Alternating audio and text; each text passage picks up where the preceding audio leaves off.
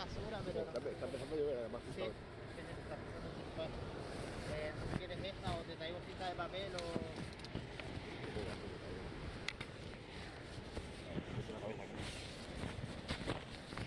Déjala así. Está ¿Quieres pasando. que te traiga fin para...? Es que no sé si te va a molestar al... Si tienes que tocar adelante el aro.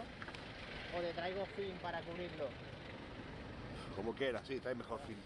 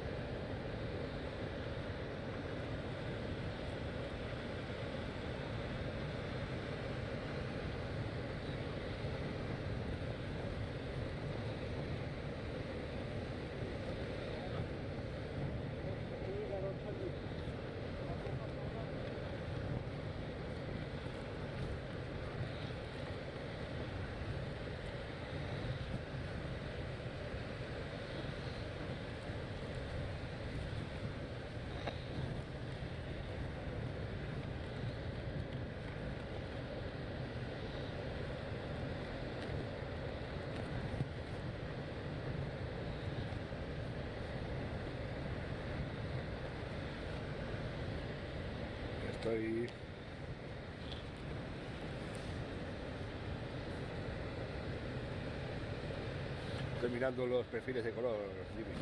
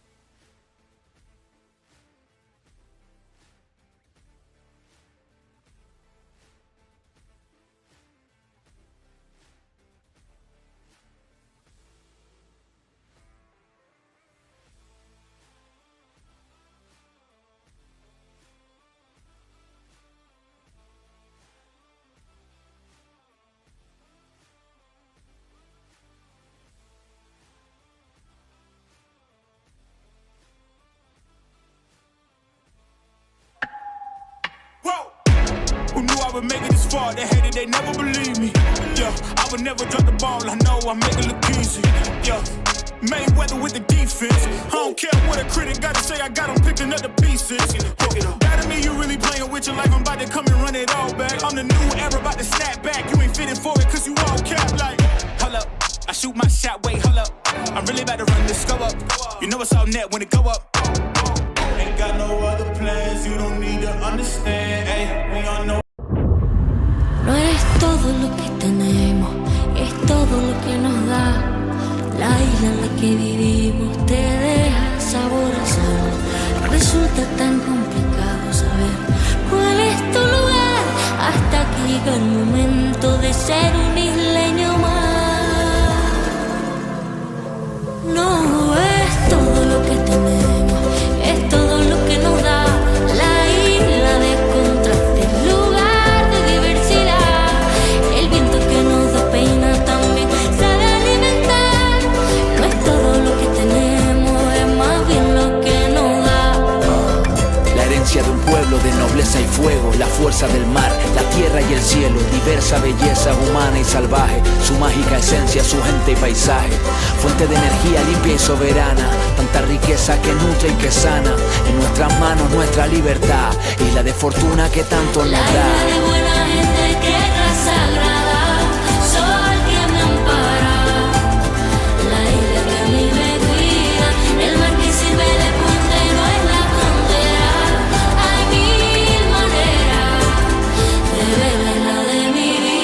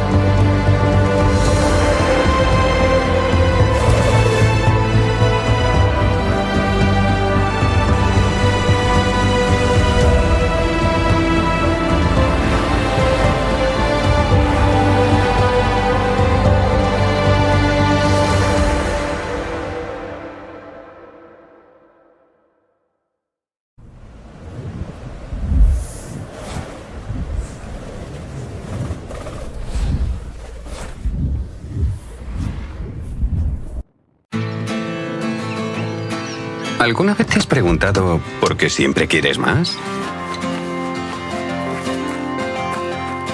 Más lunes sin alarmas. Más primeras veces. Más saltos al vacío. Más desayunos en la cama. Más olor a mar y a campo. Más sonrisas a cámara. Más latidos por minuto. Más disfrutar del camino. Más sueños casi cumplidos. Más amigos de repente. Más carreras a cualquier parte. Más sabores por descubrir. Más quedarse sin palabras. Más tiempo. Tiempo para perderse y volver a encontrarse. En definitiva, más momentos como este. Y este. Y este. ¿Y si la respuesta nunca ha estado en el qué, sino en el dónde? Gran Canaria, mucho por vivir.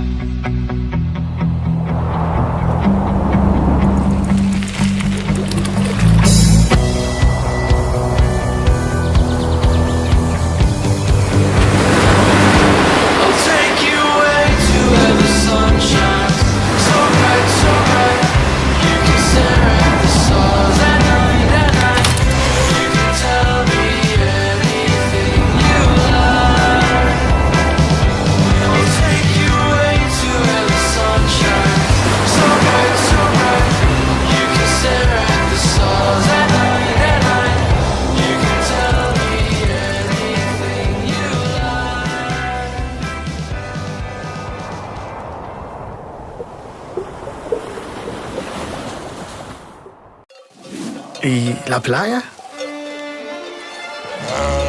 ¿Cuándo fue la última vez que probaste algo nuevo? ¿Puedo hacer esto todos los días? Sí, ¿Puedo cruzar la isla caminando? claro. O cabalgando si quieres. ¿En qué puedo ayudarle, señor? Bonjour madame, ¿es posible cancelar mi vuelo? ¿Qué es esto? Esto es nuestra flora autóctona. Oh. Y hay más. Mucho más. ¿Será por esto que sonreímos tanto? ¿O será por esto? Porque cada día es un nuevo descubrimiento. Dale un giro a tu vida.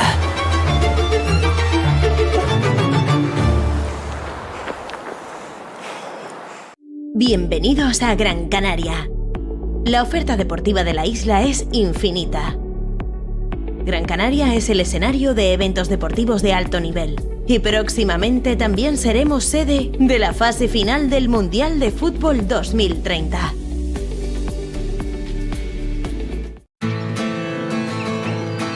¿Alguna vez te has preguntado por qué siempre quieres más? Más lunes sin alarmas.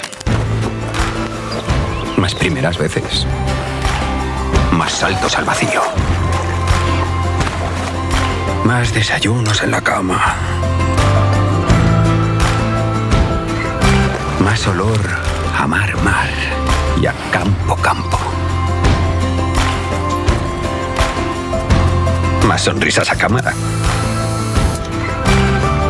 Más latidos por minuto. Más disfrutar del camino.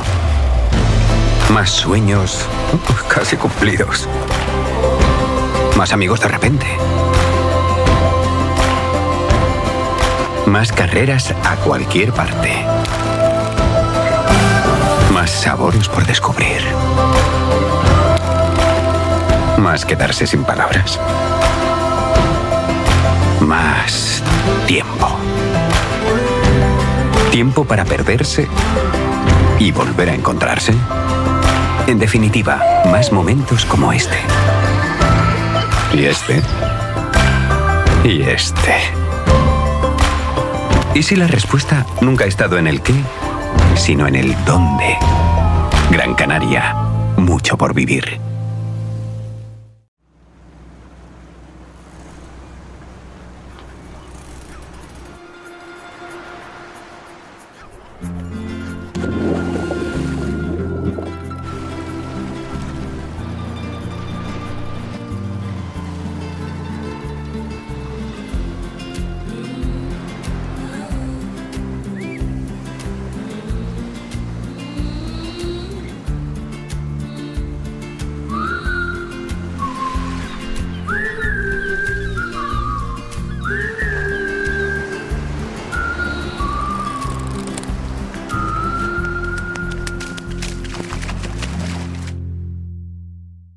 Bienvenidos a Gran Canaria, una isla donde el deporte se vive y se disfruta al máximo. Desde sus hermosas playas hasta las montañas del interior, Gran Canaria es el lugar ideal para quienes aman y practican la actividad física. Deportes acuáticos, náuticos, trail, ciclismo. La oferta deportiva de la isla es infinita. Gran Canaria es el escenario de eventos deportivos de alto nivel. Y próximamente también seremos sede de la fase final del Mundial de Fútbol 2030. Desde el fomento de los deportes autóctonos hasta la apuesta por el turismo deportivo. La isla sigue avanzando hacia un futuro en el que el deporte juega un papel clave en su desarrollo. Gran Canaria es un destino en el que se vive y se respira deporte.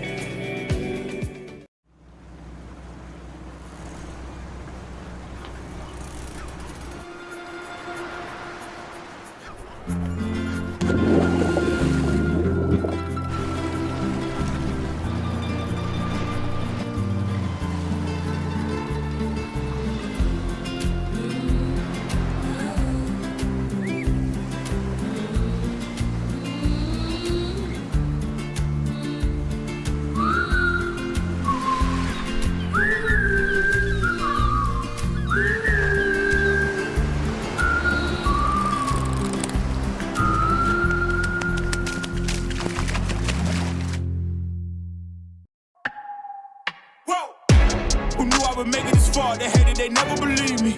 Yeah, I would never drop the ball. I know I make it look easy. Yeah, Mayweather with the defense. I don't care what a critic gotta say. I got them picking up the pieces. That me, you really playing with your life. I'm about to come and run it all back. I'm the new era, about to snap back. You ain't fitting for it, cause you all cap like. Hold up, I shoot my shot, wait, hold up. I'm really about to run this go up. You know it's all net when it go up. Ain't got no other plans, you don't need to understand. Ay, we all know. No es todo lo que tenemos, es todo lo que nos da. La isla en la que vivimos te deja sabor a sal. Resulta tan complicado saber cuál es tu lugar hasta que llega el momento de ser un isleño más. No es todo lo que tenemos, es todo lo que nos da. La isla de contrastes, lugar de diversidad. El viento que nos da pena también sabe alimentar. No es todo lo que tenemos, es más bien lo que nos da. La herencia de un pueblo de nobleza y fuego, la fuerza del mar, la tierra y el cielo, diversa belleza humana y salvaje, su mágica esencia, su gente y paisaje, fuente de energía limpia y soberana, tanta riqueza que nutre y que sana, en nuestras manos nuestra libertad, isla de fortuna que tanto nos da. La isla de buena gente, tierra sagrada, sol que me ampara, la isla que a mí me cuida, el mar que sirve de puente no es la frontera.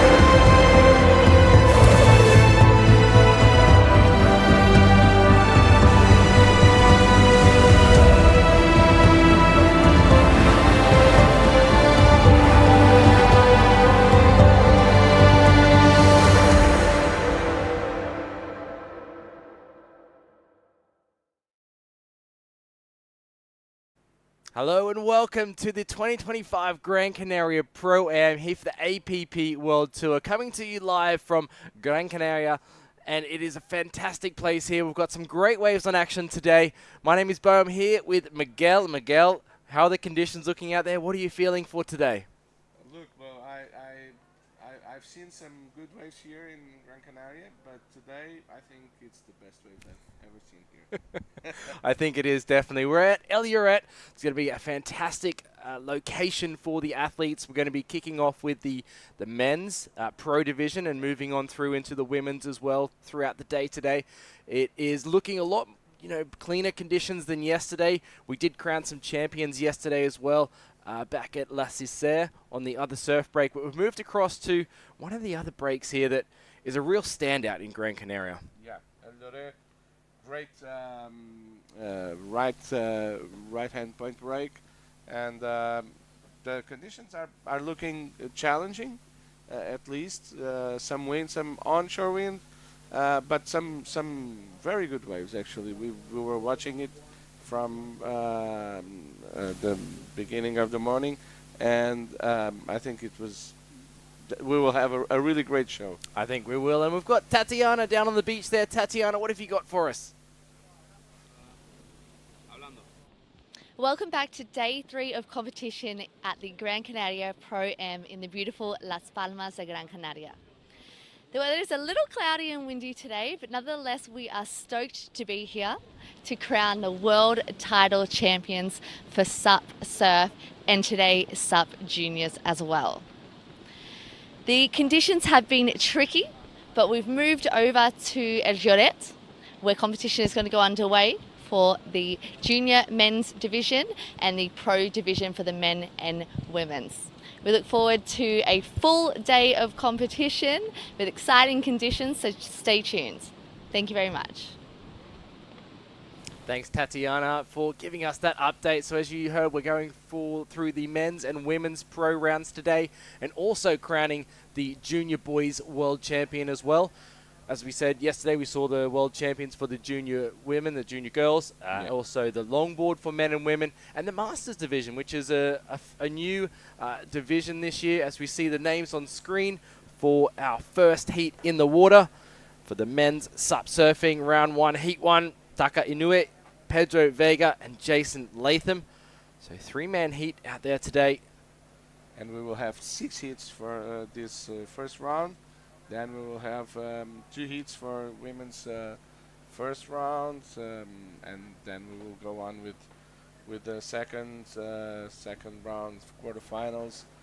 People are preparing, and we start with Taka Inoue, former top 10 longboarder in the world, and his sisters, his younger sisters, Kaide and Sakura, they were crowned champions yesterday. That's right.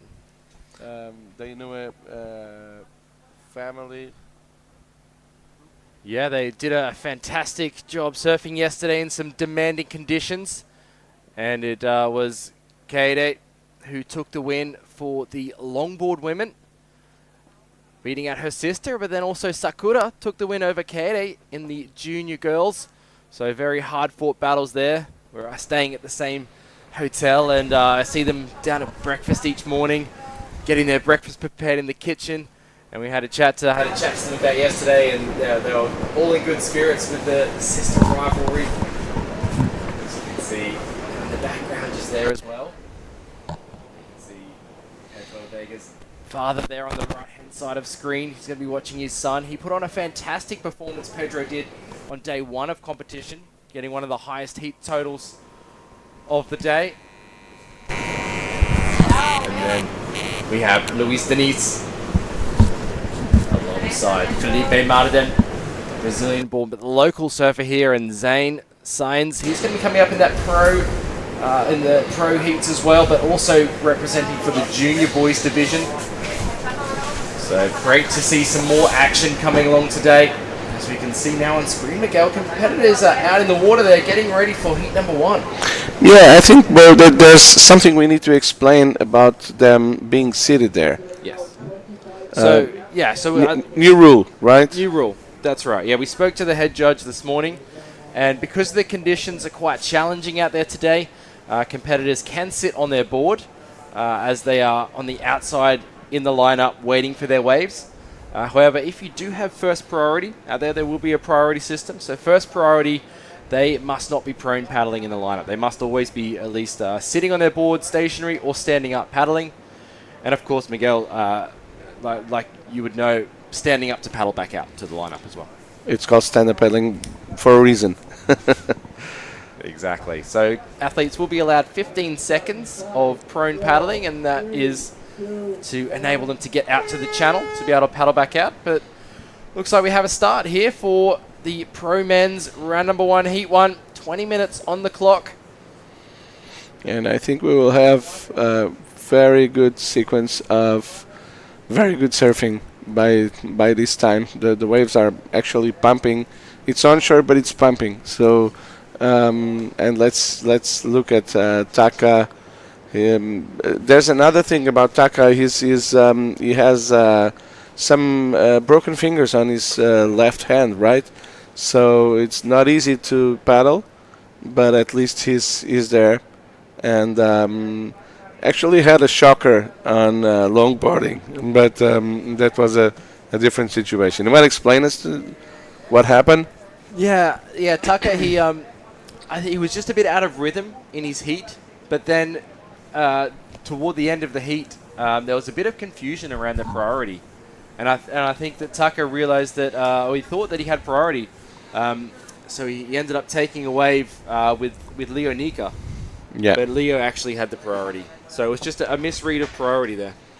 So Leo got into a second place, actually, right. on the longboarding division. So Leo Nika got second, and of course Benoit Carpentier, he won. Yeah, he was definitely the man to beat alongside Tucker as well in the longboard. But Benoit, yeah, he's kind of the man of SUP longboarding at the moment. He's a really complete all-round SUP surfer, but on a longboard, he just showcases some real style and class, and his footwork is really, really, really smooth. Yeah, it's amazing how good they surf with the longboard, Taka and Benoit. Taka, like I said, former top 10 in the world, and Benoit, former second in Europe. So with competing with guys like Ben Skinner or the Del Perro brothers or the Dantes brothers. So it's amazing. Yeah, he's very, very good. Look at this set. Whoa. Wow, of course. So yeah, getting a bit caught out of position there. Yeah. So a bigger set rolling through. We've seen a bit of time between the sets, a bit of a lull. And this is definitely one of the biggest sets we've seen all morning, Miguel. Totally. But the funny thing is, I think that as the sets are coming, they're getting bigger and bigger. So maybe it's time to position themselves a little bit outside. Yeah, I think so. The swell is building throughout today. Tomorrow looking like it's going to be peaking with the swell. Yep. Pretty big on the forecast. Yeah. So we did see Tucker as well. Just get a quick wave before that set rolled through. Just a one-turn wave. We'll see what that score drops in as. You can see Pedro in the white jersey having a look, deciding just to paddle over this one. And then Jason Latham there as he makes his way over the top of that. We'll see a replay here, Miguel, of Tucker. Yep. Nice off the top. Just a one-turn wave. Yeah. As you can see, his left hand, his two little fingers are strapped around. So, yeah, he has broken fingers. Yeah, it was a bit unfortunate that he had that injury just before this event. Yeah. He said he was okay on the longboard. On a shortboard, he's able to surf and stand up, but with the paddle, it makes it a lot harder to grip the paddle. Exactly. So, still waiting for Jason and Pedro to catch their first waves. We'll see if Tucker makes his way back out to the lineup or if he's going to stay busy. Definitely strategy coming into play with the conditions we have today. Pedro taking a look at that one. Yeah, trying to catch an intermediate one.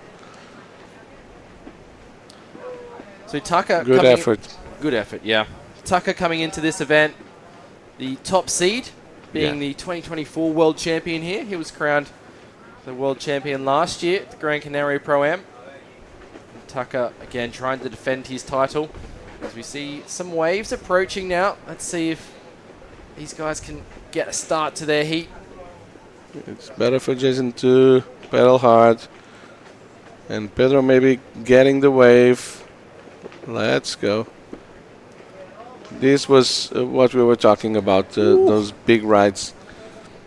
Yeah, but it just closed out. Yeah, unfortunately closed out on Pedro there, but you can see a well overhead size wave, especially for the junior competitor Pedro. You can definitely tune in to the APP World Tour Facebook and Instagram, see some photos of the athletes from the last couple of days of competition. We saw some great surfing from Pedro. So we see Jason from the US up and riding. Switches that paddle, long bottom turn again, just a bit caught behind. Yeah, I think both of them were caught behind on those on their choices. So yeah, the onshore is not helping. The wave is breaking fast, so they really probably have to pump on the first section and then try to do some maneuvers after. I think experience really helps out here as well. I know Jason, this is his first time to Gran Canaria, so trying to get used to the lineup, the positioning. Pedro has surfed here before. He's been here a couple of times in the past. But I think with the swell today, the conditions today, it's definitely going to be different to what they're used to. Oh yeah, look. Suddenly out of the blue, there's like a double or triple the size, you know, and there goes Pedro. Yeah, Pedro Vega. Oh, unfortunately he slipped. You could just see that bottom turn, his fins just slipped out. So quite tricky conditions. So waiting for score still. And suddenly we're almost half the heat. You see the bottom turn and the wave closes. This one a little better, but he slipped. Yeah, you can just see the little lump in the wave there. As he bottom turned, his fin just disengaged. But there we go, some small scores dropping. So Tucker got the best of the exchange, a 3-point ride for his first score. So he'll be leading the heat currently. Yeah, Pedro 177 and Jason 083. That starts with the very poor scores. Let's wait. No, it's not actually 177. It's a 1 and a 077. 2 waves for Pedro. So yeah, Taka leading as it should be regarding his status. So still 11 minutes.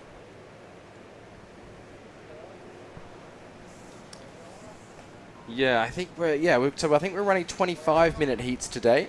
So 25-minute heats. So we'll get that time updated on screen. But it's Tucker, live action, up and riding. First turn, little hung up there with the rail, but does well to stay in control as he now makes his way down the point break here. Gets another turn off the top. So 2 turns, then kicks out. So that's going to add to his scoreline. Pedro up and riding behind him. That's a great turn from Pedro first. Really good slashing maneuver. Up into the lip. Fantastic surfing from Pedro Vega of Brazil. Again, just switching the paddle there, setting things up for the inside, decides to kick out. Wow. For me, that was the best wave yet. Definitely. Very dynamic turn. Yeah. So we'll wait for that score to drop for Pedro. It's going to really help his situation. It's going to leave Jason out there needing some good score. There's Tucker's replay, Miguel. Yep. A good turn up there, and then a little bit of downtime and another turn. And that's it.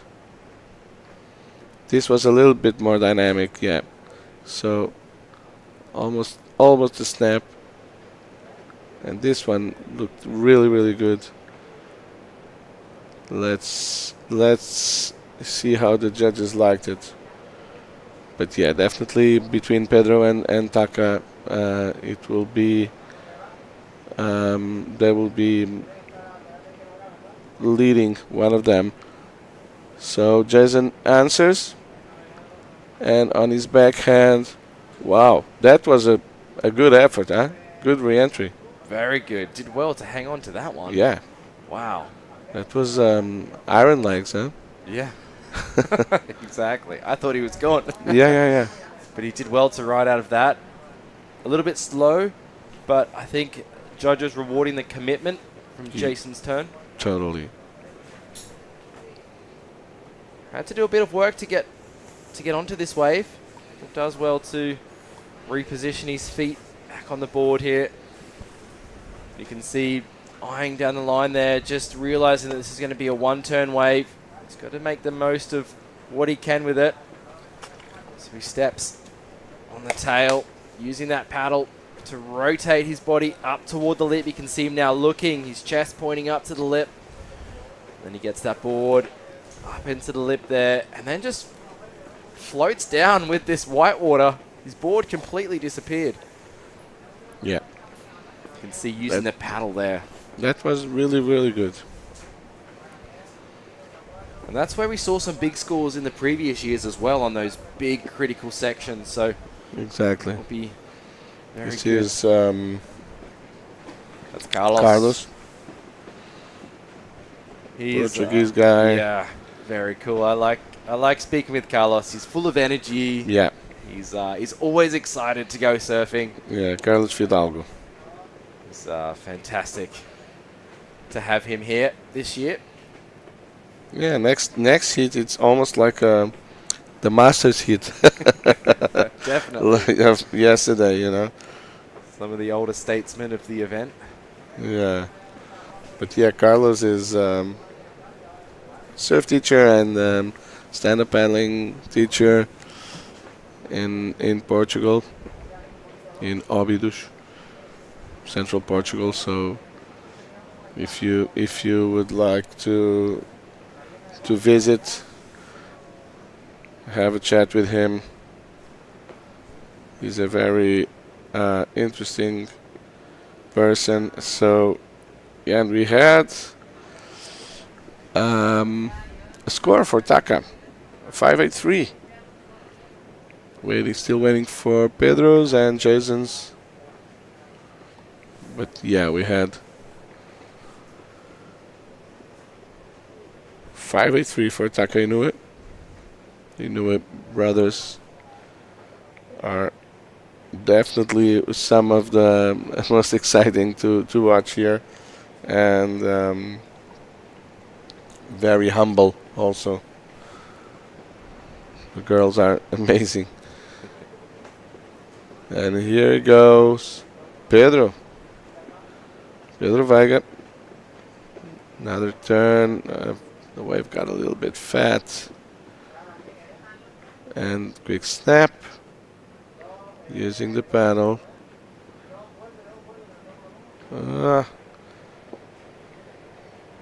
Re-entry. Then we have a wave or the score for the last wave of, not the last, but the previous wave of Pedro Veiga, 667, best wave of the heat. And I'm really curious, Bo, about Jason's score. Yeah, we'll wait for that to come through. This is Pedro in the replay. So that first turn, then he has to get his speed back up to stay with this wave. But one thing I've noticed, Miguel, over the years, Pedro is getting better at competition surfing, more strategy.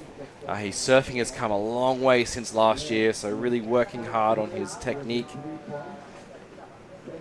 This second turn here, just a nice snap. Just cuts it short there to get some more speed down the line.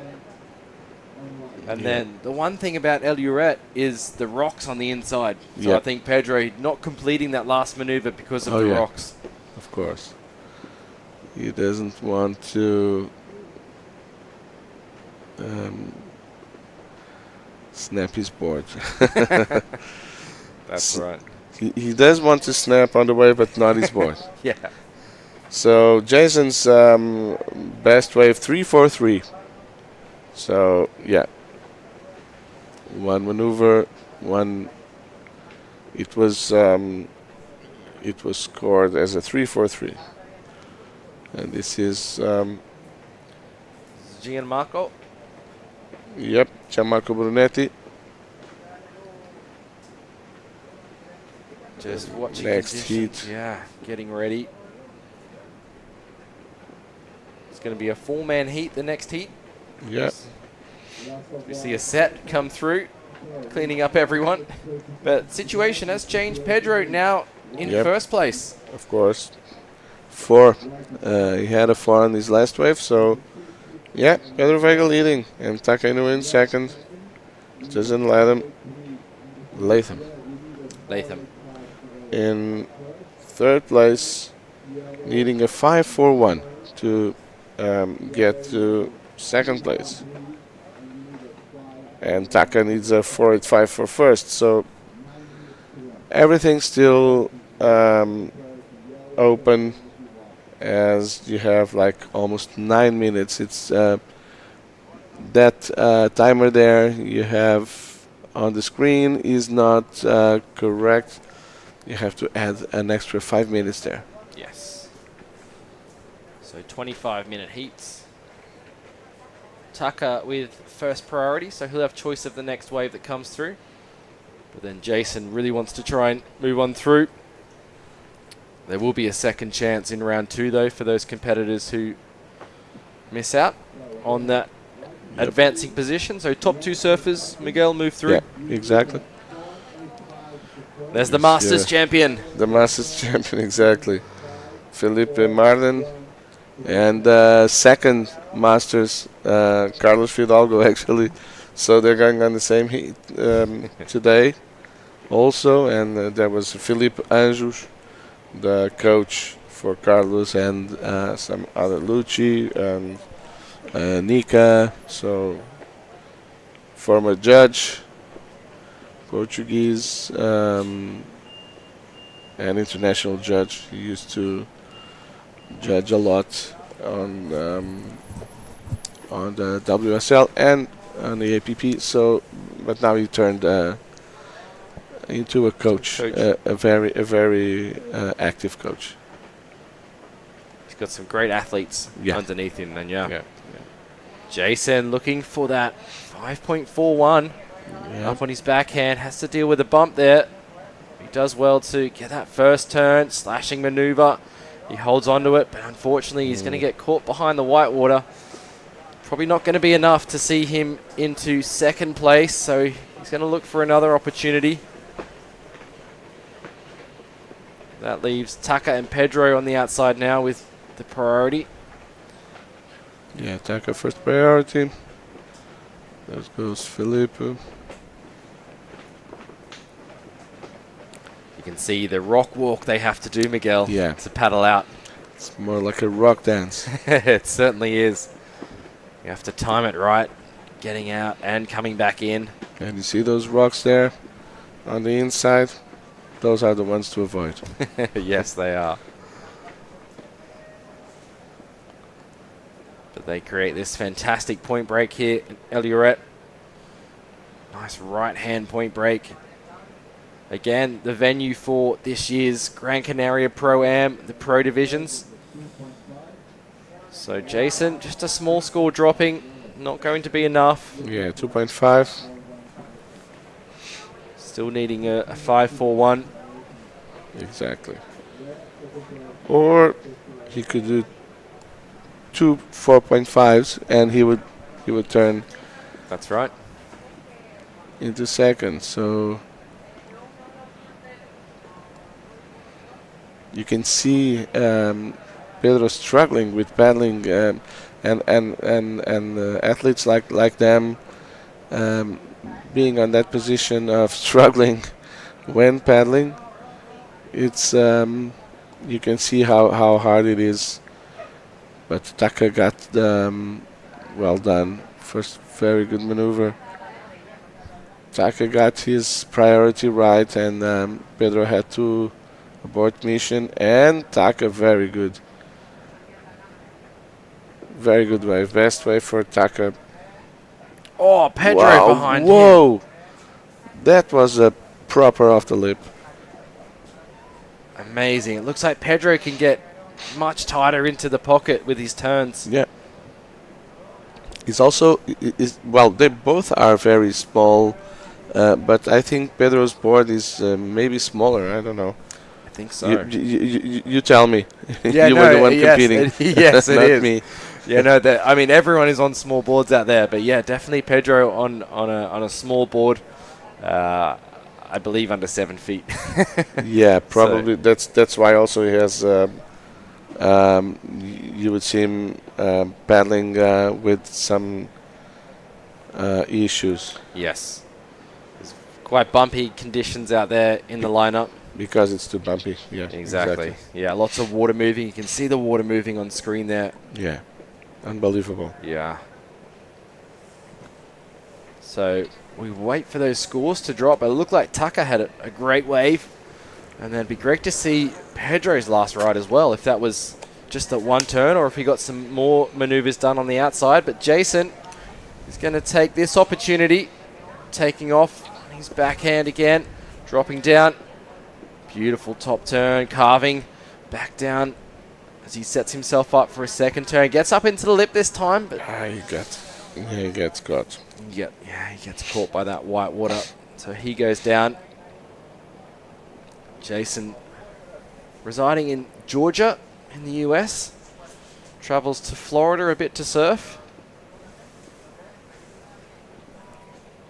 And Taka on screen, you can see the tape there. Yeah, Taka got a 707 for his last wave. It would be lovely to watch a replay.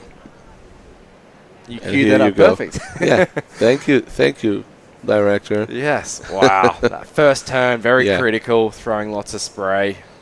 Little setup turn. Yeah, setup turn. And I think this one was also very good.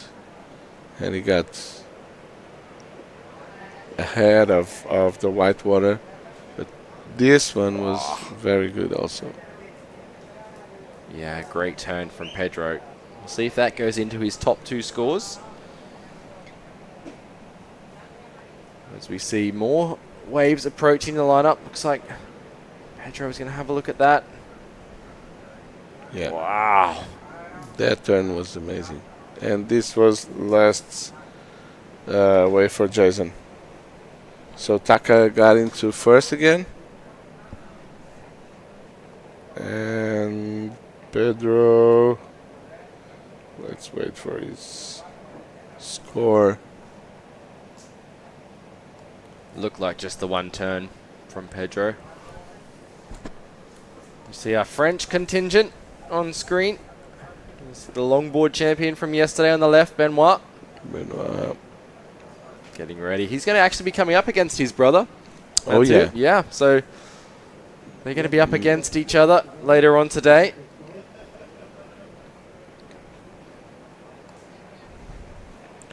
That we have some very interesting heats. Yesterday we had a lot. The sisters, talking to each other on those heats, and one getting one division and the other getting the other division. I wonder if they discussed that before. Like, you win this division, I win this division. I don't think so. They're very polite. They're very, very polite and very well educated. But I don't think I saw Kaida looking at Sakura, which Sakura is the youngest one. She's 17 still, and Kaida is 20 years old. So I saw her on the podium watching her sister, and with a I almost read her mind, you know, and I thought that she was thinking, you got me this one. you little. She didn't say it, but yes. But she probably was thinking that my little sister got me one. They both surf very good. Exactly. Now you have 14 seconds to go, and Pedro Vega's that wave we saw was a 3.1, only one maneuver, but very good maneuver. And last for Jason, he had a 2.5 and a 2.4. So yeah, third place for Jason. It just ended. So Taka Inoue first place, Pedro Vega second place. Off we go for a little break, and we come back.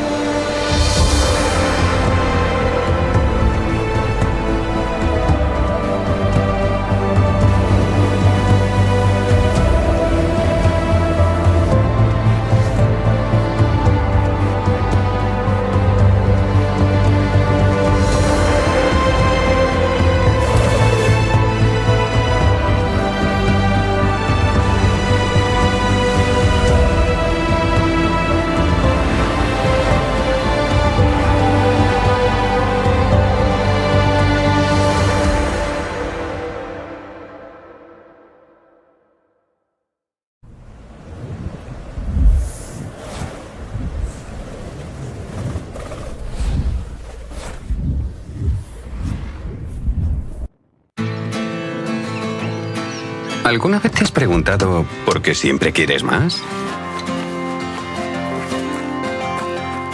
Más lunes sin alarmas. Más primeras veces. Más saltos al vacío. Más desayunos en la cama. Más olor a mar y a campo. Más sonrisas a cámara. Más latidos por minuto. Más disfrutar del camino. Más sueños casi cumplidos. Más amigos de repente. Más carreras a cualquier parte. Más sabores por descubrir. Más quedarse sin palabras. Más tiempo. Tiempo para perderse y volver a encontrarse. En definitiva, más momentos como este. Y este. Y este. ¿Y si la respuesta nunca ha estado en el qué, sino en el dónde? Gran Canaria, mucho por vivir.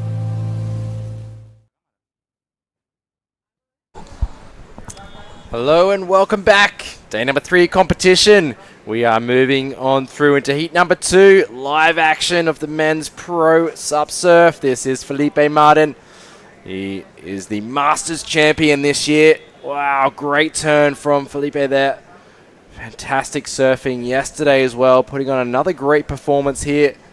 Decides to kick out at the end of that wave. So a really good start for Felipe in this second heat of today. Thanks for tuning in wherever you're watching. We are The beautiful Las Palmas de Gran Canaria here for the Gran Canaria Pro-Am. I'm joined with Miguel in the booth. Miguel, we had that first heat before, some good waves coming through. Looks like Felipe got a really good start. Yeah, exactly. And let's wait for his score. We have also Carlos Fidalgo from Portugal, Juan Garcia Valero from Spain, and Gianmarco Brunetti, I think, from Italy. Yes, competitors there for the second heat on screen. You can see, again, those competitors just getting caught a little bit out of position. Gianmarco there, just getting caught on that big set. As we were saying earlier, we do have a rising swell. This is Carlos on his first ride, switching the paddle for a cut back into the white water. Does well to get some speed through this section. Does he have any more scoring opportunity? Does make it out to the shoulder. He's going to get another turn in. Got a bump there. And then one more turn there just before the end section. And then Felipe, look at this wave. Beautiful, standing up in front of him. Surfs with such speed and flow. Setting up, just very patient. Good turn there for Felipe. A little bit mistimed, but does well to stay in control. I think it's his secret is to be patient. He's not trying to force things. Just getting things done. Yes. On the proper timing. Yeah, need to be patient on these waves, especially with the conditions, the bump out there. You can see that the bump out there is actually from the rip or the water moving. So the point break here, that water funnels in and has to go back out through that deeper water. So that is the rip there to the left and above the competitors. As you can see, more sets approaching, having to paddle out toward the outside. And they just get over that one. We'll see if there's another wave coming through. But I haven't seen a competitor in yellow. Juan Garcia. Yeah, Juan Garcia Valero. I haven't seen him also. So Gianmarco, we saw him getting ready. And we have scores 5.17 for Felipe and 3.5 for Carlos. Looks like Water Patrol out there as well, keeping our athletes safe. Exactly. If they need to, they have the jet ski there. I guess today, some things can happen. The leash could break. And yeah, exactly. So there can be some things that might happen today, especially with the swell. It's a very powerful wave, Eliarat. Yeah. And even yesterday at La Cicera and the day before, competitors saying just how much water there is behind the wave. Lots of power, long period swell we have. So this swell has traveled a long way, building lots of power. So we see the scores dropping there. So Felipe a 5.17, Carlos a 3.5 for their first rides. Gianmarco still yet to catch his first wave.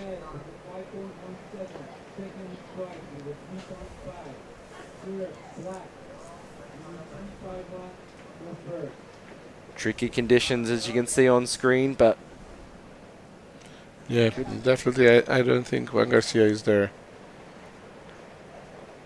Carlos now up and riding. Great positioning. See big bottom turn. Great first turn there. Slides the tail at the end of that cutback as well.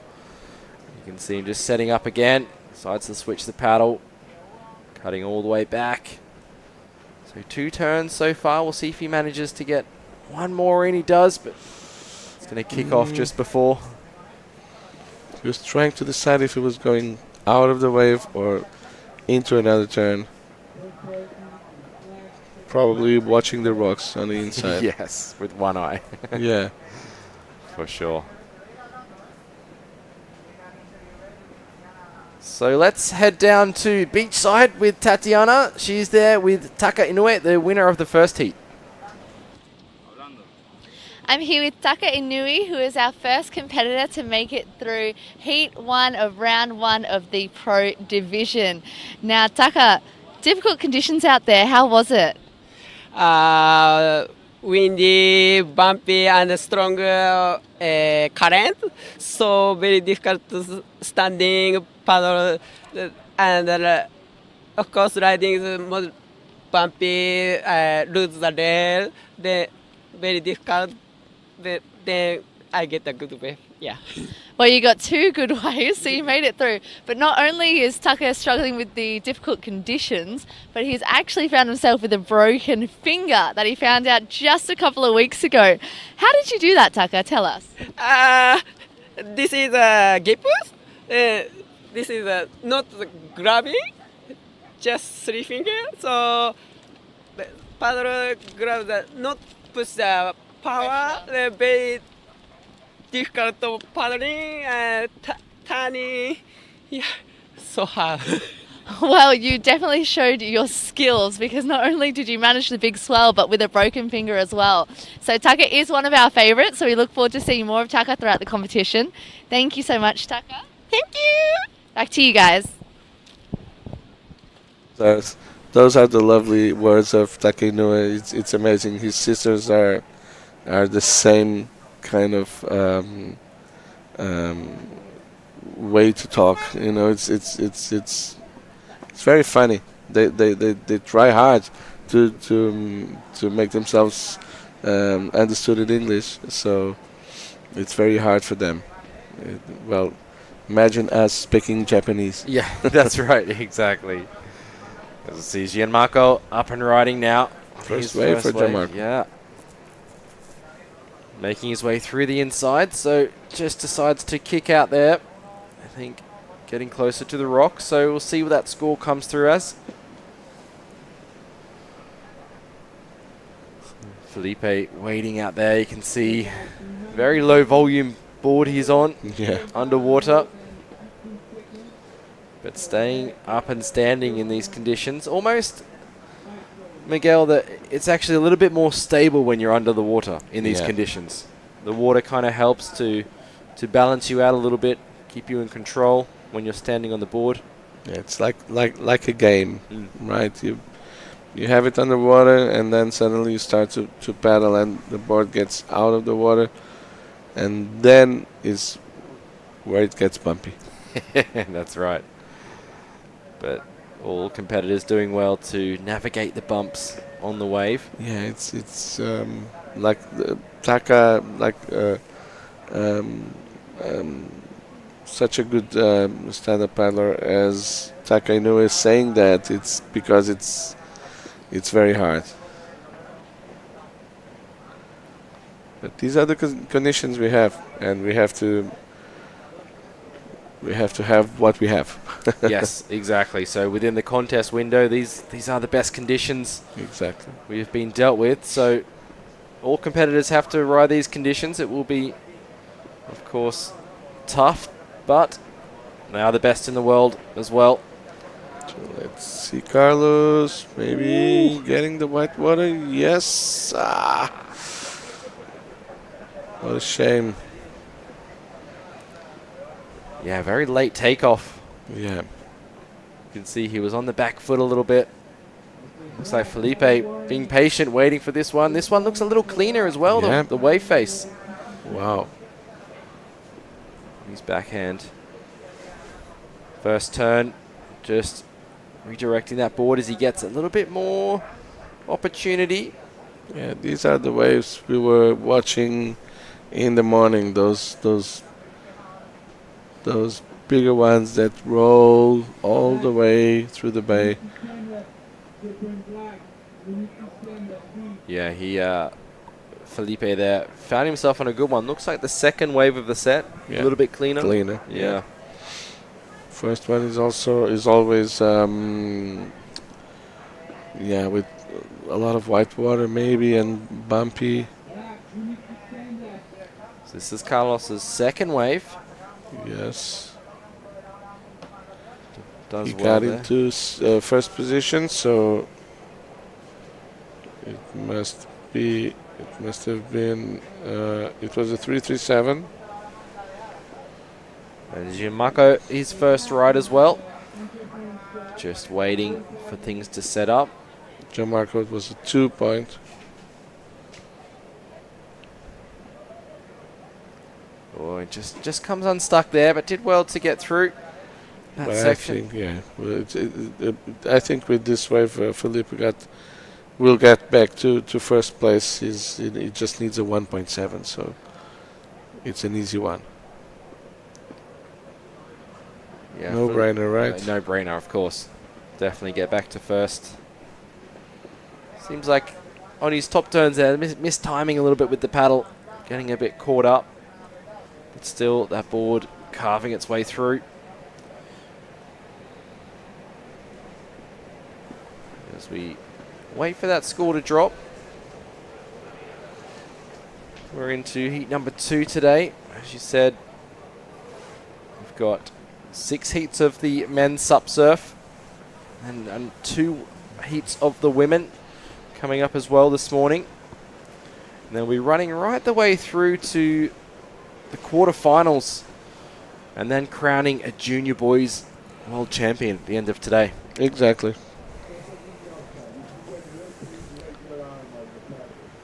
It will be between Zane Sainz and Titouan Pajot. One of them will be world champion.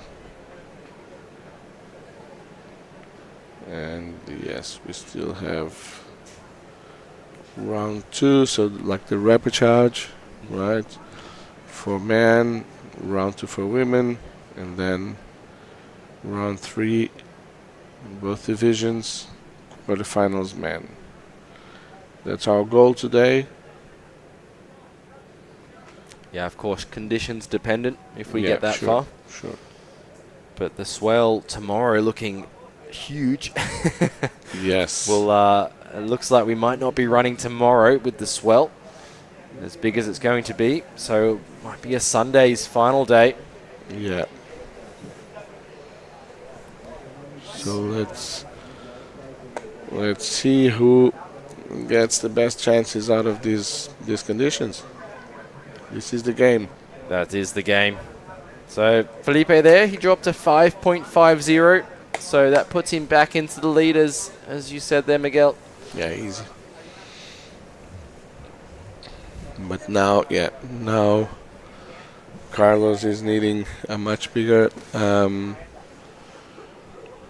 score to get back to first place. Well, it's the first 2 places are the ones. He needs a 7.17. But the first 2 places are okay. So you do get through to round 3. Yes, Gianmarco, who needs a 4.87 at the moment. And we do have the right time on the clock there as well, so 9 minutes left remaining in this heat number 2. So a bit of time between heats, but yeah, Felipe, he's a black belt in jiu-jitsu as well. He's not one to come across in the lineup and drop in on him. You don't want to mess with him, totally.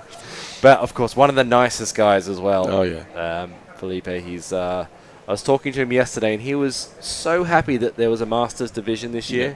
He's been working a lot with Tristan and the APP, and of course, as has the other Masters competitors, to try and get a division. And I think it's showing the growth of the sport as well, and having this Masters division will hopefully include more surfers next year and the years to come. And especially if you're watching at home and you feel like you can be in the Masters division, definitely give it a go next time. It's not just competition here, it's fun. It's all about hanging together as athletes and supporting the sport of stand-up paddling. Exactly. And there's no better place than Gran Canaria, really. Yeah. It's a few years of amazing conditions, and it's just what we've been dealt with this year. But usually we've been in with sunshine and warm weather, and by this time of the year in the northern hemisphere, you're used to cold and usually the Canary Islands are very warm by this time of the year. Not as much this year, but like my cab driver said on the way here, man, it's winter time. And I said, yes, you're right. Yes. You're right. It's winter time. But still, even in the Canary Islands. Even in the Canary Islands, exactly. But still, it's still fairly warm compared to other places. Come on.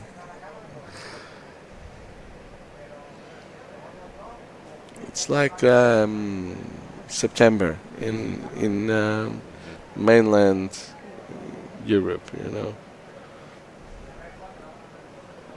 Yeah, we're off the coast of Morocco here, the Canary Islands, part of Spain. So down toward Africa, getting that bit of a warmer weather. Almost Western Sahara, right? Yeah, that's right. Like just in front of the border. And looks like we've got a little bit of a lull in the action out there in the water. So situation still the same. Gianmarco looking for that. Yeah, still score. waiting.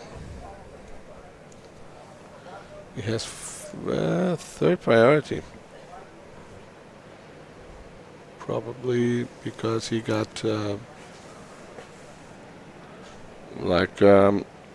tried to grab another one, but he didn't. There they go. Yeah, Zane Benoit. And Benoit's Next brother, heat, exactly. Mathieu, paddling out for the next heat. Carlos now, live action, up and riding. Great turn there from him on that first section as he gets up into the lip this time. Bit more dynamic, manages to hold it. He holds it. Wow, I thought he was almost about to fall off there. Yeah, that was a good effort. He did very well. Felipe up behind him. Whoa, great looking section.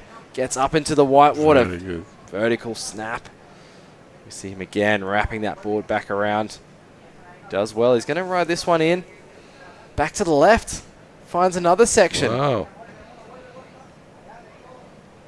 Goofy Footer's always looking for the lefts. As a goofy footer, I understand him totally. Okay, there you go. I live in a place of rights also, so whenever you have the chance to go left, you just go. Even if there's rocks in front of you. Yes, of course. So 2 scores to drop there. It looks like it will be Felipe and Carlos, though, extending their points. So it's going to make it harder for Gianmarco to move through. Yeah, Gianmarco has to get his act together on the second round.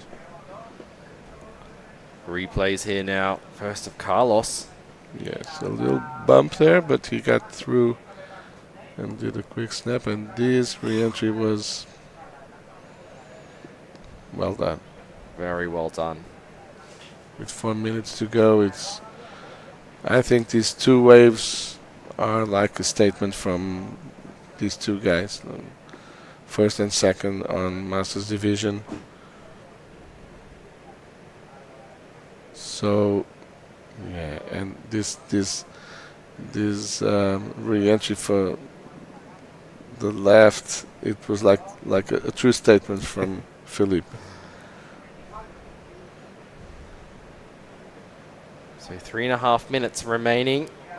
See if Gianmarco can get another opportunity. Looks like maybe a wave coming through.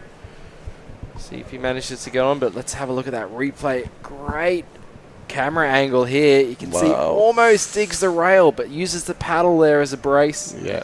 He's happy too. Yeah. Smile on his face. He knows. He loves it. Always happy is Carlos in the water. But he understood that it was quite an achievement there. These boards are not your regular surfboards, huh? Thick rails, thick boards. Very hard to get him out of the water when you bury your rail there. So I think Carlos, he's riding an infinity board. It looks like it might be the Blur model. So they actually have a step rail. So it gets rid of the volume a little bit on the rail. And then it just allows the rail to engage a little bit quicker into the water during turns. That's good. So similar scores, 4.53 for Carlos, so his best wave actually.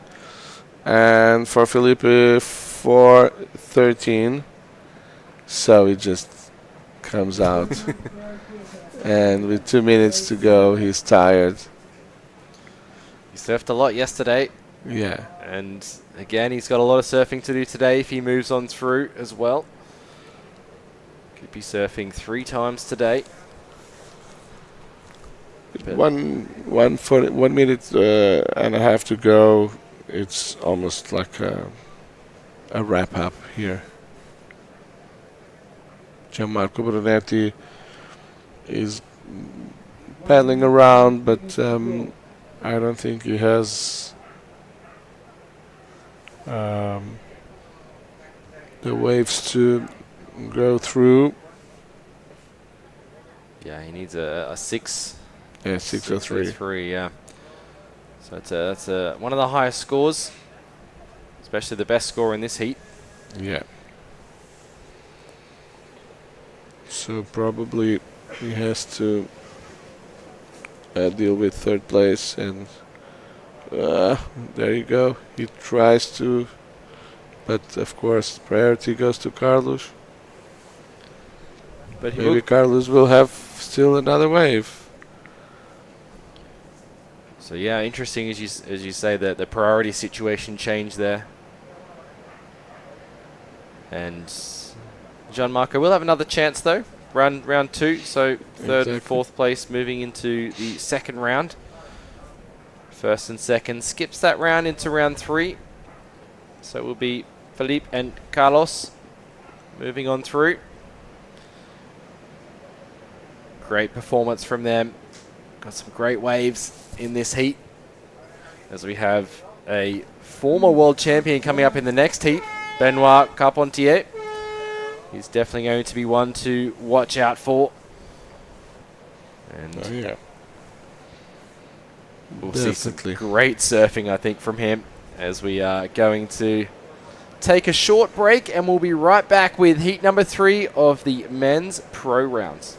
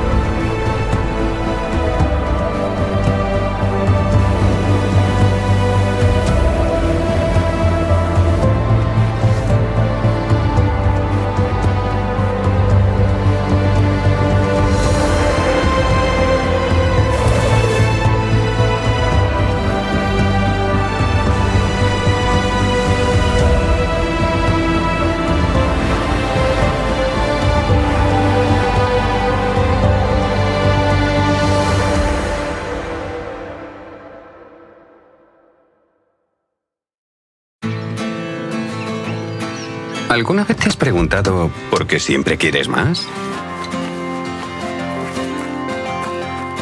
Más lunes sin alarmas. Más primeras veces. Más saltos al vacío. Más desayunos en la cama. Más olor a mar y a campo. Más sonrisas a cámara. Más latidos por minuto. Más disfrutar del camino. Más sueños casi cumplidos. Más amigos de repente. Más carreras a cualquier parte. Más sabores por descubrir. Más quedarse sin palabras. Más tiempo. Tiempo para perderse y volver a encontrarse. En definitiva, más momentos como este. Y este. Y este. ¿Y si la respuesta nunca ha estado en el qué, sino en el dónde? Gran Canaria, mucho por vivir. Welcome back to the 2025 Gran Canaria Pro-Am. We are live from El Lloret in Las Palmas de Gran Canaria. My name is Bo, joined by Miguel calling the action. We're into heat number 3 already of today. We've seen some great waves surfed this morning. What's your take on the conditions, the competitors, just getting a feel for it out there, really? Yeah, well, I think there's good conditions, but the thing is, with the onshore wind and all those bumps, it's tricky, but we have seen some really nice waves. We certainly have. And it looks like we have a heat interview down there. It's going to be Philippe on the podium there with Tatiana. Welcome back, everyone. I am here with Felipe Martin, who just yesterday took home the title of Master. Now, I want to ask, how has that newfound confidence helped you in the water today? I'm very excited. I feel blessed because I know this wave, but today is very difficult day, not easy, but I do my best. I'm very happy for this. Well, your best was absolutely good enough. Now, Felipe is a double national of Brazil and of Spain. He's been living in Las Palmas for the last 11 years, so he does have a bit of inside knowledge. Now, what do you know about this wave? What can you tell the people about this wave? You need to wait the best moment for get the wave, because if you go in the wrong wave, it's a little danger. You can't get the best. Wait the best moment. Yeah, I mean, it is a tricky wave. The entry and the exit point on the rocks can be dangerous, but you're a seasoned professional, so you nailed it. I want to congratulate you. Any words for your friends and family back in Brazil?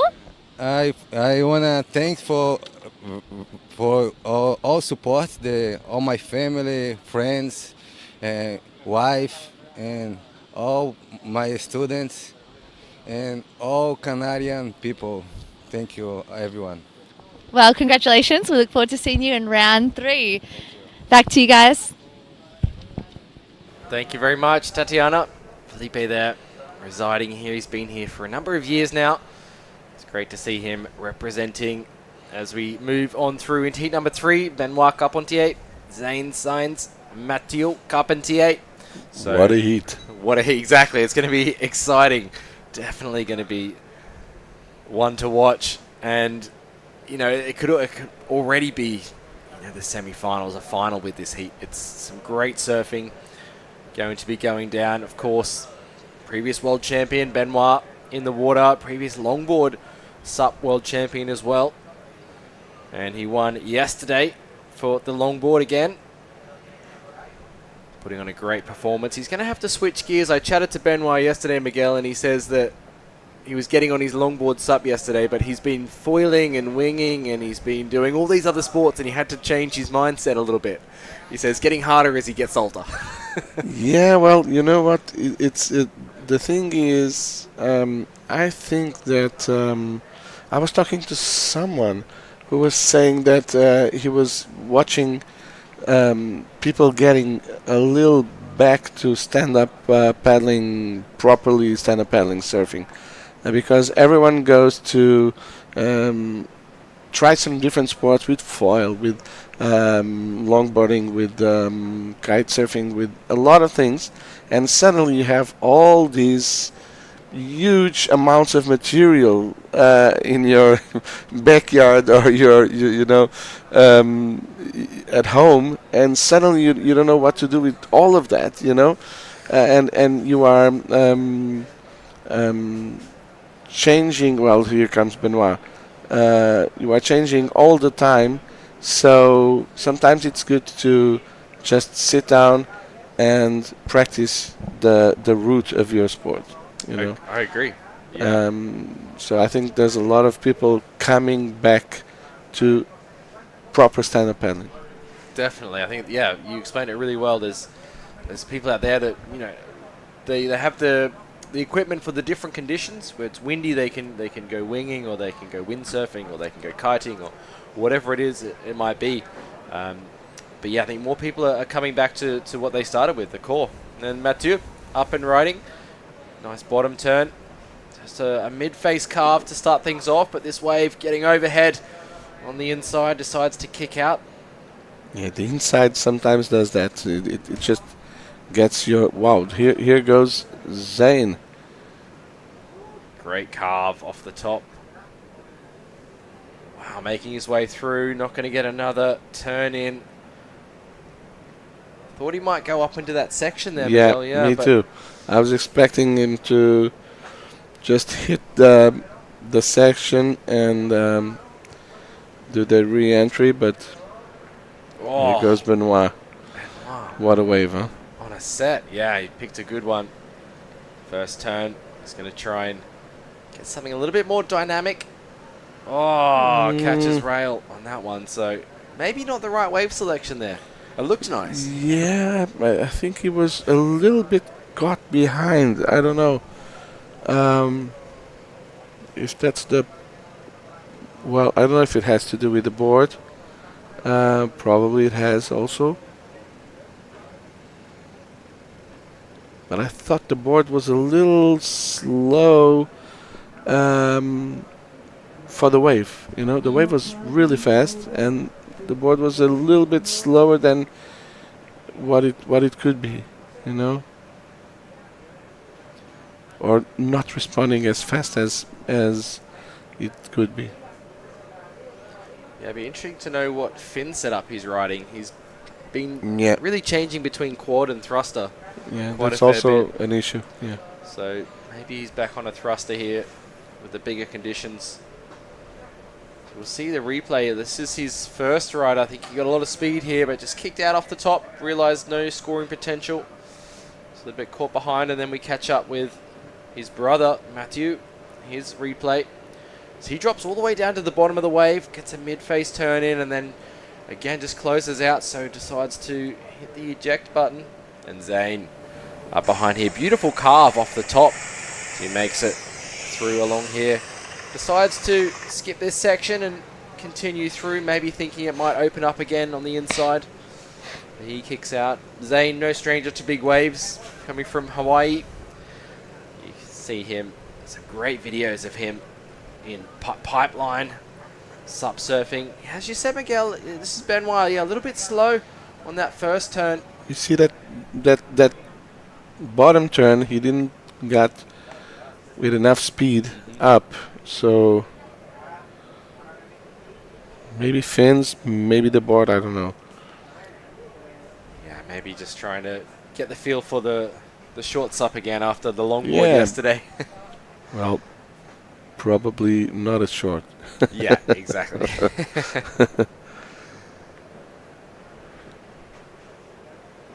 So, small score for Benoit. Still waiting for those scores. Nothing of consequence, though, yet in this heat. Yeah. Small score there for Mathieu. Another small score going to drop for Zane. 3-point ride. So he gets the best of it. We will wait for the next set to come through for these competitors. But Mathieu also riding the longboard yesterday. He was competing. Yeah. And then Zane, of course, he's going to be into the boys final, the junior boys, later on today if we run it. And he surfed a lot yesterday to get himself into that final. Great to see the young talent represented here as well, Miguel. Oh, yeah. It's good to see the future of the sport. Actually, this event so far for me, look, the replay for... Okay, that was a nice one.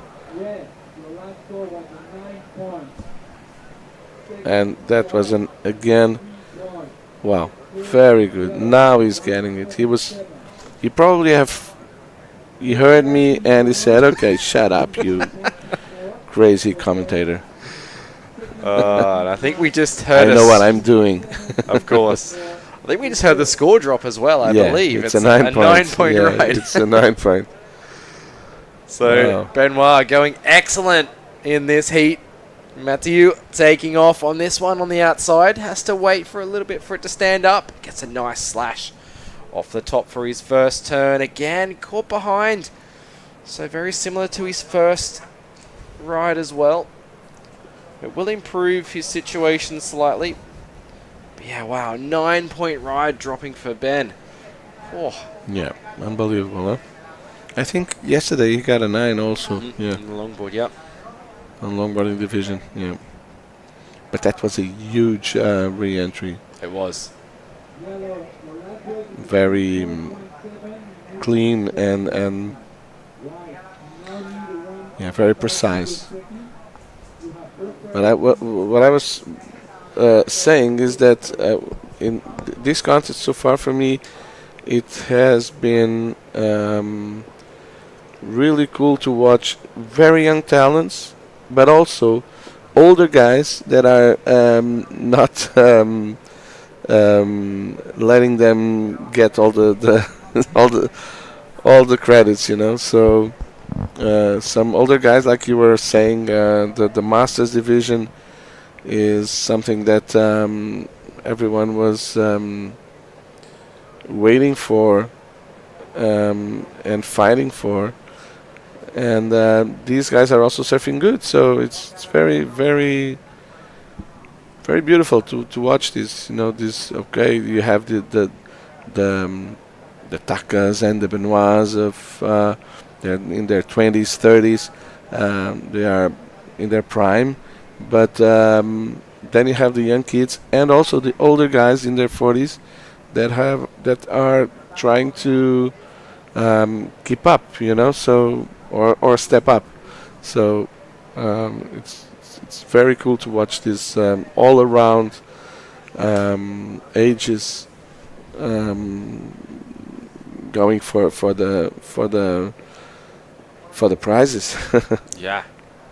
No, it's fantastic to see that spread of ages, and of course having the different divisions as well is fantastic. Sebastian Gomez on screen coming up in the next heat. I'm really curious to watch this, and also if he wins, I'm really curious about his interview. Of course. Yes, of course, Sebastian and Tatiana. As we see Zane's last score dropping, changes the situation, puts him up into second place. Yeah. It was a 4.83 drop for Zane. Yeah, Benoit with that 9, come on. He just went off the roof. Here's our landlord, Jose.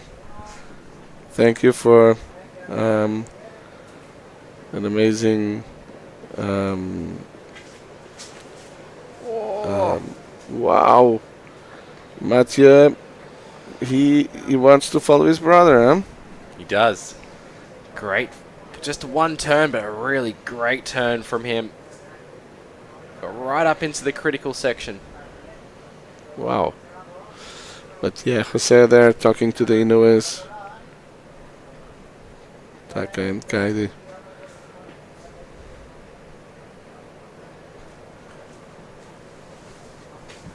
So Benoit sitting with first priority at the moment in that first place. He's going to have a look and see if this one's going to line up for him. Looks like it's going to. Oh, great looking wave. He's going to get up into the lip on this one. Big first turn. Gets that board into the lip and again throws it up. Wow, Fairly vertical. That's the game. Just has to kick out there. So two big turns. Maybe not a 9, but possibly close. Yes. You know. Yeah, it'd be a very, very good score. Those were two very good hits. Yeah, he did well to get that board right up into the lip, especially on with that bump and the size waves as well. We'll see a replay of it here. Let's look properly. You see, he kind of, he kind of stalls and has to deal with that bump. Okay, bottom turn with some attitude, and whoa, the paddle there helping, and it comes down really with control.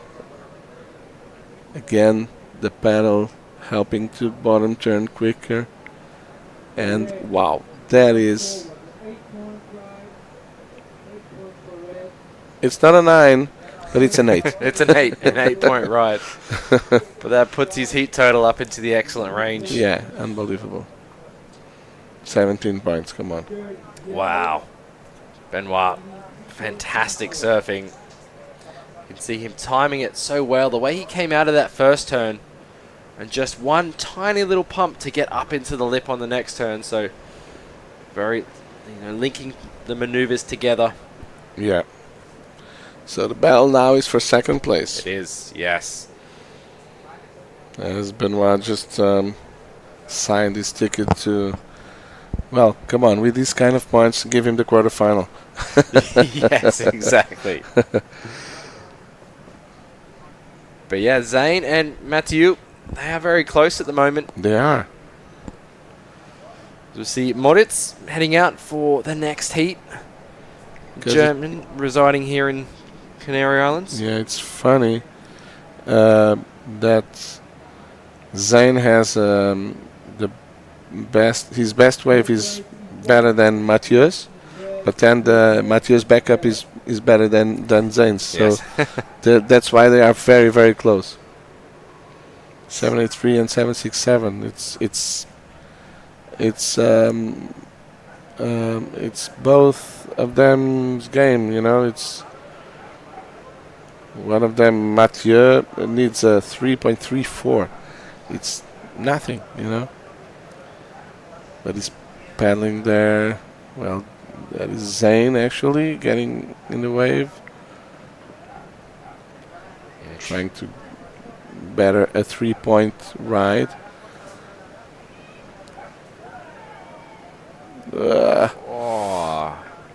He hit the lip when the backwash was coming also, so... Whoa, Mathieu, both of them are nervous, huh? Yes. Both of them know what's in stake, and both of them are nervous. Of course. And Benoit just, You think at this point Benoit is going to talk to his brother? Say, come on, you need to choose this wave, this wave. Allez, yes. pour le Carpentier. It's a family game now. It is. But Zane will not be letting them go just like that, No, very true. And he had the opportunity there to get a better backup score, but he fell off on the inside, Zane. And Mathieu as well was trying to get ahead, but he fell off as well. As we see the replay, here we go. Benoit, this looks like he's 8. So he is riding a quad. A quad, yeah. Wow. So this is his 9-point ride. Well, this is the last one, I think, Miguel, actually. The 8. This is the 8. It's the 8-point. 8-point ride. ride. 8-point ride. Yeah, this is great surfing from Benoit. So yeah, both excellent scores. Yeah, that was very, very, very good. Very. For me, the from what I've seen, probably the best attitude towards proper lip blasts. Just going vertical. And that's now what the judges want to see. Of course. We know what the judges want now. They want the up into the lip. We saw, Taka, earlier on. Also Pedro, kind of mid-face, not super in the lip. Pedro had one. Pedro had one really good turn. That's right. Turn. Yeah. But it was just one turn. That's right.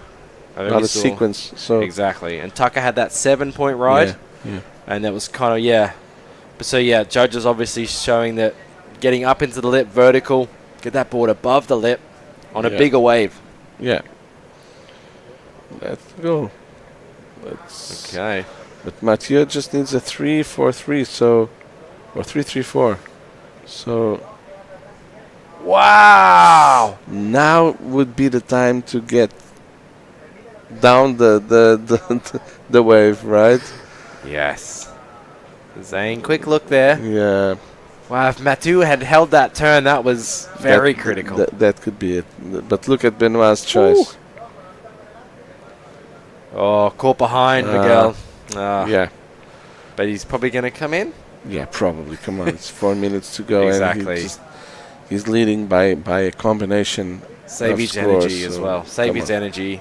Yeah. He surfed a lot yesterday. He said he was tired. He has at least... Well, no, okay. No, yeah, 2 more heats at least. Yes. So, round 3 and quarterfinals. That's right. So it seems like easy to just compete 3 times in one day, but it's not at all. It's not. It's 25 minutes each, but it's those 25 minutes. It's really, really challenging and demanding physically. So hats off to Benoit. It's not. The attitude is not letting his other competitors by themselves, or it's just saving energy. That's the goal, saving energy. So Mathieu on the inside here just has to hit the eject button. Wow. He was projecting himself out. You can see he gets above the lip, throws that board out, but then just can't stick with it. Ooh. He had to... Well, he probably was afraid to break the board. Of course. I've broken a board like that. Yes, as have I. Many times. Yeah. For going for those floaters. Yes. Just buff. 2 pieces for 1. So Zane in that 2nd place, currently in that advancing position with first priority. Mathieu, again, just needing that small score, that 3-point range to progress into that advancing position. But 3rd place will move into round 2, so they will get another chance to surf today. As we see some smaller waves approaching, maybe offering that scoring potential that they need. Zane with that first priority. Is he going to go this one? Looks like he's pretty interested. He's going to spin, paddle into this one. Very relaxed, casual takeoff as he switches the paddle here. So smaller wave, but he's trying to improve upon that 3-point ride. Falls off, Miguel. Whoa. Unfortunately, he just goes down.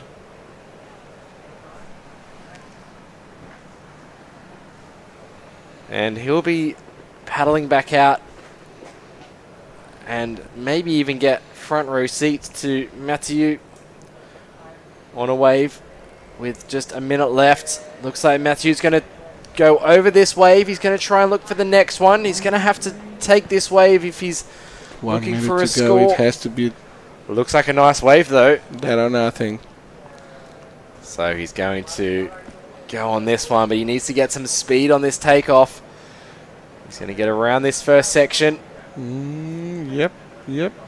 Well, there's Zane there. So, first turn. First turn.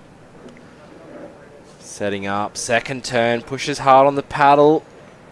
Can he get another turn? Oh, he needed really one more turn to tell the judges, but I don't know. It's going to be close. A 3-point ride.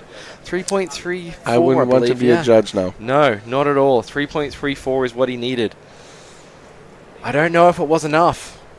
I think judges will be very, very harsh is look this, right. Yeah, wow. That was standing up nicely, but the judges probably will take another look at that ride and think about if it was going to be the score.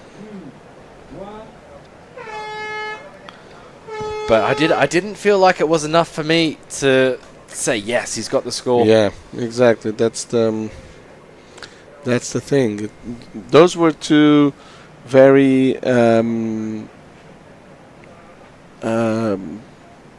how do I say this? Easy turns. Although they were not hard ones or difficult ones. They were easy. So yeah. However, thinking back to the earlier waves, they had just a one turn with a 3-point ride. Exactly. So maybe the 2 turns might push it up. It's a 3. It's not. Yeah. It's not a, it's a 10. It's in so the 3-point range, which makes it hard for the judges. Yeah. But yeah, so we'll see what that score comes through as. It's going to be interesting to see if it's going to be Zane or Mathieu moving on through. But it's been a great day of action. We're going to be moving on through the men's round, switching over to the women's just before kind of that midday today. So do stay tuned. Thanks for tuning in wherever you are watching from. It's been great to have you watching as well.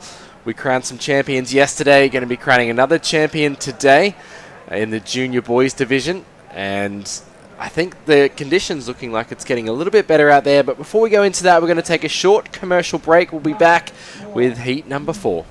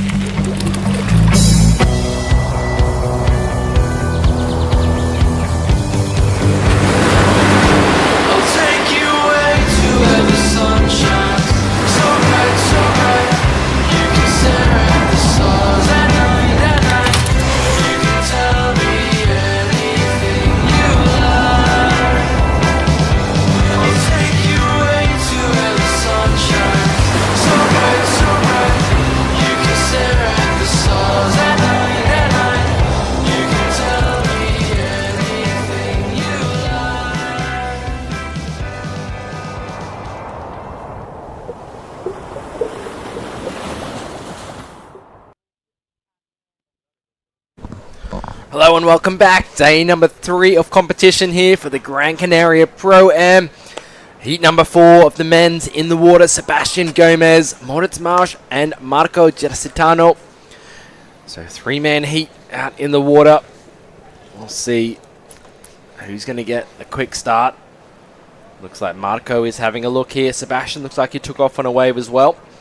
But we'll catch up with Marco here, live action. Screaming down the line, just gets taken out by the whitewater there. He looked like he was a little bit deep on that wave. Yeah, too deep maybe, yeah. Trying to fight for position at the start. There's no priority when they start the heat, so competitors having to battle for that. But a big set approaching as we see Moritz having to paddle out. I don't know if he's going to get over this one. He might do, but it looks like he's caught in the firing line. The jet ski as well, having to get over that one. So yeah, swell getting bigger as the day goes on, and Tatiana is down on the beach with a standout performance of the day so far. Benoit, cap on tier. Welcome back, everyone. I am here with Benoit Carpentier, who just yesterday took home the title for Men's SUP Longboard World Champion. How does it feel coming into the pro division with that title from yesterday? Yeah, it's nice to do a back-to-back for sure from last year, and it's tough condition yesterday, so the body can feel a bit of a pain waking up this morning. But yeah, I'm super happy to win another event, another World Cup here in Gran Canaria, and to be back. Thanks to the APP for putting an event again this year. I know it's been tough, but thanks for the support and for supporting the sports. And yeah, I'm happy to be back in El Lloret. We have some crazy condition. It's solid, like a lac. So yeah, no, just it's gonna be fun. Good starts. So hopefully I can keep it up and do that every heat, pretty much. Very good start. Benoit actually achieved a 9-point ride and an 8-point ride, totaling in 17 points. Highest scoring heat total of the event so far. So I'm sure that would be good for your confidence. Yeah, of course. I managed to stay on my legs during these turns. So yeah, I'm really happy. And I know what to do now in the next heat to get the high score. So yeah. Well, we look forward to seeing more of you throughout the event. Thank you, Benoit. Thank you very much. Back to you guys. Thanks, Tatiana. Good to hear from Benoit, 2022 world champion here on the APP World Tour. As he said, he won here at Gran Canaria to claim that title. He's wanting to add another APP World Tour title to his repertoire. He's got an ISA gold medal as well in 2019. So Benoit, a very strong performer. Definitely one of the favourites moving on through this event. Another favourite as well, Sebastian Gomez, out there in the water in the red jersey. From Peru, but living in Australia nowadays with Tatiana. They're up toward Noosa. And they definitely travel the world together with Sebastian's competitions. That's not a bad spot to live. It's not a bad spot at all. Yeah. It's fantastic waves around there. And of course, Sebastian. If you haven't seen Sebastian surfing before, just go and search him online. He's got some big wave surfing, as we see. Wow, so fast. Wow. Such a great turn as well. Just one turn, but getting rewarded for that. A 6.33. That was the kind of surfing I was talking about, and I was expecting to watch.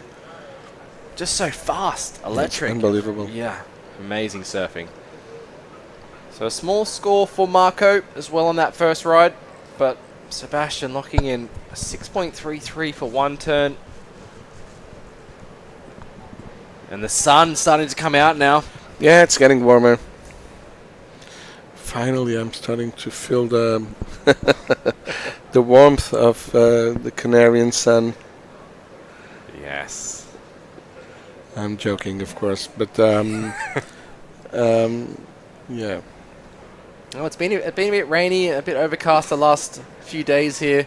It also has to rain here. Come on. That's right. It has. You need water. Exactly. Yes. But just as the weather's starting to warm up, so is the surfing. Some great scores already being locked in through today. So Moritz Marsch on screen. So he lives in the Canary Islands, originally from Germany. He's got, I think, over 10 national titles to his name. Wow. Moritz, fantastic foiler, sup surfer. We see Sebastian up and riding on his second ride, staying busy. Yep, he doesn't just stay. Wow. Yeah. That's the kind of surfing. That's surfing. That is surfing. And Sebastian could probably do that with a simple surfboard. Yes. You know, without the paddle also. I think the paddle just amplifies the turn as well. Yeah, it makes it look bigger, and it's just, yeah. He's surfing with so much speed. I think Sebastian, the last year or so, his surfing has improved a lot. I think he's really been putting in the time. He's been working with his sponsor, his shaper, Dave Bainey, Infinity, to get some really good boards under his feet. They look great. And Sebastian's had some great results recently as well. So definitely one to watch out for. Another, just a single turn wave, but that will help his scoreline. More sets now, Miguel. Yeah, and he probably he must have been watching Benoit's performance, so he's probably also like in a kind of a good jealous spot. So, whoa, that was Moritz. Yeah, Moritz there, just losing. Oh, Marco having to dive under that big set. But yeah, looks like a leash has broken. Yeah, leash broken. So we will hopefully or get snapped. someone. Yeah. Hopefully get someone down there before it goes into the rocks. It's one of those things, and we mentioned it earlier today as well, Miguel. It's going to happen today because the waves are powerful. You know, competitors want to wear a thinner leash just to get a bit more speed on the wave. It doesn't create as much drag. You can see the jet ski straight in there. To get Marco, which is great from the water safety team. He's going to take him back in to either get his backup equipment or hopefully his equipment is still in one piece. Yeah, come on. It's a Red Bull safety team. I've been with them last weekend actually in Nazaré. Amazing. And it was amazing. Were you calling the action for I was doing the interviews for WSL from when the athletes came out. So and it was crazy. It looked crazy. It was a crazy weekend also. Oh, big waves. It was exciting to watch. Yeah, very, very exciting. So action down here on the rocks, getting a backup board prepared for Marco. It's definitely a snapped,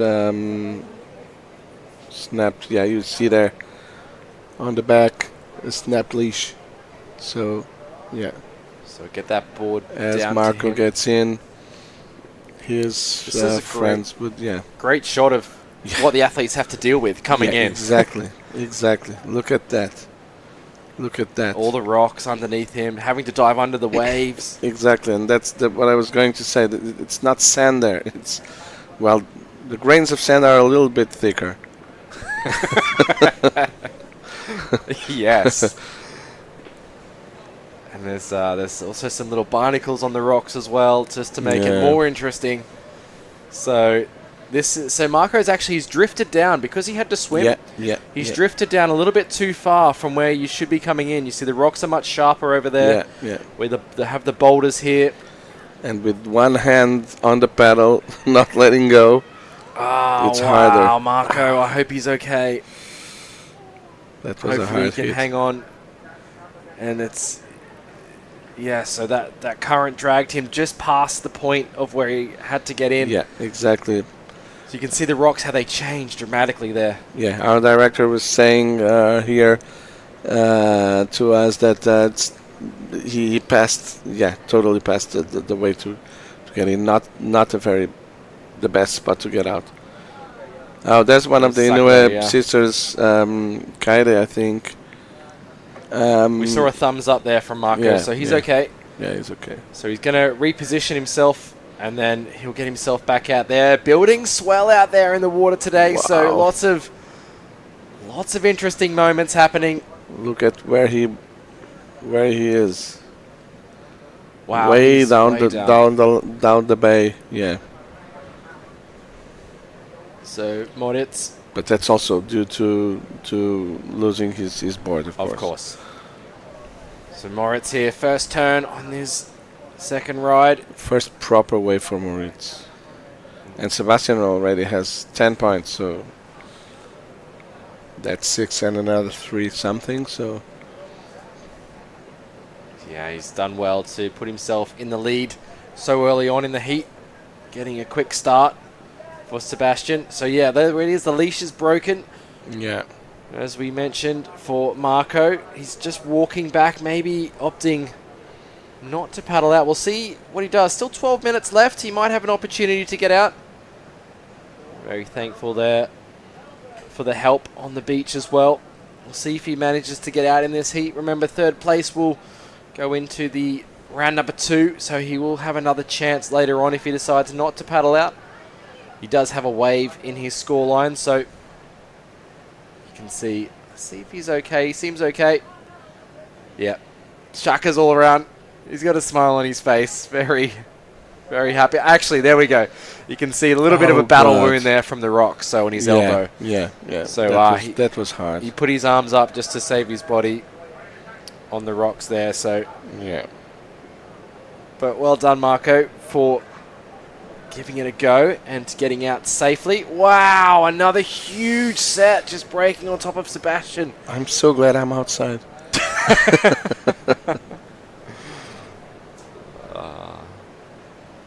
So that swell really starting to build. We saw in previous years as well, as the swell builds and gets bigger, it actually closes out the bay here. We've seen a few big closeouts come through in previous years.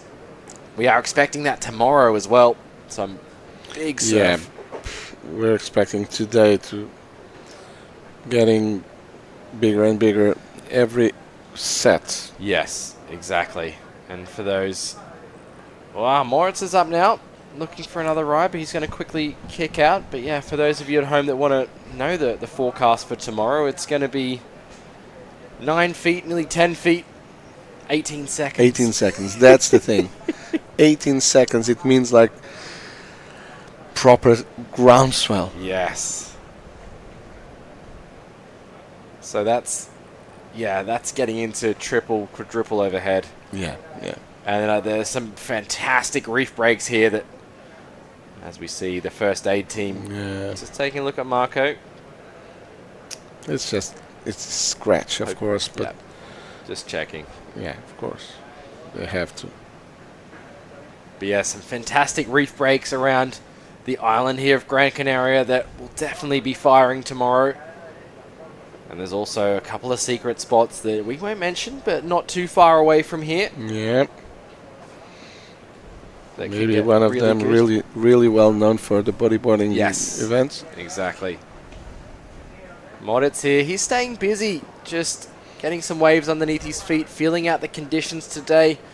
As they maybe surfing again later on. You can see the bump on the face of this one, really having to deal with that set that come through previously, all that white water there on the inside, the foam. Leonika coming up next. He got second yesterday to Benoit in the longboard division. True. Showcasing his versatility on different crafts. True, yeah. And Leo in Peniche, in Portugal, living in Peniche. Yeah, exactly. He speaks perfect Portuguese. Yeah. I thought he was Portuguese. And then I thought, no, this guy's Italian. I know him. Yeah. Yeah, he used to also compete. Well, I think he still does racing and all that. He's very, very good. Yes. Yeah, actually, he was at in El Salvador earlier this year for the ISA stand up, and his surfing again has improved so much. I remember when I was competing with Leo, it was always a battle with him, but his surfing looks smoother, it looks more controlled.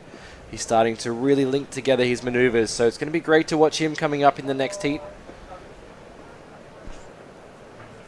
Yeah. Leo, well, living in Peniche, he doesn't have a chance. He has to surf. That's true. That is very true. And the setup in Peniche is great. You've obviously got super tubes, but then you've got Baleal, a nice little bay. Baleal, am I correct? Baleal. Baleal, yeah. And it gets a little bit more protection from the swell, so always can find a wave. Yeah, all that bay. It's 8 kilometers. It's a huge bay. It has all kinds of surfers, all sizes. It's amazing. And every wind direction is there's somewhere that is offshore. So of course, it's crazy. And then of course, not far from there, you can almost see Nazaré. Yeah. Yeah. It's in between Nazaré and the Risara. Yep. And a few other secret spots in between. Yes. But yeah, well, it's funny because in a lot of there's a lot of good surfers in Peniche, but mostly they don't compete. They don't go out a lot, and a lot of people think about that. Why? Because they have offshore winds every day. That's why they don't go out. It's like living in an island, like here, you know? Like exactly like here. You have offshore winds somewhere. You do, you know? Exactly, that's right. And I know before the event, Ibaya Moreno, who's coming up later in the women's, she's been surfing some glassy waves on the south side of the island. Exactly. And it's been good down there. Yeah. So there's, like you said, there's always somewhere you can find that's offshore. Yeah. Juana Ibala Moreno. Very, very good. Yeah. Amazing. I don't know. I don't know what to say. A surfer, a windsurfer, a kite surfer, a stand-up paddler. She's an amazing athlete. She is. Amazing athlete. And yeah, her and her sister, I think, Yeah, over crazy. 30 world titles in windsurfing. Yeah. Well, not as much as Bjorn Dunkerbeck. But No, not as much as Bjorn, of course. But Bjorn is 56. Yes. So I think he has 42 titles, right? Ah, incredible. It's nuts. And of course, you have to thank Bjorn for organising the event and welcoming the stand-up surfers back to Gran Canaria. Yeah. And everything he does for the sport of stand-up paddling. Great support. And of course, his son's going to be coming up as well later on in the event. Liam. Exactly. That's a good catch there. It was a good catch. Very good. So it looks like some more waves approaching. You can see after that big set that come through, that water moving above the athletes there out through the channel. It is Sebastian with first priority taking a look at this one. Wow, great wave. He's surfing. Off you go to the lip. All right, quick turn and almost lost it, but yeah, I think the wave didn't. The wave was a little fat. Yeah. Turned out to be fat. Yeah. Wow, another wave. God. Yeah. So you really have to trust your leash here. Oh, yes. Definitely. Definitely need to trust your leash. So, yeah, many years ago when the APP World Tour was the stand-up World Tour, let's just see the replay here of Sebastian. You see, wants to get a big turn off here, but the wave just didn't allow him. He had to... It was quite steep. If he had put it more vertical, it probably would have lost the wave. So, yeah. So yeah, the stand-up World Tour would hold events in Tahiti and Hawaii, big waves, and there were people that would paddle out with two leashes, double leash. Yeah, of course, of course. Because we were on such big boards back then, much bigger boards than we have today. Yeah, that's the main difference, right, Bo? Yeah. What has changed since you were competing to now? Definitely the equipment has changed dramatically. I mean, when I was first competing, competitors were on 9 feet boards, sometimes 9.6. Back when stand-up was first, the modern stand-up paddle was being introduced in competition. Of course, Kai Lenny was the standout SUP surfer back then for the men. And then we had like Izzy Gomez as well for the women coming through. Abaya has been there for the whole time, really. She's been a big supporter of stand-up and paddling. The Brazilian brothers. Kaio and Jan. Yeah. There's been some fantastic surfers throughout the years, but definitely the equipment has changed so much and getting smaller and smaller, and now we're below 7 feet, 6'10", 6'11". So length almost boards. like regular boards. Exactly. I mean, regular surfboard. Yeah, my shortest shortboard is 6'8". yeah. So exactly. I like a bit more volume in my boards, but sure. So but they're the same size as a shortboard. It's amazing. Yeah, my mid-length surfboard is 7.5. Yeah. So come on, it's bigger than your board. Yeah, that's right. That's right. Yeah, the volumes are getting down to like 60 liters, 65 liters for some athletes, which is low because very low. It'd be less than their body weight, and especially the women competitors. They're sometimes on high 50 litres or 60 litre boards. And it's amazing. And what that allows is you can get tighter in the pocket with turns. A smaller board is going to help get more speed on the wave. Yeah. As we see Moritz here up and riding. Just getting off the back of that one. But we saw Marco paddling in, so Moritz will make it through in this heat. Yeah, and also a big development in paddles as well. The weight of paddles is much lighter, and the shape as well. The blade shapes are much more efficient in the water. Yeah, 9.6. Wow, that's the size of my longboard. Yeah, so it's my regular stand-up paddle board is a 10. So yeah, but I just love to paddle, not surf. Yeah, of course. So we saw Luis Denise on screen, multiple-time world champion. He recently won his 4th ISA gold medal. Yeah, unbelievable, huh? Yeah, so that is a record for SUP surfing gold medals. Yeah, unbelievable. But also multiple-time APP world champion. As we see Sebastian, he's looking to get a world title to his name as well in this event. Yeah.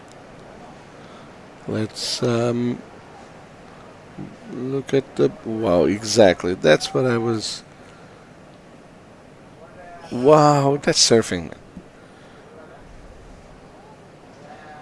Yeah, the wave not offering much more, but 2 great turns. And like we saw Benoit earlier, those scores getting rewarded for the board getting above the lip. Yeah. Probably he should have turned the tail to shore. Just to let... Wow, that was an amazing way to get out. Yeah. It's just perfect. That's how you should do it. Yeah, watching what happened to Marco, that's amazing. Well, let's go for a quick break and let's get back to action soon. ¿Y la playa? ¿Cuándo fue la última vez que probaste algo nuevo? ¿Puedo hacer esto todos los días? Sí. ¿Puedo cruzar la isla caminando? Claro, o cabalgando si quieres. ¿En qué puedo ayudarle, señor? Bonjour madame, ¿es posible cancelar mi vuelo? ¿Qué es esto? Esto es nuestra flora autóctona. Oh. Y hay más. Mucho más. ¿Será por esto que sonreímos tanto? ¿O será por esto? Porque cada día es un nuevo descubrimiento. Dale un giro a tu vida.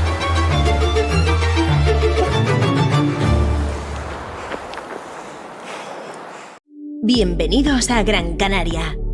La oferta deportiva de la isla es infinita. Gran Canaria es el escenario de eventos deportivos de alto nivel. Y próximamente también seremos sede de la fase final del Mundial de Fútbol 2030.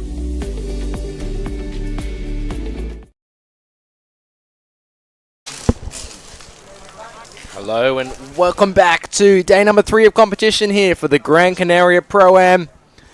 You are watching heat number 5, hitting the water for round number 1 of the men. Guillermo Carricero, Leonard Nica, and Ivan Puente Rodriguez in this heat. Another stacked heat. Guillermo, Leo, no stranger to APP competitions. And we'll see. Looks like maybe the 2 competitors there on screen, red and white. We'll see if Ivan has paddled out or if he's caught a wave already.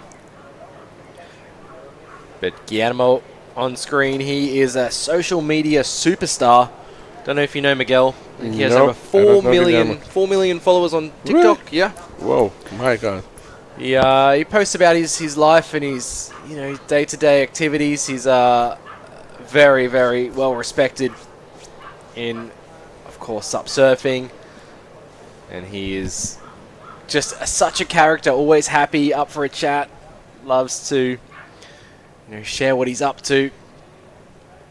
Guillermo's been a real competitor here on the stand-up tour for a long time now. Yep. Leo Nika, he's residing in Portugal, as we were saying earlier. Looks like we might get a start here. Guillermo. Let's go Guillermo. Wow, look at this wave coming through at El Lloret. Good size wave, but unfortunately just going to close out on Guillermo. Yeah. 4 million followers. That's crazy. It is crazy. It's good for the sport of stand-up Of paddling. course. He's able to, promote it to his followers and hopefully get more people involved and interested in stand-up paddling.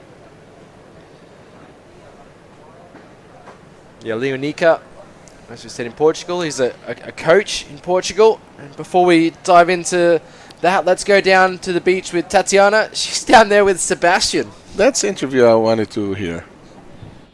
I'm here with Sebastian Gomez, who is our 4th athlete to make it through to round 3 of the Pro Division.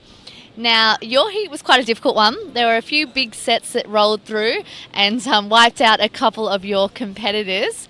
You are known for your big wave surfing, so how did you feel on the water up against these kind of conditions? Yeah, it was good to have like big waves that I'm used to. The conditions are windy, it's very bumpy, but yeah, I make the most of it and I'm happy for the next hit. Well, you did manage very well in those conditions. I know you are renowned for your big wave surfing, but what board did you decide to bring with you for these kind of waves and why? Oh yeah, I bring this one. This is my 610 Infinity SUP Blue V3 without the step rails, made by Dave Bainey. And yeah, this is my magic one. It's really good for waves like this. So yeah, I'm gonna keep using it. Well, congratulations on passing first in your first heat. We look forward to seeing more of you in the upcoming event. Thank you. Back to you guys. All right. That was quite a proper interview. Professional. Well, look at the size of these waves. Amazing. Yeah, it's very challenging out there. Obviously, lots of water moving, so if if competitors do decide to sit further out today, they're going to maybe get caught in that current. Wow, look at that right-hand wave coming through. Leo just sneaking over the top of that one, but just a perfect look at that. Right. Oh, it makes me want to be out there, Miguel. But, of course, that's mind surfing. We could have been caught by the white water. Of course. That's that's one of the things that all of us will be doing until their last days here, because it's even if you cannot surf anymore, if you're 98, you will be mind surfing all your life, and that's also a way to surf. Yes. So Leo Nika there, having a look at that small one. He had priority, but priority's now gone to Guillermo because he made an effort to paddle for that wave. So when you start the heat, there is no priority, so competitors will battle it out for the best ride to start off with, getting the inside position, and that's where we've seen competitors go a little bit deeper on the point and be a little bit out of position. And then once surfers have caught their waves, they start a rotation system with priority. And that first priority is with Guillermo at the moment. So he'll have choice of the next wave that comes through. And Leo will have to give way to Guillermo, as Guillermo's paddling hard for this one. And so we might see priority switch again. And there we go. Yep. It switches. So good example there of Guillermo trying hard to paddle for a wave but missing it. And now Leo is back with priority.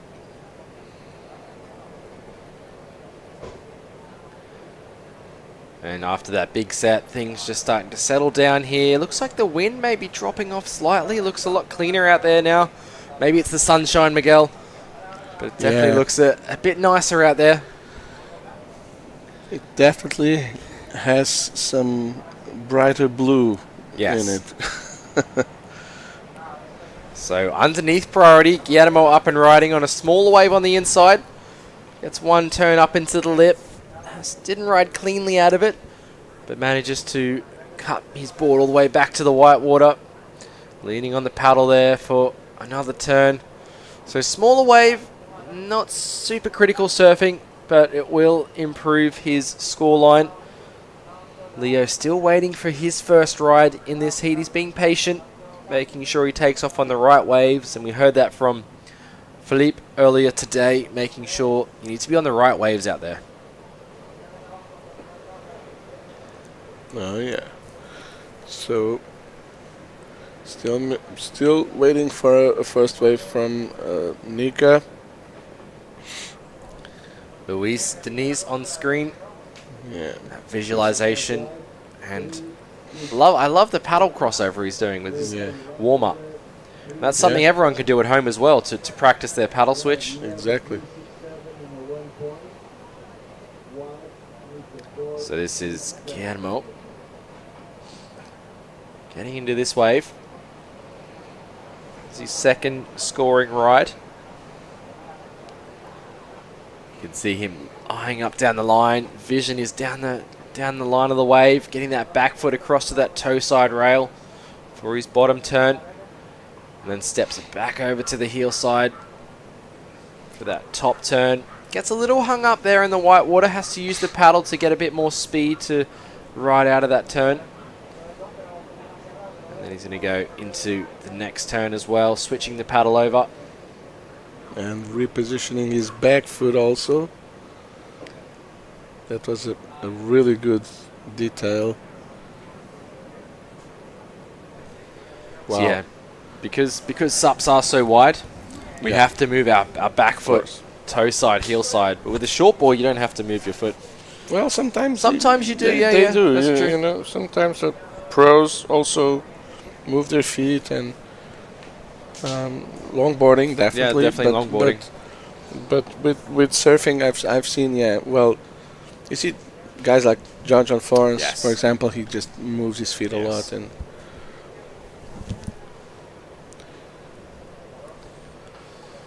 Gabe Medina not as much. Actually, it's funny. Yeah, right. He's That's more interesting. he sticks to his position. Okay. But like Italo Ferreira, for example, moves a lot also. It's crazy. Sometimes it looks like he's surfing. He's skating on water, you know. So 4.67 for Guillermo Carrecedo.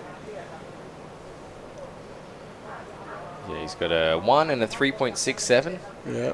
Leo looks like some waves approaching. He's going to try for this smaller one to start things off.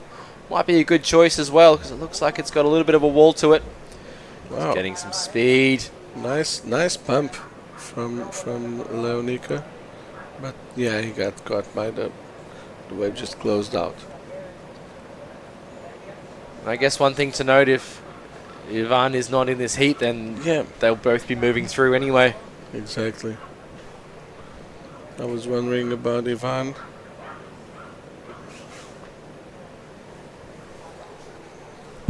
I haven't seen our competitor in yellow out in the water on screen at all, so looks like maybe just Guillermo and Leo battling it out for, I guess, the seeding for the next heat.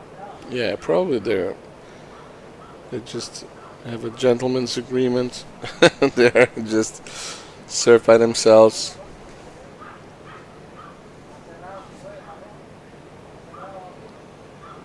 Looks like Guillermo taking off. Yeah, quick turn from Guillermo. Wow. This wave standing up. Waiting patiently. Gets one turn off the top there. Dropping down, waiting for things to stand up more critically on the inside. Nice turn there from Guillermo. Times it well. Yeah, good turn. Not as vertical as Benoit's, for example, but or Sebastian's, but good turn. Just to, get things done. Here you have the replay. Okay, quick adjustments. And now that's the turn. And then closing out on the inside.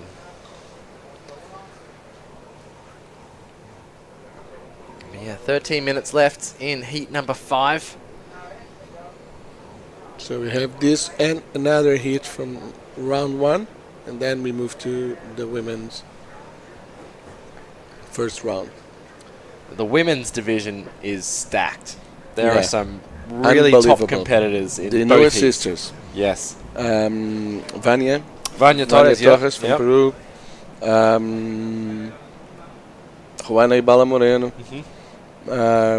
Who else? Gabriela Steinvater, Brazil. Yeah. Very good surfer. Luchi Gonzaleto. From Argentina. So, come on, you have...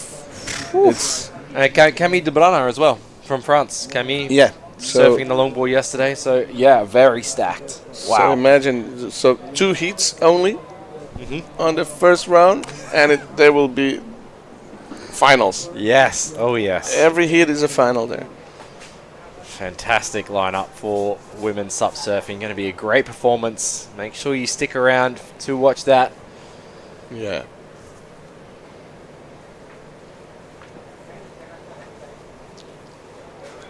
So Leo, small score, but Guillermo is improving his situation. Last score of 5.33 for Guillermo. As we see Leo paddling in here, trying to get over this bump. You can see he has to get the speed up. Going to go up into the lip. Nice turn. Nice. Best turn. Oh, just trying to hang on for that one. Oh, you can see the rock there appear, and he had a little bump. Oh my goodness! Yeah, I thought he was going to go around that bubble. And he lost his paddle as well. Yeah. I think it really caught him off guard. He didn't realize. Yeah, exactly. The water dropped out from underneath him on a little rock there, and that's not something you want to lose. No, he's not sure where it's gone either. Obviously, in the current here, it can easily just get taken out. Yep. Hard to see. Black paddles are hard to see. Yeah. I've lost a couple of paddles like this. It's a hard one because they're not cheap, you know. That's right. Especially if they're black, it means they're Kevlar. So yeah. That's where hopefully your sponsors will help. Yeah, exactly.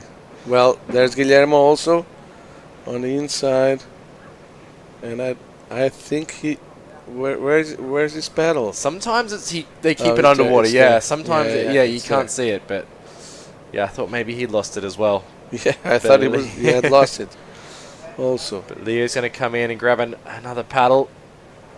I mean, he'll be moving on through anyway in this heat. Yeah. But he probably want to stay out there and just get used to the conditions again, especially if he's surfing again today. Exactly. I always think, especially on waves and waves like this, I always think about there's the paddle. Carlos just got it. Well, yeah, the backup and Yes. and the one he was using. Yes. But I always think about why a system to like a leash, but something that it's light, you know, for the paddles, you know. For the paddle, yes. Like a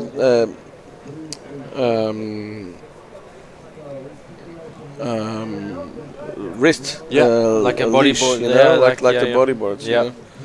I don't know, something thinner. I don't know. But You have to design one, Miguel. It's complicated because you are always switching. you have to move a lot you do. the paddle, and you it's complicated. It's not easy to get something to grab it, you Yes, know, that's right. without getting in the middle of your movements. But yeah, I guess something would have to come out, you know, because Yes. losing all those pedals is very hard. So you can just see how much water is moving Yeah, out lot there. of water. Yeah, A so lot of you had that shot there of Carlos with the paddle and the water moving from right to left, and it's just pushed Leo out of position. So having to get on the jet ski, which is okay. He's allowed to use that if he needs some equipment. So he just had to reposition himself. You can see there's another rock there. Yeah. He's right on the inside now. Let's say, oh, here we go, Guillermo up and riding live action. Off the top. Manages to hold on. Not super controlled, but a good turn from him. Not sure he'll go into his top 2 scoring rides. There we go, Leo's now back in. Already got another paddle. Yeah. See, a really quick entry back into the water. Did well. Yeah. It has to. It has to be really fast. You can see now, you can see Leo just jumped in and he's already going across the beach toward the left. Yep. But maybe a tactical move to get into the channel, get himself out there quicker. But yeah, that water moving so fast. It's. We saw that from really Marco unbelievable. earlier as Yeah, well when he lost his board. Now he's in trouble. Yeah, that shore break is pretty dangerous, especially in Yeah. this size swell. So Guillermo had a 5.33 the previous wave. The last one was a 1.43, so it doesn't get into his top 2. So 3.67 and a 5.33 for Guillermo, and Nika has a 1.03 and a 3.37. So his last wave with that turn was his best wave, easy. But yeah, like you were saying, Bo, they both will get to round 3, so no need to expose themselves too much. So just over 6 minutes remaining, heat number 5. And as you said, Miguel, one more heat coming up in the men's round after this, before moving into the women's.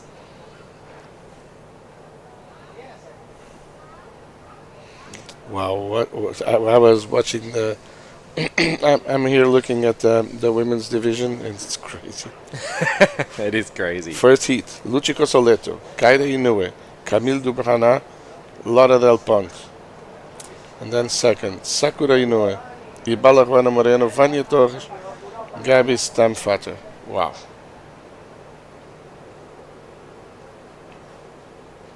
Yeah, both stacked heats. The best in the world showing up. Yep. So Guillermo's really stayed busy in this heat. He's had 4 waves so far. Yeah. And he has priority number 1. Now that Leonica is already up again and riding. Yeah, he'll make his way back out. Maybe an opportunity for one Riding, more ride. I mean paddling out. Yeah.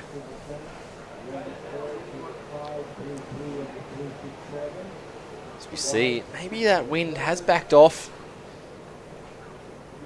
making conditions a little better. Definitely more of an easterly direction, which is perfect for El Lloret here in Las Palmas de Gran Canaria. Great city venue for this year's APP World Tour event. As we see Guillermo taking off nice and deep. He's got to get some speed along this section. Drop down now. Get up to the top of the wave. Oh, gets taken out. He got hit by the lip. Yes. Straight on his head. Oh. Leo now having a look at the next wave to come through. He's not going to go this one. So Leo there, after that paddle loss, kind of hit a little bump created from a rock underneath, and then kind of caught him off guard. Lost the paddle there, had to get his backup paddle as we see him now taking off on this one. Nice bottom turn. Great snapping. Nice looking, the wave, huh? Yeah, he's picked a good one. Snap, another one. Good bottom turn, third one. Nice. And he managed to get out. Yeah. So that's an achieved third turn. So yeah, not a huge one, but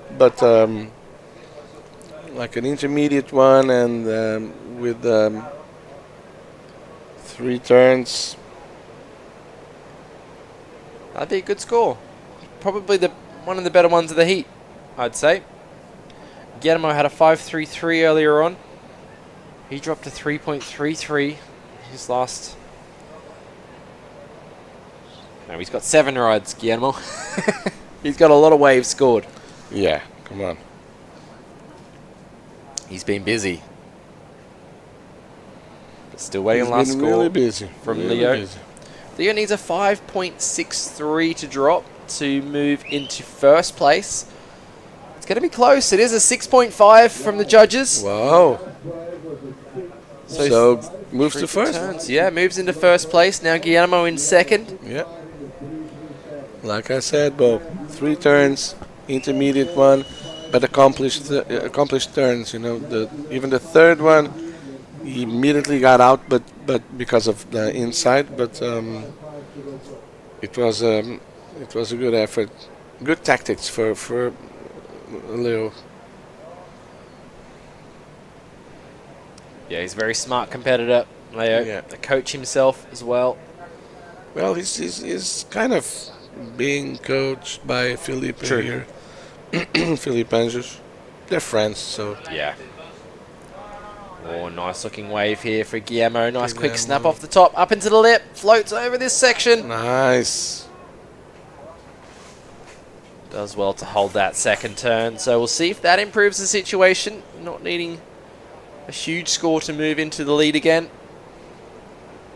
But really well done from Leo to get back out after that. After he lost his paddle there. And get a good score. I wondered if he'd even paddle out again. Just because of the time running down. And he knew he'd be moving through anyway. But Guillermo, that replay for this floater. See, it's the first turn. Just a little snap off the top. But he still wants to keep his board traveling down the line of this wave to have the speed to be able to connect with this second turn. He floats over that section, Miguel. Yeah, and he does well by not getting too far down the wave itself. He could have bottom turned really down there, but he went like midway on the wave, and he immediately got up there again and did the floater. So good decision for Guillermo. As we are counting this heat out shortly, coming down to the close of heat number 5. We'll see if Guillermo gets that 4.55 he needed on that last ride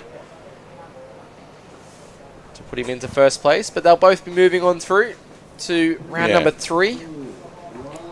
Hopefully Ivan can make it for round number 2. We'll see. And we're going to have the last heat of the men's first round coming up. Looks like we'll go to a short commercial break shortly and we'll be back with more action. ¿Alguna vez te has preguntado por qué siempre quieres más? Más lunes sin alarmas. Más primeras veces. Más saltos al vacío. Más desayunos en la cama. Más olor a mar y a campo.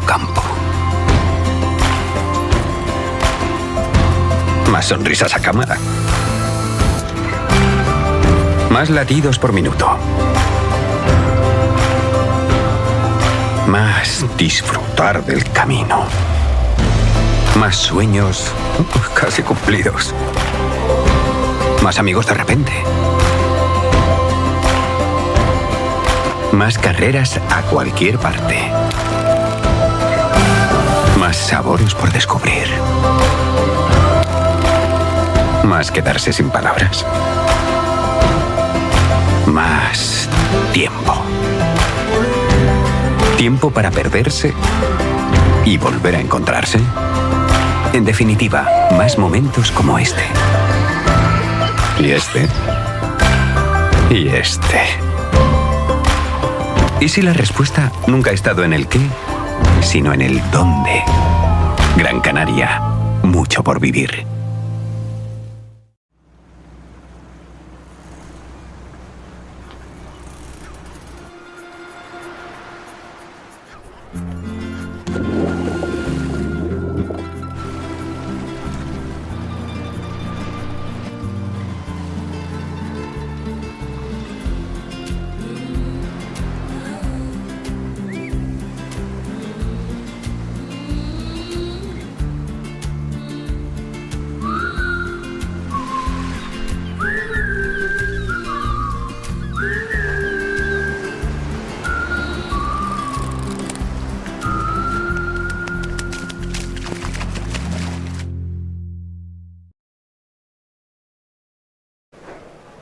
Hello and welcome back to day number 3 of competition here for the Gran Canaria Pro-Am.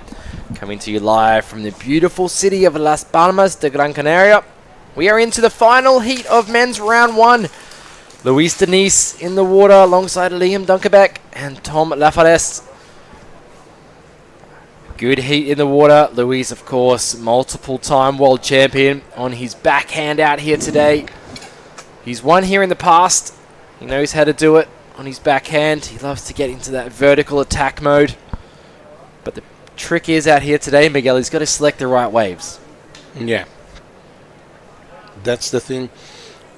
The timing between the huge sets and getting the best waves. That's what I think it's the secret today. And I think Felipe Martin was the only other goofy footer I've seen really, put together some good scores in his heat. So, 22 minutes left in this first heat. So Tom, he was competing yesterday in the junior division as well. He's had a small score to start things off, a 1.5. He got knocked pretty early yesterday, but he's looking to do better today. Yeah, and Liam Dunkerbeck, the name says it all. The son of the big man, Bjorn Dunkerbeck. And it's so funny to watch a man with this name, Bjorn Dunkerbeck, speaking Spanish so fluently. Like, it's crazy.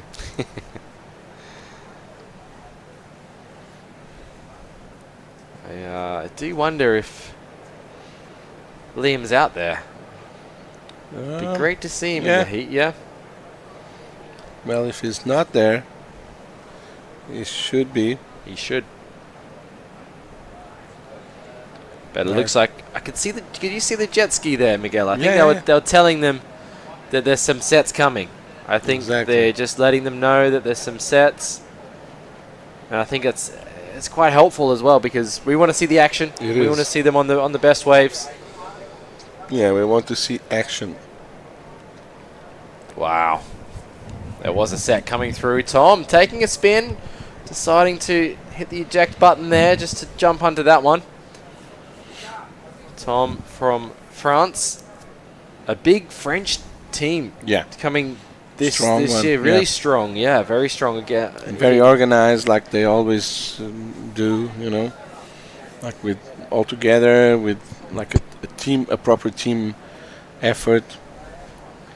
Yeah. It's really funny because it's the French federations are known for having quite some support from the French government.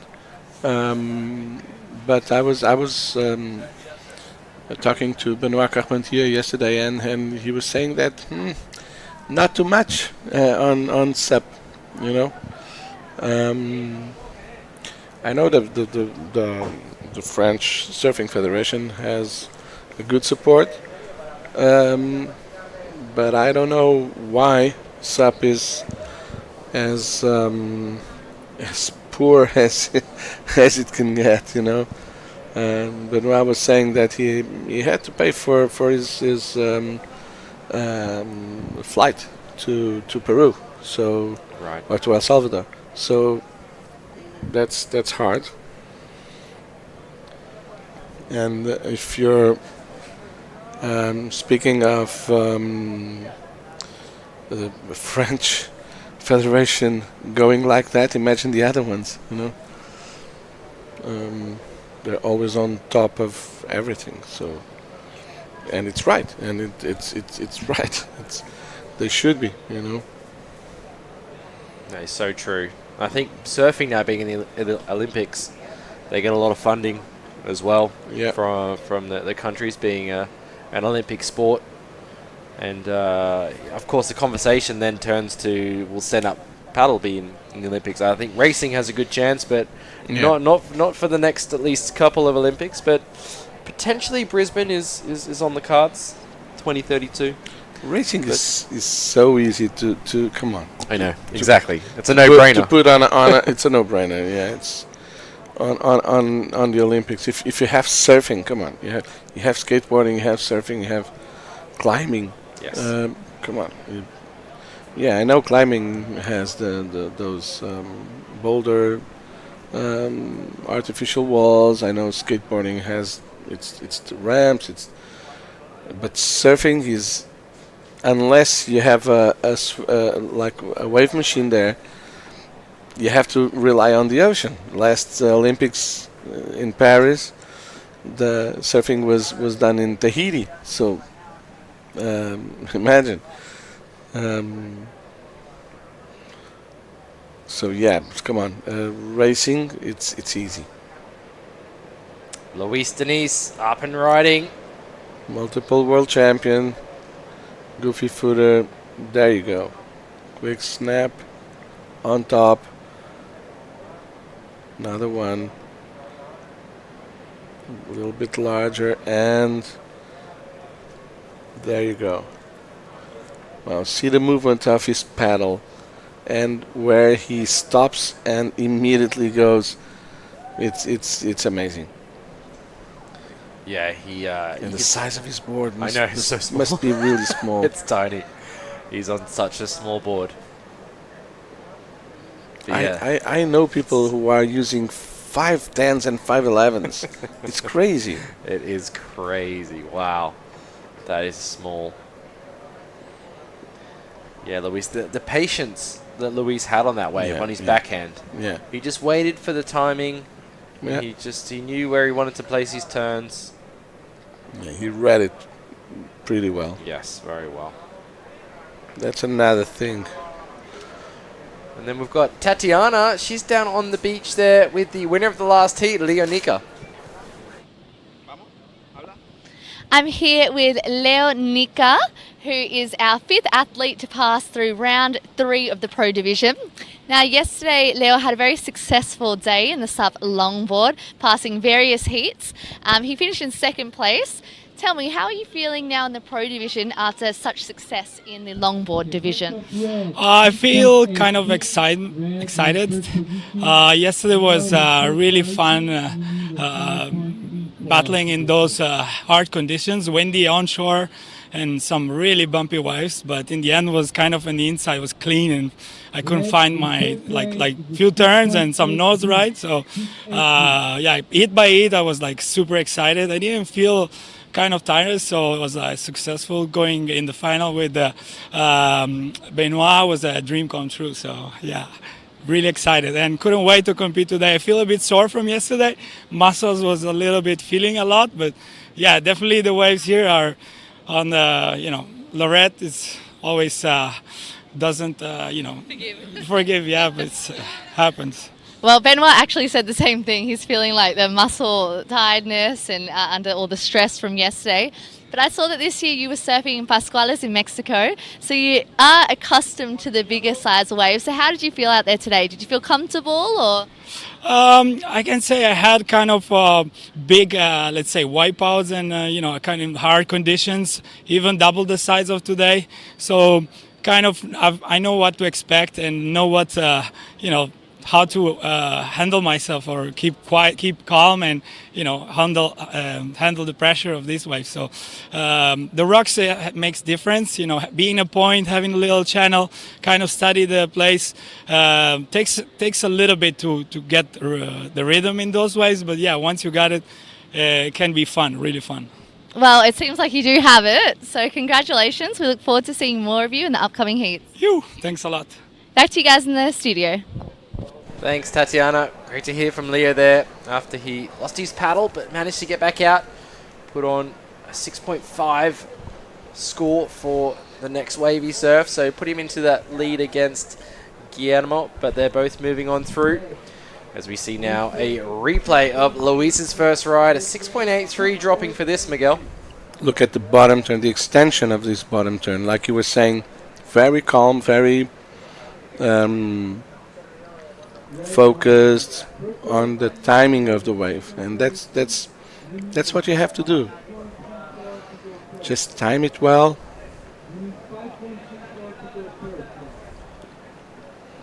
And the constant movement of his paddle also.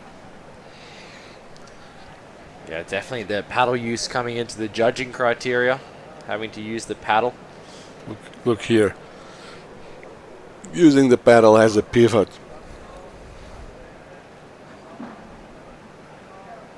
Again, switching it over for another turn. So, Luis, 6.83 in first place at the moment. Yeah, unbelievable. Looks like Tom had another small score dropping. So, he's in second place, but maybe Liam not in this heat. So, I think another... Yeah, another heat that these two go through directly to third round. So 12 minutes left in the final heat of men's round number 1. Moving on through into the women's first round. A full 2 heats for the women. 4 women in each heat. And then we'll be moving back into men's round number 2. So those who place third in their first heat will be in that second round. As we see Luis currently sitting with first priority. So Tom's going to have to give way if Luis wants it. Yeah, he wants it. He sure does. I can see why this wave looking like it's going to stand up nicely for him. Great. Wow.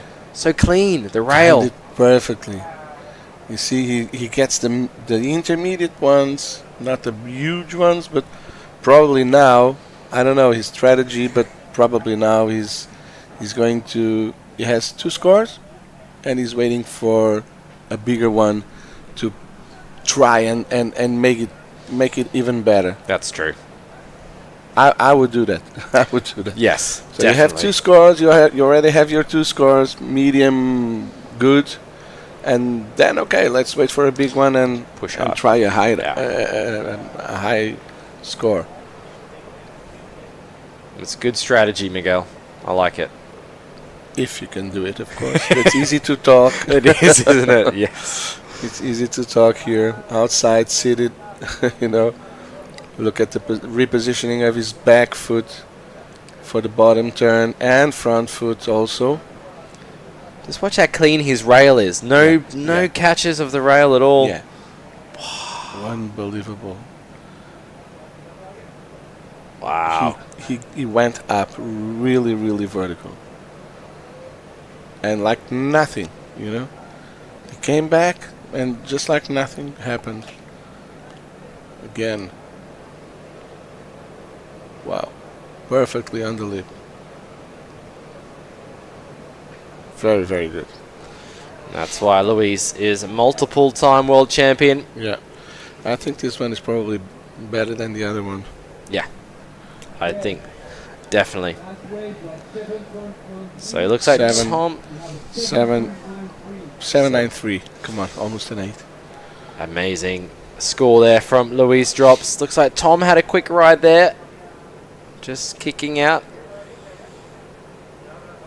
He's going to look to reposition himself, trying to get another set, but as we have mentioned, he'll be moving on through this heat. Just the 2 surfers currently in the water. Just coming down to 9 minutes left. So the Brazilian Luis Diniz comfortably sitting in the lead with 2 good scores. And he's already out the back, it looks like, from that last ride. So it's good when you can get a little bit of these cleaner conditions here to paddle back out.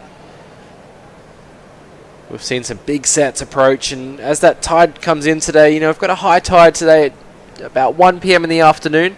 Yeah, and it's a proper high tide. It is a proper high tide, so we'll start to see a little bit more backwash. You can already see it a little bit on screen there. So as the waves come through, they hit the rocks on the shoreline, they refract, they rebound back into the lineup. We'll see a little bit more of that as the tide comes in. Conditions definitely more favourable on that lower tide.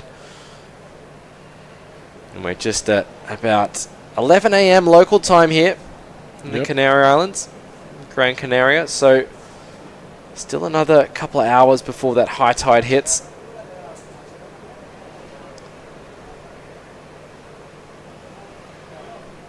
Yeah, still 8 minutes. Luis Diniz is leading comfortably. Tom Laforêt has first priority, but of course he doesn't go under second place, so he might as well stay there for 8 minutes just floating. Exactly. He's going to be patient. He's going to need a combination of scores to get back into first or to get himself up into the lead, but he'll be moving on through anyway. Unfortunately, hadn't seen Liam in the water. So just another 2-man heat here for the final one. And it looks like the weather is really clearing up. We've had a couple of overcast, cloudy days recently, but the sun now starting to shine through, starting to warm things up as we... This is more like the Gran Canaria we know and love. Warm sun here.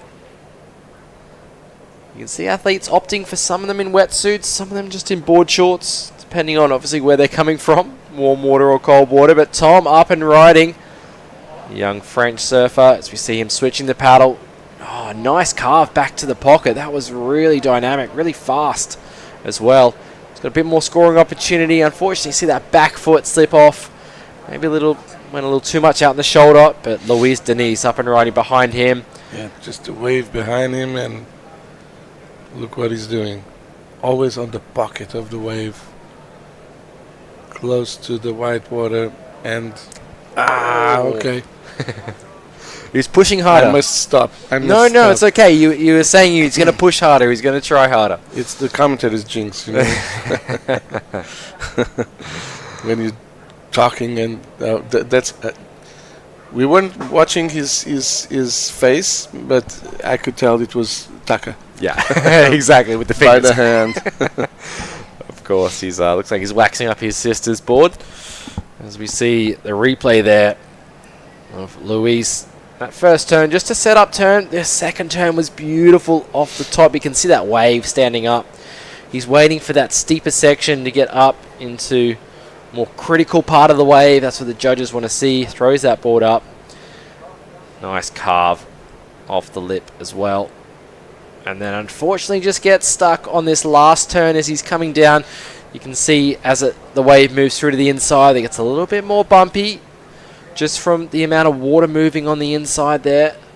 Gets that board above the lip. Great angle there. You can see just how vertical he can get on his backhand. And then unfortunately goes down on the end section, but Luis Diniz still in the lead. See that last score of Tom drops. Just a small score, so he's going to need something a lot more to be able to get himself up into first, but he put on a great performance yesterday in the juniors. Really tough, challenging conditions they had to deal with, especially for the longboard division as well in those waves. Trying to navigate a 9-foot board around some chop can be tough, but they made it look so easy.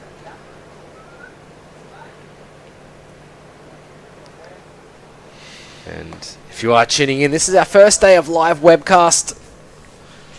We had the divisions run yesterday, and we crowned some champions.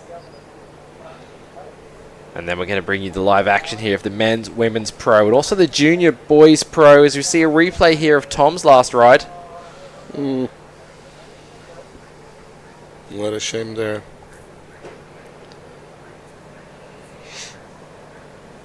Yeah, with 3.5 minutes, it's more than time to let go. With 2 men out, it's just pro form.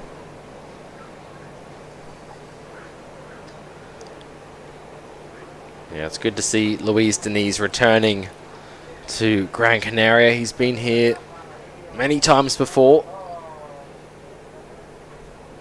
He won in 2023. We had Benoit 2022, Luis 2023, Tucker 2024. Wow. So different winners. We'll see who's going to take the title this year.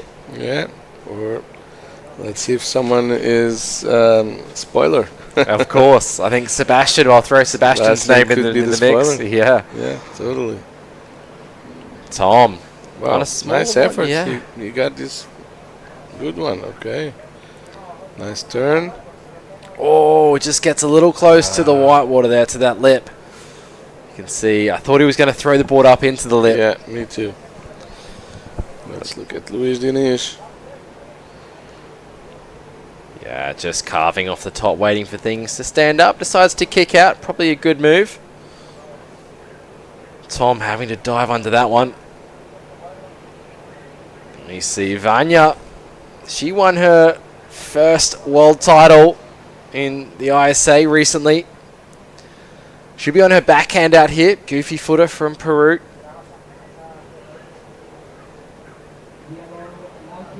A lot of Peruvians now. Peru is definitely coming on board sports worldwide, being like one of the theories that says that surfing comes from Peru. Yes, of course. Right. Yes. Yeah. At least the movement of getting up on something and moving with waves comes from there. Of course, the ancient Hawaiians also developed it, but the active riding waves. Caballitos de Totoro. So the most known theory is that surfing comes from Peru, and Taka Inoue just showing us how to put the leash without 2 fingers. Thank you, director. You're very sharp. So good tip for everyone at home there. So double up your leash string. Yep. Place the Velcro through both of those loops. If your leash string is rubbing against the rail of your board, you're going to risk damaging your board, because the Velcro on the leash is called a rail saver. It's exactly, and it saves the rail. There's no better word to describe exactly. it. You know? It's a rail saver. I'm a coach as well, Miguel, and I see a few people. They come and their leash string is long. I say it's not going to last very long on your board. It can easily, that rope can cut through a stand-up paddleboard. Very easy. My girlfriend's son just started surfing this year. I put him surfing, That was one of the things that I've shown him. Of course. Come on, you have to put the leash like this, and he learned the lesson. So that will be Luis Denise taking the win in heat number 6. We're going to go to a short commercial break. Don't go anywhere. Women's action coming right up. Bienvenidos a Gran Canaria, una isla donde el deporte se vive y se disfruta al máximo. Desde sus hermosas playas hasta las montañas del interior, Gran Canaria es el lugar ideal para quienes aman y practican la actividad física. Deportes acuáticos, náuticos, trail, ciclismo. La oferta deportiva de la isla es infinita. Gran Canaria es el escenario de eventos deportivos de alto nivel. Y próximamente también seremos sede de la fase final del Mundial de Fútbol 2030. Desde el fomento de los deportes autóctonos hasta la apuesta por el turismo deportivo. La isla sigue avanzando hacia un futuro en el que el deporte juega un papel clave en su desarrollo. Gran Canaria es un destino en el que se vive y se respira deporte.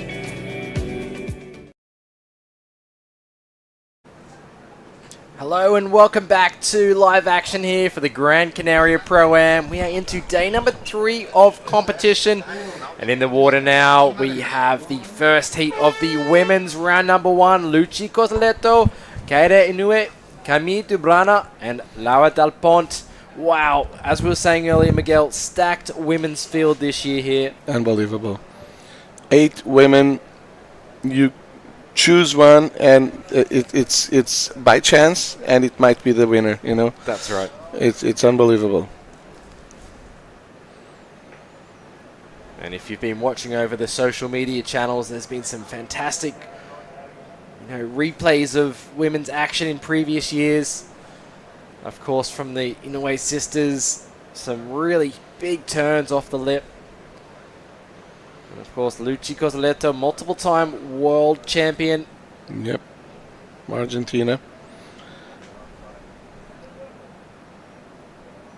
That's why she has that red vest. She's the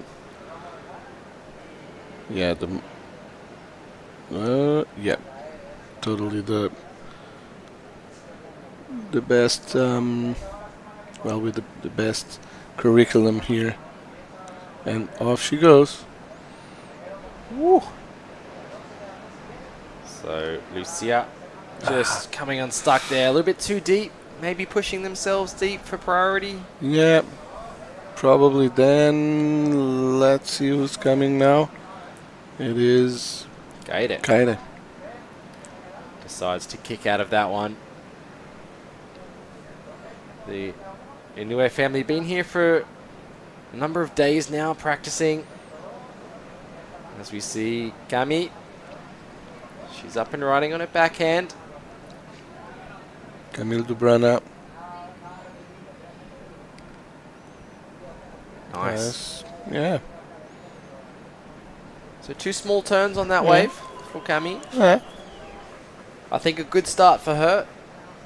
Yeah, exactly. Get the feet on the board, just feeling out the conditions a little bit. Just get the nerves away as well. Exactly. Just don't push too hard. Just do what you have to do. Just get a score. Here comes Luis. The 5-fin setter, but he was riding a thruster. Thruster, yeah. Wow, amazing. Huh? I thought it was a quad, actually, with the kind of turns he was doing. Of course.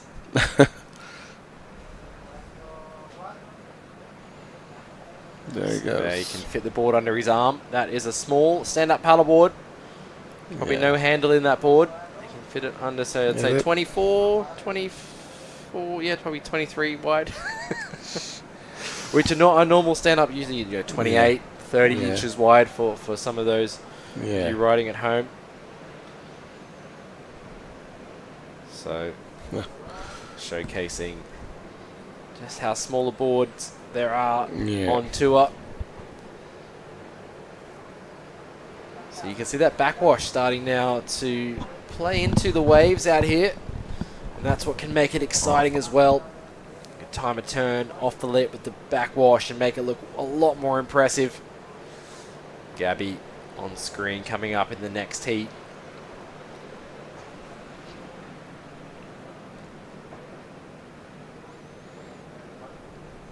She's been surfing really well recently. Put on a great performance in El Salvador at the ISA. That's Jefferson Silva over there, former top longboarder in the world on the World Tour. Formerly sponsored by Luffy Surfboards also. Luffy's everywhere. Luffy's everywhere. It's amazing. It's shaped some great boards. It's so funny for me because I know Luffy. We're childhood friends, so it's like my regular friend from all time, you know. Just and suddenly I'm commentating events and there he is in Huntington Beach and there he is in Peru. Come on, what are you doing there, man? Yeah. I forget that he's like one of the top shapers. So Cami drops a 3.83. Yeah, fair enough. It's good score to start with. Lucci 117, so yeah, lowered up 106. Still waiting though on Katie had a quick one, yeah. In and out. But looks like she might have a look at that one, decides not to go. Yeah. We'll see just under 20 minutes remaining in heat number 1 here for the women.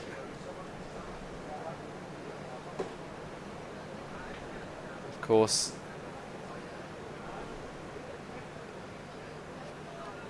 Katie looking to get another world title underneath her belt. She's won here in the past. Back in 2022, she was the champion. Of course, Lucci won here last year.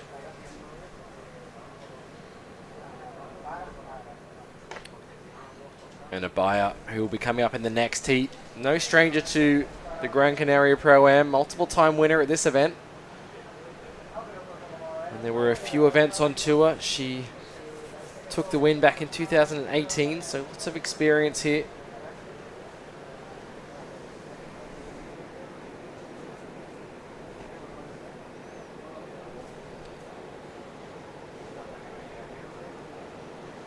And just a little bit of a lull in the action in the lineup right now.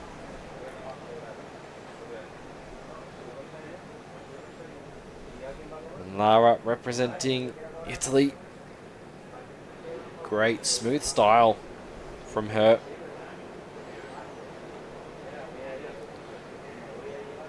She's been improving in recent years, putting in some hard work. And now she's up against the world's best here.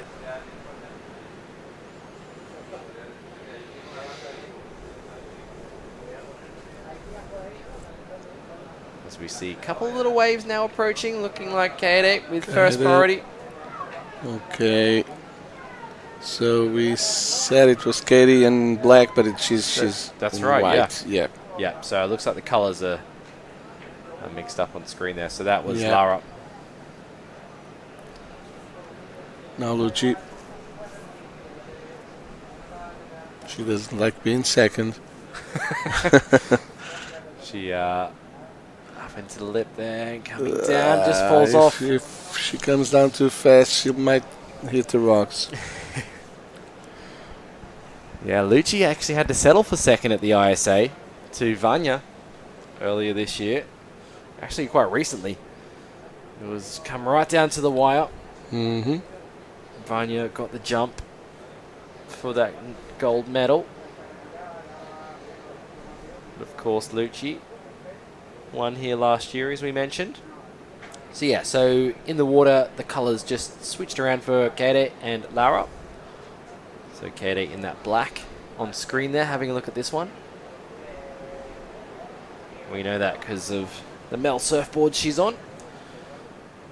Great slashing turn there to start things off, waiting for the wave to stand up. She's no stranger to hitting the lip on the inside. She gets that board up. Okay. Unfortunately, gets unstuck though in that turbulent white water. Really need to be landing those maneuvers to get the scores. She's going to reset herself, get back out there. She knows what to do. See the replay. Getting low for this first turn. Just a slashing maneuver. See, it was a little bit on the open face, not in the steeper critical section. So not going to be a huge score, but still enough to get her in the mix. Because there's only been some small scores dropped so far in this first heat of the women's. You can see her just setting it up, waiting for things to line up here. And she goes, throws that board up into the lip. And then almost rides out of it, lands on her feet. But just gets caught as that wave was refracting back up from breaking. Cami having a look at that one. Maybe you could hear some of her teammates screaming. Maybe she lost priority, exactly. Of course. I think she did, yes. And went to Laura. Yes. So, unfortunate there to lose priority, especially at this stage in the heat. When she's already got the highest wave score, she'd really want to back that up.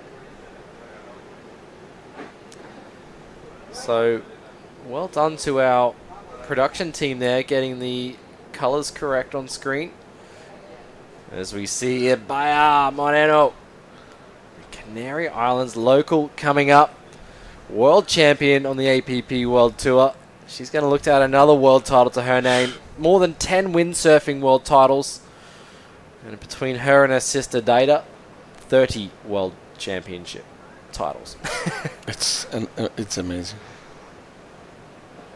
So she'll be coming up against Vanya there.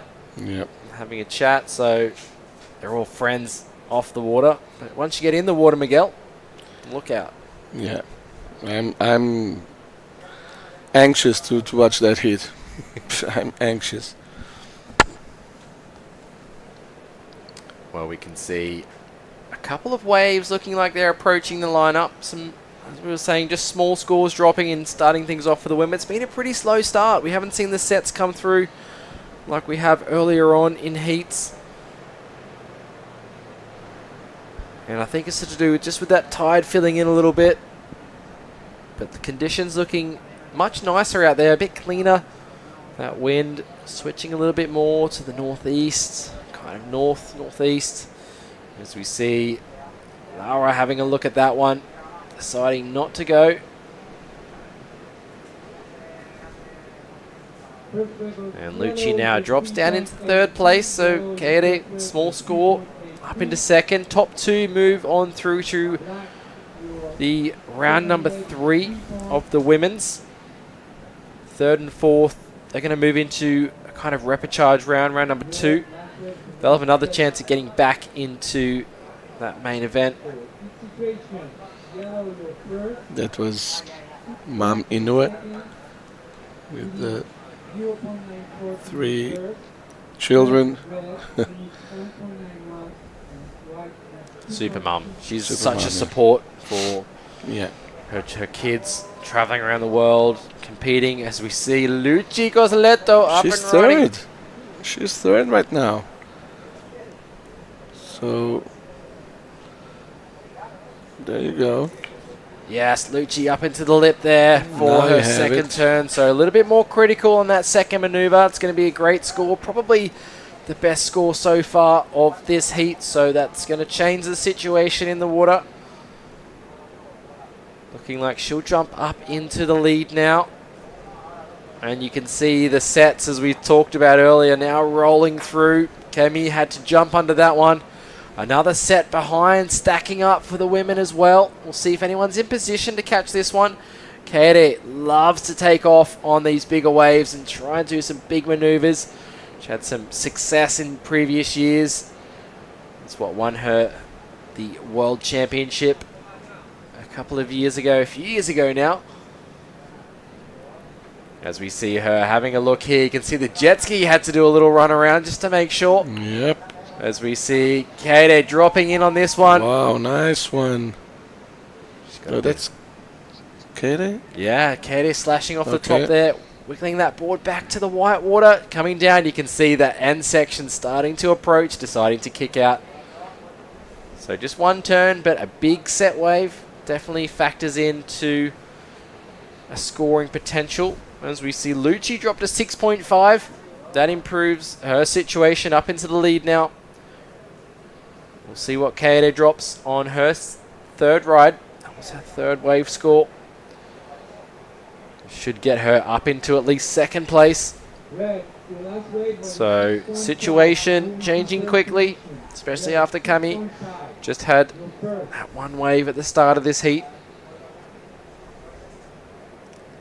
As we see a replay of Lucci getting low, you can see how compressed she is. Just staying controlled in the bumps here, holding that bottom turn, waiting for things to set up, getting around this section. For a moment, it seemed like she was without the pedal. Unbelievable. And then just a bit of setup work here off the top, leaning back on the paddle. And then this is where the majority of the points come from to earn her the 6.5. This second turn lines it up. The wave stands up tall. She gets the board up to the top of the wave. And manages to ride cleanly out of that turn. Challenging conditions out there, but Lucci making it look really easy. Now Cami Dubrana up and riding on her backhand, being patient. Nice carve off the top. She's going to set herself up for another turn, wrapping it back toward the white water. And again, she might get another opportunity here. She does. So another turn off the top, but just comes unstuck there at the end. Gets close to those rocks on the inside section. Also gets really bumpy with a lot of water moving. So still waiting on the last wave score of Kaede to come through. And of course, we'll wait for that score for Cami to come through to battle for second. We'll see if anyone gets ahead of Lucci as well. Vanya on screen coming up in the next heat. She'll be in the yellow jersey. Looks like some great waves approaching. Lucci in position on the outside. Decides not to go.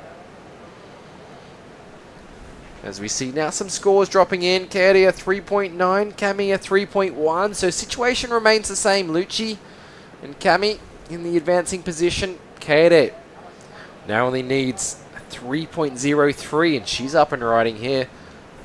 Wow, nice. She got stuck there. Yeah, unfortunately just coming off. Maybe pushing a little bit too hard. You can see how much her board stalled as she was doing that turn. So she'll look to reset, just needing that 3.03 to get into advancing position. But Cami, just with that smooth style, controlled, fluid turns, she's managing to hold on to that second position. You can see how close the score line is though. Of course. It's pretty close. Yeah. 820, 693, 690. Okay. No, something is going to happen. Kaede will get another. What happened? We've lost a score. Yeah, we lost the score. From Maybe Kaede, maybe they're changing the score. Yeah, maybe the score. Yep, we'll have a look. And Laura Dapont currently in fourth. But it is Lucci taking off late on that one. It's going to be behind the section. Not going to be able to get in front of that one. So she kicks out. She'll make her way back into the lineup now. So Laura Dapont need a 5.93. She's just had a 1 point ride so far in that white jersey. You can see Lucci there making her way back out. So competitors can lay down on their board to escape the impact zone. Then once they are clear of the impact zone, they have 15 seconds prone paddling. And then they need to be up on their feet paddling back out to the lineup, as Cami is right now. Now we see Kaede up and riding. Wow, steep wave, steep takeoff for her. Wow. Great turn under the lip. She's going to manage to get around this section. Great Also bottom turn. potential. Great turn. Can she get down? A little bit late. She's very small and very light, so she doesn't have the weight to push the board forward, you know. So she needs to eat more beef.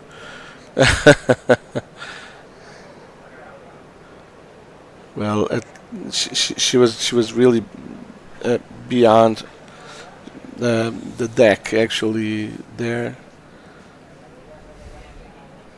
Wow, set rolling She through. was on the back of the board a lot. Yeah, so. she was. Yes, really stepping on the tail. Yeah. Stalling it. Cami, Yeah. up and riding, trying to stick improve. second place. Has to kick out. There's another big set behind. Is Laura going to be able to get over this one? She has to just duck under it. Lucci's just on the shoulder. Unfortunately, Laura just a little bit out of position. Cami has to duck under that one as well. So now the set's starting to roll through. You can see with this long period, there's a long wait between the sets. When they come through, they're a good size. We see a replay here. Okay, it is Wave. So just that check turn. Really good decision to do that because she had to get the speed through here. But look at her positioning. Yeah, the bottom turn was amazing, but her front foot it was too. Yeah, she was trying to move her front foot forward, but it should have been forward. So just too much weight on that back foot there as she was coming out of that turn. Under 5 minutes now, 4.5 minutes left on the clock. So Katie needing a 3.47 to progress through, and Laura a 5.93 to skip round 2 to move into round 3. They're sitting right on the edge now, 3rd and 4th into round number 2, which will be coming up pretty shortly. We've got 2 heats of the women and another couple of heats of the men for round 2, and then back to women's action.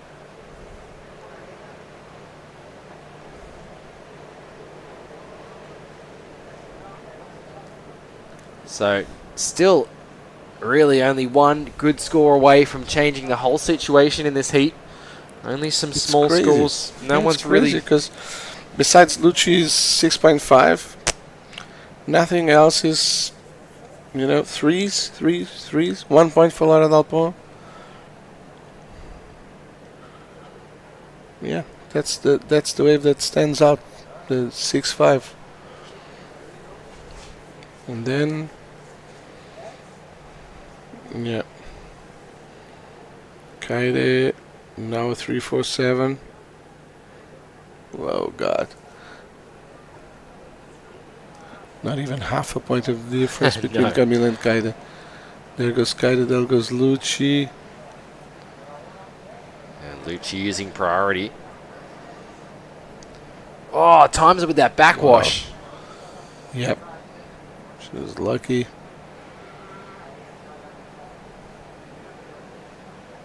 Whoa, just on the inside there, you can see gets really critical. Steep section. You don't want to fall there. No. She's going to try and make her way back out. 2.5 minutes left in this first heat of women's round 1. It is going to be Kaede with first priority out there. She has choice of if she wants to take the next wave that comes through. She'll want to see herself on a good one.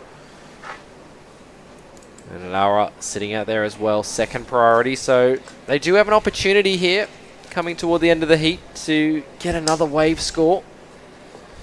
Of course, it's going to be tense times for Cami, who's currently in second if Kaede does get a wave. And Lucci just improves her scoreline a little bit, so making it a little bit tougher for the other competitors to catch her now. But Cami is going to try and improve upon her second scoring ride.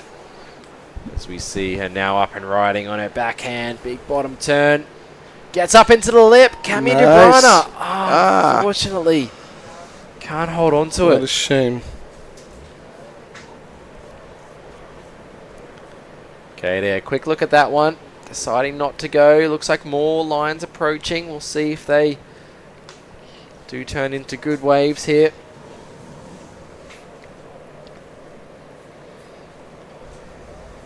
Laura taking a small look at that one.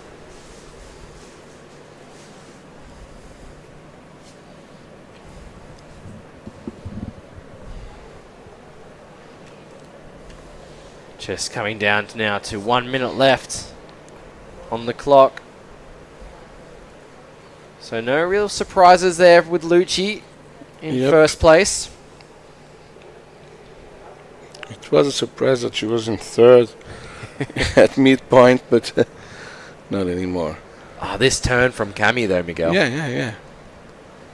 That was something, but very vertical. Too bad that re-entry there. She fell there. I think the speed coming out of that turn was quite a lot and to that hang on goes to. Katie. She needs to paddle hard. Let's try. No. So she'll lose priority there. Laura now in priority. Is Laura going to be on this set wave behind her? I don't think so. Decides to paddle over it. But Katie might just... She's going to go over it. Yeah. So it looks like... She'll have to go to round 2. She'll have to go through to round 2. She'll be surfing again alongside Laura Del Pont. So it will be Lucci and Gami moving on through to round number 3 of the women.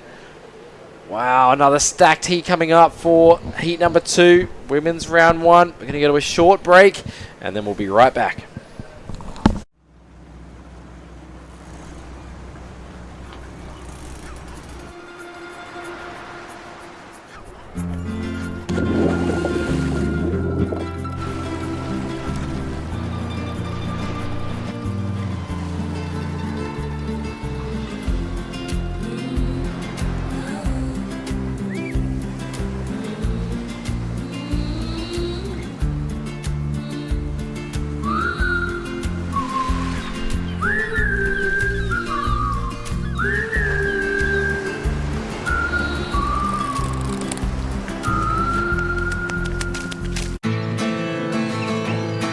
¿Alguna vez te has preguntado por qué siempre quieres más? Más lunes sin alarmas. Más primeras veces. Más saltos al vacío. Más desayunos en la cama. Más olor a mar y a campo. Más sonrisas a cámara. Más latidos por minuto. Más disfrutar del camino. Más sueños casi cumplidos. Más amigos de repente. Más carreras a cualquier parte. Más sabores por descubrir. Más quedarse sin palabras. Más tiempo. Tiempo para perderse y volver a encontrarse. En definitiva, más momentos como este. Y este. Y este. ¿Y si la respuesta nunca ha estado en el qué, sino en el dónde? Gran Canaria, mucho por vivir.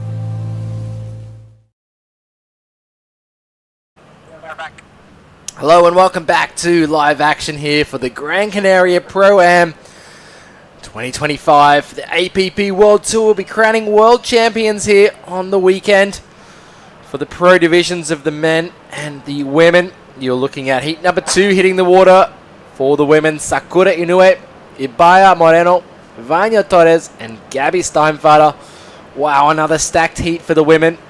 And you can see the beautiful scenes here of Elioret in Las Palmas de Gran Canaria. As we see competitors just making their way in here, getting a little caught. It's a really tough entry and exit from the water. Wow, what great sportsmanship there from Kaede, helping Cami to get out. And she managed to lift up Cami's board there, pass it up to the teammate, sacrificing her own equipment. Really great friends they are, all the women here. So Kaede, unfortunately, in that third place in that last heat. So she'll be coming up again, though, in round number 2. Cami DeBana there. You can see just saying good old thank you and how crazy that was. Lucky they managed to make it out in time. Some big sets rolling through. Yeah, Cami DeBrana second place. Moving on through to round number 3. And of course, Luci Cosletto, she won that last heat. As we turn our attention to the water here, past world champion Ibaya out in the water. And of course, our winner from the junior division yesterday, Sakura. She's out here. She's been in this position before as well. And winning her first world title for the ISA, Vanya Torres in the yellow. And no stranger to competition, Gabi Steinfader of Brazil. Wow, she is an electric surfer. It's going to be great to see this showdown here. Let's hope we get some good surf coming through. Just waiting for the heat to start, to get underway. And we can just see and hear an update. So just waiting for athletes to come through from the last heat before we get started. You can see the athletes area there. They can chill out, watch the conditions. And the bow, it's definitely warmer now, and definitely the tide is much higher. So there's a lot of water moving. And close, very close, so you can almost touch it. Yeah, you stepped out there quickly, Miguel. Anything else you notice in the conditions changing? Maybe how the athletes are feeling out there? I think girls are starting to feel that it's tough, huh? It's probably tough. But yeah, this is the heat we were waiting for.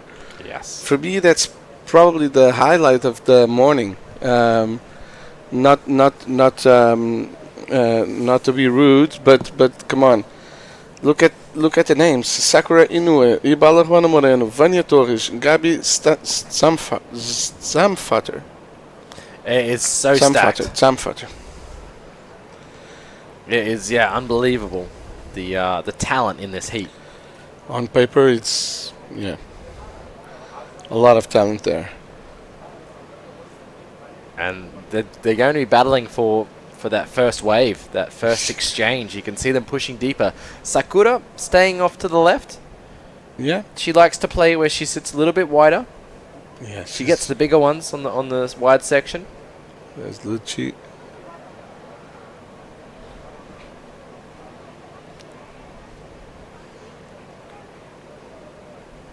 Yeah, Luci, of course, going to be hard to beat.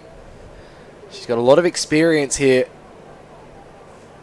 As does that woman in white as well. Yeah, Ibala. So conditions, it looks like the wind switched offshore. Is that right, Miguel? Yeah, actually it's kind of side off. Yeah, nice. It's or perfect. Cross shore maybe. Typical conditions here, which is perfect for El Lloret. Because it's as soon as the sun came out, it felt like the wind changed also. So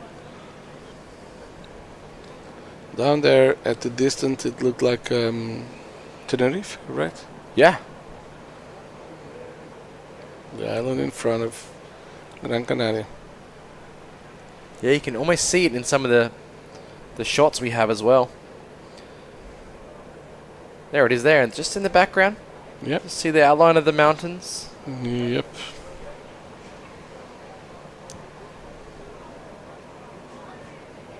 As we are still waiting for the first wave to be ridden in this heat. So all for athletes Feeling the pressure. Definitely feeling the pressure, especially when time ticks away at the start of the heat. You want to try and get at least one wave just to shake off the nerves. Yep.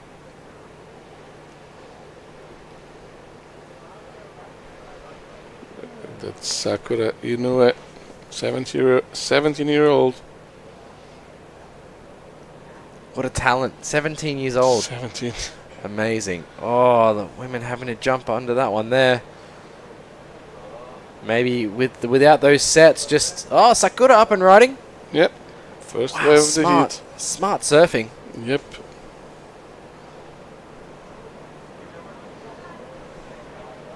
Just gets that wave away from everybody else. So a quick start for Sakura.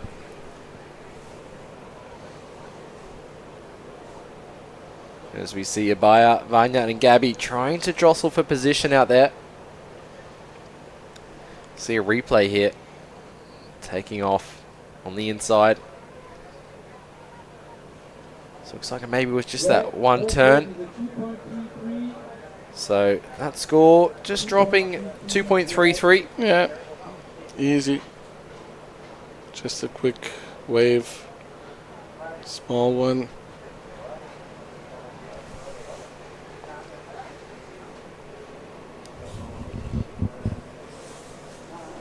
So I was chatting to Abaya just before her heat.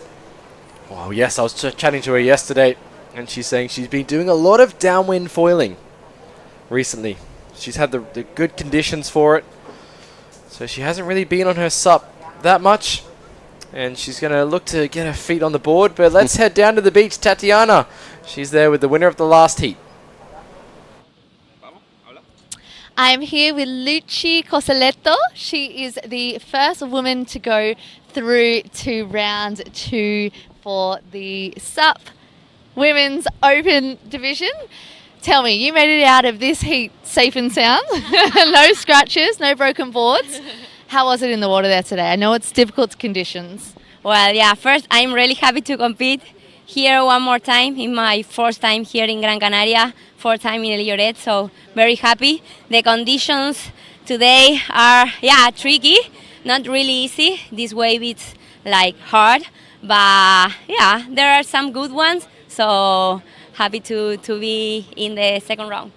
Well, we are also stoked to have you back. Luci is our reigning world champion. Now, I know you've had a year full of competitions. How are you feeling? You've had a lot of practice building up to this world title. How are you feeling? Yeah, I was training a lot. This year, I compete a lot too. This is the last event of the year, so really stoked to be here and do some heats and compete in this really good wave that I like with the best athletes in the world. So yeah, stoked. Absolutely. Now you are here solo at the moment. Luci, is lucky enough to travel with her family half the time. How are you feeling being here, solo? Good. I'm with friends and I'm with the coach here too, and all my family and friends supporting me in Argentina, so I'm happy. Anything you want to say to them watching back at home? Les mando un beso gigante a toda mi familia, a todos mis amigos y a toda la gente que me apoya desde Argentina, y vamos con todo. Gracias, Luci. Thank you. Back to you guys in the studio. Thanks, Tatiana. It was Luci Cosoletto, the reigning world champion and winner of the first heat. She got through directly to the third round, right, Bo? Yep. Third round. Round, yeah. So, first wave for Vanya Torres. Very good turn. Very good turn. Very good turn. But the thing is, Sakura Inoue is the one leading because she has already 2 waves. And here comes Gabby. Gabby, just unfortunately. Sam Fatter. Just has to really go down the line on this one. Yep. Gets one turn at the end of that wave, but she really wanted a bit more on the outside, but had to wait You can see just how powerful the waves are out there. Exactly. But yeah, Sakura, she seems to be in the right position. Got 2 waves to start off this heat, a 3.33, a 2.33. She's there with the red jersey, a little bit more on the left, and she seemed to be off the peak. But the thing is, when the big sets come, she's the one in the right spot, you know. Yes. And that's what she's been doing. She's been getting the right ones over there. So that's why she's leading. Now just Ibala is missing a wave. So yeah, Vanya, a 4.83 for that one turn on her backhand. And Gabby, she had to race along, still waiting for that score for that one turn at the end there. We're going to come in under Vanya's wave. So, like you said, Miguel, Ibaya maybe playing patient, or maybe was out of position for those waves earlier on. We'll see Vanya's replay on her backhand. Just times it. Look at this backhand turn. Wow. So quick off the top. And then Gabby just didn't quite manage to have the right timing. Looked like she was going to go up into that section there.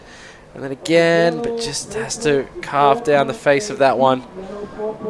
But does a nice turn to finish off in control. Ibaya, live action.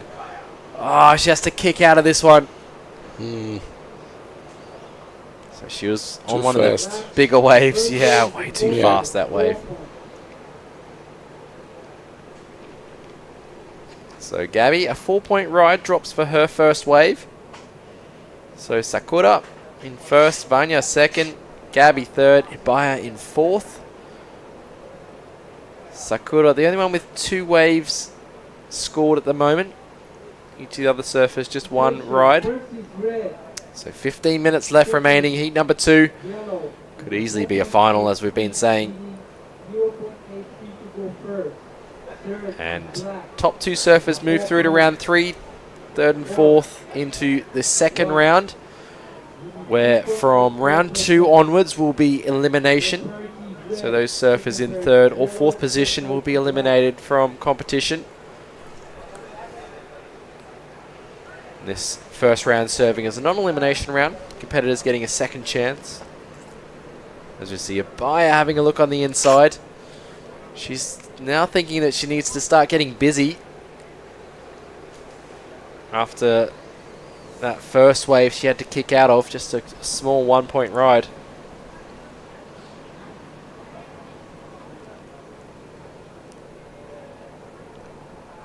And more lines approaching the outside. See if they make their way through to Elioret. So Sakura with priority 1, but it's Vanya that gets this one. Oh, you could see her foot slip. Yep. Oh, she really needed a backup score. Now there's some sets approaching, so she needs to make her way out to the channel. She's Belfast.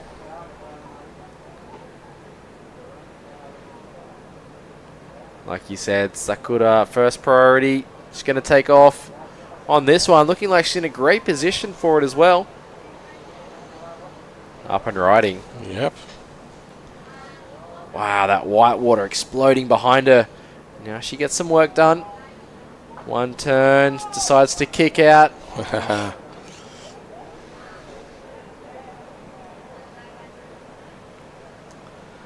I mean, 17 years old and faced with that oncoming whitewater section. Yeah, I think she got afraid. Yes, but she's doing well. She is. Her confidence has improved over the years. We do see Vanya just drop a small score, manages to just overtake Sakura there. So Vanya up into first now.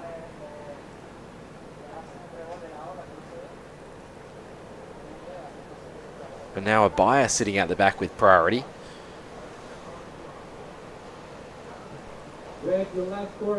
So Gabby must have had a look at a wave that come through.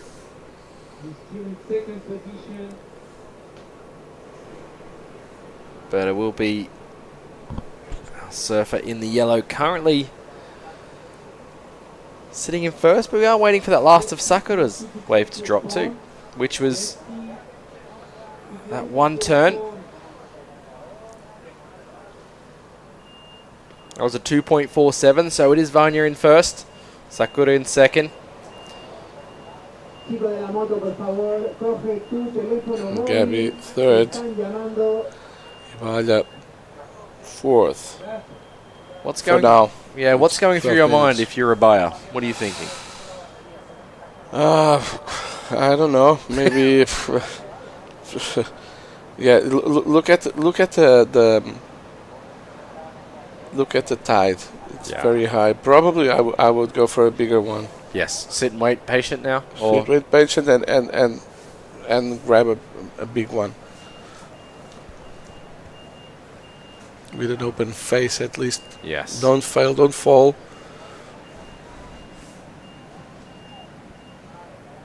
Don't fall, that's good. Good advice. Don't fall on those turns. Yes, you know, that's right. Go for a re-entry, but don't fall. Exactly. You know, let's see if she's applying that. Did she listen to you, Miguel? So, one turn. Very good. Now, a second one. Yeah, but the part of don't fall, it's that part. You know. But you can see the backwash playing there. Yeah. As she was bottom turning, the backwash lifted her up. Yeah.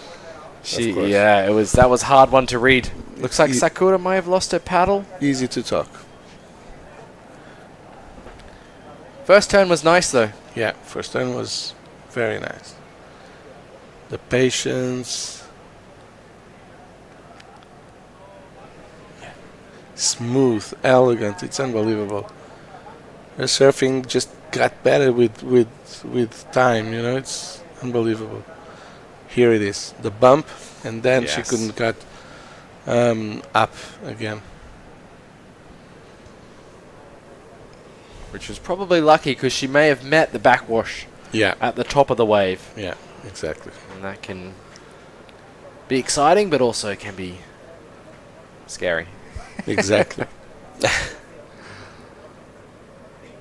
So wait for that score to drop and then update you on the situation. You'll be able to see it on screen. She should get a good score for that one turn. Maybe change the situation slightly. But it will definitely help for what she needs to get for her second ride. As we see them just looking back, see if there's any updates. And also looking back to the priority board. So there'll be a screen back on the beach with the color rash guard with a number next to it to call out priority. There we go. A score drops for Ibaya. That's a 4.57. Yeah.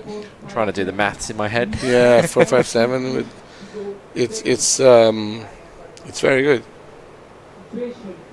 So yeah, for that one turn, good score. So she doesn't need much at all to move up into second place, which is advancing position through to round 3.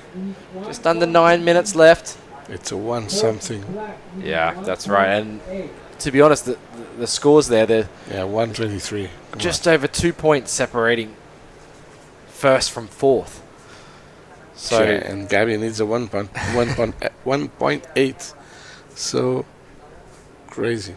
Yeah, no, not much needed in the way of score, and there's still plenty of time left for waves to come through. It's going to be an exciting finish to see who moves on through. If you skip around, you get a good rest, and there's a great look at our event site down here at Eliorette. You can see the athletes area there, the priority system up on screen, the judges in the white tent there on the left there. Some spectators walking along, the city of Las Palmas, the Gran Canaria in the background. And then our surf break. Ibaya just having to jump out of that one. Our judges on screen there. Very experienced judges. Of course, they've been judging stand-up paddling for many years now. David, the head judge there on the left, been with the APP World Tour since its early days. think 2013, 2014 I met David. He's been a big supporter of stand-up paddling. Wow, big set rolling through. Abaya just getting caught by that one.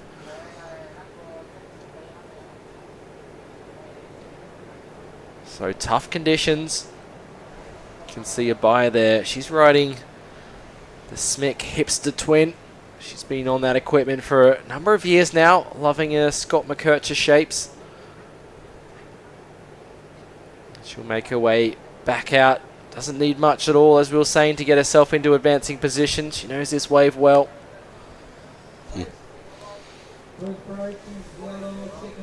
7 minutes, so a little less, but it's anyone's game. Anyone's game. We can hear some whistles. Yep. Usually means there's something coming. Or someone lost a dog. Or someone, yeah.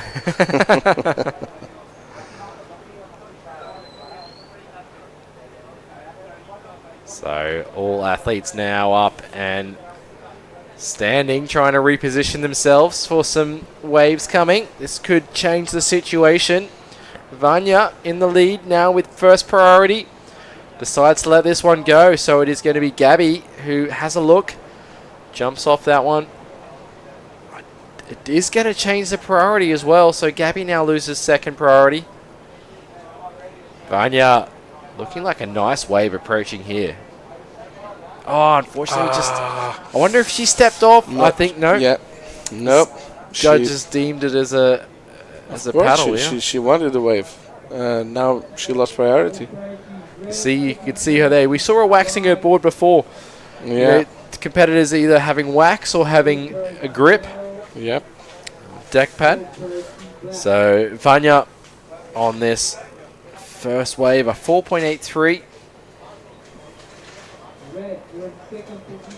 And then Abaya 4.57 for this ride.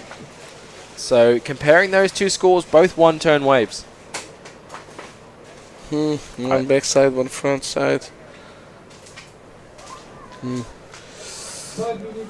Yeah. I think the speed that Vanya carried just had the jump. A little bit, yeah. That's why it's a little better. Yeah. And doing those turns on your backhand, it's... Well, actually, front hand here is also difficult. But that's why she didn't turn as fast, as tight. Mathieu Carpentier coming up next, round number 2 of the men's. You can see that is Gianmarco, yeah. And Jason Latham will be coming up there. He's there walking out in the red jersey. Yep, there he goes in front. So Jason being a goofy footer as well.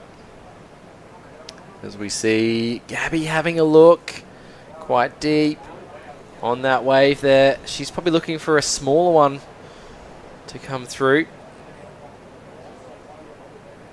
Looks like those smaller ones have a bit better shape. And they open a little more. There goes Ibaya.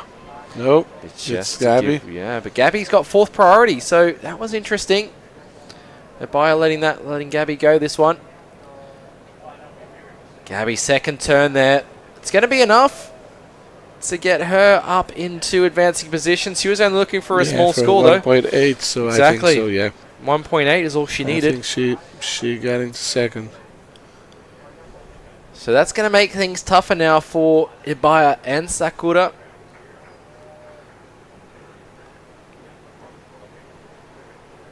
First turn there on this replay. Gabby's wave. And then manages to back it up with a second turn.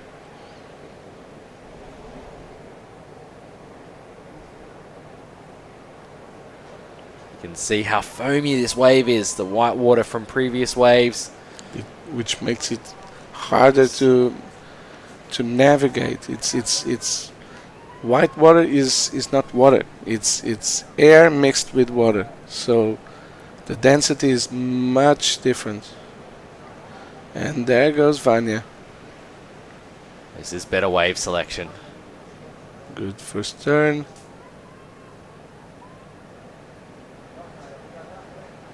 Decides to kick out there, so 2 turns from Vanya.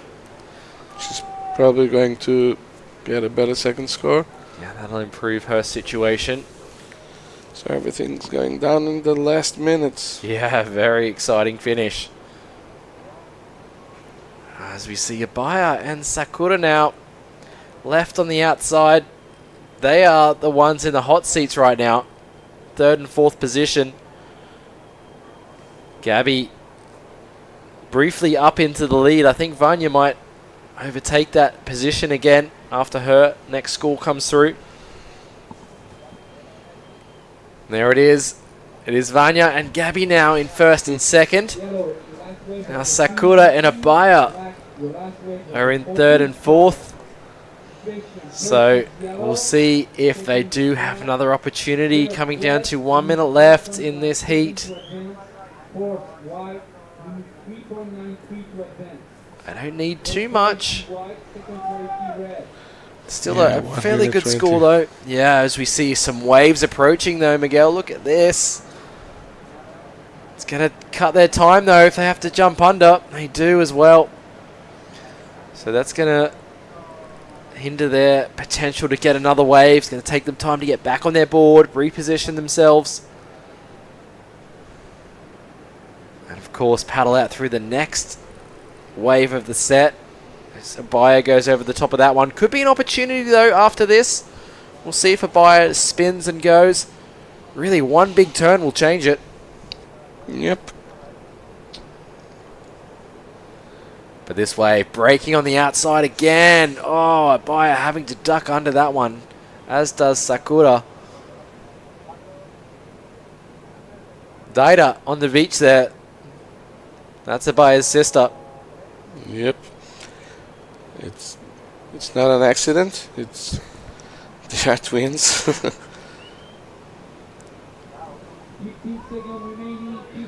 Wow, so it looks like the clock is going to tick down. Can Abaya scratch into this one with enough time on the clock? I'm not sure if she is going to get it. Maybe she is.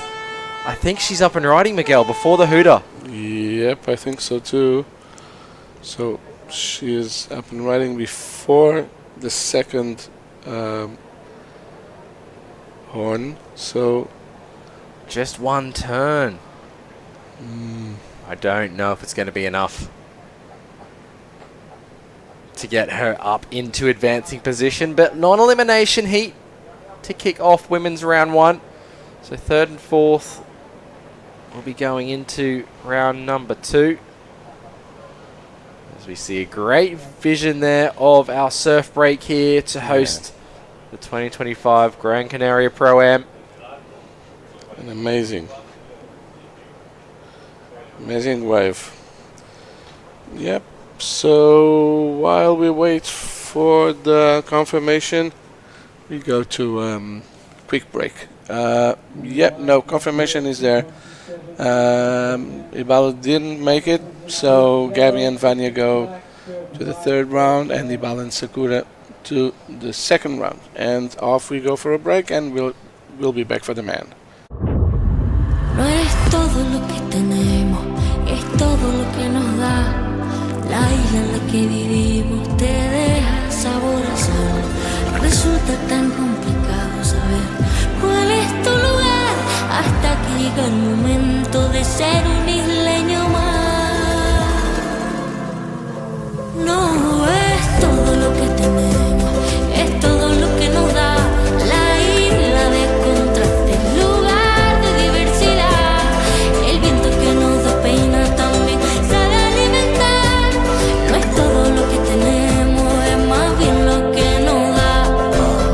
La herencia de un pueblo de nobleza y fuego, la fuerza del mar, la tierra y el cielo, diversa belleza humana y salvaje, su mágica esencia, su gente y paisaje, fuente de energía limpia y soberana, tanta riqueza que nutre y que sana, en nuestras manos nuestra libertad, isla de fortuna que tanto nos da. La isla de buena gente, tierra sagrada, sol que me ampara, la isla que a mí me cuida, el mar que sirve de puente y no es la frontera, hay mil maneras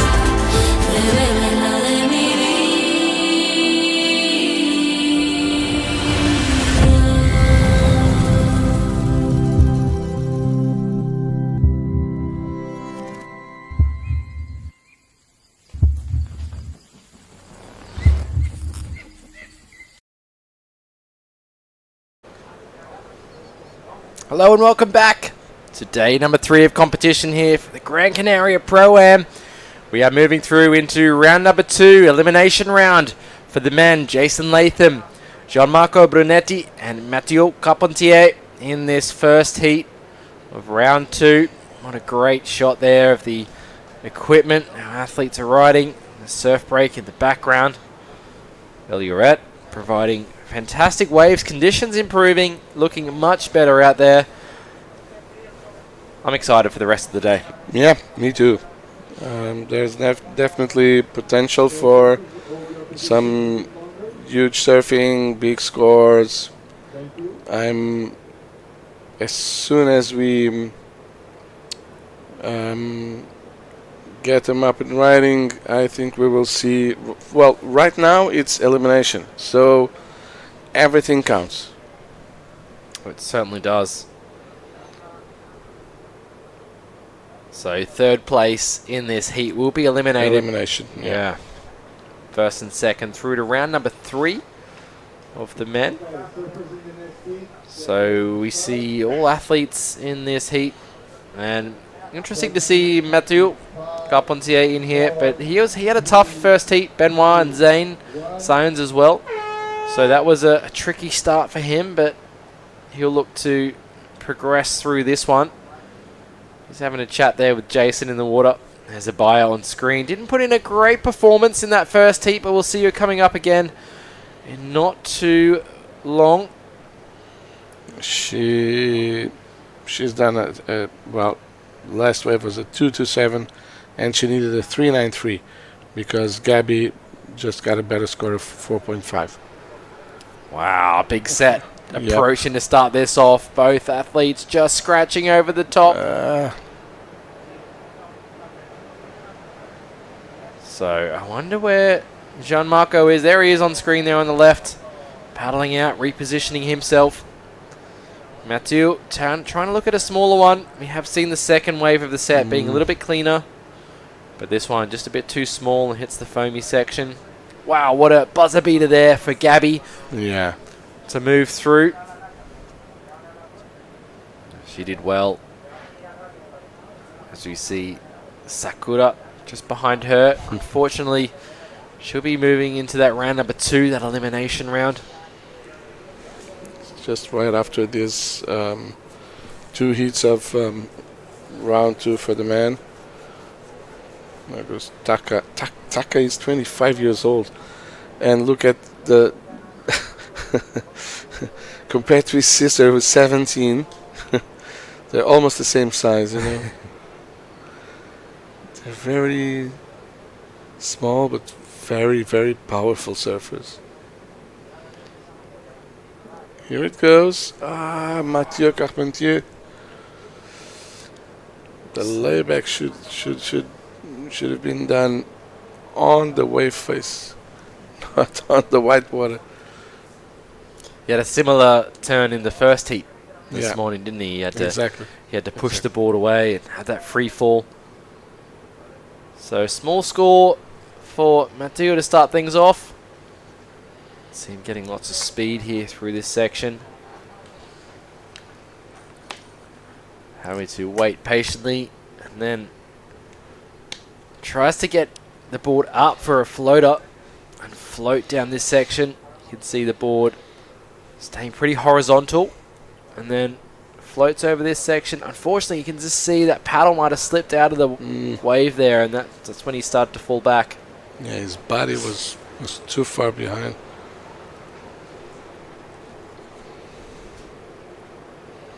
The board just went with a lot more speed than his body.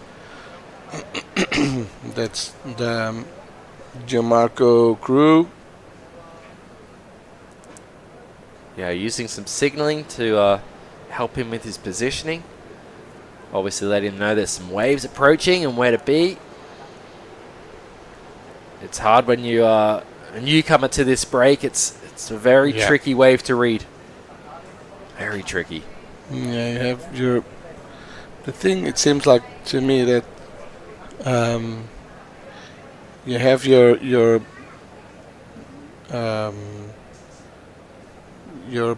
points to look at, but suddenly out of the blue there comes a big set and you're off guard, you know. Exactly. And then you question, do I want to sit there again? Yeah, exactly. Or should I wait for a big set? A lot of strategy coming into it. That's why you see some of the best like Benoit and Luis and Lucci as well.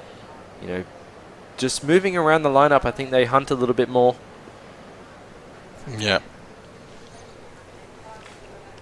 As we see another wave approaching. This one looks a lot cleaner. We'll see if Jason's able to get onto this. He decides not to go. Probably couldn't get onto it. As we see lines out the back though. Yep. And those ones are very visible. Proper set. Proper sets. So that's what I was talking about, you know? Just paddle. Paddle. Oh yeah, they have to paddle because I think they're going to get the next one on the head, possibly. Oh my God. That is a big wave approaching. Those are big waves. So Marco just scratching to get through. Oh my goodness.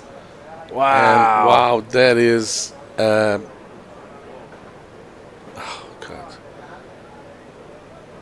Wow, and one more as well behind it. You can see the jet ski going up and over. The size of these waves rolling through it, Eliret. There is. But that's the wave you want to be on.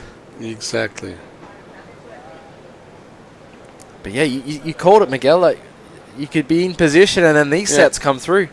Yeah, exactly. Wow, so these waves coinciding with a higher tide coming up as well. It's going to create a lot of water movement now through the inside, so it's going to be tricky for the next 5 minutes or so with a lot of water movement. Exactly. You can see the backwash there on the wave. Look at the backwash coming from your left. So, and going all the way through the lineup, unbelievable. And that's that big set there, just rebounding off the rocks. You can see another one there. So now athletes going to reposition themselves. You can just see how much Gianmarco got pushed out of position. He was sitting out there with Jason. Exactly. And ended up being pushed back to the inside there. It looks like some waves again coming through. So non-stop action with the waves here. There goes Gianmarco to the jet ski. He realizes there is more waves approaching. Is Jason going to be in the right position for this? I know Jason's probably got his family at home watching. Mathieu is going. Woo. Let's go. Look at the size of that white water. Yep. Oh, very okay. in the pocket surfing. Almost lost it again, huh? But that's... again, commentator's jinx. I think it's difficult out there, but I can hear more whistles. Wow, big set rolling through. He got hit by the white water. Yeah. Yeah. Well, gee, Mathieu did very well to put that first turn in the pocket. That was bumpy. Yeah. But wow, look at that drop. Very big drop. A lot of attitude. Look at Gianmarco and the jet ski on the corner. Oh, that was amazing. Wow, he gets high up into the wave there. Wow. And drops down. Wow, did so well to stay in control. But then it came the white water and got a chunk out of his positioning. So, yeah, those white waters are very unpredictable. You never know what will happen. Yeah, that's right. It's last week in Nazaré, I saw something that I thought I would never see. Away from Nick van Roop, that he got completely swollen by the white water, and then he came out of it. Oh, it was amazing! Wow, unbelievable, wow. Unbelievable. And in that Best size of wave. the event. Yeah. In that size wave. But I'm that talking is- 50 foot. Yeah. So, yes, so this 50 is, foot whitewater. This is small compared to that. Yeah. Wow. To have the control in that size waves, in that whitewater. Wow. But here, definitely, the waves are picking up. Yeah. And of course, Clement Rosero, his teammate, he's competed here before, Clement. Yeah, exactly. He's no stranger. Wow, late takeoff there from Mathieu. Just goes down. Mathieu is charging now. He is. He is charging, I think. He's showing that he is not scared. That's right. There's been a really long run of swell in Europe and in the Northern Hemisphere. Yeah. In the Atlantic, especially recently. Yeah, Benoit and Mathieu have been training together, of course, and surfing some bigger waves. Lots of cheers on the beach, getting excited. Everyone had a smile on their face. Loved it. That was the French contingent. The French connection. Yeah, we have 3.5. Very good for not this one, but well, this one probably is not even going to have a score. But last that one, one turn, 3.5 for one turn, not bad.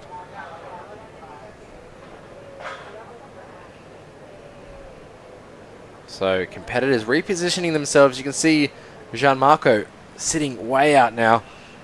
He's going to sit and wait for another one of those big sets. He doesn't want to get caught again.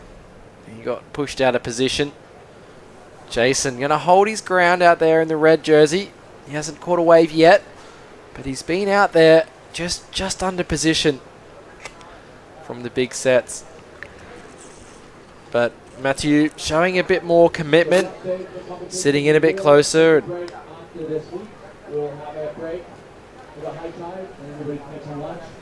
So, sounds like we've just got a bit of an update on the situation for the rest of today. Because of the high tide, we are going to go on hold after this heat. All right. And then, sounds like a 2 o'clock call, 2 p.m. local time. It's going to be the we'll next have call. like a 1.5 hours stop. And I think it's a good call just with that backwash Yeah. at the moment. It's And you can see competitors being a bit out of position, so maybe offering competitors more of a chance. But Mathieu's been on a number of waves in this heat. It looks like he's alone in the water. Again. Very Benoit-esque turn there. Yeah. The thing is, he doesn't have the speed, enough speed to do those laybacks on that part of the wave. Sure. Actually, like the logo just showed, he has front foot. He moves the front foot. Very good. Now he repositions. Repositions no, he should have repositioned his feet, and then it kind of stops the board. And of course, there's not enough core there.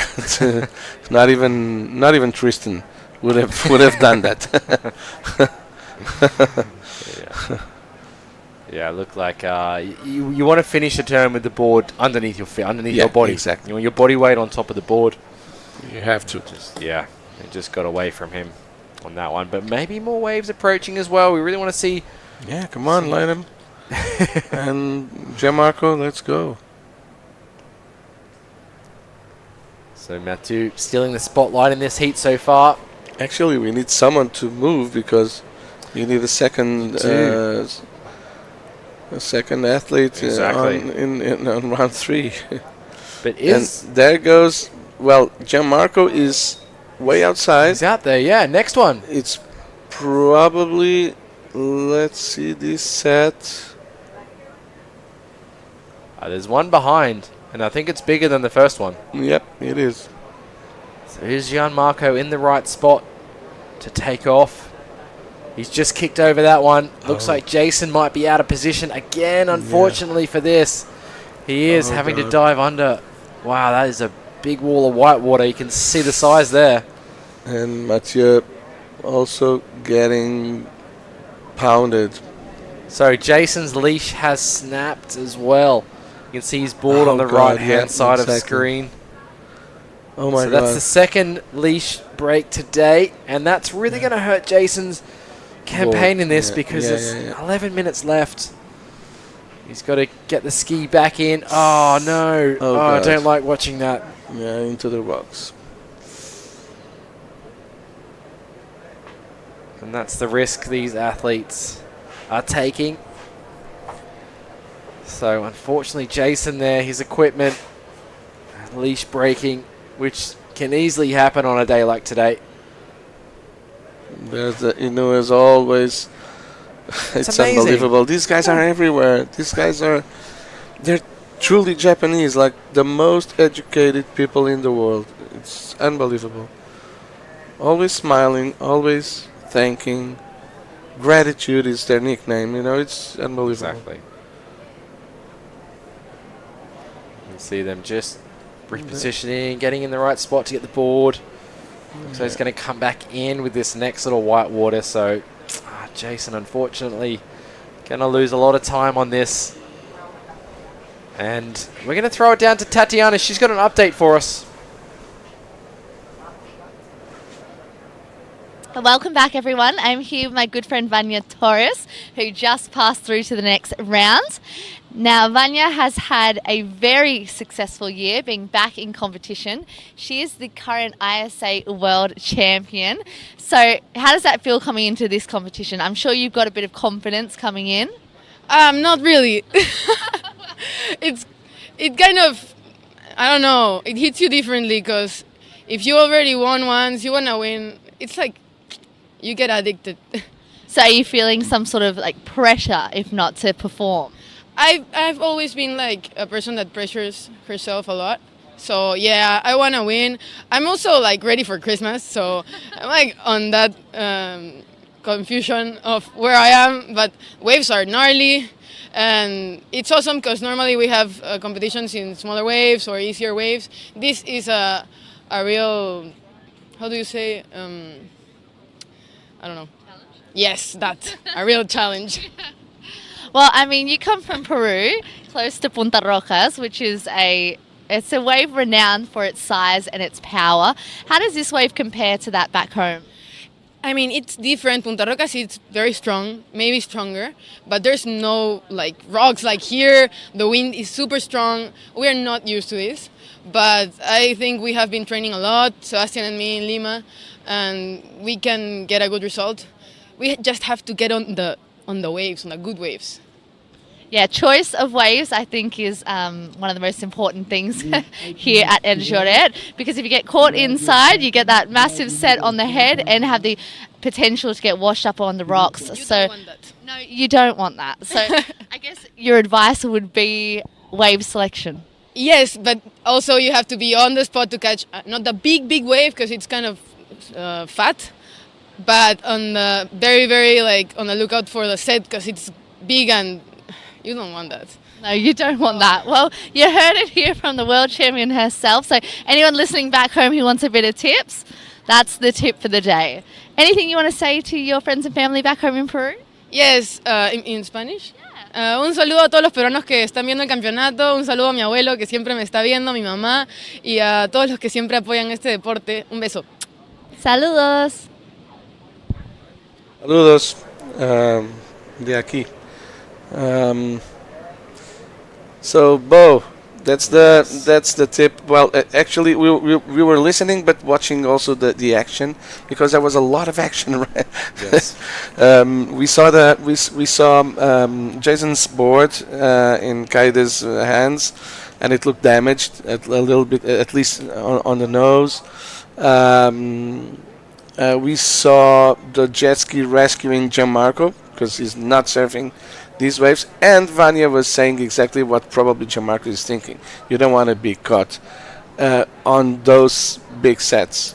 You have to choose pretty wisely the waves that you get. So funny that she's thinking about Christmas, but staying here and having won the ISA World title at the same time. So it's a confusion right now. It is. She's having fun though. Yeah, she and is. Her surfing it She's speaks having- for itself. She's a great surfer, especially on her backhand. I mean, she won in El Salvador on a right-hand point break. She might be able to do it again here, but it's tough competition for the women's division. And I'm going to say, Miguel, that I think all of our athletes have come in from probably the water. I know Mathieu is the only one really riding waves Yeah. out there. He's been in position for multiple waves, and I think Jason just has to paddle and get a white paddle. water and that's it, you know.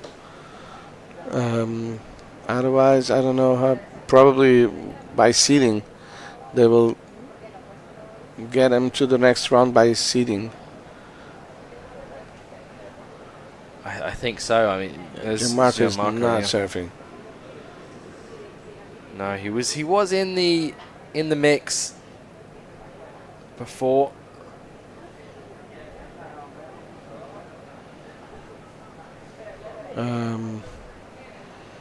No, Jason is going out again. Yes, Jason.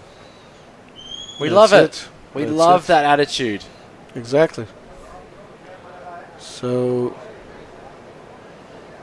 that's Jason it. opting to Yeah, paddle yeah, back yeah, out. Mathieu is back in the water Mathieu after his is wave. Look at getting waves this. by himself. Look at this wave. Wow. That's a proper 3-meter wave. 2.5 maybe. He's having Well, fun not out there. 3, but 2.5. Yeah. Yeah, no, he's loving it out there. He's Yeah, been he's catching free plenty of surfing. waves. He is free surfing. That's it. He And knows that he's winning the the heat. That was also funny about Vanya's interview. She says that she comes from Punta Roca but there's no rocks there. So why is it called Punta Roca? That's what I was thinking. I thought the same thing. Exactly. So come on. But I guess maybe not as dangerous as this. Yeah. So it looks like Gianmarco is he's going to call baffled, it a day. huh? Yeah. Yep.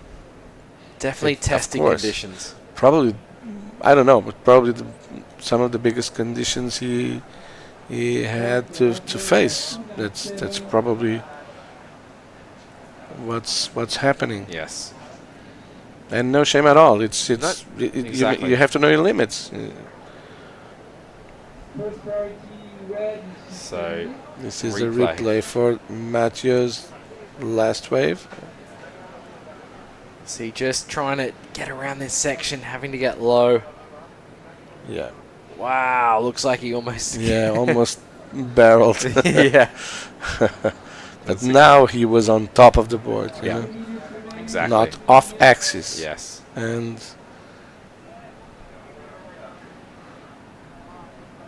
very good. Yeah, so Mathieu doing well in this heat. Let's see if Jason can get himself back out there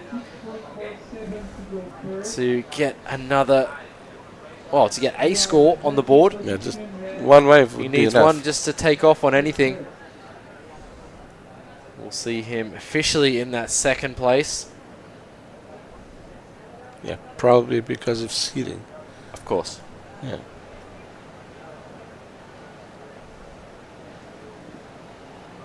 Mathieu, having a look at another wave. Mathieu's unbeatable, huh? Wow, much better. Wow, nice, very nice turn.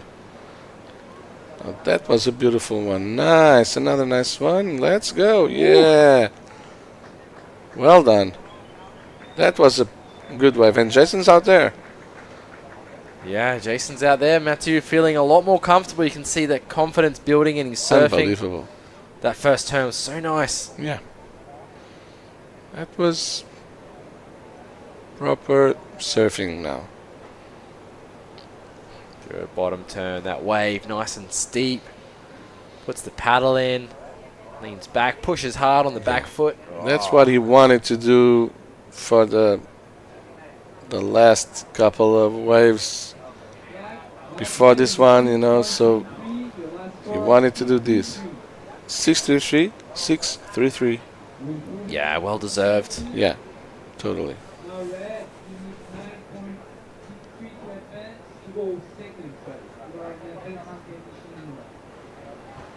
Wow, nice late drop there from that re-entry. Exactly. Wow. So Miatu, there, he's now comfortably in the lead. Jason is going to take off on this one. Just needs to get one wave, probably this one. It's perfect timing for him too. Yeah, okay. Yes, you can see the damage on the front of his board too. Yeah. Okay, nice turn actually. Nice Beautiful. turn again. Wow, very nice. Nice. Yes. Now, he doesn't need to do anything more. Good support there from everyone on the beach. It's already damaged, so exactly. you can exactly climb the rocks with the board. Wow, so Jason did so well. He's leash breaking with 12 minutes left and got out there with under a minute remaining to catch a wave. So this was an Ironman for Jason Latham. It was an Ironman, exactly. Unbelievable. It certainly was. So that will be the conclusion of the morning's action. So heat number 1 of round number 2. As you've heard before, we are going to go on hold until 2 p.m. It's going to be the next call. Yeah, it's 12:45, so next call at 2 o'clock, 2 p.m. So, guys, grab a bite. You can replay everything that we have seen this morning, and let's get back here at 2 o'clock.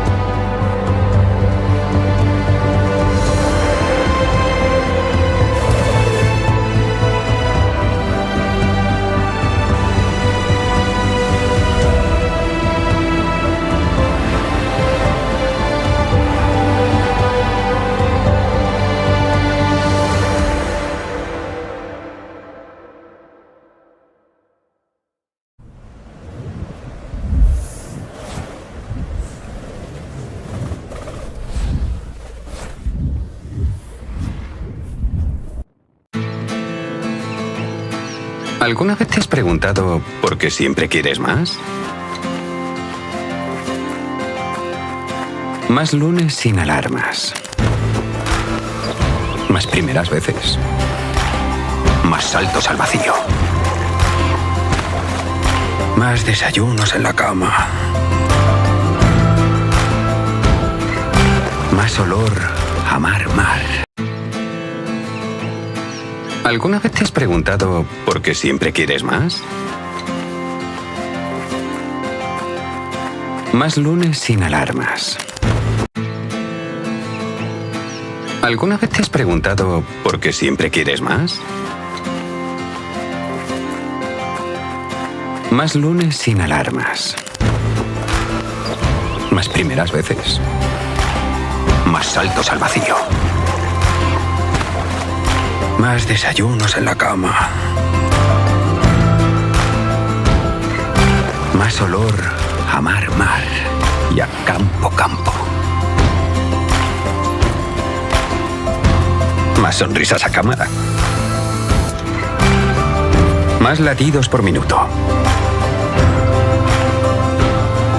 Más disfrutar del camino. Más sueños casi cumplidos. Más amigos de repente. Más carreras a cualquier parte. Más sabores por descubrir. Más quedarse sin palabras. Más tiempo. Tiempo para perderse y volver a encontrarse. En definitiva, más momentos como este. Y este. Y este. ¿Y si la respuesta nunca ha estado en el qué, sino en el dónde? Gran Canaria, mucho por vivir.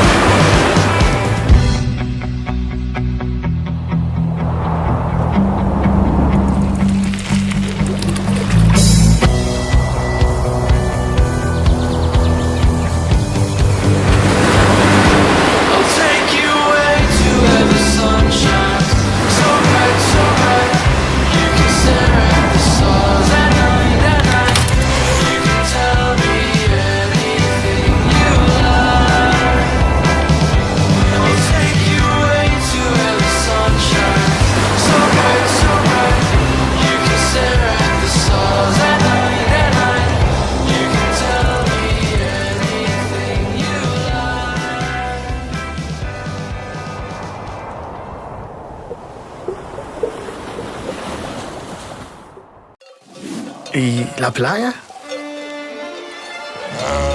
¿Cuándo fue la última vez que probaste algo nuevo? ¿Puedo hacer esto todos los días? Sí. ¿Puedo cruzar la isla caminando? Claro, o cabalgando si quieres. ¿En qué puedo ayudarle, señor? Bonjour, madame. ¿Es posible cancelar mi vuelo? ¿Qué es esto? Esto es nuestra flora autóctona. Oh. Y hay más. Mucho más. ¿Será por esto que sonreímos tanto? ¿O será por esto? Porque cada día es un nuevo descubrimiento. Dale un giro a tu vida.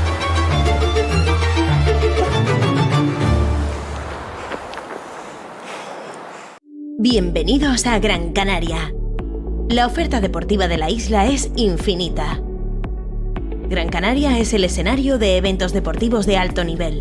Y próximamente también seremos sede de la fase final del Mundial de Fútbol 2030.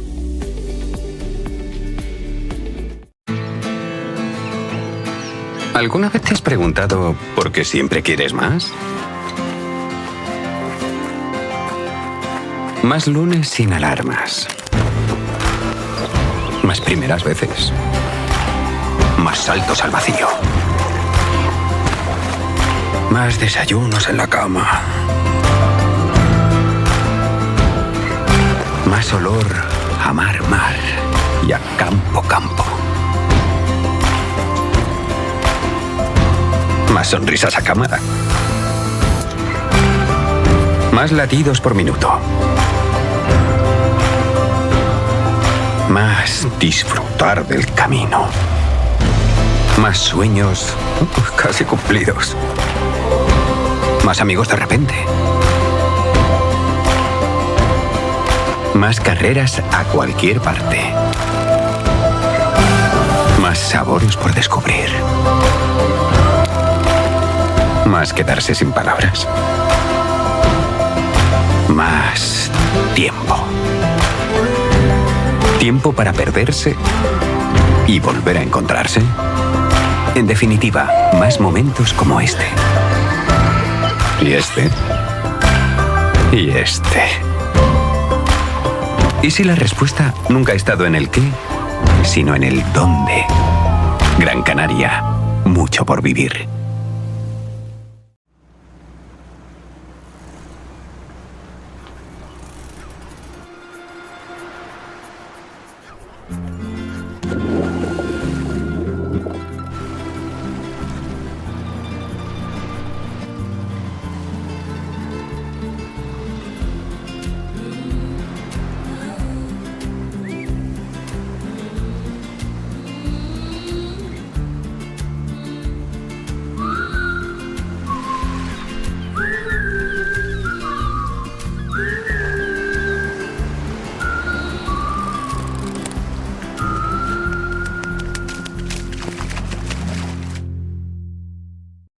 Bienvenidos a Gran Canaria, una isla donde el deporte se vive y se disfruta al máximo. Desde sus hermosas playas hasta las montañas del interior, Gran Canaria es el lugar ideal para quienes aman y practican la actividad física. Deportes acuáticos, náuticos, trail, ciclismo. La oferta deportiva de la isla es infinita. Gran Canaria es el escenario de eventos deportivos de alto nivel. Y próximamente también seremos sede de la fase final del Mundial de Fútbol 2030. Desde el fomento de los deportes autóctonos hasta la apuesta por el turismo deportivo. La isla sigue avanzando hacia un futuro en el que el deporte juega un papel clave en su desarrollo. Gran Canaria es un destino en el que se vive y se respira deporte.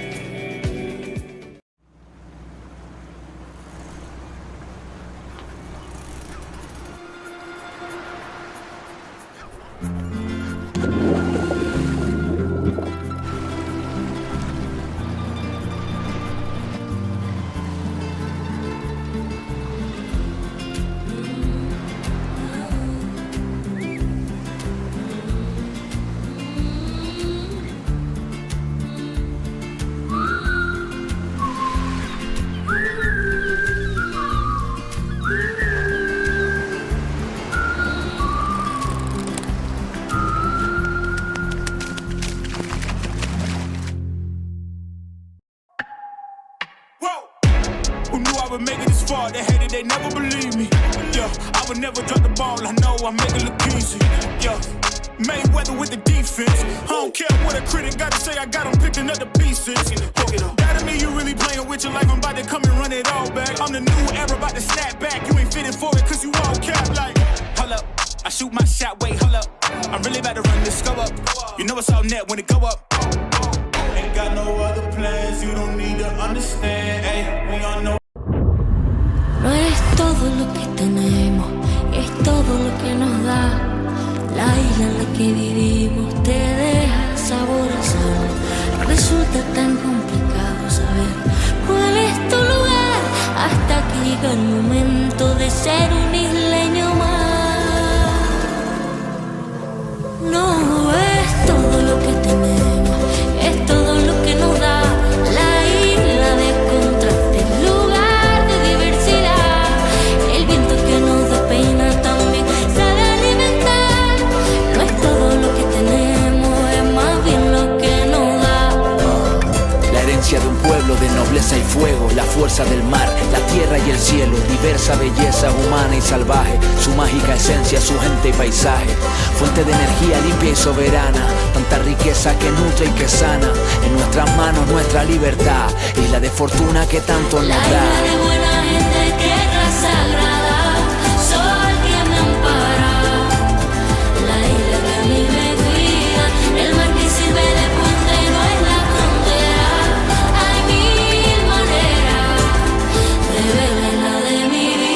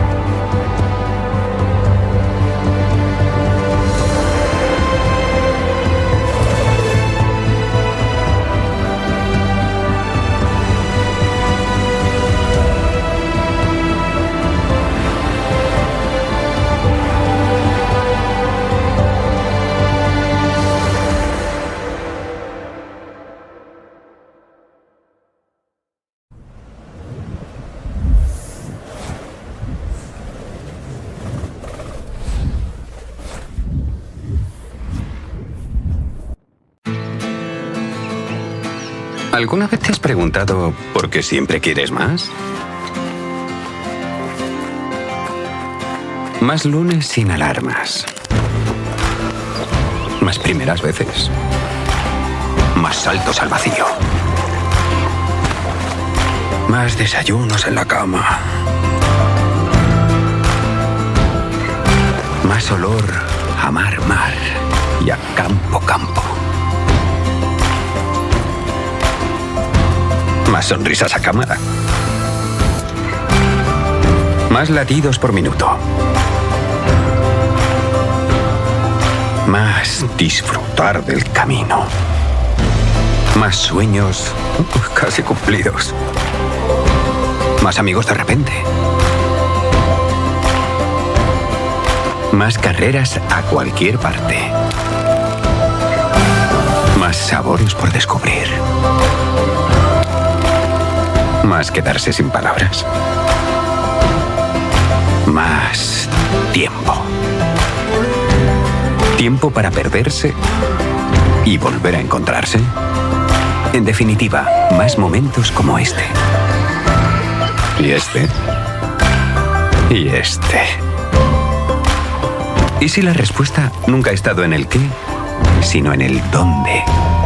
Gran Canaria, mucho por vivir.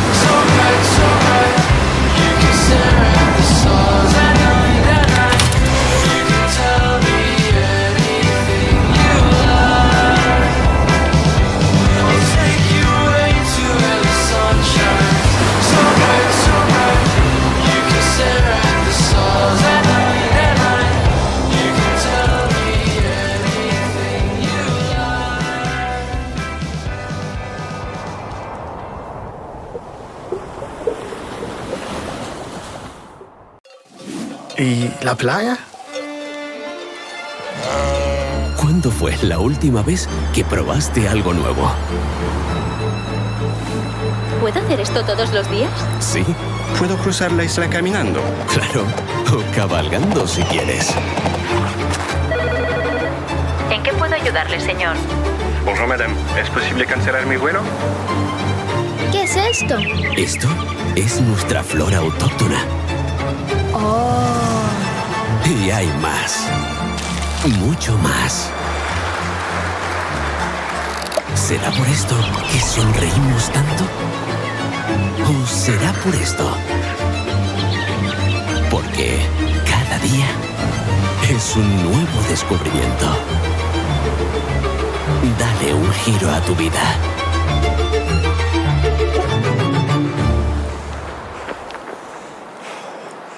Bienvenidos a Gran Canaria.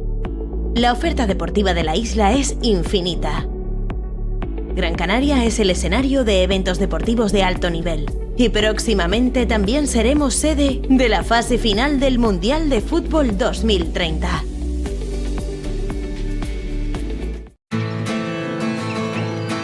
¿Alguna vez te has preguntado por qué siempre quieres más? Más lunes sin alarmas. Más primeras veces. Más saltos al vacío. Más desayunos en la cama. Más olor a mar y a campo. Más sonrisas a cámara. Más latidos por minuto. Más disfrutar del camino. Más sueños casi cumplidos. Más amigos de repente. Más carreras a cualquier parte. Más sabores por descubrir. Más quedarse sin palabras. Más tiempo. Tiempo para perderse y volver a encontrarse. En definitiva, más momentos como este. Y este. Y este. ¿Y si la respuesta nunca ha estado en el qué, sino en el dónde? Gran Canaria, mucho por vivir.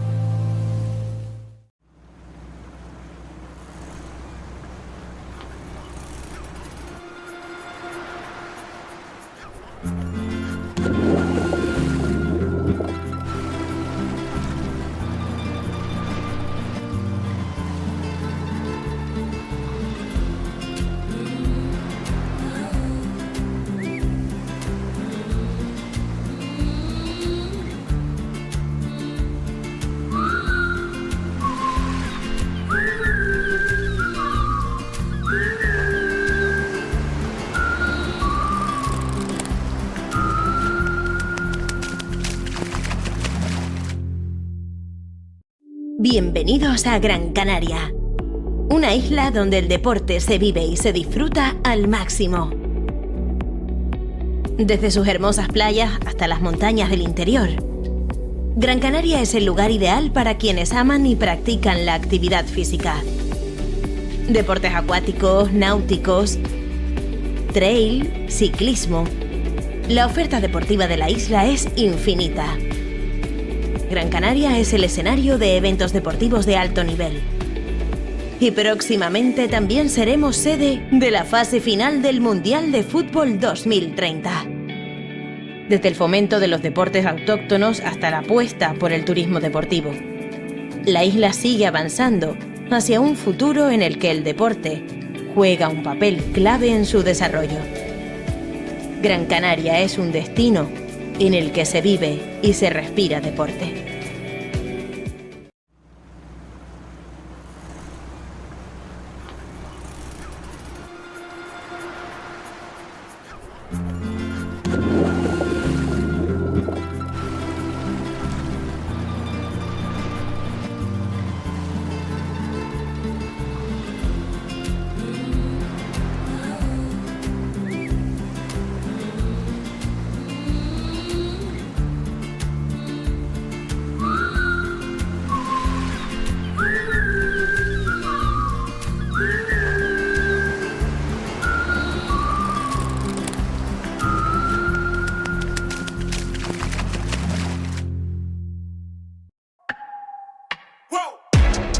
I would make it this far. They hated, they never believe me. Yeah, I would never drop the ball. I know I make it look easy. Yeah. Mayweather with the defense. I don't care what a critic gotta say, I got them picking up the pieces. That to me, you really playing with your life. I'm about to come and run it all back. I'm the new era, about to snap back. You ain't fitting for it, cause you all cap like. Hold up, I shoot my shot, wait, hold up. I'm really about to run this go up. You know it's all net when it go up.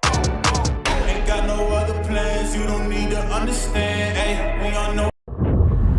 No es todo lo que tenemos, es todo lo que nos da. La isla en la que vivimos te deja sabor a sal. Resulta tan complicado saber cuál es tu lugar, hasta que llega el momento de ser un isleño más. No es todo lo que tenemos, es todo lo que nos da. La isla de contrastes, lugar de diversidad. El viento que nos da pena también sabe alimentar. No es todo lo que tenemos, es más bien lo que nos da. La herencia de un pueblo de nobleza y fuego, la fuerza del mar, la tierra y el cielo, diversa belleza humana y salvaje, su mágica esencia, su gente y paisaje, fuente de energía limpia y soberana, tanta riqueza que nutre y que sana, en nuestras manos nuestra libertad, isla de fortuna que tanto nos da. La isla de buena gente, tierra sagrada, sol que me ampara, la isla que a mí me cuida, el mar que sirve de puente no es la frontera. Hay mil maneras de ver la de mi vida.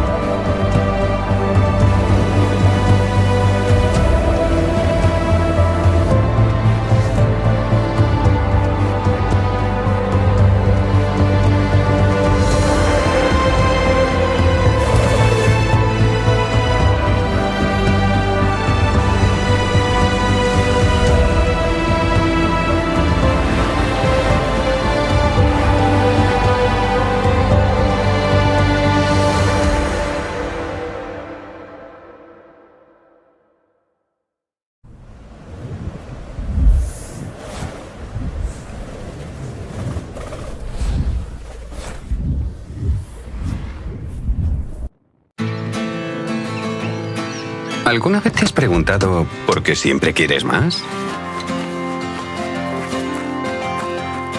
Más lunes sin alarmas. Más primeras veces. Más saltos al vacío. Más desayunos en la cama. Más olor a mar y a campo. Más sonrisas a cámara. Más latidos por minuto. Más disfrutar del camino. Más sueños casi cumplidos. Más amigos de repente. Más carreras a cualquier parte. Más sabores por descubrir. Más quedarse sin palabras. Más tiempo. Tiempo para perderse ¿Y volver a encontrarse? En definitiva, más momentos como este. Y este. Y este. ¿Y si la respuesta nunca ha estado en el qué, sino en el dónde? Gran Canaria, mucho por vivir.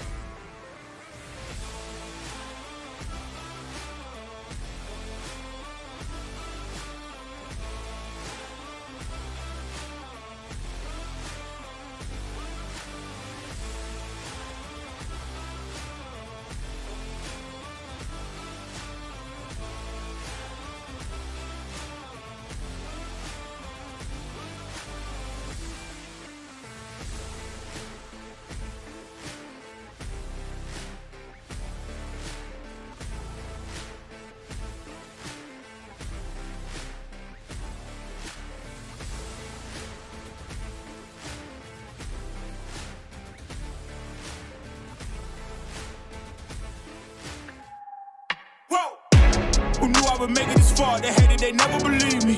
Yeah, I would never drop the ball. I know I make it look easy. Yeah, Mayweather with the defense. I don't care what a critic gotta say. I got them picking up the pieces. That to me, you really playing with your life. I'm about to come and run it all back. I'm the new era, about to snap back. You ain't fitting for it, cause you all cap like. Hold up, I shoot my shot, wait, hold up. I'm really about to run this, go up. You know it's all net when it go up. Ain't got no other plans, you don't need to understand. Hey, we all know. No eres todo lo que tenemos. No eres todo lo que tenemos. Es todo lo que nos da. La isla en la que vivimos te deja sabor a sal. Resulta tan complicado saber cuál es tu lugar hasta que llega el momento de ser un isleño más. No es todo lo que tenemos, es todo lo que nos da la isla de contraste, lugar de diversidad. El viento que nos da pena también sabe alimentar. No es todo lo que tenemos, es más bien lo que nos da.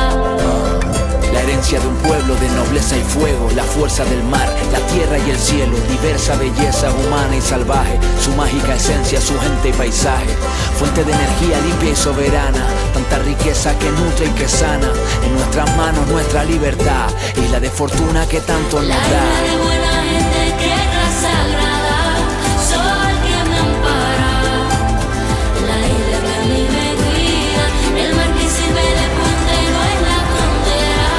Hay mil maneras de beberla de mi vida.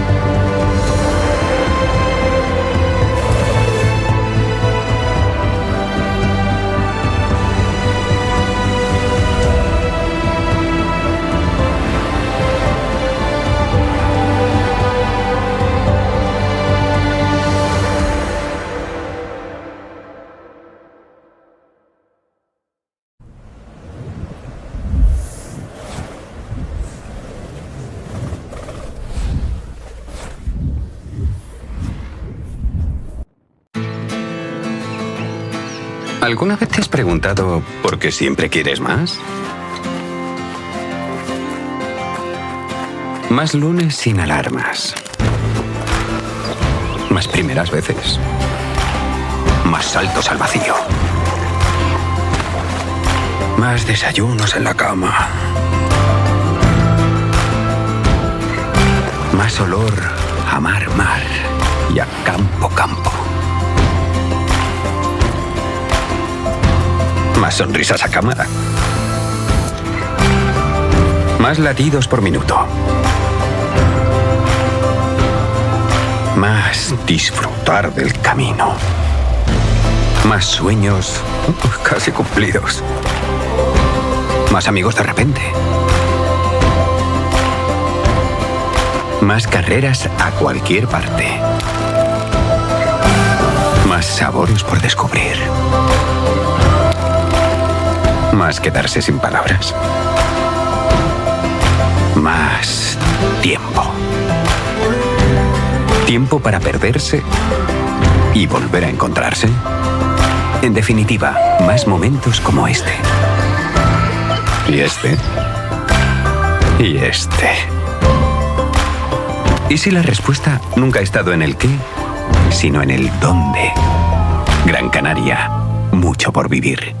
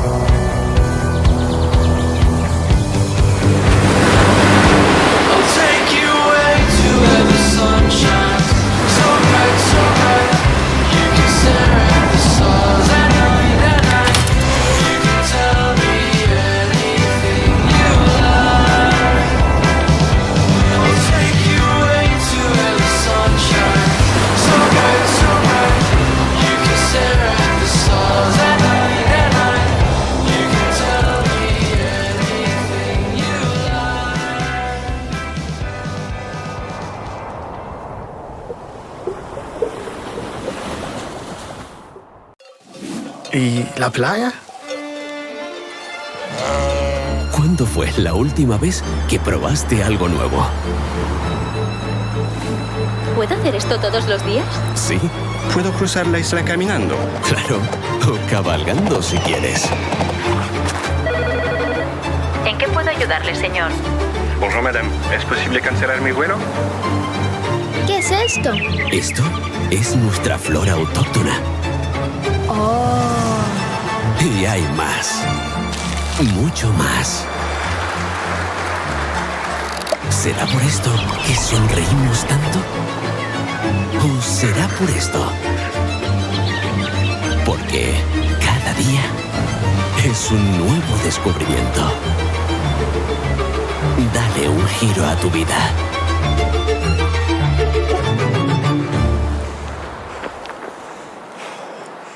Bienvenidos a Gran Canaria. La oferta deportiva de la isla es infinita. Gran Canaria es el escenario de eventos deportivos de alto nivel y próximamente también seremos sede de la fase final del Mundial de Fútbol 2030.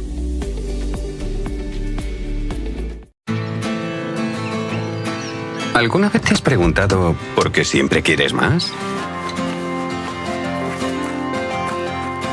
Más lunes sin alarmas. Más primeras veces. Más saltos al vacío. Más desayunos en la cama. Más olor a mar y a campo. Más sonrisas a cámara. Más latidos por minuto. Más disfrutar del camino. Más sueños casi cumplidos. Más amigos de repente.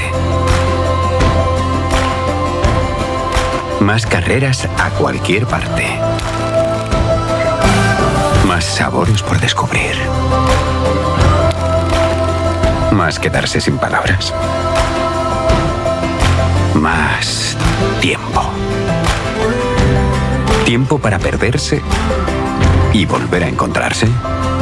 En definitiva, más momentos como este. Y este.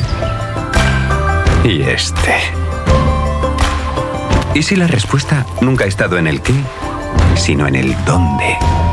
Gran Canaria, mucho por vivir.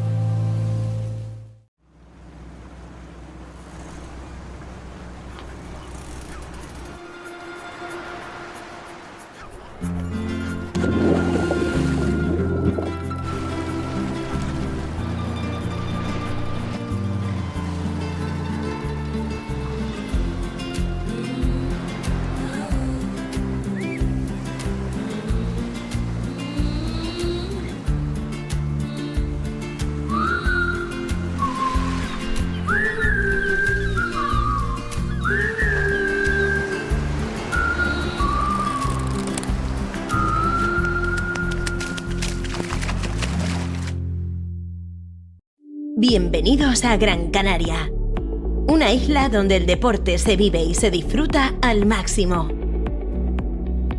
Desde sus hermosas playas hasta las montañas del interior, Gran Canaria es el lugar ideal para quienes aman y practican la actividad física. Deportes acuáticos, náuticos, trail, ciclismo.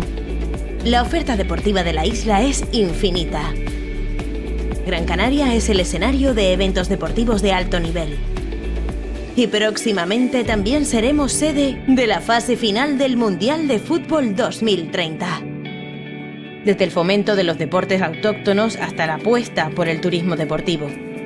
La isla sigue avanzando hacia un futuro en el que el deporte juega un papel clave en su desarrollo. Gran Canaria es un destino en el que se vive y se respira deporte.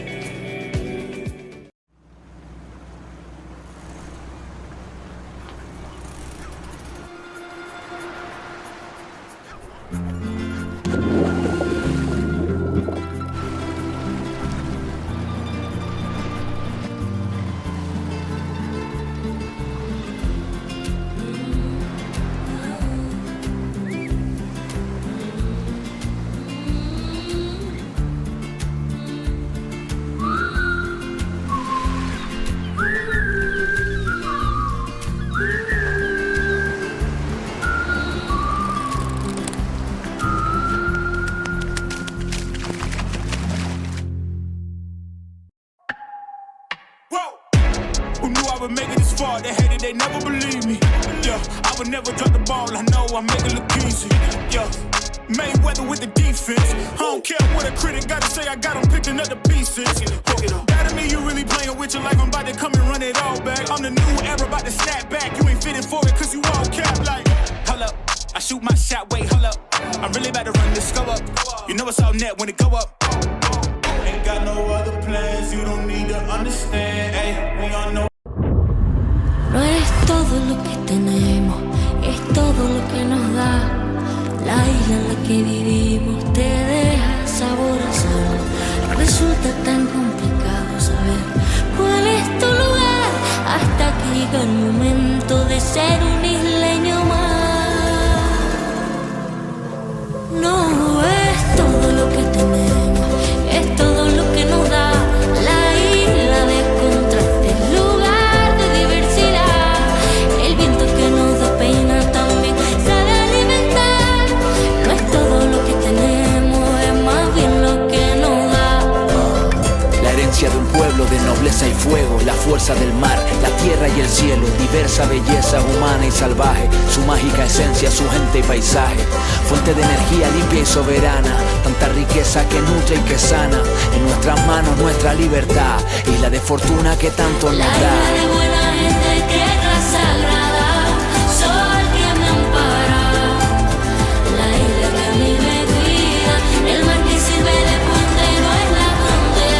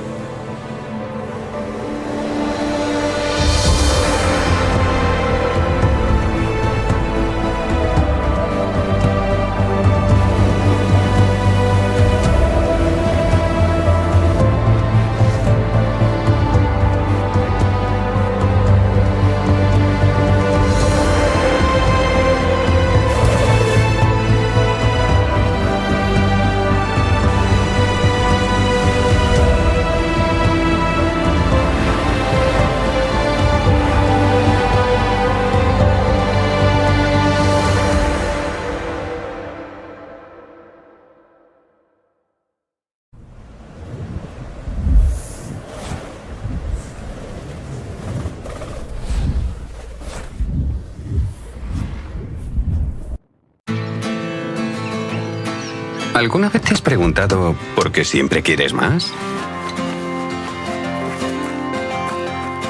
Más lunes sin alarmas. Más primeras veces. Más saltos al vacío. Más desayunos en la cama. Más olor a mar y a campo. Más sonrisas a cámara. Más latidos por minuto. Más disfrutar del camino. Más sueños casi cumplidos. Más amigos de repente. Más carreras a cualquier parte. Más sabores por descubrir. Más quedarse sin palabras.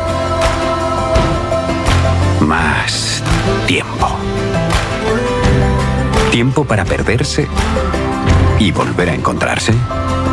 En definitiva, más momentos como este. Y este. Y este. ¿Y si la respuesta nunca ha estado en el qué, sino en el dónde? Gran Canaria, mucho por vivir.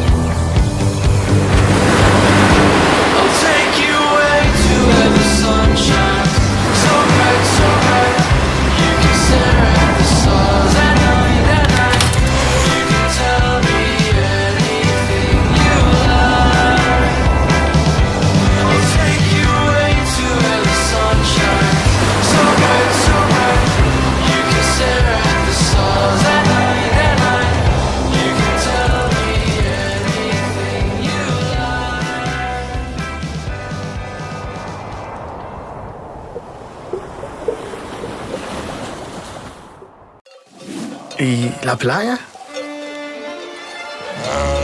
¿Cuándo fue la última vez que probaste algo nuevo? ¿Puedo hacer esto todos los días? Sí, Puedo cruzar la isla caminando. claro. O cabalgando si quieres. ¿En qué puedo ayudarle, señor? Bonjour madame, ¿es posible cancelar mi vuelo? ¿Qué es esto? Esto es nuestra flora autóctona. Oh. Y hay más.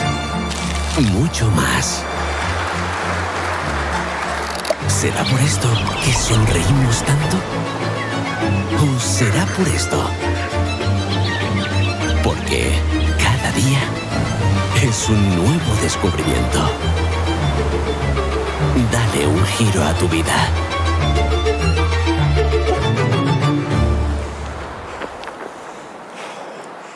Bienvenidos a Gran Canaria. La oferta deportiva de la isla es infinita. Gran Canaria es el escenario de eventos deportivos de alto nivel. Y próximamente también seremos sede de la fase final del Mundial de Fútbol 2030.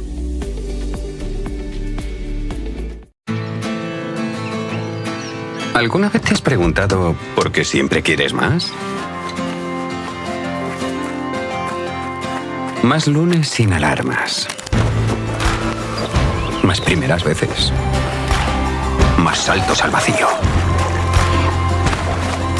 Más desayunos en la cama. Más olor a mar y a campo. Más sonrisas a cámara. Más latidos por minuto. Más disfrutar del camino. Más sueños casi cumplidos. Más amigos de repente. Más carreras a cualquier parte. Más sabores por descubrir. Más quedarse sin palabras. Más tiempo. Tiempo para perderse y volver a encontrarse. En definitiva, más momentos como este. Y este. Y este. ¿Y si la respuesta nunca ha estado en el qué, sino en el dónde? Gran Canaria, mucho por vivir.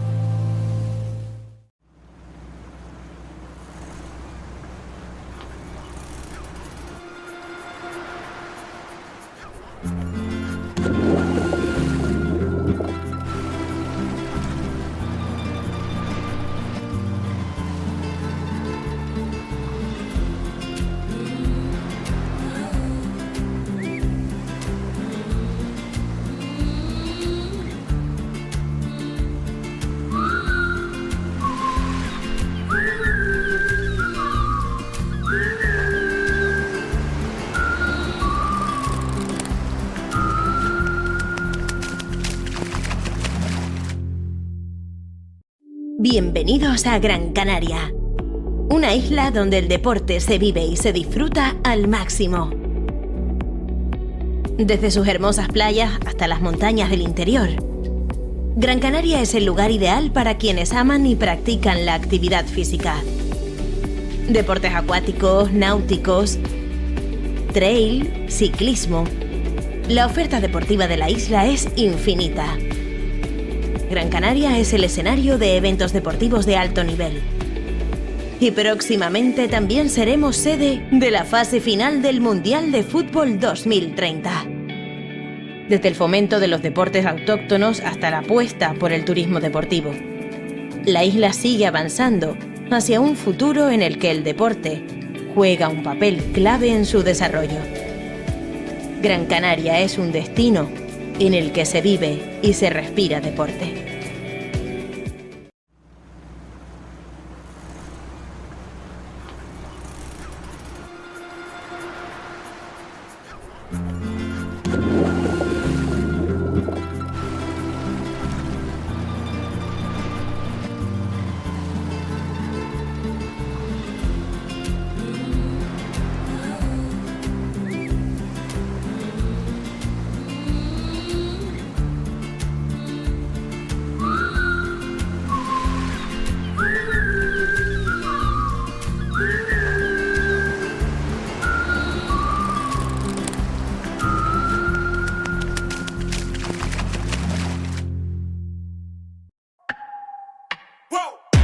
Who knew I would make it this far? They hated, they never believed me. Yeah, I would never drop the ball. I know I make it look easy. Yeah. Mayweather with the defense. I don't care what a critic gotta say, I got them picking up the pieces. That to me, you really playing with your life. I'm about to come and run it all back. I'm the new era, about to snap back. You ain't fitting for it, cause you all cap like. Hold up, I shoot my shot, wait, hold up. I'm really about to run this go up. You know it's all net when it go up. Ain't got no other plans, you don't need to understand. Hey, we all know. No es todo lo que tenemos, es todo lo que nos da. La isla en la que vivimos te deja sabor a sal.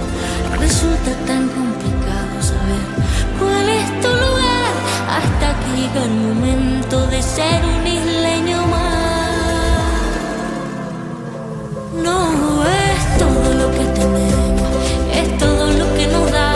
La isla de contrastes, lugar de diversidad. El viento que nos da pena también sabe alimentar. No es todo lo que tenemos, es más bien lo que nos da. La herencia de un pueblo de nobleza y fuego, la fuerza del mar, la tierra y el cielo, diversa belleza humana y salvaje, su mágica esencia, su gente y paisaje, fuente de energía limpia y soberana, tanta riqueza que nutre y que sana, en nuestras manos nuestra libertad, isla de fortuna que tanto nos da. La isla de buena gente, tierra sagrada, sol que me ampara, la isla que a mí me cuida, el mar que sirve de puente y no es la frontera. Hay mil maneras de ver la isla de mi vida.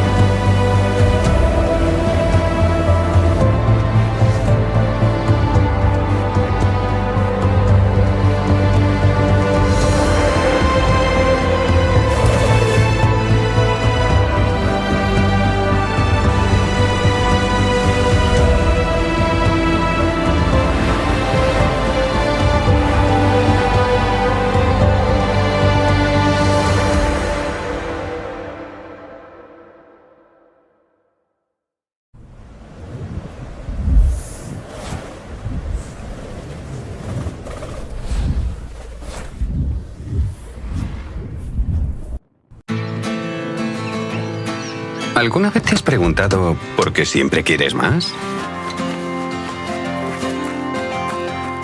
Más lunes sin alarmas. Más primeras veces. Más saltos al vacío. Más desayunos en la cama.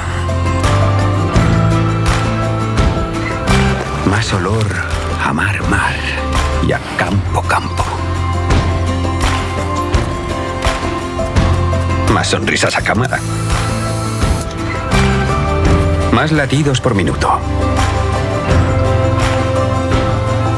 Más disfrutar del camino. Más sueños casi cumplidos. Más amigos de repente. Más carreras a cualquier parte. Más sabores por descubrir.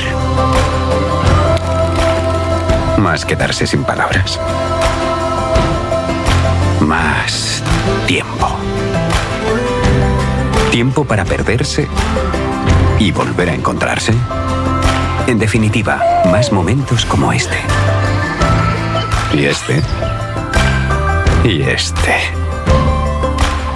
¿Y si la respuesta nunca ha estado en el qué, sino en el dónde? Gran Canaria, mucho por vivir.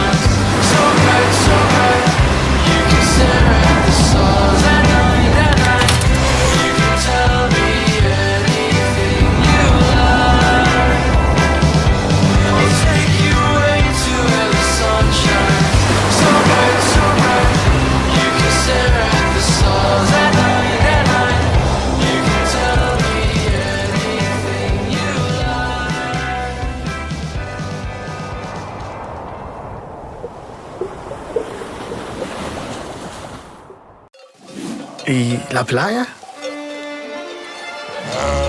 ¿Cuándo fue la última vez que probaste algo nuevo? ¿Puedo hacer esto todos los días? Sí. ¿Puedo cruzar la isla caminando? Claro. O cabalgando si quieres. ¿En qué puedo ayudarle, señor? Bonjour madame, ¿es posible cancelar mi vuelo?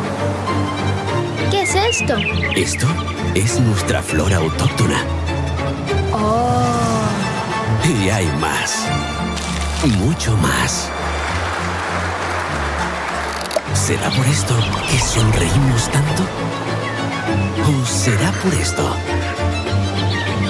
Porque cada día es un nuevo descubrimiento. Dale un giro a tu vida.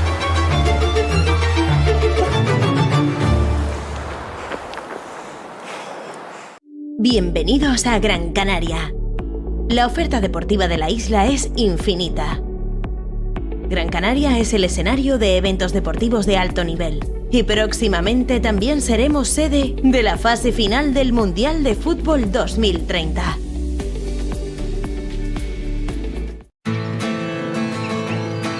¿Alguna vez te has preguntado por qué siempre quieres más? Más lunes sin alarmas. Más primeras veces. Más saltos al vacío. Más desayunos en la cama.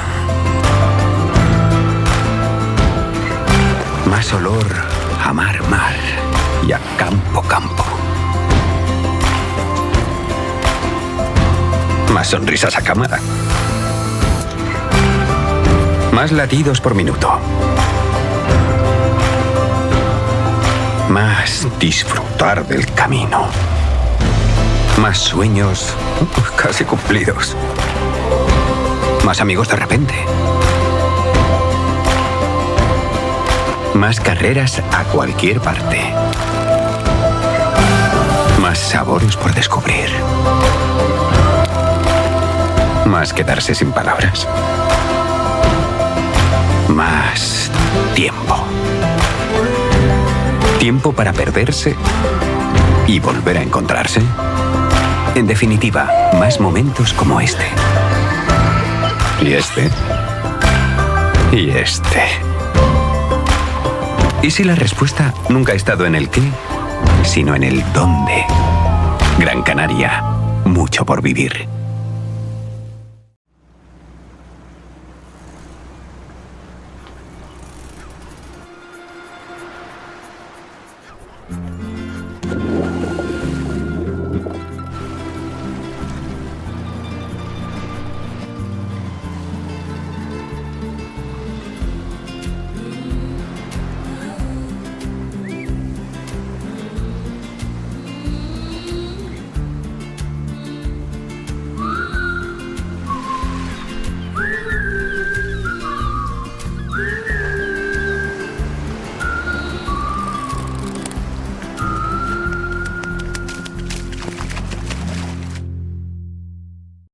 Bienvenidos a Gran Canaria, una isla donde el deporte se vive y se disfruta al máximo.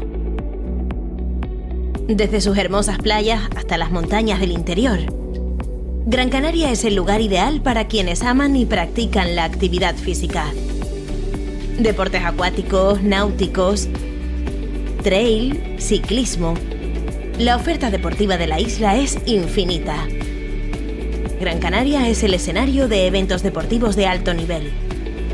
Y próximamente también seremos sede de la fase final del Mundial de Fútbol 2030. Desde el fomento de los deportes autóctonos hasta la apuesta por el turismo deportivo. La isla sigue avanzando hacia un futuro en el que el deporte juega un papel clave en su desarrollo. Gran Canaria es un destino en el que se vive y se respira deporte.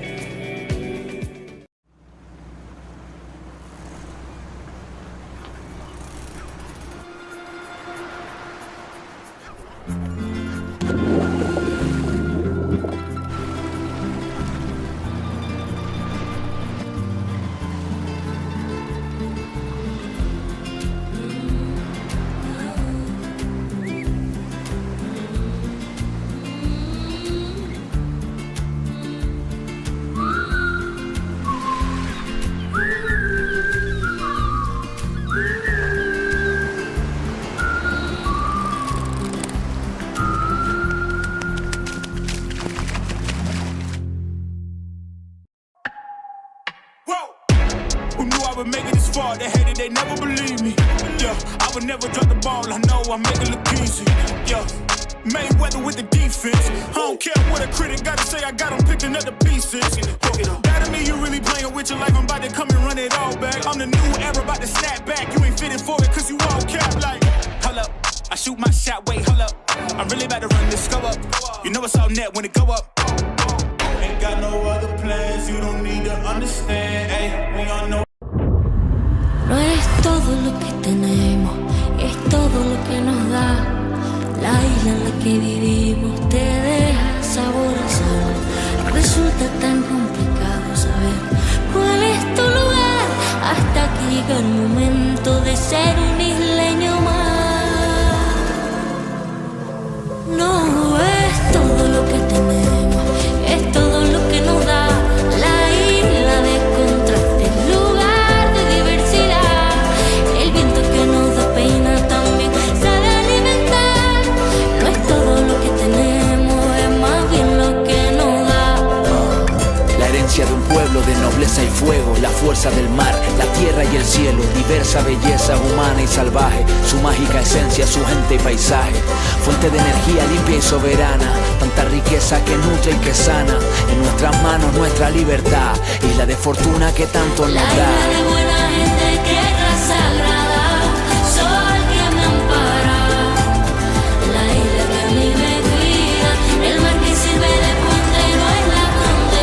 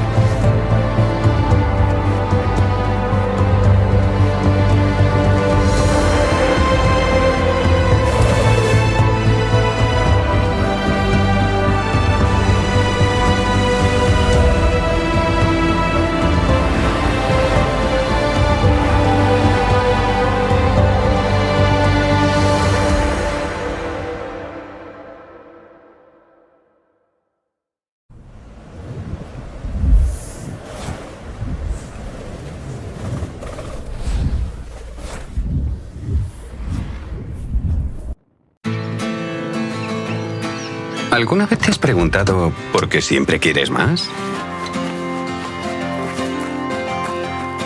Más lunes sin alarmas. Más primeras veces. Más saltos al vacío. Más desayunos en la cama. Más olor a mar y a campo. Más sonrisas a cámara. Más latidos por minuto. Más disfrutar del camino. Más sueños casi cumplidos. Más amigos de repente. Más carreras a cualquier parte. Más sabores por descubrir. Más quedarse sin palabras. Más tiempo. Tiempo para perderse y volver a encontrarse. En definitiva, más momentos como este. Y este. Y este. ¿Y si la respuesta nunca ha estado en el qué, sino en el dónde? Gran Canaria, mucho por vivir.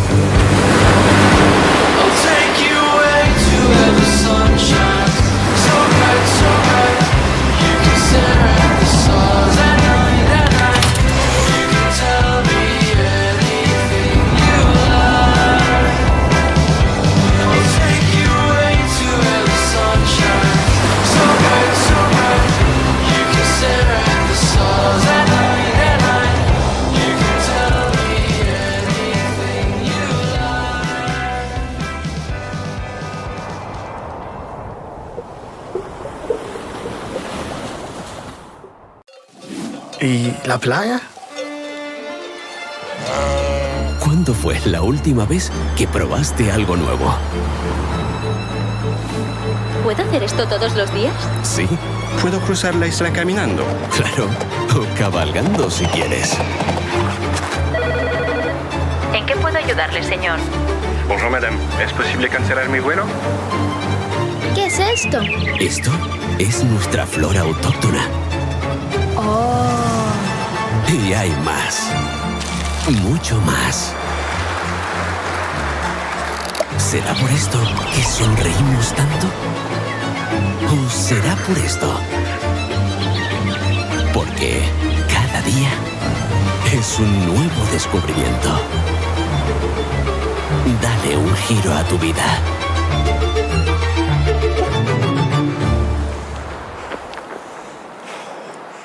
Bienvenidos a Gran Canaria. La oferta deportiva de la isla es infinita. Gran Canaria es el escenario de eventos deportivos de alto nivel y próximamente también seremos sede de la fase final del Mundial de Fútbol 2030.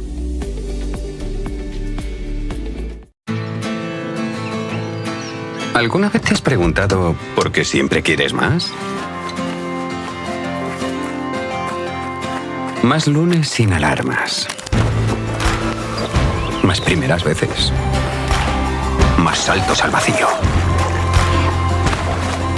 Más desayunos en la cama. Más olor a mar y a campo. Más sonrisas a cámara. Más latidos por minuto. Más disfrutar del camino. Más sueños casi cumplidos. Más amigos de repente. Más carreras a cualquier parte. Más sabores por descubrir. Más quedarse sin palabras. Más tiempo. Tiempo para perderse y volver a encontrarse. En definitiva, más momentos como este. Y este. Y este. ¿Y si la respuesta nunca ha estado en el qué, sino en el dónde? Gran Canaria, mucho por vivir.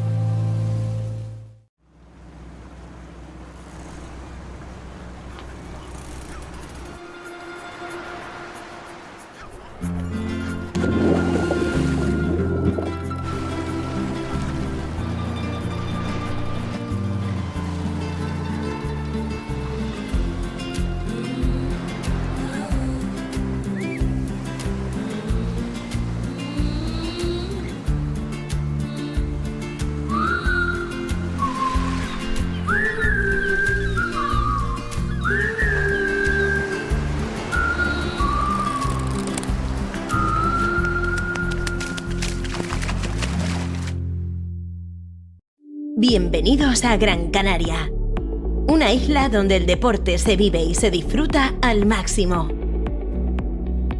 Desde sus hermosas playas hasta las montañas del interior, Gran Canaria es el lugar ideal para quienes aman y practican la actividad física. Deportes acuáticos, náuticos, trail, ciclismo.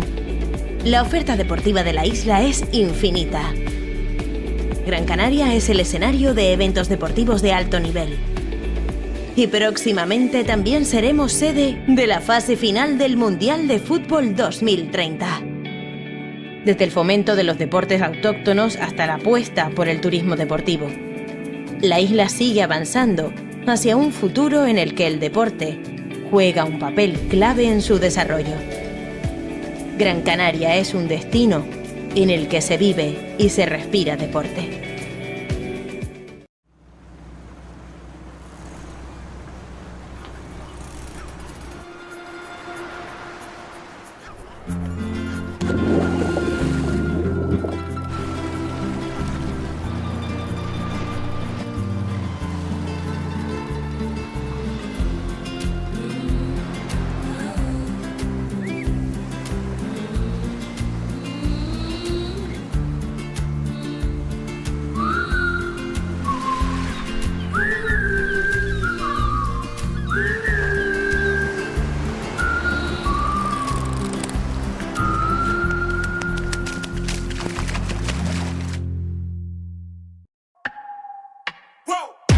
Who knew I would make it this far? They hated, they never believe me. Yeah, I would never drop the ball. I know I make it look easy. Yeah, Mayweather with the defense. I don't care what a critic gotta say. I got them picking up the pieces. That to me, you really playing with your life. I'm about to come and run it all back. I'm the new era, about to snap back. You ain't fitted for it, cause you all cap like. Hold up, I shoot my shot, wait, hold up. I'm really about to run this go up. You know it's all net when it go up. Ain't got no other plans, you don't need to understand. Ay, we all know. No eres todo lo que tenemos, es todo lo que nos da. La isla en la que vivimos te deja sabor a sal. Resulta tan... No es todo lo que tenemos, es todo lo que nos da. La isla en la que vivimos te deja sabor a sal. Resulta tan complicado saber cuál es tu lugar hasta que llega el momento de ser un isleño más. No es todo lo que tenemos, es todo lo que nos da. La isla de contrastes, lugar de diversidad. El viento que nos despeina también sabe alimentar. No es todo lo que tenemos, es más bien lo que nos da. La herencia de un pueblo de nobleza y fuego, la fuerza del mar, la tierra y el cielo, diversa belleza humana y salvaje, su mágica esencia, su gente y paisaje, fuente de energía limpia y soberana, tanta riqueza que nutre y que sana, en nuestras manos nuestra libertad, isla de fortuna que tanto nos da. La isla de buena gente, tierra sagrada, sol que me ampara, la isla que a mí me cuida, el mar que sirve de puente no es la frontera. Hay mil maneras de ver la isla de mi vida.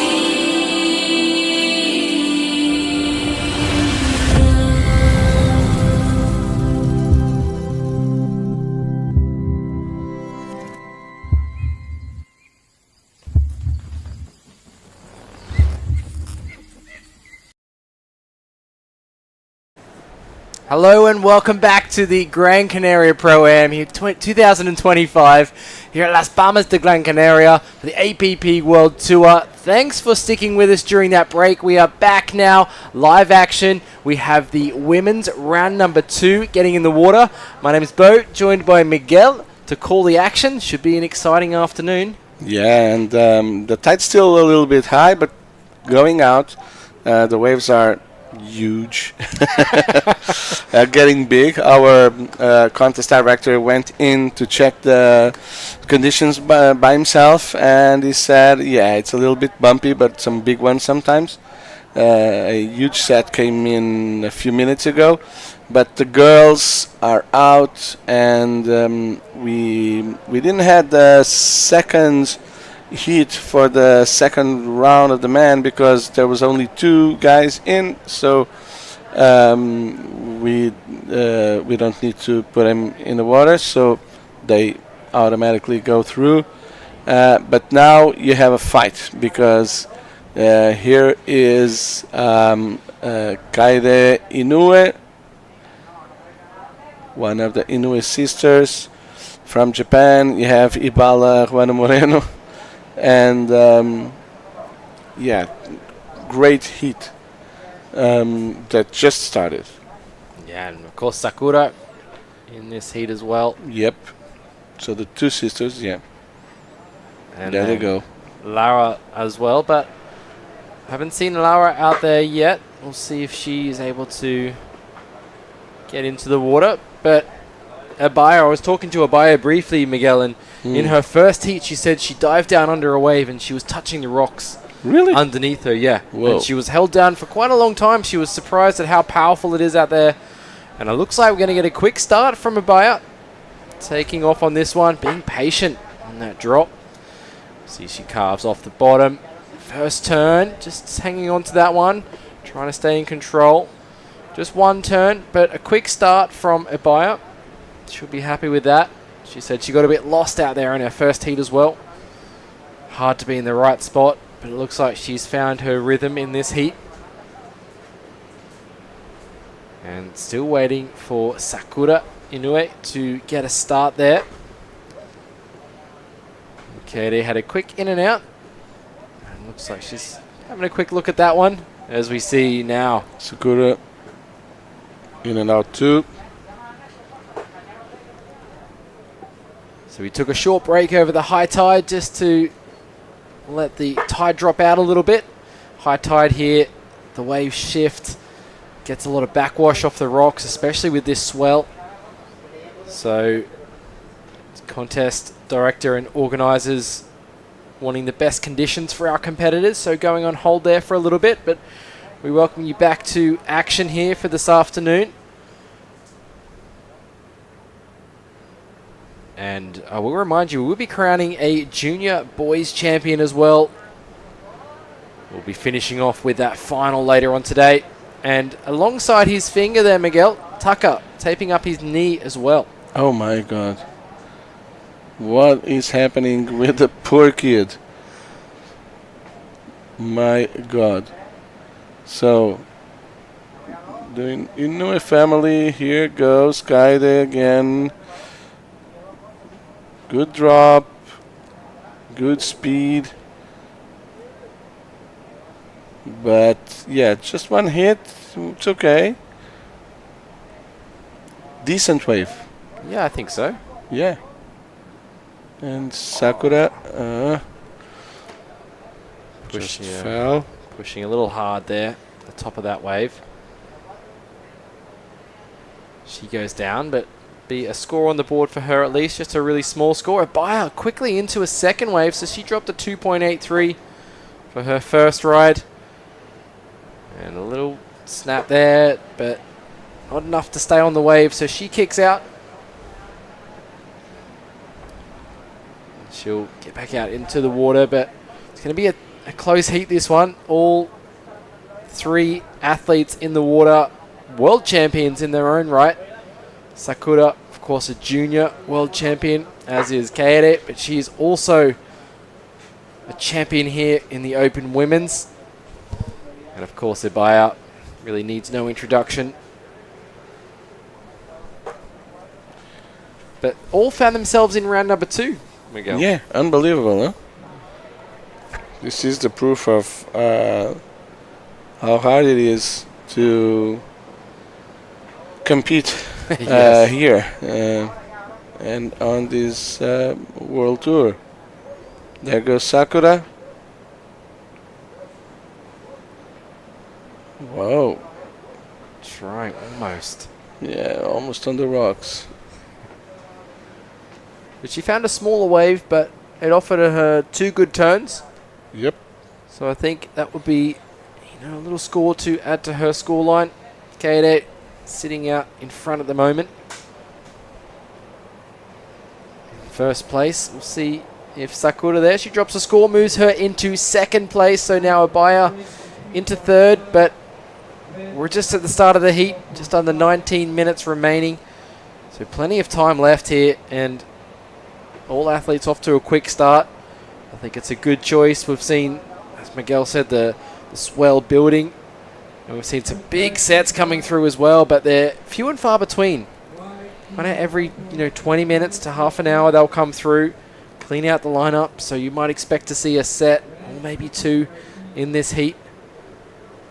We see a mix of different competitors there. Zane, Luis, Pedro, sitting there watching. They'll be coming up in round 3 of the men's later on. Of course, Zane's going to be featuring in the junior boys final as well, alongside Titouan Pajot of France. Exactly.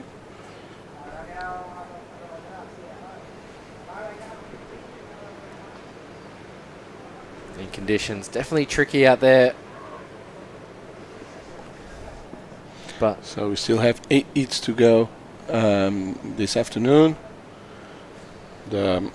This one, and then third round of the men, which is 4 heats. Then third round of the women, 2 heats, and that Pro Junior final.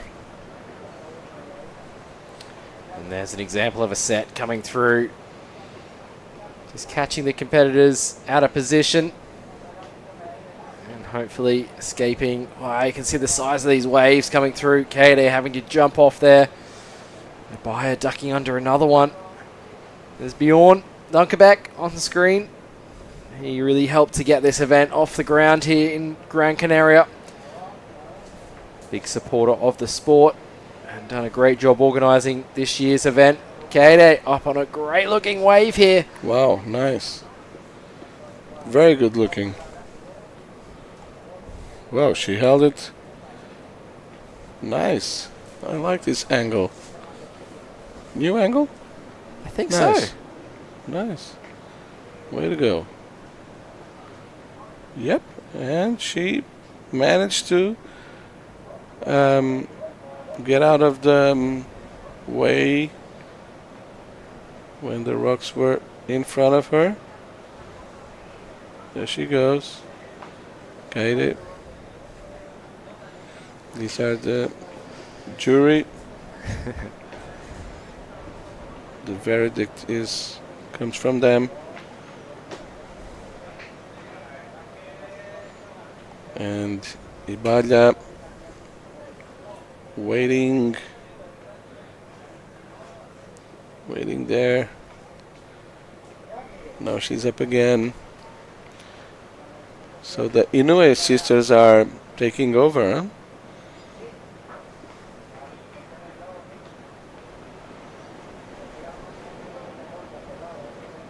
But Laura still missing away from Laura. Yeah, I didn't see Lara grab a rash guard to head out. I saw the Inoue sisters and Habaya there checking in. As we have Taka already in the jersey, getting ready for the next heat. So the brother. Wow, Habaya. Late takeoff. Almost dug the nose there. Looks like she had first priority. She had. But she was deep. Yeah.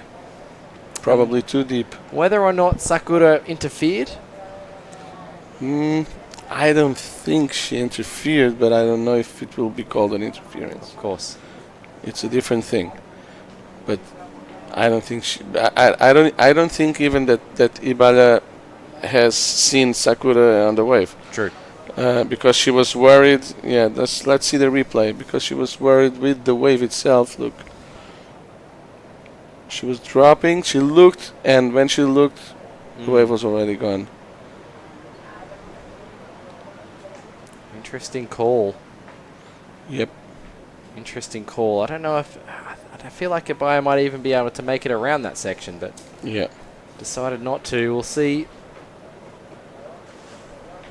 what the decision is. So, I don't think... Well, let's wait for the decision. We are not the judges. No. I usually say that we are here to commentate and they are here to judge. So we had that similar situation with Taka yesterday, didn't we? Yeah, exactly. So yeah, Taka had priority. Took off. Well, Leo was on the wave. Yeah. But Taka took off. Leo moved out of the way. And it was deemed that Leo did not hinder any scoring potential. Something like that. So it looks like Kaede and Sakura in first and second at the moment. Pressure on Abaya. Yep.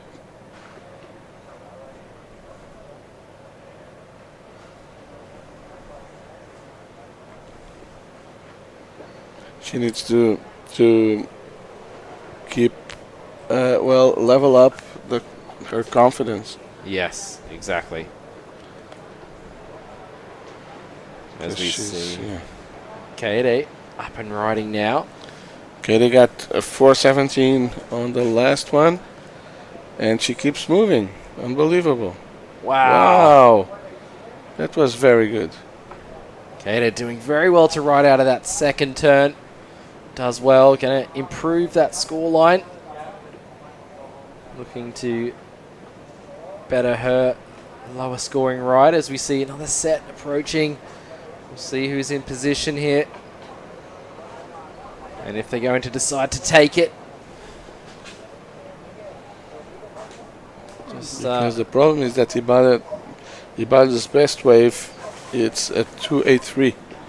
So that's why she's still in third place. So let's wait for the last wave for Kaede. And this is Pedro Vega preparing himself.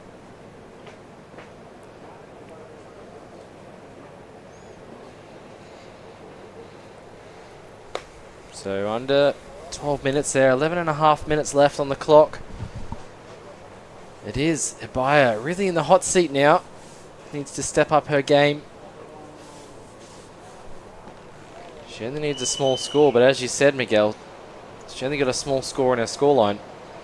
Yep. She really needs 2 good waves if she really wants to feel confident. As we start to hear some whistles. And that's why. Another set rolling through. Just catching Unbelievable. them out of position. The smaller ones break a little further in, so Yeah. athletes want to sit there in that spot. Yeah. But suddenly there's these bigger sets. They all get swiped out. There goes Carlos. And Nuno. Carlos said he's got a tough heat. He's going to do his best. He has. There we go. Ibaya up and running again. Whoa. We'll Really? see that situation. Sakura had... Now Sakura had priority. Yes. So Sakura maybe forcing An interference. an to interference Ibala. on Ibaya, yeah. So very tactical for competition surfing.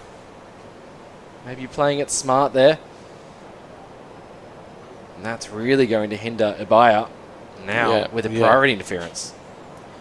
Because only her single top wave score will count. And you can tell just the frustration there. Yeah. And you cannot duck dive with those words. No, you cannot. No, you cannot.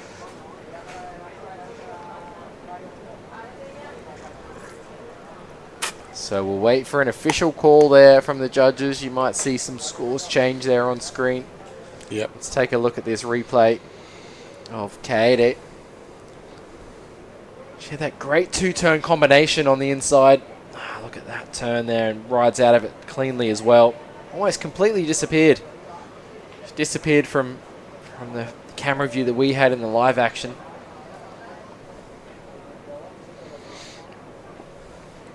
And then Kaede now comfortably in the lead. And Sakura in that second place now. And Ibaya. She can still do it though, Ibaya. Yep. She's got the chance. She's got a chance to come back here. Still no official call yet. Yeah, Kaede just did a 5.67 on that last wave. So she's comfortably in first place. And the Inoue sisters paddling now.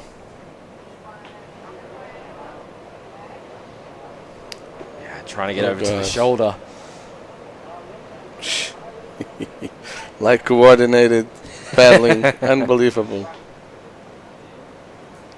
There goes Jason. See if he's on a different board. We saw some damage in the last heat from Jason's board. He broke his leash. Board ended up on the rocks, but he managed to get out there and catch a wave with only a minute left, really. Yeah. It looked like he was on some different equipment there. Yeah. Interference has been called, white on black, so Ibala, Juana Moreno got an interference over Sakura Inoue.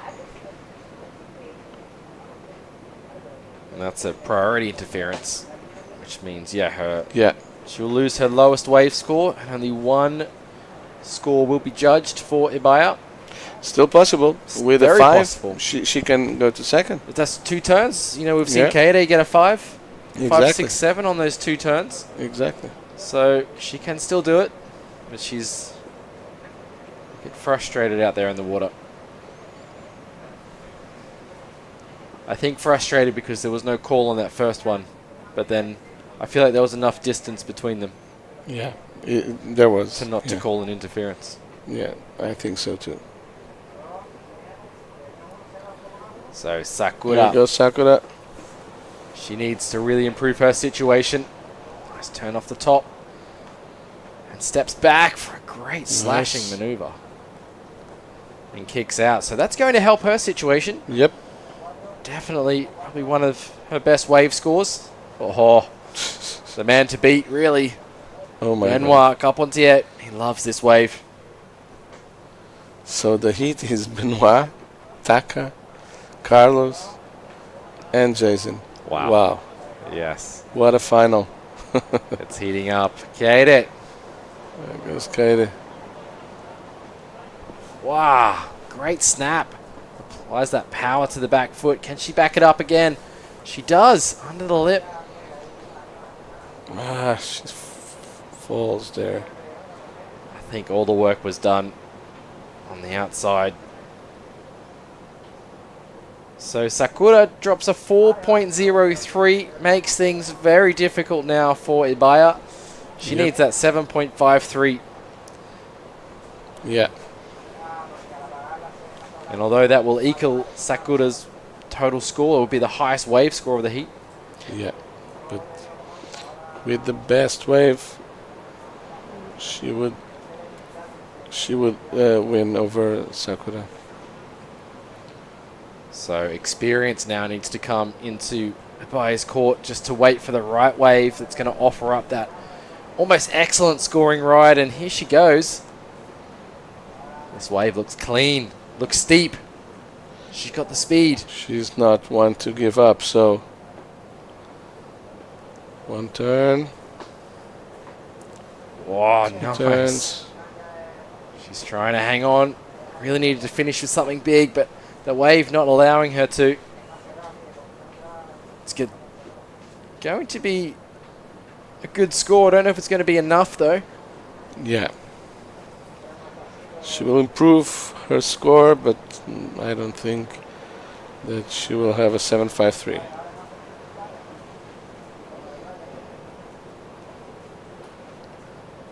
If she would have done the first section inside the barrel, that would be different.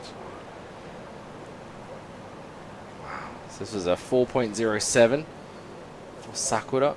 Still waiting on Kaede's last score, though. Wow, two good turns. Wow. There you go. Very dynamic. Just hits the Then bump she there. fell. Yeah. And then Ibada's wave. That first section, if it was inside the barrel. Yeah, she had lots of speed. Two Yeah. good turns, but not going to be enough to get near that excellent range. Sakura now trying to improve upon that 3.5. It just comes unstuck there. So Ibaya, 4.73 for Ibaya, still needing a near excellent score. Great vision here. Almost looking like she's looking for the tube. Yeah, that's what I was saying. Why I was saying that if she would have done the wave inside the barrel, but the barrel was a tough one actually. Yeah, especially on an SUP, such a big board to fit inside. Exactly.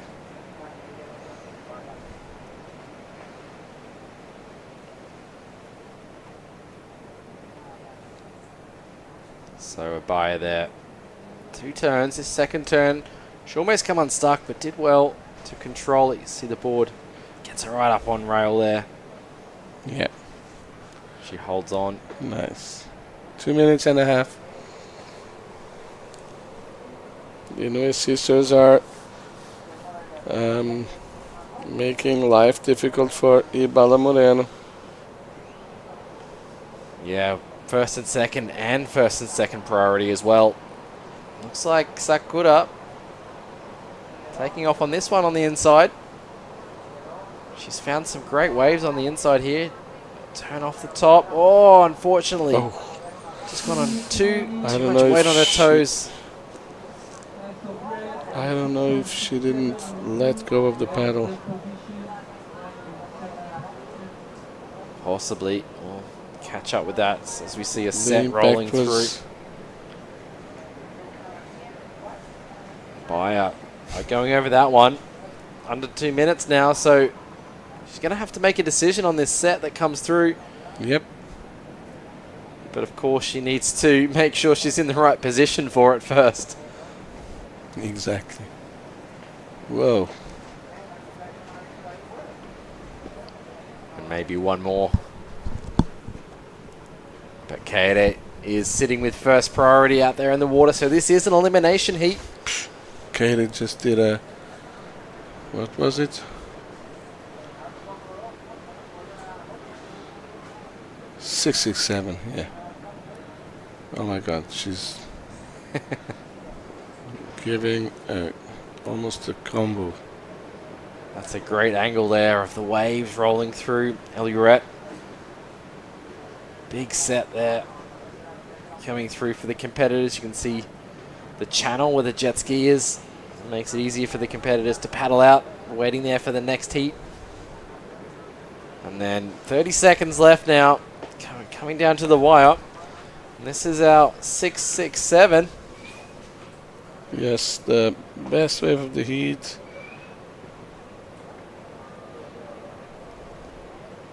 So a buyer needs to do that and a bit better. If she can get the opportunity. But it looks Do like not the clock fall over there. I think their clock's going to beat her to it. So the Inoue sisters are going to be moving on through into round number 3 of the women's. And we lose one of our favourites, Abaya, from competition. And also Lara Del Pont. So unfortunately, we see Abaya go down. Incroyable. That is something that I was not expecting. No, that's right. And we're going to go to a short commercial break. Don't go anywhere. We'll be back with men's round number 3.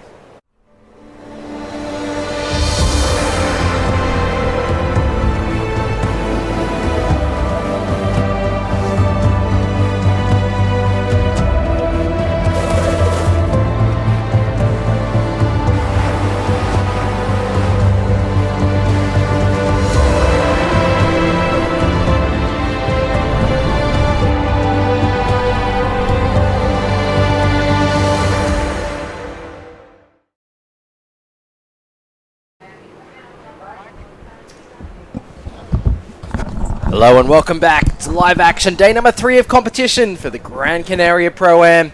Moving on through into men's round number 3, Heat 1, Taka Inoue, Benoit Carpentier, Carlos Fidalgo and Jason Latham in this first heat. Wow, stacked heat as we move through these rounds. We saw Benoit get the highest heat total of the day, 2 excellent scoring rides, a 9 and an 8-point ride, for a total of 17 points in his first round heat. He understands what the judges are looking for. Of course, Taka had a 7-point ride in his first heat. Doing very well to move on through in the competition. And Carlos was in the Masters yesterday, took a second, competing today. Jason, he's had a mishap with his equipment earlier on, but he's back on new equipment here, and he's going to be looking to get his campaign started early. As we're just waiting to get this heat number 1 of men's round 3 started. Buyer on screen there. Unfortunately, we lost her in competition in that last heat. Tough fought battle. Some interesting tactics being played there as well, which is all in the spirit of competition. Sakura having priority and keeping a buyer off the wave and managing to get an interference called on her. So we see them just trying to make their way in. This is the tricky bit, Miguel. Yep. It's fairly easy getting out, but it's coming in that's quite hard. Yeah. They're coming in because the tide is still very high and the waves are hitting the rocks over here. Some people like Luis Diniz, they get out easy, or the Inoue sisters, they are very light. So Katie there, definitely riding a different board from her first heat. So maybe some damage on her board because we saw it on the rocks earlier on as well because she was helping another competitor. It's just how she is, but no buyout. Mono making her way back there. As we now get a start, 25 minutes on the clock for this heat number 1 of men's round 3. Again, elimination from here on out, so top 2 surfers making their way through to the quarterfinals.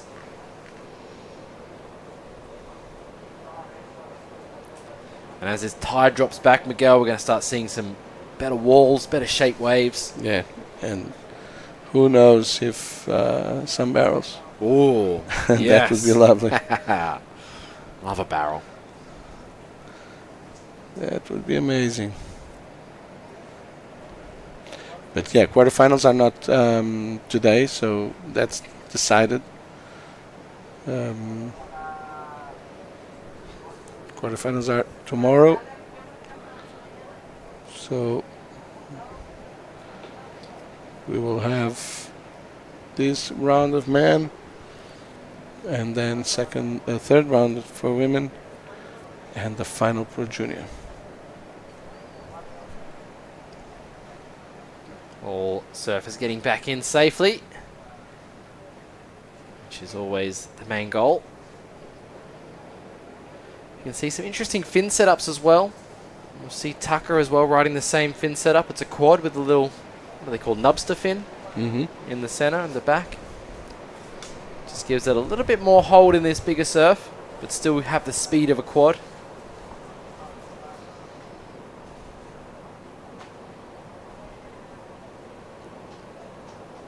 As you can see, the contest area here for our athletes. It's a great spot along the promenade here. Goes all right the way up through to the city of Las Palmas.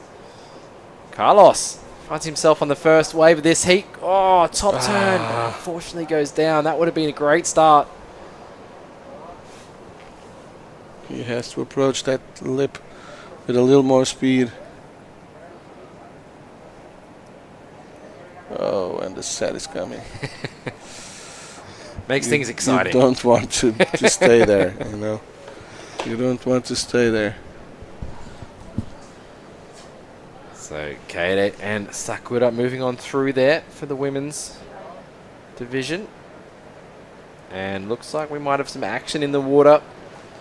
Benoit taking a cheeky look at that one with Takara on the inside. He's up and riding. Just two paddle strokes to get into this one. Unbelievable. And vertical hit from Tucker. Just one turn though. Has to kick out. So opting to go vertical rather than project himself down the line for another turn. And then we see Carlos. Comes Carlos again.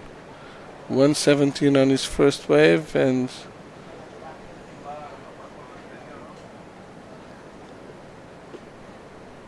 so that turn there, sliding the tail. You can see maybe he was caught in the leash a little bit. Yep. Maybe you think after this morning, competitors changing their leash, getting a bit of thicker. I hope so, a little thicker. Yeah. And Benoit is still waiting, as Jason.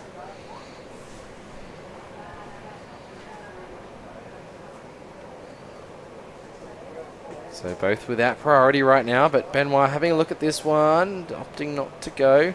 Jason though, he's up and riding. Let's see what he's got for us. Can he make it around this section?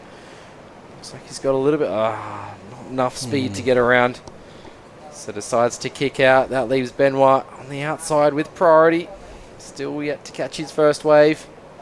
Just repositioning now. He has priority. He can move around the lineup, and we're going to head down with Tatiana. She's down there with Kaede. Welcome back, everybody. I am here with Kaede Inui, who just made it through to round 3 for the open division for the women. Now, Kaede, she is one of the favourites here at the competition. She is 3 times SUP longboard world champion, and she took home the open division back in 2022. So she's a seasoned, she's experienced. Tell me, How was it the conditions out there today? Because it was huge. As you entered, a big, huge set came in. You handled it like a pro, but how did you feel in the water? So today, so big waves and so strong current and so yes, it was so difficult and I couldn't catch waves, but yeah, but I catch a good one. Yeah, I'm so happy. You caught 2 good ones actually. Scored a bit. You got a score of 12 plus or something like that. I don't know how you manage those difficult conditions, but you are very brave. How do you stay calm in those moments of chaos? Yesterday I got world titles and my sister too, and longboard division and the junior division. So this time I hope sub short division I got the world titles. Yes, yeah. Well, we believe you can do it. You've done it before, so I'm sure you can do it again. But we wish you good luck for the upcoming heats. Anything you want to say back to your friends and family in Japan? 皆さん応援ありがとうございます。なかなか波も大きくてハードな中、なんとか、乗れて勝ち上がることができました。また次のヒート今日あるので、これからも頑張って次も頑張りたいと思います。皆さんよろしく続き応援の方よろしくお願いします。Thank you, my friends. Thank you. Back to you guys in the studio. Thank you, Tatiana and Kaide. Arigato. Arigato, Kaide-san.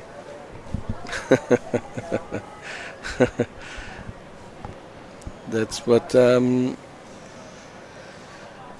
it's like to be a humble world champ. Yes, exactly.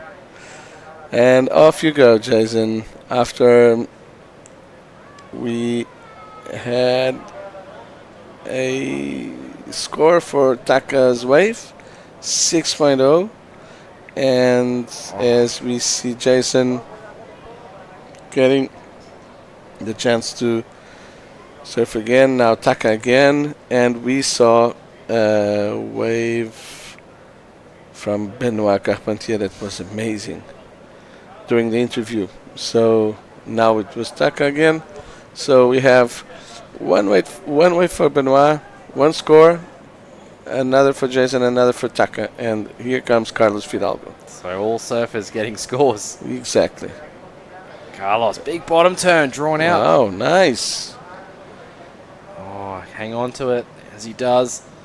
Does well, but couldn't quite get in time for another turn there as he looks to get on the end section. Turns in front of Taka there. So he does very well to stay on his board throughout that ride. Probably his longest ride here, yeah, I think so. And well surfed. Very well surfed. Wow. Anything is possible. Certainly is. I feel like Benoit, like you were saying, he had an amazing ride during the interview. Amazing wave. And we'll wait for that score to drop. But and he's already outside. Exactly. I thought after his first turn, I thought it was a bit slow. Yeah. Maybe didn't choose the right waves, but then he had 2 amazing maneuvers on the inside. Really amazing. Again, already at the back. Yeah. On his second wave. Yeah, he decides to go this one. This wave standing right up. Can he get up into the lip? Benoit. Whoa. Again, big bottom turn. Carving that board back around. Very much a variety of maneuvers. Great cutback from Benoit. Kicks out. Wow. It's going to be hard to beat. Ben. Yeah, you hear the claps. Of course. So we're missing 2 waves for Benoit. And I think those ones will put him in the lead. Yeah. Probably Taka second and Carlos third. Yeah, I'd agree with that. Also, the best way for Carlos. So let's see. Yeah. In which category we will have Carlos' last wave. Also, Taka's second wave. Yeah. To come through, which looked okay. He fell off at the end. I think he got some work done on the outside, but judges have their work cut out for them at the moment. Yep. So Carlos dropped a score. Puts him briefly into the lead, but it will be Ben and Tucker overtaking him.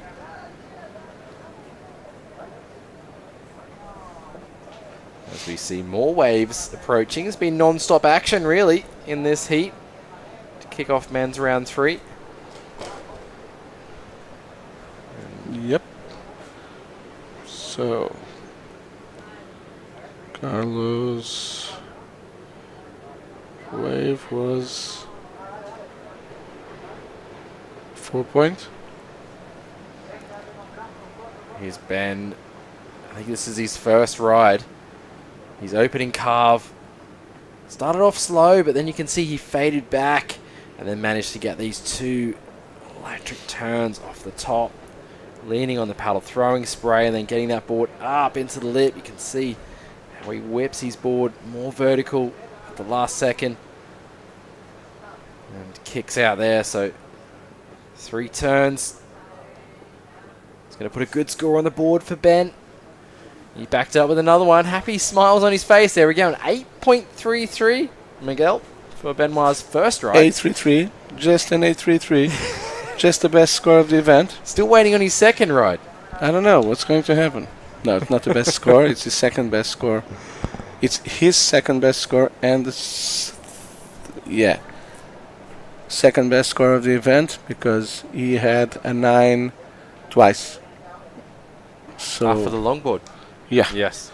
Exactly. Of course. Here we go. Replay.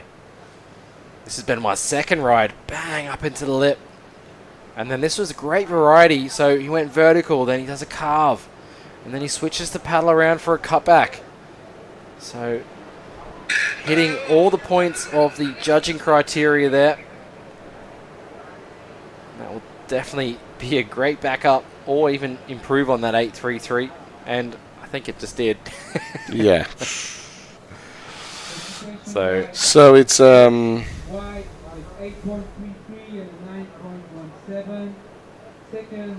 917. 917. Yeah. That's what I heard. Yeah. So 833 917. Now the best score. Best wave score of the event. Best wave and best wave score.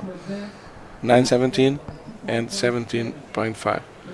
And then Taka did a 43 for his second wave. Carlos did a 4. So this is the 917. Yep. Let's see, patient. Just waiting for the wave to stand up steep.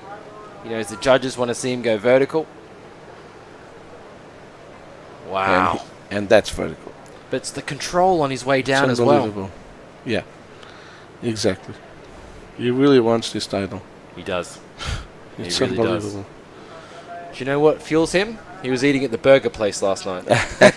He's fueled by burgers. Yeah. You can see a great carve.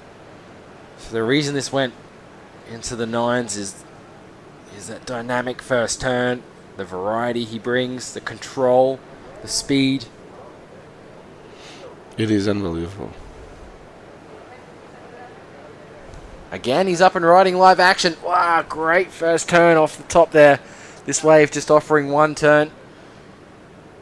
So he's going to make his way through there just to jump off at the end. So he's got a little bit of a paddle out ahead of him now, especially with some waves coming through.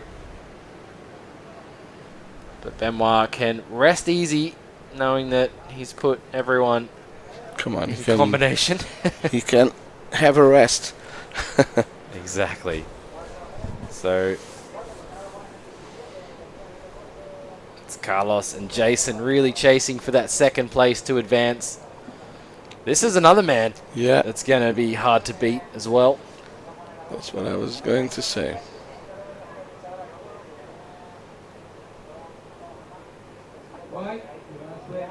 And Benoit, just with that one turn, Miguel, a 6.17. Unbelievable. So judges loving what Benoit is bringing. to Elioret.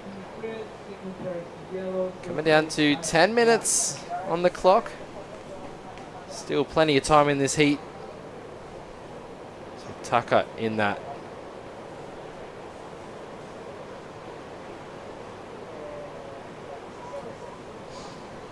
In that second place. Wow. There's the huge set outside. Carlos getting caught there. Wow, that's a lot of white water.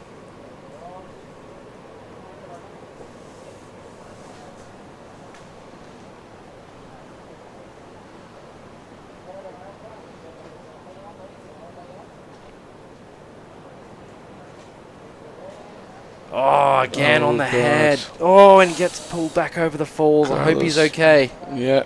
He looked like he didn't really manage to get under that one. Yep.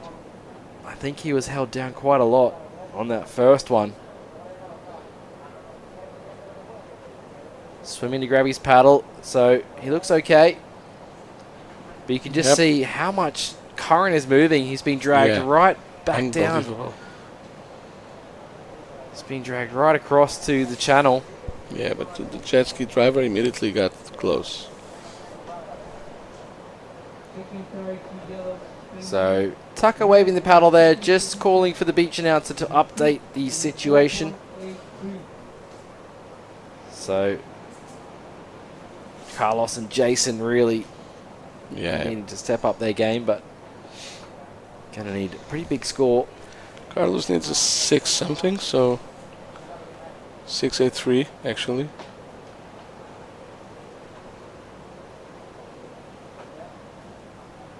And then Jason really hasn't managed to get started today. Just only small scores for him.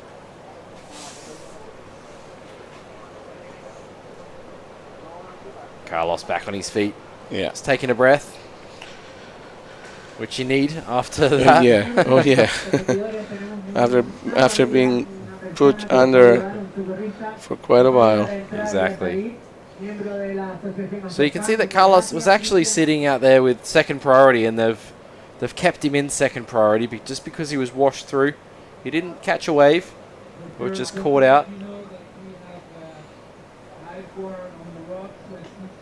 So you see Jason just repositioning himself there. 7.5 minutes left on the clock. But Benoit just really outstanding surfing. Just outstanding surfing, really.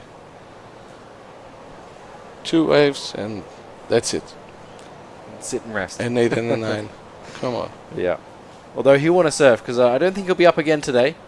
But he'll want to get as much practice in as possible, especially if they are thinking of running the quarterfinals tomorrow in some big surf. Yeah. Because Sunday we really have to get finished before the high tide. Yep. Let's see what will happen tomorrow. You know, like every contest, forecast is a forecast. Exactly. Exactly. Sometimes there's this forecast that says that there's no waves and it's manageable. Yes, that's right. And sometimes the forecast says it's huge and it's manageable. Yes. So you never know. Exactly. Especially on an island, and yeah, where it all can change like that. It can, yeah. A few degrees could change. Yeah. Definitely. So after that set rolled through, just a bit of downtime, the athletes to catch their breath, get settled, and this is the crab. The crab, actually it looks like a crab. It could be. And it also looks like a little elephant pushing a truck, right? I see it. See the I elephant see it, yes. on the right side and the truck on the left side. Yeah. That's amazing. Amazing, huh? Unbelievable. Very cool scenes. Thanks to the camera crew for bringing us that. You're getting some great angles of all the action today.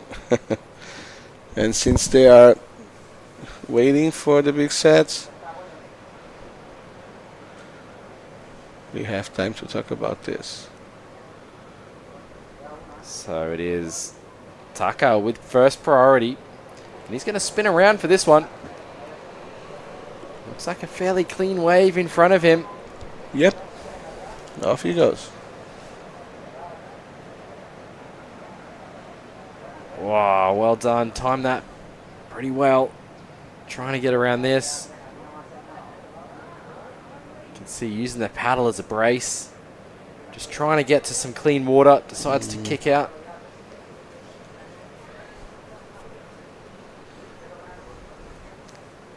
Too close to the rocks now.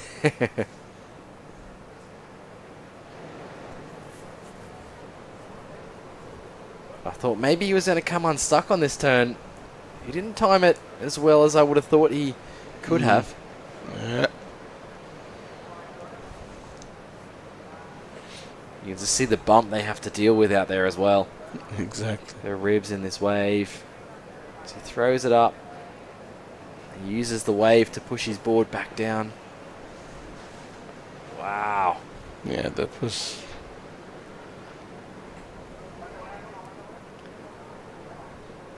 That was tricky. I mean, he's surfing with a broken finger and an injured knee.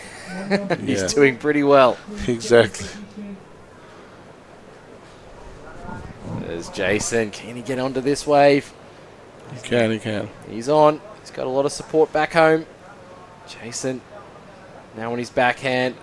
First turn, but again, finds himself too deep. So he'll kick out of that wave, and I think that's where the experience shows with Ben and Tucker, having spent a lot of time here. Just being in the right spot.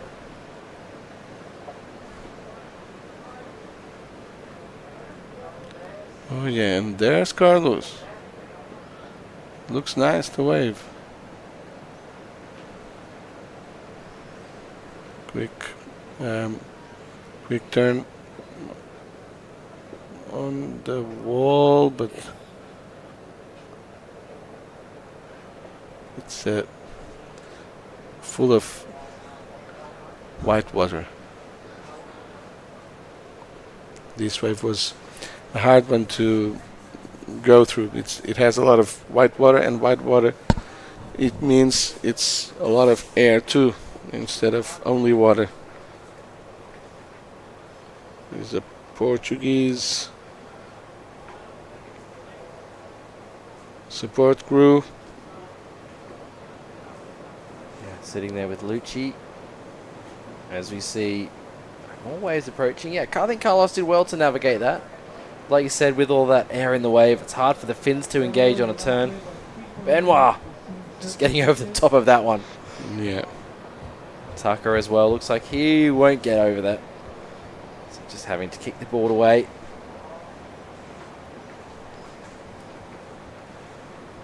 I mean, you have to say, really tough conditions, but Benoit showing that there are excellent scores out there. Of course. To be had.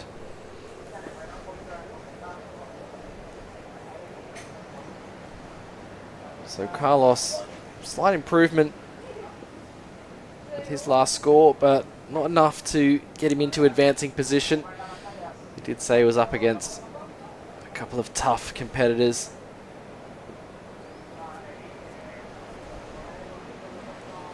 And Benoit is still wondering if he's going to get another wave or not. I think he'd like to. Make it easy for him to paddle in. Yeah. With 1 minute to go.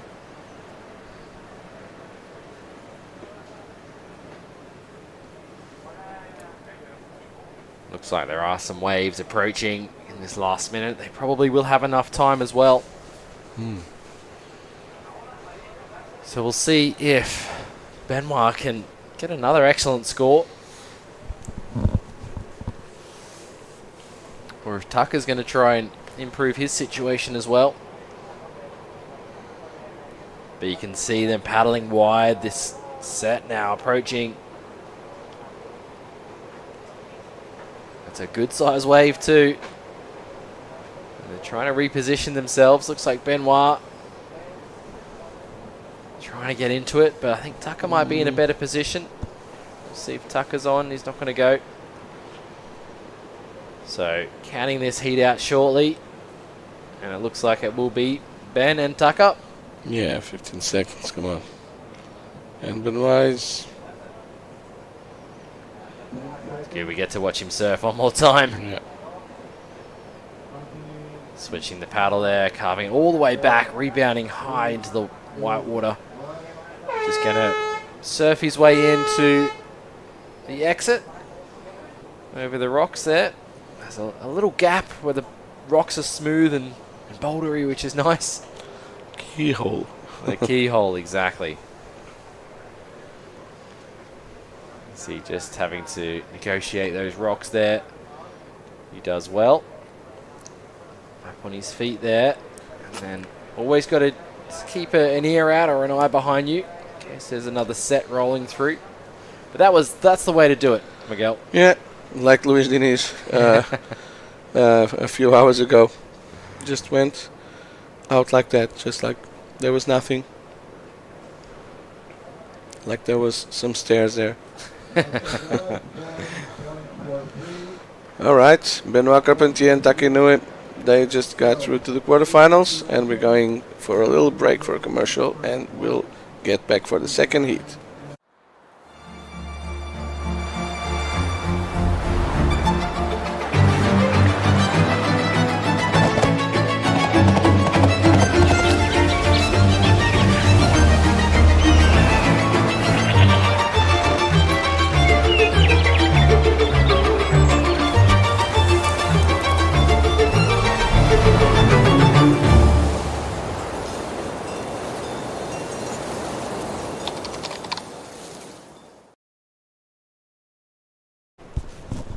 Hello and welcome back.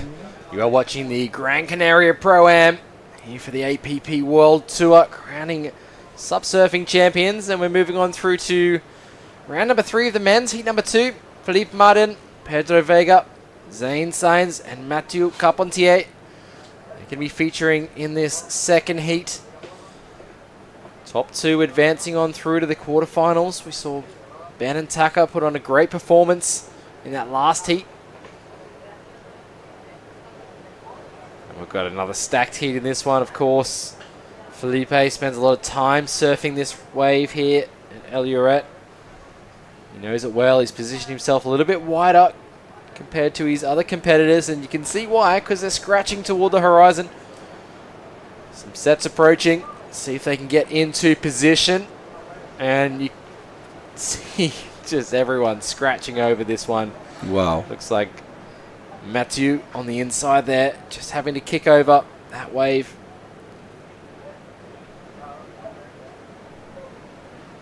And on the outside there, let's see if Pedro someone gets the...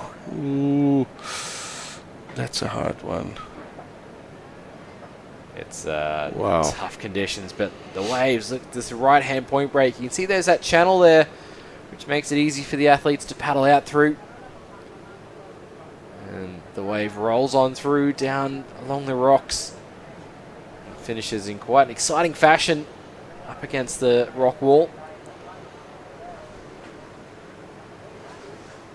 And I do feel sorry for the car park just behind, especially on a day like today where all the salt is just covering the cars. Yeah. You can see the salt water spray over the road every now and then on a set. So looking like we are close to getting a start here for this next heat. We are in Las Palmas de Gran Canaria, island of Gran Canaria in the Canary Islands. And the surf break is El Lloret, just around the corner from the city. We're at La Cissette. The last couple of days of competition, we crowned junior girls and longboard men and women and the Masters champion yesterday. And the Masters champion features in this heat, Miguel. Yes, he is. Felipe Martin. He's with the red jersey. And we have Pedro Vega with the white jersey. Zane Sainz in the yellow jersey. And Mathieu Carpentier with the black jersey. Zane Sainz is going to... later today, he's going to try and win the Pro Junior trophy. So all athletes surfing yesterday as well. Saw Mathieu in the longboard division. Of course, Pedro, young Brazilian phenom really in some surfing. Surfs amazingly. We saw his first heat today was fantastic. Some great turns. Yes, it was. And looking like we are getting a start now. Just before this set comes through. And you can hear the horn in the background. So heat number 2, round 3 getting underway here. And Felipe already starting to paddle out again toward the horizon. He knows exactly where to position himself. Behind him, Zane in that yellow, Pedro in the white on the right-hand side there. Mathieu in the black. And Mathieu now has been surfing really good, huh? he has, I think, in that last heat, really built his confidence. Exactly. And he's sitting in a little bit further. And you can see he might even be able to get onto this one underneath everyone else. We'll see if he's able to. Unfortunately not. But I think a smart decision there from Mathieu.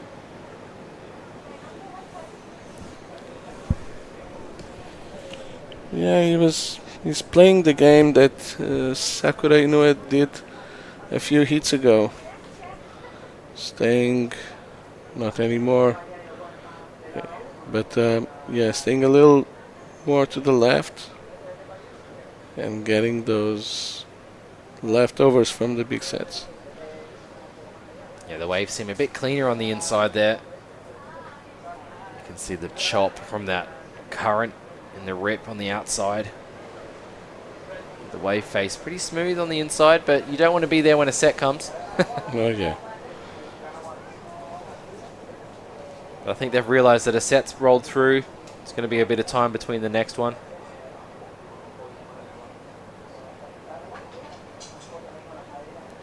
So Pedro and Zane juniors as well. Great to see them representing here in the open division, coming up against the world's best.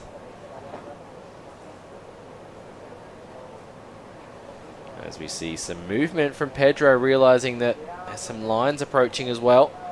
I think that's a smart move from Pedro. Love to see him get a long ride here. And we're going to throw it down to Tatiana. She's down there with Benoit, who put on a great performance. I'm back with Benoit Carpentier, who just achieved an outstanding heat total of 17.50. Another excellent score. You stayed cool, calm and collected, managing that big swell. Tell me, how did you manage that? Was it the board? Was it experience? What was it? I think a bit of everything. I like this kind of condition, and I don't really have the chance to surf wave like this that often, that I've wall like this. And I think it's the experience of being following the APP since I don't know how many years, and riding sunsets back in the day. I wish we had this stuff again, but I think I gained all these experiences by traveling and surfing like waves like sunset, and I think this is paying off today. And yeah, I'm just calm and relaxed. It seems like a few people are stressing a bit. My leash is strong. I'm trusting in my equipment, so yeah, just gotta do the job. Well, talk us through your equipment. What are you riding here today?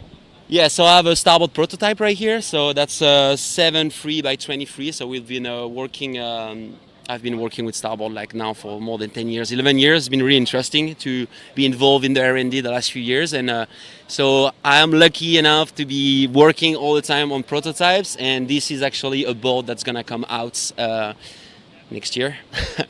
So you'll see it. That's a 7.3 by 23 Pro. And no, it's amazing, especially for these kind of waves, you know. Floating good, the volume repartition is perfect, and they've been doing a good job. So thanks Starboard for everything, and yeah, can't wait for you guys to try this board. Yeah, I mean, it looks amazing, and you look amazing out there riding it. So congratulations. We look forward to seeing you in the next round. Thank you. Back to you guys in the studio. Thanks, Tatiana.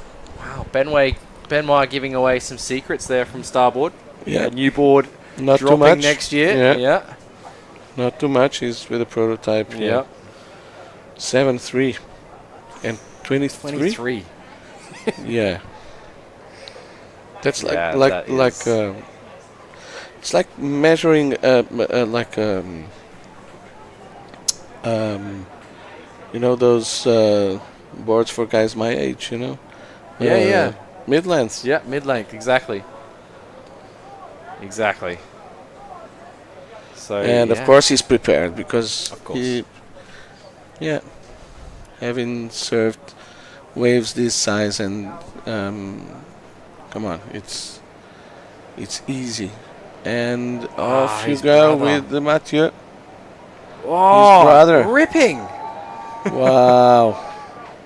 Felipe. It just, Felipe did a 683? No, it's Mathieu to 683 on his first wave. Gee, Felipe just putting back-to-back turns on this wave. Did so well to be patient, waiting in the right spot. So that's going to be a great score to start Felipe's campaign off here. But I think, as we were talking about earlier, the confidence of Mathieu Carpentier in this heat is really starting to show. We also saw during that interview Zane on a wave, 3.33 for Zane. As we see a replay now of Mathieu during that interview with his brother. This first turn, powerful. Yeah, it was amazing. Lots of spray. And then backs it up again, little snapping maneuver in the pocket. Switches the paddle over, cutting it back and sticks with it through that bumpy section. So Mathieu really feeling confident on his equipment as well. As we see the replay here, Felipe, bigger wave. Just mistimes that first turn, but really gets to work here. That's a better turn. Again, backing it up. Throwing lots of spray. Yep. And again, you get another turn on the inside as well. So, Felipe Martin, great job from him on his backhand. Definitely one of the better backside surfers. Him and Luis Denise really showcasing some great goofy footing surfing alongside Vanya Torres as well in the women's.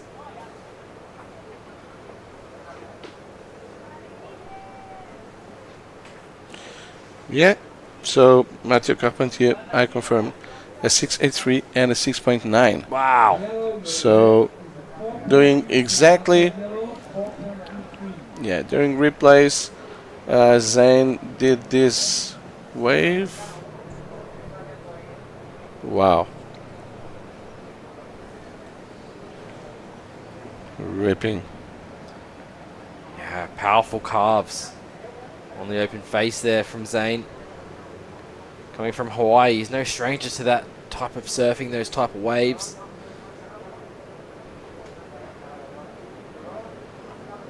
Now we see Mathieu up and riding on this one. Found himself a smaller inside wave. So you're up into the lip, it pushes a bit too hard. Cartwheels down the face of that one. So he'll make his way back out. He's currently sitting in the lead.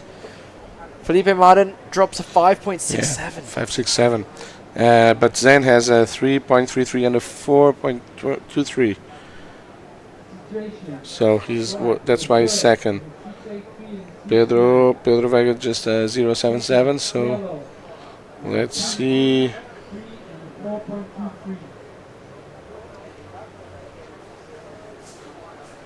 Yeah, Pedro just a small score, so he's finding himself out the back there at the moment. Maybe a bit out of position for those waves that came through. So looks like the surf's getting better. Scores, big scores dropping for all competitors.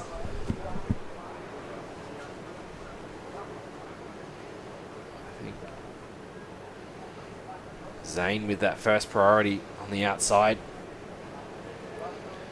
Felipe's second priority. See Carlos there chatting with Bjorn. Just a bit of a rundown of his heat. He put on some great performance. He should be happy with how he went out there today. Yellow, you're in second position. 3-3-3 and 4-2-3. What are you thinking, Miguel? I'm thinking that it will be as you can see, Zayn and Philippe are with priority, so they're both outside. Okay, Mathieu. Okay, now the four of them are outside, but it will be a battle between those two guys. Like the Carpentier brothers are on fire, as you can see. They certainly are. I think these waves suit them really well, suit their style, especially Benoit. Yeah, of course. Come on, Benoit.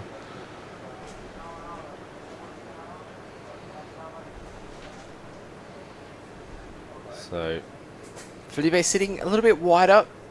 Although he's got second priority, he's going to stick to what he knows and that experience he draws from surfing here a lot of the time.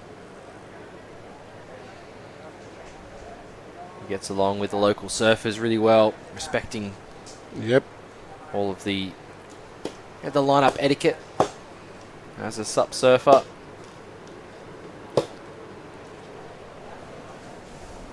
As you can see just how much current is moving from the swell out here. Now he's up and paddling. See them all trying to reposition. Pedro having a look with third priority. Mathieu has fourth priority, so can give way. Pedro's up. Yep. Let's see what he can do. Wow. Wow. Aggressive turn.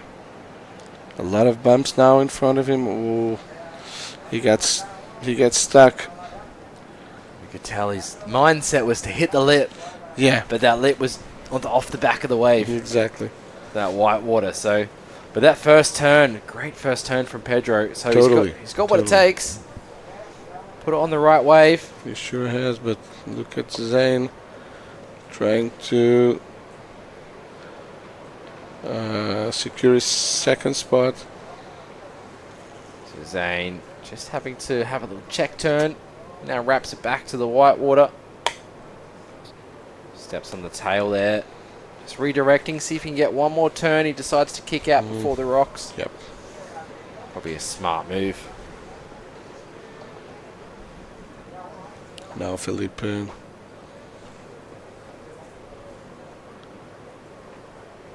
Philippe has first priority, so it's a question of how much Zayn did improve and how much Philippe will be able to get from his next wave, and how much will the judges give to this turn, because it was an amazing turn. It was. You see the bump there, so the bumps just slowed him down and at the same time push the lip outside of the wave. Yeah, you can see if he had waited maybe for that next section. It's just, I think, experience. He's only young. He's very young. I don't know how old he is, but he looks very young. Oops, and he fell. It's easy out there today, especially on a small board, to get tripped up. So it is Mathieu and Zayn, first and second right now. See if Pedro is able to get into the mix with that last score yet to drop. And where's Philippe? I think he's sitting on out in the channel. Yeah. I think he's really starting to sit out there. So Pedro, he dropped a great score of 5.67.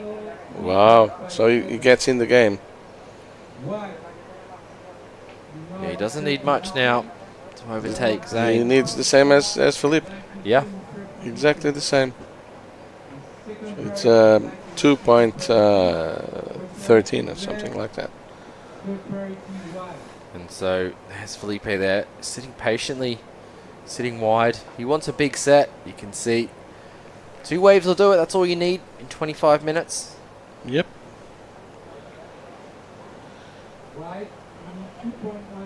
You see Mathieu just staying on his feet, moving around the lineup. Maybe trying to stay busy. He caught lots of waves in his last heat. So you see, experience. Philippe is older. He has more experience. He's waiting patiently, and patience, in the end, pays off. You can't be too patient, though. Yeah, no, can't be too patient. You know that you have 10 minutes, but yeah, 10 minutes right now. Because, thinking back to the ISA in El Salvador, Benoit had one wave score. It was excellent wave score. He didn't have a backup, and the clock was ticking down, and he was paddling on, and the hooter went. He didn't catch the wave in time. Oh, okay. So you can be too patient sometimes. Yep. And you only needed a 3. Frustrating. Yeah, very frustrating. But he's made sure he's learnt from that mistake. Oh, yeah. He's through to the quarterfinals. As we see Pedro staying busy. Switching the paddle over this wave. Not super steep. Just a bit of an open face turn. Just looking to at least add to his scoreline. He needs a small score to overtake Zane, but I don't know if that was complete, Miguel. No. I don't feel it's complete. Now, that could be a precarious situation if there are sets coming. But he only needs a 2.13. He does, that's right.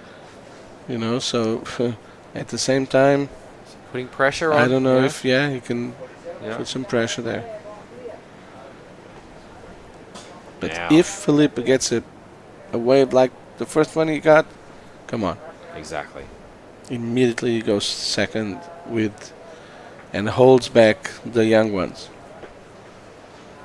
I wonder if he's moved position. Looks like he's moved away from the channel there and he's gone deep. Zane probably trying to go left. Ah. Maybe. Maybe, who knows? Maybe he knows something we don't. Oh yeah, he lives here. He does. Yeah, definitely knows something so we don't. He definitely knows. The only thing he would give away when Tatiana asked him in his interview was said, you just have to be in the right moment. Yeah. The right moment, the right place. But I think he knows a lot more than he's giving away. Of course. And so Pedro there manages to get up into second place with that last wave score. So there you have it, Zane and Felipe in third and fourth.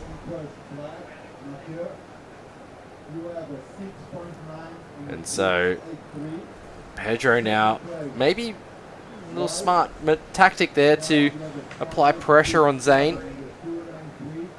Pedro's going to look to get out though. He's still not safe though. Felipe just needs about a 2.93 to get ahead. And Mathieu Carpentier really sitting quite comfortably out in the lead right now. And he did that within really the first 5 to 10 minutes of the heat. Put those scores together. And now he can be patient, waiting for a better wave to come through. And there really hasn't been that scoring potential.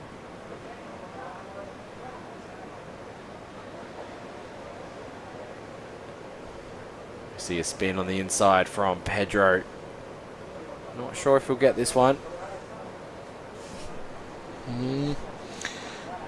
Yeah, these guys are playing with a lot of tactics.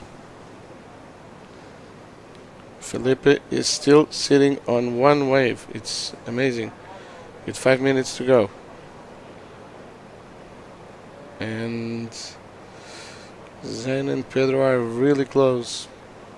And of course Mathieu is way far ahead.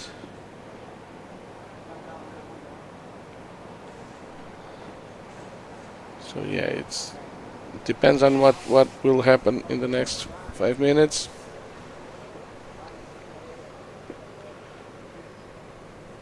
Let's see if Felipe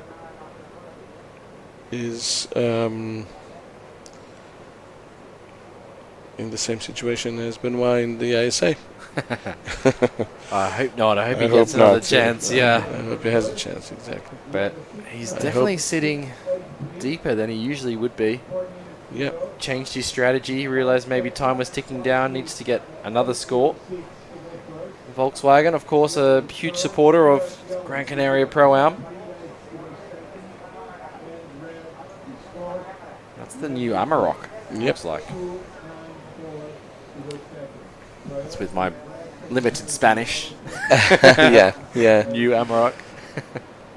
All the roads. All roads are destination. So basically, you can go anywhere with the new Amarok. It looks nice, actually. It does. It's very nice. Pedro. So Pedro choosing a wave that just closed out. Felipe, I wonder if he's managed to take a wave over there, as we see now Mathieu using first priority. And again, they're just a bit deep on the reef here, but Mathieu managing to get one turn off there. Can't quite get around this section. So he'll go down. So why doesn't Philippe has a priority? I think he must have taken a wave. We'll wait for that score to drop. You can see on the outside there, Zane having a look at this wave. Felipe next to him. Zane's going to take off. Smaller wave, but looks like got some scoring potential. Up, floats over this one for his first turn. Decides to kick out as well. So some small scores to drop. Wonder if that's going to change the situation. I don't know if it will. 2.5 minutes. Now Philippe is surfing. This is an important wave. I think 3 turns might just do it. So it's not even a 3 points. It's 2.83 or something. 2.93. So yeah. 3 points? Do you think he has 3 points on that wave? I think so. I think so too. Yeah. I do think he'll get it. Some good surfing on his backhand.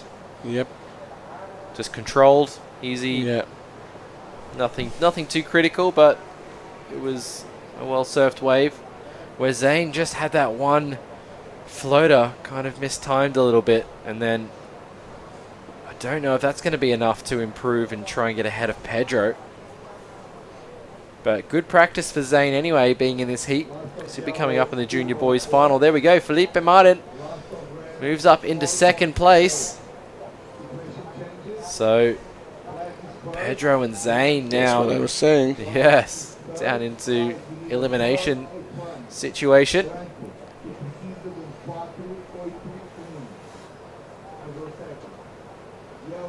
Let's see. Getting ready. Bit of tape on the board as well. I think maybe some damage from the rocks.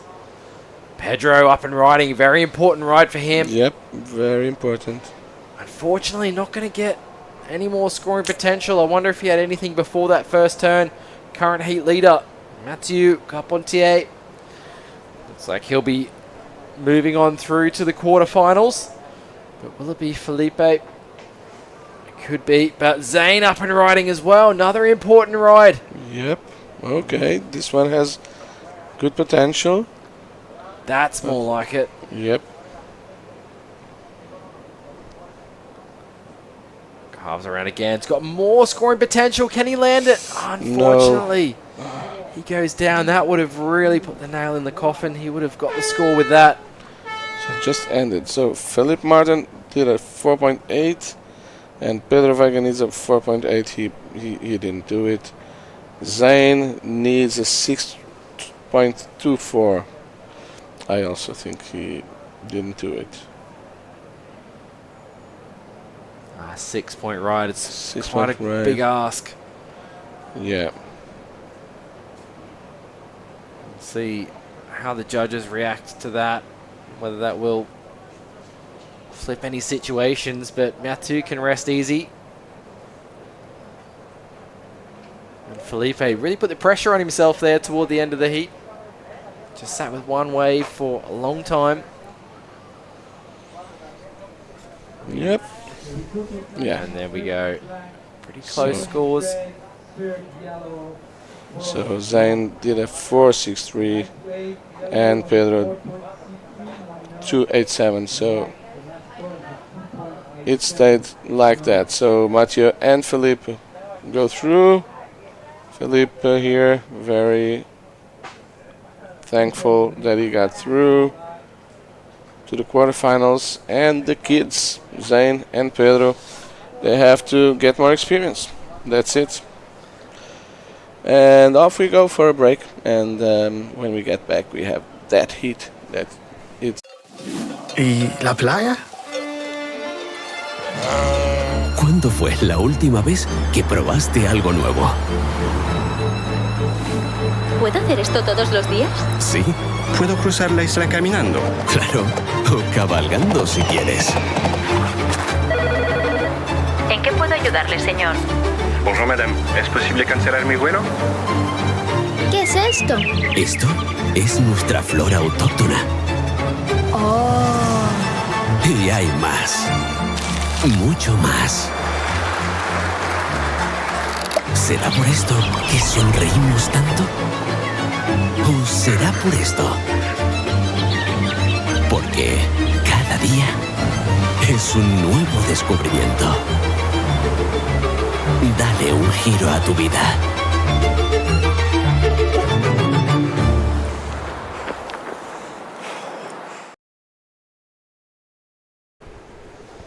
Hello and welcome back to live action here for the Gran Canaria Pro-Am. Moving on through into heat number 3 of round 3 of the men.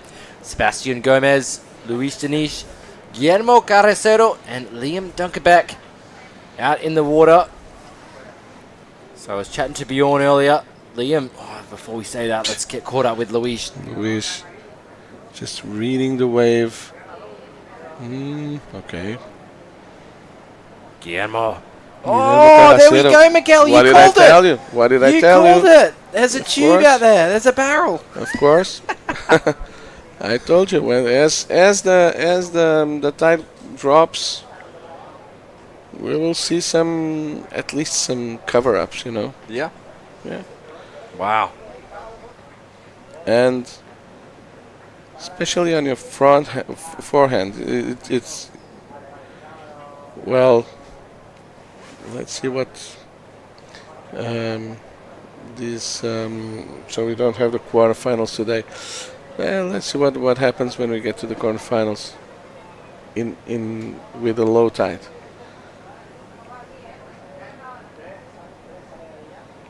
I'm saying that we're going to see some barrels. Well, you said it. We just saw it there. Yeah. Little cover up. Yeah. From Guillermo. On the screen, we'll see what score comes through for Luis, his first ride. But I was saying I chatted to Bjorn and Liam. The reason we haven't seen him yet is because he's been over at the other event. Yeah. There's a national Spanish contest at La Cicer. So here just at the wave we were yesterday. And he's also on that event. So he couldn't be on 2 heats at the same time. But of course, as no one got here you see the cover up. You see a little cover up of Guillermo. So yeah, he had he needs shampoo now because he's got the wash. He got the wash. Yeah, he got to wash his hair. Now he needs shampoo. Yeah, but we in Portuguese we say a chapelinho, like chapelinho. It's like a little hat. Oh, you know, like okay, a little hat. Yeah, it's not okay. a barrel. It's Yeah. a little hat. Yeah. Something. But okay, while we wait for these scores, let's go to Tatiana. Welcome back, everyone. I am here with Mathieu Carpentier, which is the older brother of Benoit Carpentier. He is just our second man to go through to the quarterfinals of the Open Division. Now, Mathieu, You're kind of known for your SUP longboard style, and that's kind of more your discipline. How are you feeling doing so well in this division? Well, it's kind of unexpected for me. I was more focused on the longboard, but well, unluckily I did bad in my heat, and that's the way it goes. But I'm happy to be able to surf, and I had a lot of fun lately surfing the short SUP because of that board. This board, it's the twin fin from Starboard, and it's a new model they made last year. And it's really fun on the waves. It's really fast. And I was a bit surprised in those waves. It's kind of heavy today and it's still under really well. But in small wave, that's so much fun. And you have the feeling of a longboard, of a lot of glide and everything. So, well, it went my way today in the short SUP, so happy with it, and let's go for the quarter. No, it's obviously doing really well. You're riding it really well as well.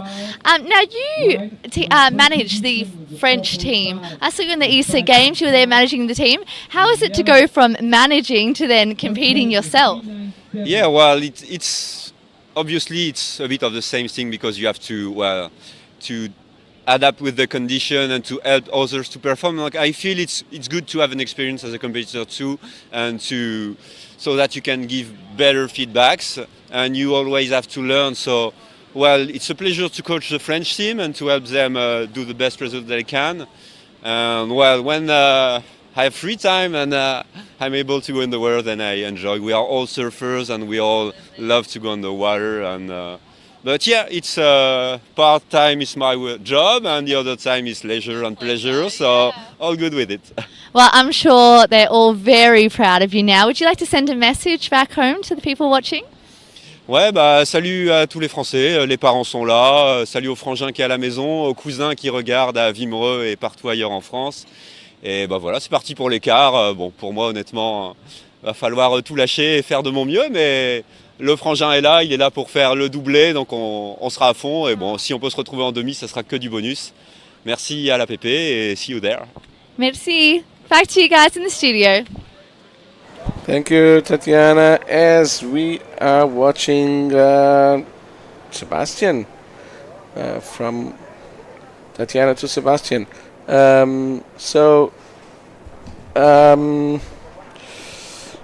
Very nice interview with Mathieu.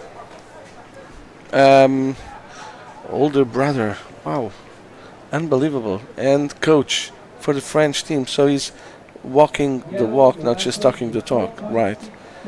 Very good. And look at this move from Sebastian. Wow, that's a good score just for that one, I'm sure. So far as Leonardo Nica is giving an autograph. Very cool. well, kids. Well done. As Luis Denise is on that poster, he's out in the water too. Yeah, on this wave. That's the Exactly. photo. Exactly here at El Lore. And Luis Denise is leading with a 4.5 and a 5.5. Guillermo Carracedo has a 3.97 and a 4.67. So he's second, and now we have to wait for Sebastian's score, as I don't see Liam Duckner back in the water. I don't think. So probably he's still at the other event. Still at the other event, yeah. So Sebastian, was that one turn a 6-point ride? 6-point ride for that turn. Just pushing the fins out above the lip. Back It of was the wave. very good. Yeah, it was good. So Guillermo putting on a good performance as well, though. He's had a couple of good wave scores dropping for him. Luis Denise, though, out in the lead. Done very well to get through. And Luis, no stranger to this wave, as we were saying. Previous world champion on the APP Tour. Yep.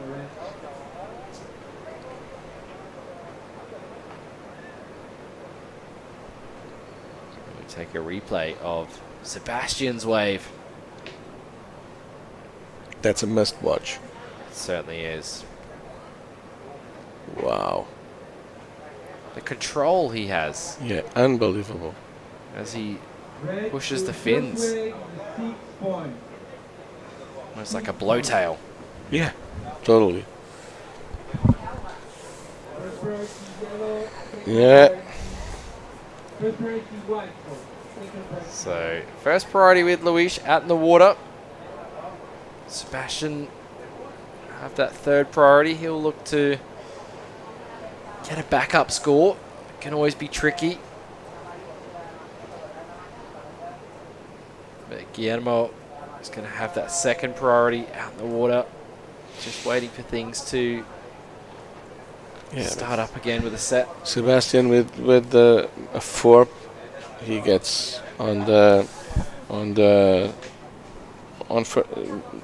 he goes to first place. So with a 4.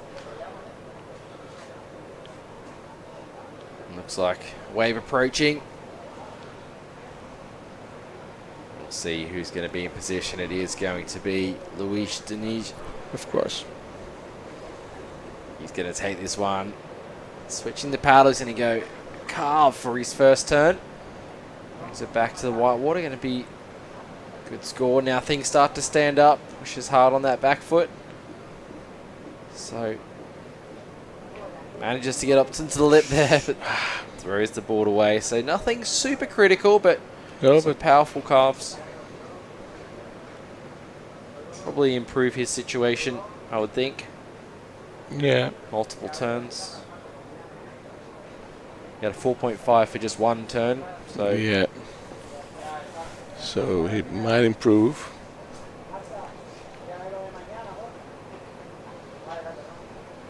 Yeah, 15 minutes remaining. As we see Guillermo having a look, but I think he's going to lose priority. Lose priority, yeah. Sebastian's already with the first priority. Yeah. Look at Luis. Replay. So he does well to stay a bit lower on the wave to stay with it. Yeah. It easily went a bit higher and would have fallen off the back of that wave. Oh yeah. You see the difference between Luis and Pedro Vega?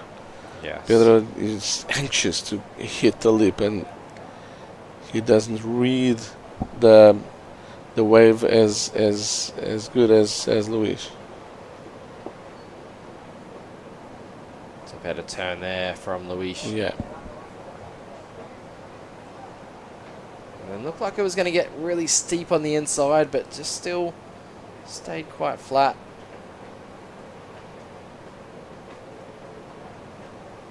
Gets himself another turn and then tries to float on the end. Yeah.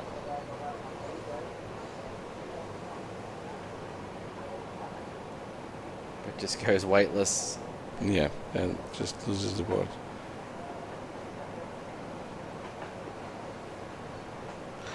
He did improve. So 6.5? No, 6.6. 6.6. No, let me see here. Oh, and then it's too many hours. It is too many. So thinking 6.6. Yeah, it's right. So Guillermo now with first priority. We'll see if Sebastian caught a wave. Looks like he might have. He's not out there next to Guillermo. So Guillermo now up and riding. This looks like a nice wave in front of him. Yep. He's going to get up into the lip. He does. Gets up high. And floats over that one. And he's got to press a stall as well. You. Wow. I told you this was going to happen. He's searching. Searching for the barrel. Yep.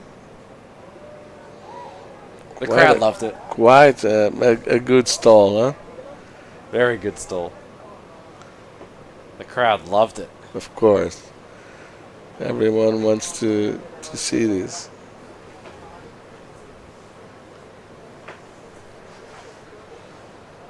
Drops into this. You can see him just getting speed. Starting to compress at the bottom. He gets that board up onto the lip.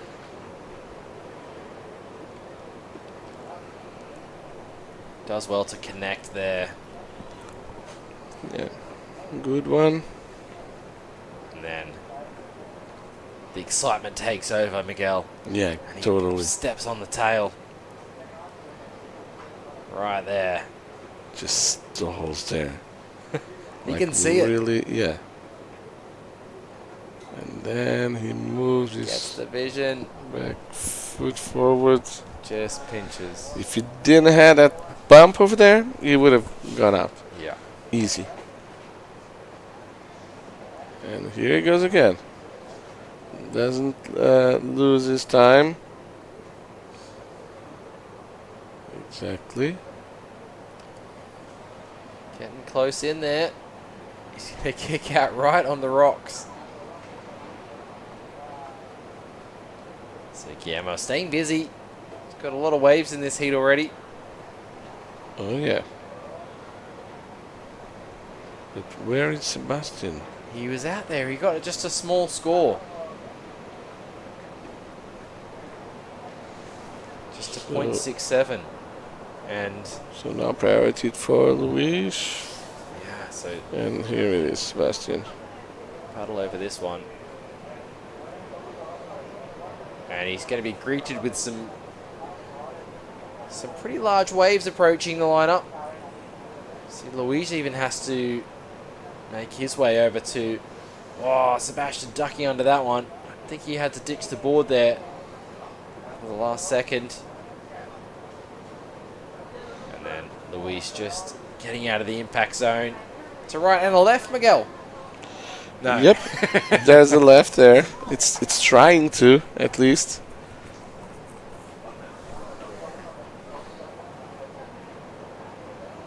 So jet ski moving in, maybe just checking on Sebastian. Just making sure he's okay. He's all good. Make his way further out. And maybe some more lines approaching as well. So Zane was knocked out in that last heat, but he's going to be coming up in the junior boys final. Chatting with Pedro. Seemed like they're friends. They're both in that heat together.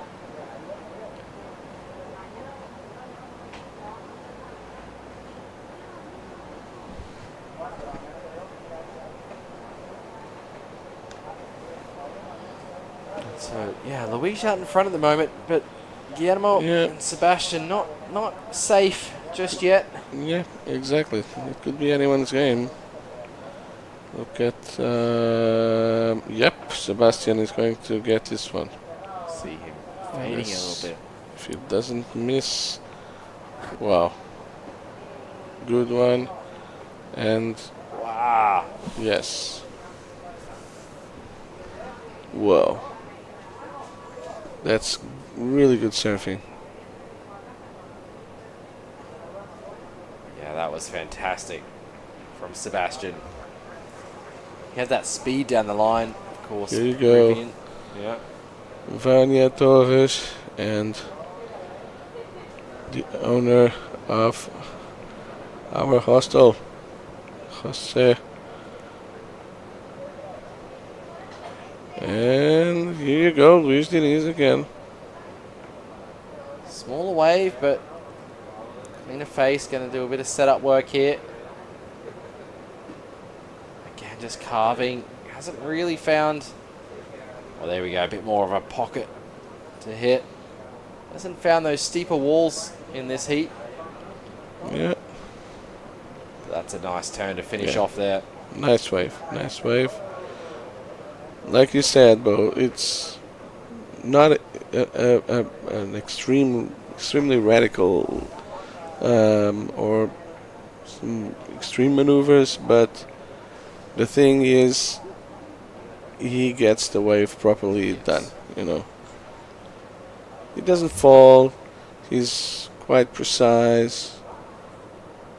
Yeah, Luis is doing great here. Exactly. Possibly not pushing too hard, just conserving energy as well, and knowing that He's out in the lead. Probably it's that. But very, very important. Sebastian Gomez, come on, he needs a 3.14. Oh, for sure. He has a lot more than that.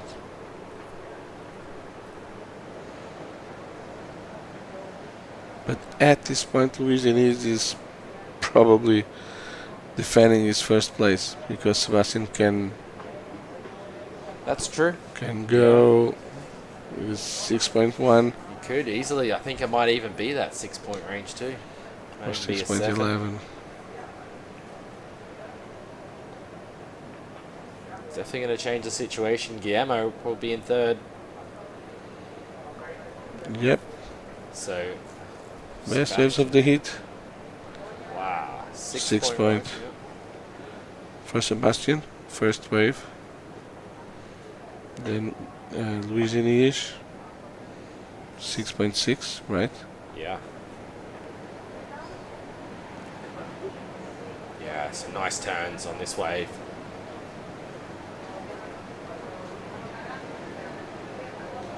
Doing really well. Yeah. Especially on the outside. Oh, Guillermo. Guillermo. Wow. Guillermo did a 4.47. But guess what? Luis Diniz just did a 7.03. And Sebastian Gomez an 8.53. Oh, wow. So from third to first place, I knew that this could happen. And now he has a 14.53 total. Okay. Luis Diniz is second. He needs a 7.5 to go again back to first place. And Guilherme Carracedo is in third place, needing an 8.96. It's a very hard, very difficult to get.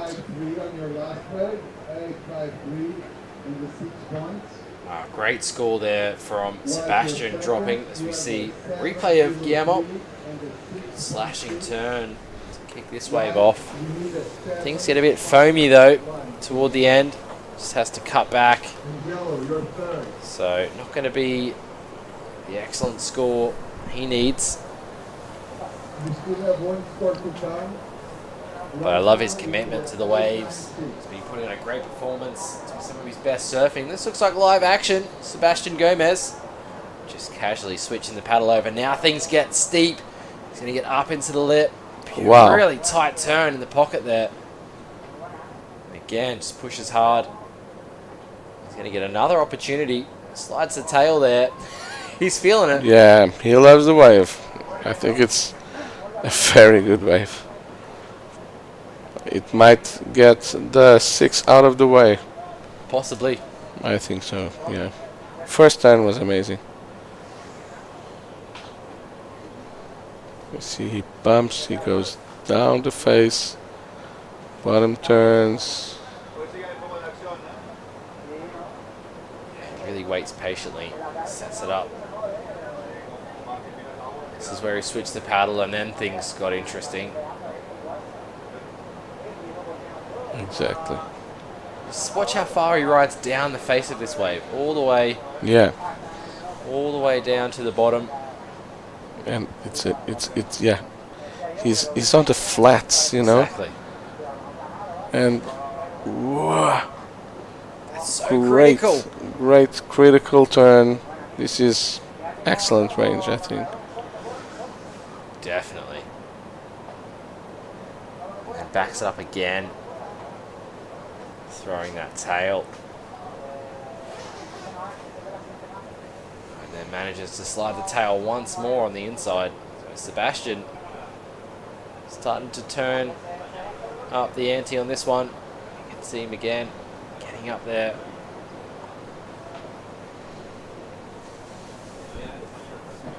Yeah, amazing.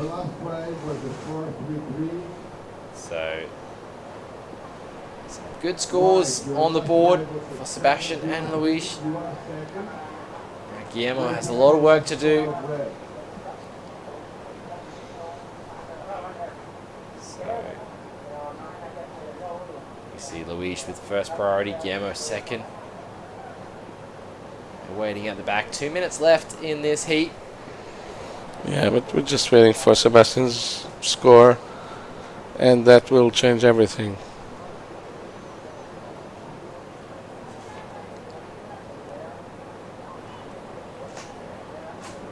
Yeah, certainly will have put him even further ahead, I would say. And off you go. Replay for that wave. Wow. It's amazing. That turn in itself is an achievement. Exactly. Okay, so last one Brad was a 9.1. 9.1, of course. 9.1 we go. Wow. Of course, it almost equals Benoit's best wave. Exactly. So second best wave of the event, 9.1, and a total of 17.63. I would say, yeah, with 1 minute to go, I say that Sebastian and Luis Diniz are going through. Easy. Sebastian having another look. Not going to get onto that one, but wow. I think that's the highest heat total we've seen. I think Benoit had a 17.5. And we'll see Sebastian really solidifying his first place. Yeah, it's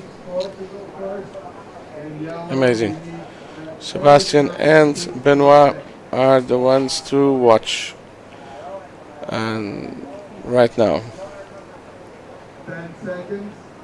Of course, if Luis can get on those steeper waves, yeah, he'll be able to showcase his backhand surfing. So Guillermo put on a great performance, trying to find some barrels, but unfortunately will be eliminated from competition. Sebastian Gomez on screen there, winning that heat. Luis Diniz also there, moving on through to the quarterfinals.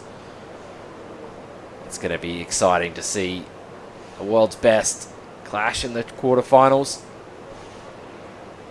And Liam Dunkerbeck didn't make it here, but let's go to a short commercial break. We'll be right back. Men's heat number 4. Bienvenidos a Gran Canaria. La oferta deportiva de la isla es infinita. Gran Canaria es el escenario de eventos deportivos de alto nivel y próximamente también seremos sede de la fase final del Mundial de Fútbol 2030.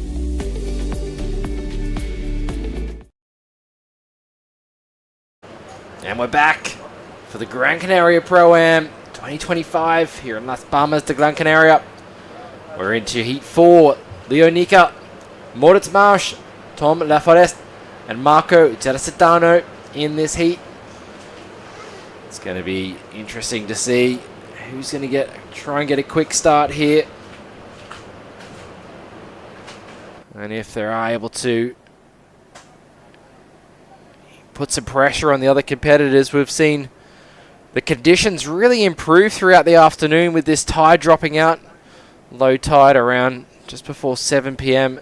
tonight. So still quite a bit of time before that low tide hits. We are coming to you live from El Lloret, the city of Las Palmas de Gran Canaria. We're right along the promenade here that links the city to the beach. Fantastic venue for, once again, the Gran Canaria Pro-Am.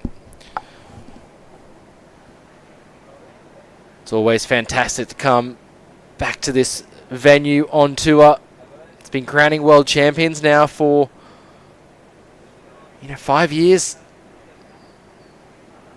And we had some of those champions in the water earlier on today. Benoit has won out here. Luis as well. Luci Cosoletto being crowned women's champion out here. Keire Inoue. All of them coming back to try and regain that world title for 2025. It's great to see the APP putting on this event for this year, supporting the sport of stand-up paddling. We hope to see that grow and continue into the future. And of course, a big shout out to the sponsors of this event on screen there. As we can see our event site, this is where the athletes can come and get ready. There's a athletes area there. And fellow commentator Miguel has just stepped out to fill up our water bottles. He's there in the middle of the screen. It's great to have Miguel here. Very knowledgeable in the surfing world, understands surfing, judging. He's been in media for a lot of his career for surfing.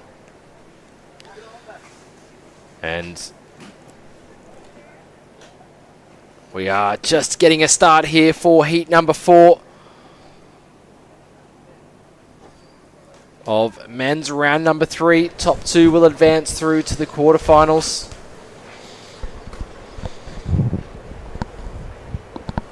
So Leonika definitely one of the favorites in this heat. Moritz. Mauch. Yeah, local to the Canary Islands. Originally from Germany. Of course, Tom and Marco. And Marco Citano. Last Italian standing? Leo? No, Leo and Marco, yeah. Yeah. Let me think. Possibly, yes. Yeah. There goes Moritz.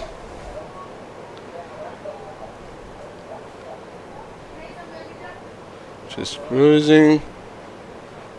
And getting off the wave. It's going to close out. And Leonika.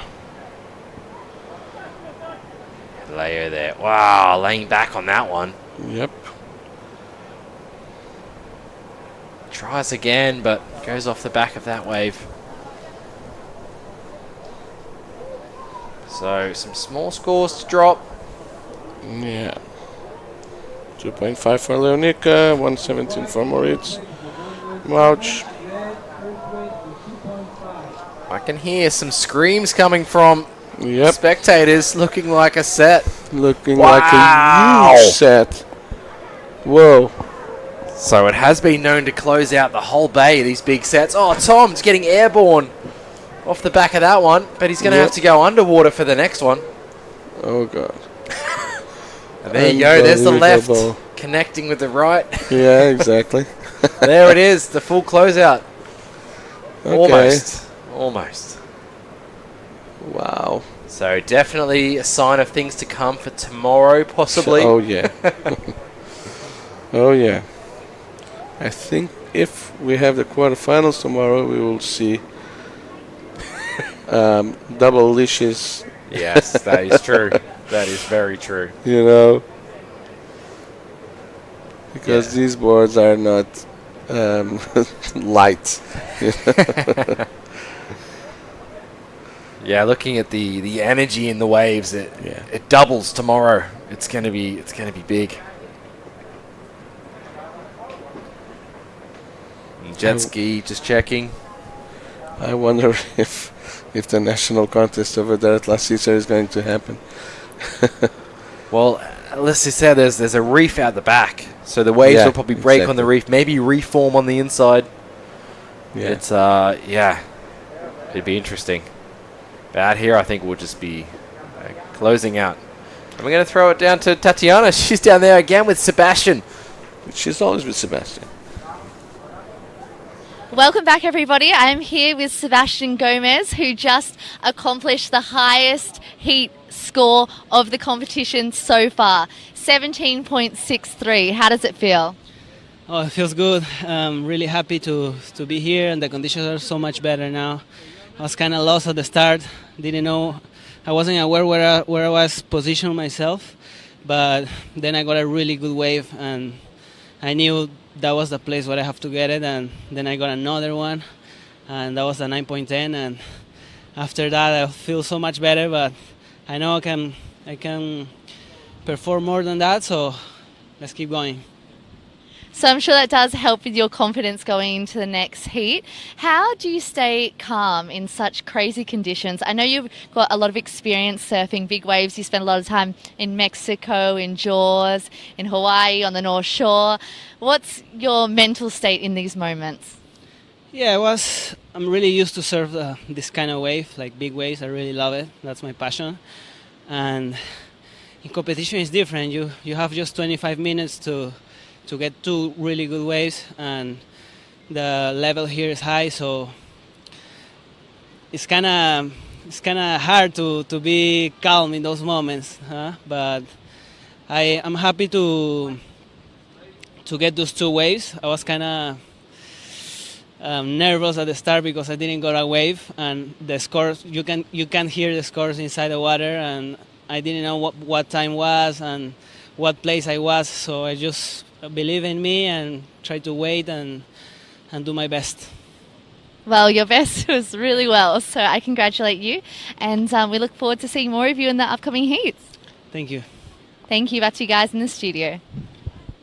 Thank you, Tatiana and Sebastian, for the interview and for the surfing.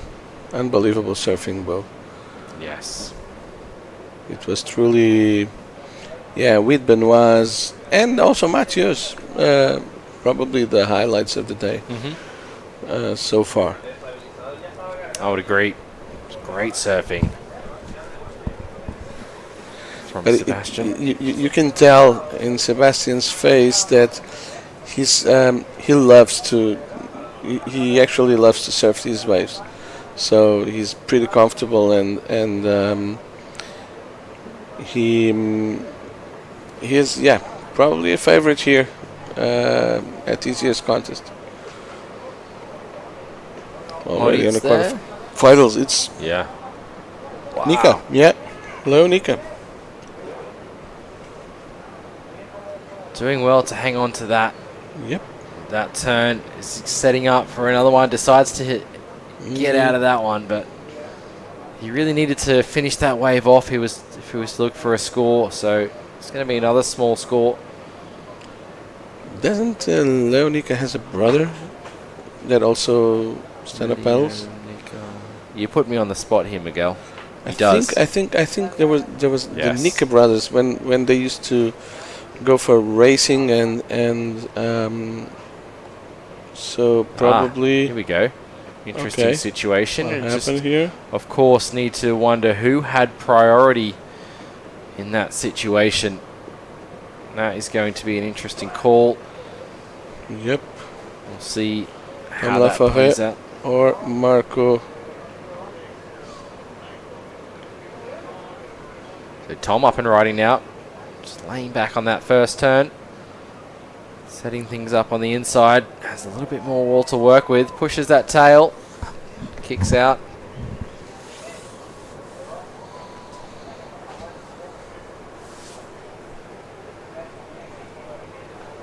Yeah, so Marco and Tom riding the same wave. I feel like Marco kind of knew he had priority. Just the way he was surfing, the confidence he was trying to catch up to Tom with. But we'll see what happens. Yep. Because we were watching Leo's wave during that exchange. So Leo now trying to look at this one. He'll turn around to see another wave coming through. Maybe he can position himself for this, but it will be Marco, I'd say, with that priority. Yeah.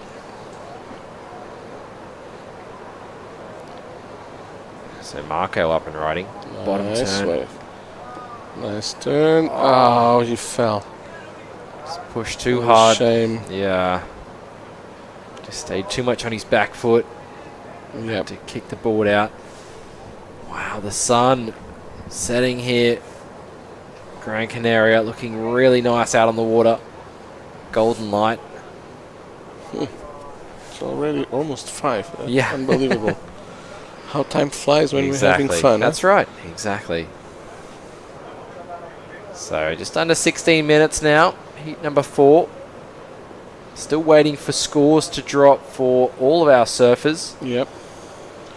And priority situations and a lot of so scores need to get in.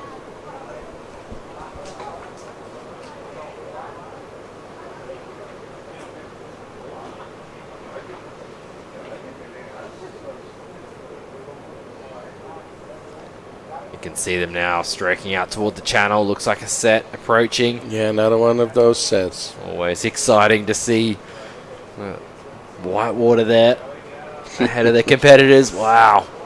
Yeah. This wave breaking wide. Leo looking interested, but yeah, looking very interested. Marco just fell. Wow. That's a proper set. Tom had a quick look. Yeah, another one behind as well. Nika has first priority, so... Well, look at that wave. Still rolling. Unbelievable. Another one behind as well. But you can see not offering up a super critical section, so athletes opting not to go, realizing the scoring potential isn't as high on those waves. And we have seen the highest scores come from not the big sets, but the slightly smaller waves. So I wonder if that's going to be the situation as it stands. Moritz still waiting for a score to come through though. He had a few turns on his last ride.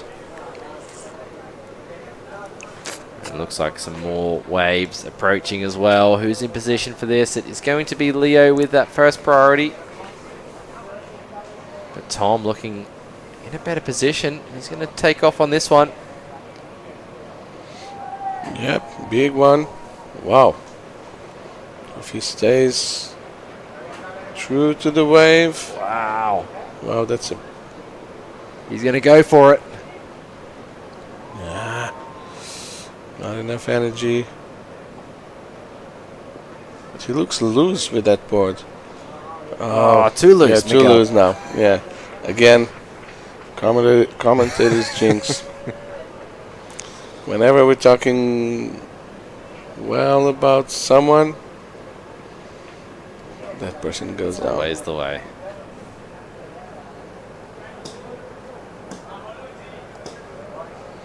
And so, taking a look at a replay of Tom's last ride. So, bit of setup work on the outside, cut back to stay with this one. He found himself on a pretty good size wave. Yeah, he's also very tall. He's a tall, yes, he's a tall man.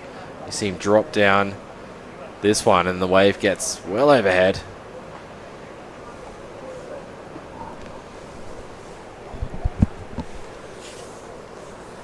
Here we go, dropping down, just that wave growing.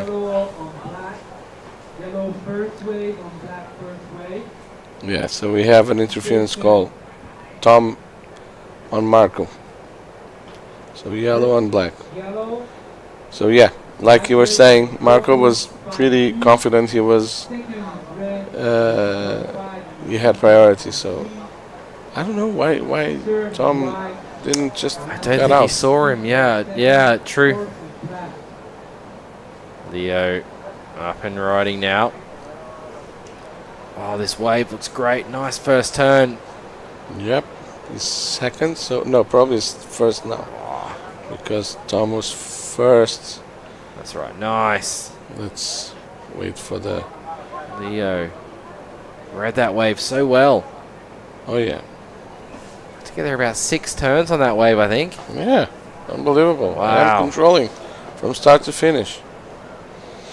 I like it when they go out like that. Gabby just warming up. This is not your regular Pilates training.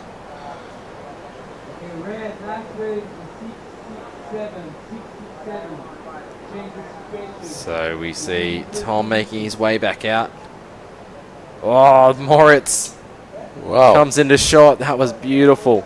Beautiful wave. Oh, Moritz. I should have kept my mouth shut. Oh, wow. That was looking like a nice wave. Yeah. So I think Leo got a 667. Yes. And got into first, and then Tom is second, even though he has an interference. That's right. Look at the wave. Unbelievable. Wow. Really beautiful. Clean face. Yeah, does nice there, and then steps on and couldn't engage that rail. Shoot. That would be lovely. Because he's really close to second place. So he's so close.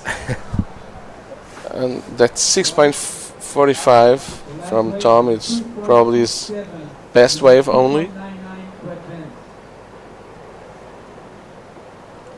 Yeah, he had a good score earlier on. I'd say 6.45. 6, yeah. And then so Marco now in 4th place with priority. Yeah. Hasn't really had that second wave yet. Exactly. And then Tom, off he goes. Yeah, Moritz really had an opportunity there to solidify his place in second or even jump up into the lead, but he come unstuck. So have to reset, head back out. Moritz, an all-round waterman. And you kind of have to be when you live in the Canaries. Have something for the wind, for the swell, for the calm days. Yeah.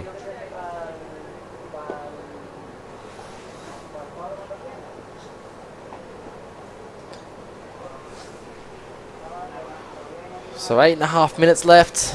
Heat number 4. And then the men will move through the top 2 into the quarterfinals. Then we're going to move into the women's round number 3. 2 heats with the 8 best women here. Goes down to 4, so semifinals. And then we will have the Pro Junior final. Yes. Excited to see that as the conditions improve. Oh yeah. Throughout the afternoon. Well, let's see if we have time. Let's see if we have time, exactly. We'll have just to 25 see. minutes heats. That's right. They'll probably do maybe 20, maybe half an hour final. Yeah. Yesterday we finished at 6 something. Yeah. So I don't know if we'll have time. We can send them out tomorrow. Yeah, why not? Yeah.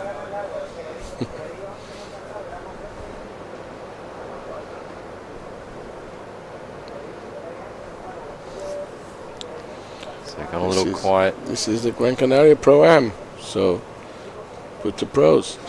Yes, exactly. Exactly. So Tom doing really well just to sit with that 1 wave score in second right now. He's really going to want to hold off Moritz. Well, yeah. From getting another ride. And with second priority, he's pretty comfortable.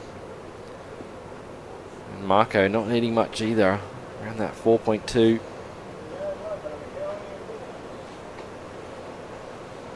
And so more waves now approaching. This is going to be interesting. So we'll see who's going to come out on top to move on through. Definitely Leo a favourite in this heat. But still not safe either. Moritz could jump up. That's good Marco. But Moritz up and riding now. Really small wave on the inside, but yeah, but doesn't need much at all. Wow, nearly lost it. Wow, again, almost lost it. Yeah, but he's doing well. Yeah, 2 good Few turns there. Yeah, and I think that that's going to help him. So Moritz under priority manages to get his score. I think likely he'll overtake Tom. Yeah. But Tom could get a bigger score. Yeah. He could improve upon that 6.45. Remember, he won't have 2 waves in his total, just the one. There was an interference on Marco. And here goes Tom. Oh, he doesn't. Get into it. So he loses second priority. Yeah. And Marco losing first priority. So first priority goes to Nika. Where is he? That's Tom Oh, looking. That's Tom.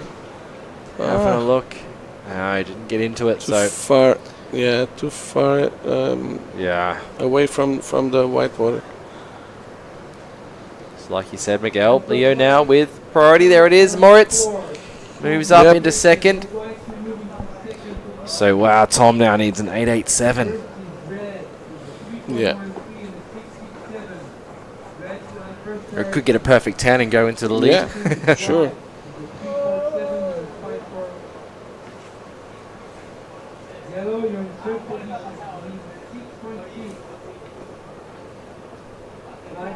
$6.6? No. So they're cutting just half of the. Not a priority interference. Yeah, not a priority interference, but it was a priority interference. My mistake. Maybe not. I don't think they'd caught a wave yet. That was their first exchange. Okay. So maybe without. Yeah. Okay. So not a priority. So okay. So Tom's still in the game. Yeah, half of the second. Yes. Score. Yeah. So Tom's still in the game here. As is Marco. He couldn't get into that one. He's going to turn around to see a wall of white water. Yep.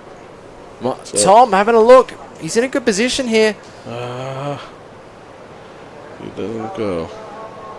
Oh, not the place you want to be, but does well to hang on, Marco, to his board. Quick massage. So, Leo and Moritz first and second at the moment, but here we go. Marco on the inside. This wave standing up. What's he got for us? Great drop. Oh! Got a little bit too tall with his legs, and he should have bended his knees, you know. That's probably the sentence I say the most when teaching. Of course. Bend your knees. Moritz there, maybe just a reposition. The inside, Marco. So it's going to be tough for him to get back out in time to get another wave. 2.5 minutes left. A lot of water moving through that set. You can see the women there on screen preparing for their round 3. And Moritz now staying busy. He wants to make sure that it's going to be really hard for Tom to get another scoring ride. But Tom still at the back. It's Leo. Leo, yeah. It's a bumpy wave. He decides to kick out. Didn't see any more scoring potential there. Yeah. He's right. But Tom looking at this, not going to get into it either. Oh, I wonder if that's way. going to cost him priority. I don't think so. And Leo again. And Leo identifying this could improve his lowest score. Coming back. Dropping down this one. Few bumps to deal with. Switches the paddle. He's going to get another turn in. Well, before he finishes. A competent ride. Maybe improving a little bit. Not much time left on the clock though for Tom and Marco. Marco's going to call it a day.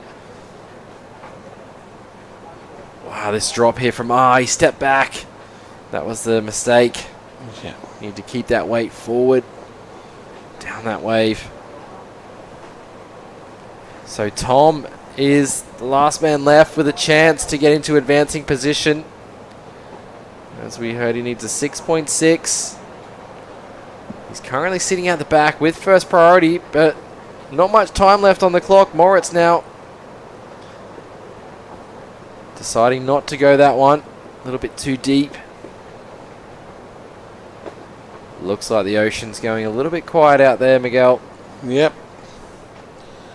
There's something there, but With 20 seconds to go, you have a last wave for Moritz Mauch. Good snap, but again, he fell. Yeah, it's hard. That white water's moving fast. It's powerful. So there we go. That counts out the heat. So yeah, Leo Moritz moving on through into the men's quarterfinals. We'll lose Tom and Marco. And then look at the women's coming up next. They're already out in the water preparing for their round 3. And the Inoue mom taking notes all the time. Always. She's unbelievable. What a woman. Exactly. That notebook she refers back to all the time. These are all the angles we have from the beach. Great to see. And then we're going to go to a quick commercial break. We're back with women's action.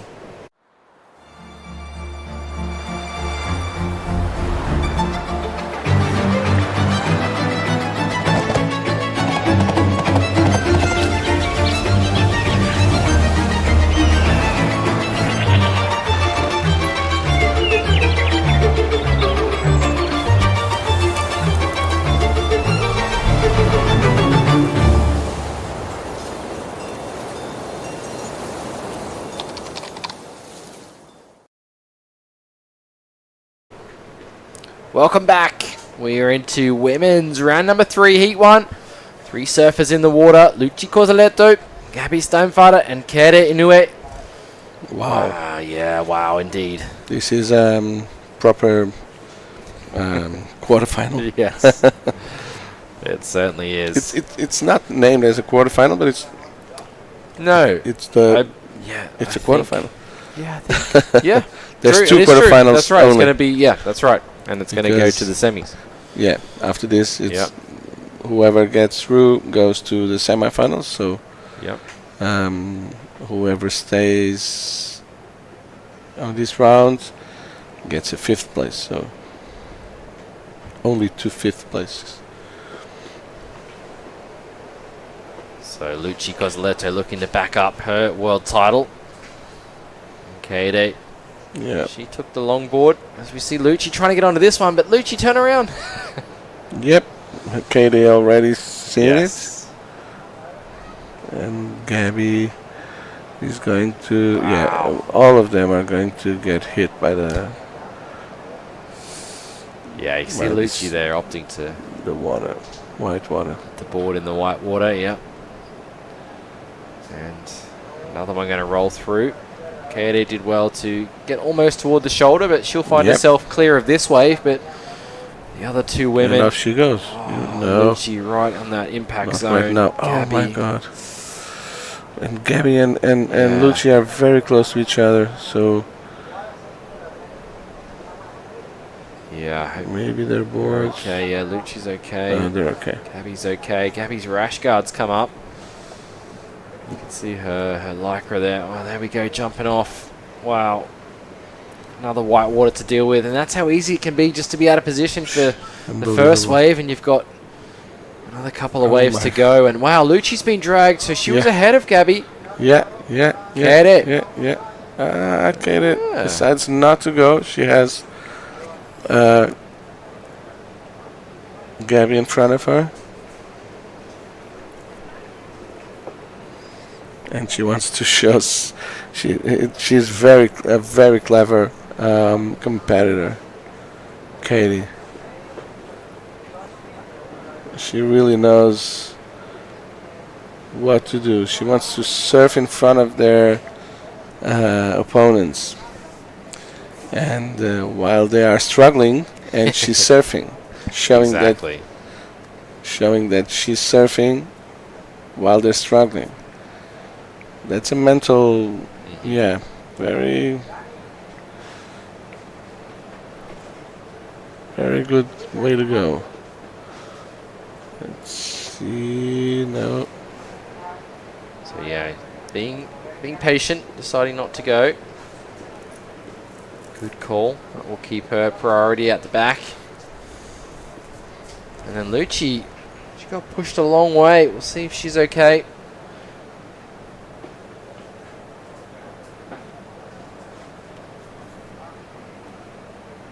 Sure, she's just making her way back out.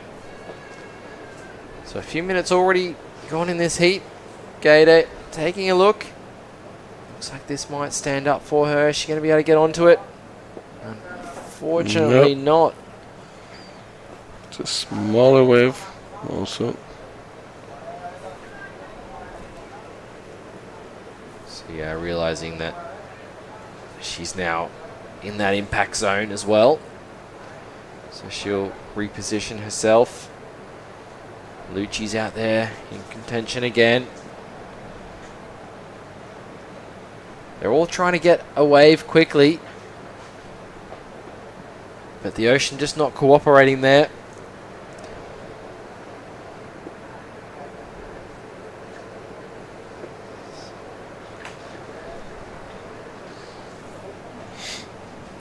Yeah. Lucci's over there. Gabby and Lucci are talking, so they're okay. And Katie, okay, she goes.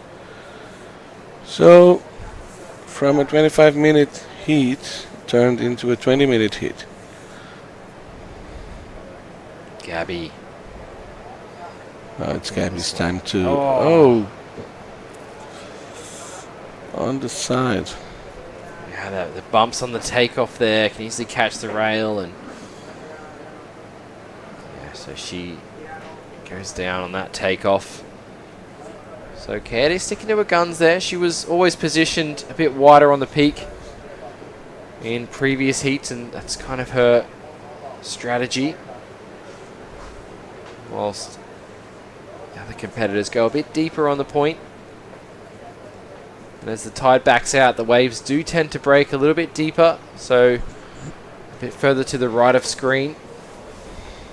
And then they hit the point and run down along to the left of screen. As we see a couple of lines approaching, so athletes on their feet now. As we see Lucci in position for this peak. See, off she goes. Up and riding. Oh, unfortunately, just can't find her feet on that one. It looked really bumpy, really tricky. Yeah. So that's going to hit her confidence a little bit, not getting that score as high as she'd like. And her competitors will look to apply pressure. So 1.17 for Lucci. That's a low score.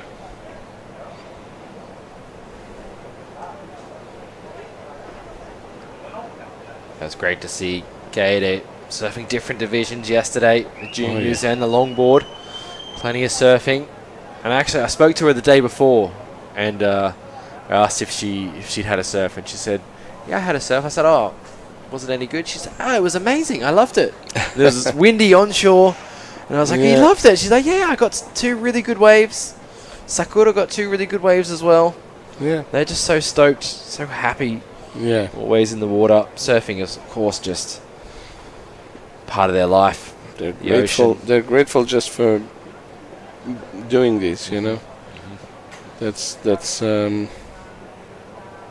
unbelievable. Their story it's worth a documentary. It is, definitely is. Their family story. Unbelievable. Let's go, Katie. Now she goes. 20-year-old Katie knew it. Very good. Dealing really good with that inside rail. And no more. Yeah, yeah, like you said, the rail there. Ah, Gabby's snapped a leash. Really? Oh, God. So we'll catch up with a replay of Katie's wave. So that first turn, just a little check turn, but this second turn, Miguel, like you said, she did so well to hold that rail. Ah.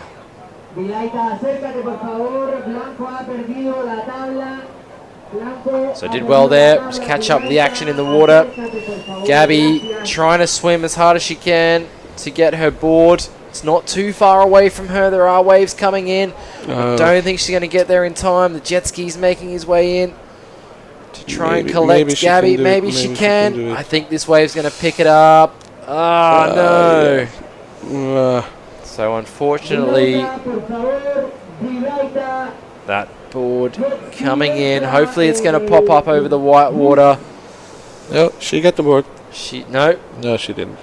She just got the paddle and she'll have to swim in. Wait for the jet ski there. So we see Lucci on the way behind having a look at that one. Decides to go over the top of that. So that's the third leash today that's broken. Unbelievable. And we just hope the board is okay. There's been a bit of time for some athletes to get down there and try and collect it before it does go into the rocks. So the jet ski there moving through, just having to go around for this wave to come through, and looks like another wave as well. So making sure that the jet ski's safe too. Yep.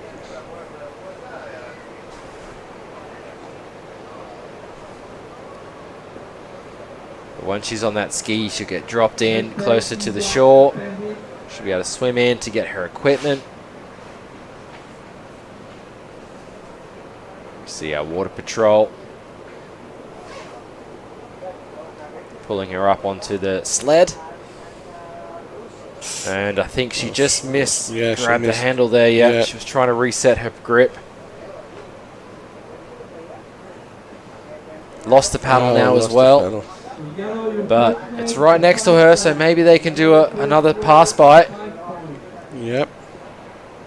She's going to sit on the back of the ski. The paddle's going to go in, so they're going to opt to get all new equipment. Yeah, play it safe, get new equipment for Gabby. Of course, she hasn't got a wave yet either, so it's going to hinder her chances. So no harm done because there's no waves coming. That's true. No waves served. That's true, so maybe jet ski might do another round, drop her off just in front of the rocks, change equipment. But Kate looking at this one on the outside. She's up and riding. Oh, can she get around this section? Does well. Nice turn. Better turn there. Wow. And again, they just up their game every heat, don't they, Miguel? Unbelievable. Oh, it's a again, bump. The jinx. Sorry, that was my fault that time.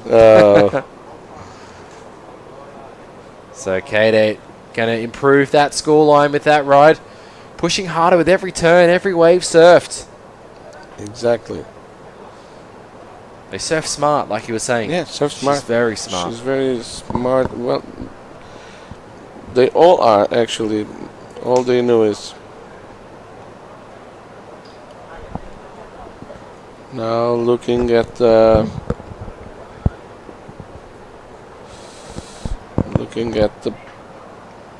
way to get in, probably. So Katie has 5 points, probably from 2 waves. No, now it's She had a 5, now she has a 4.7. If she didn't. If she hadn't fell, might be a better score. So Katie, very cool. And good, she's still waiting for another wave, and Gabby, poor Gabby. Poor Gabby, exactly. Still looking for a way to come in. I think they're just waiting for her equipment to be ready maybe before they come in. Yep. I'm sure she's got support on the beach or on the rocks. Yeah. She's with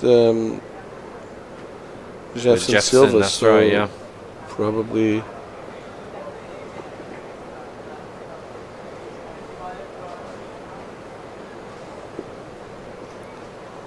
Lucci there on the screen. Still not safe at all. Not at Gabby's all. got Not at all. an opportunity to get another wave as she grabs her equipment on the inside. But Lucci going to try this small one. Is she going to get it? Yeah. Yes. Yeah, she's going to get it. Okay. Oh. That's a hard one. That's tricky. She's really not in rhythm in this heat. Not at all. I think after that big set started to roll through, it really knocked her a bit. You see Gabby coming in. Hopefully she's able to get back out. There's still a lot of time left on the clock. Yeah, 11 minutes, so she has time to get the board, get the paddle, get out, and do a 3-point wave. Exactly. She can surf a 3-point wave. But look, Bo, with these lights, I don't think we're going for the Pro Junior final. No, I'd agree with that. I don't think we are. I don't think we have time. That's or enough light time to do it. That's true. And by the time this finishes, we'll be coming up to almost 6 o'clock with the women. Yeah. Just before 6. So we see Katie at the back there, and the next heat was paddling out. Exactly. And Gabby's still waiting to get her equipment. Katie, can she get over this one? She's going to manage to scratch over. Just. All right, Gabby's ready on the shore. Support, like you were saying, Jefferson there. Yeah. Sacrificing his clothes to get wet. Yeah, but well, there goes Katie. Wow. She's in sync. She really is. This Unbelievable. wave fading back in, waiting for it to stand up. And the wave doesn't look that good, but yeah, that's the best choice. Exactly. So there's our competitors paddling out for the next heat. Sakura and Vanya. Yeah. And so it's Vanya, Sakura, and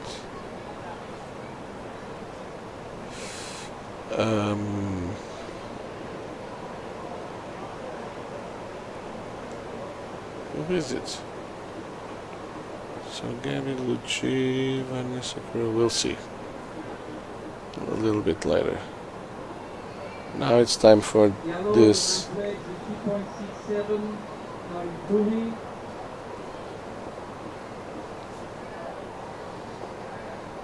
It's going to be Cami de Brana. Yeah.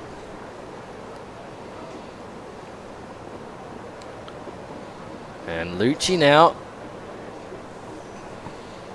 Lucci knows that she Wow, has to Lucci. go big. Oh! Okay. Nice. That was a sketchy drop, but yeah, good turn.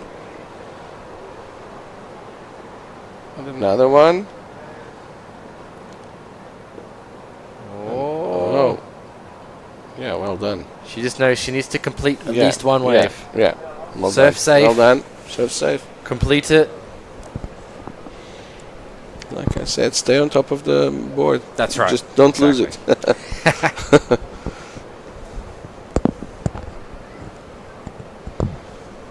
Be interesting to see where Gabby is in this situation.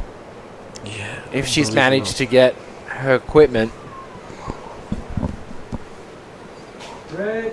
So 6 points for Lucci. 6-point ride for Lucci, yep. That's right, Miguel. So puts her in second. Yeah, that was a very good drop. So she's already with this wave. She changed everything in this heat. She's now probably the favorite for first place because she needs a really low score for first place. But let's see what Katie also does.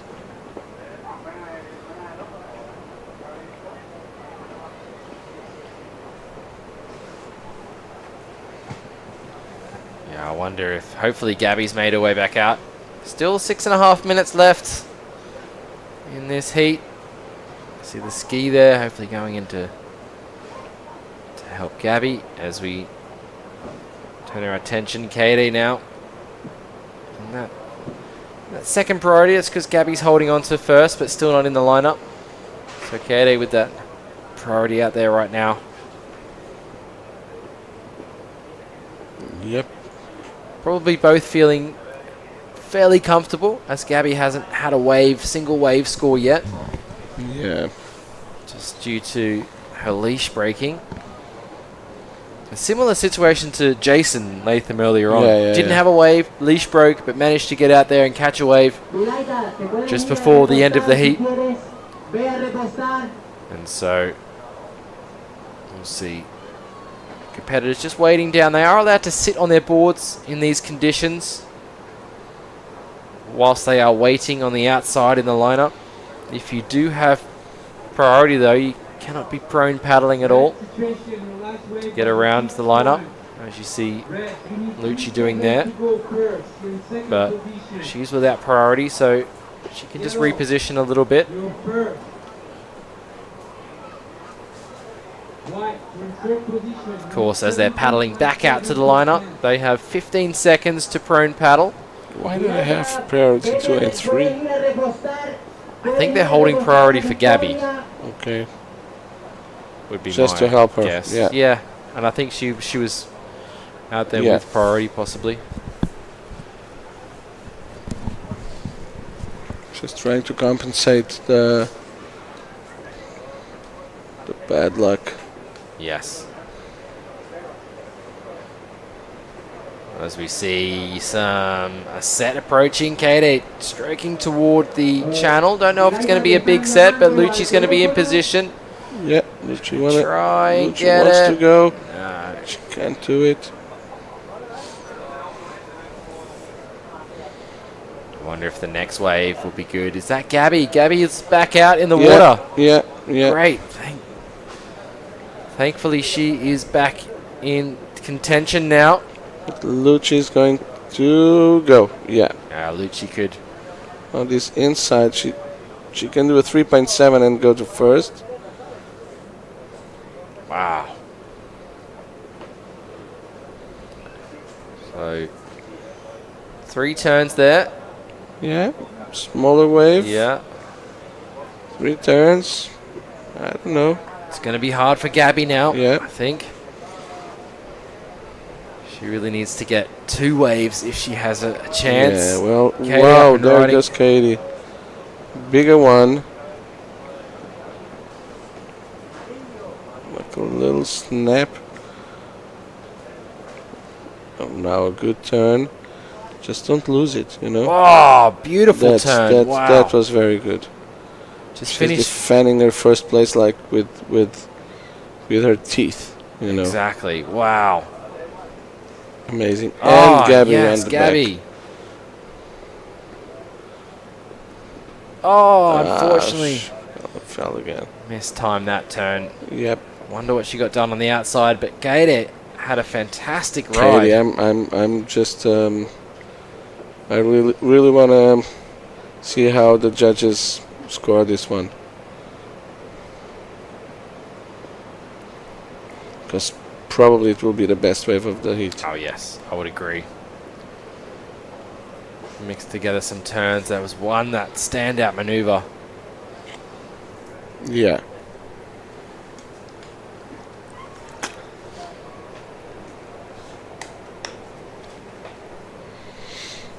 And she's done. Vilaita, puedes ir a repostar al Victoria si quieres. So, still waiting on scores. 2 minutes left. Gabby's got 1 wave score. Still waiting for that score to drop, but Lucci might even improve that situation as well. So it's going to be tough Gabby, such an unfortunate event. Yeah, exactly.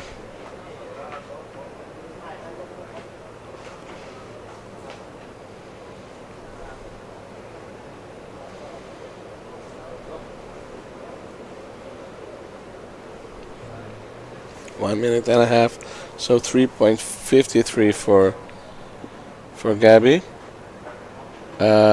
It was a 4.37 for Lucci, and now we need a score for Katie.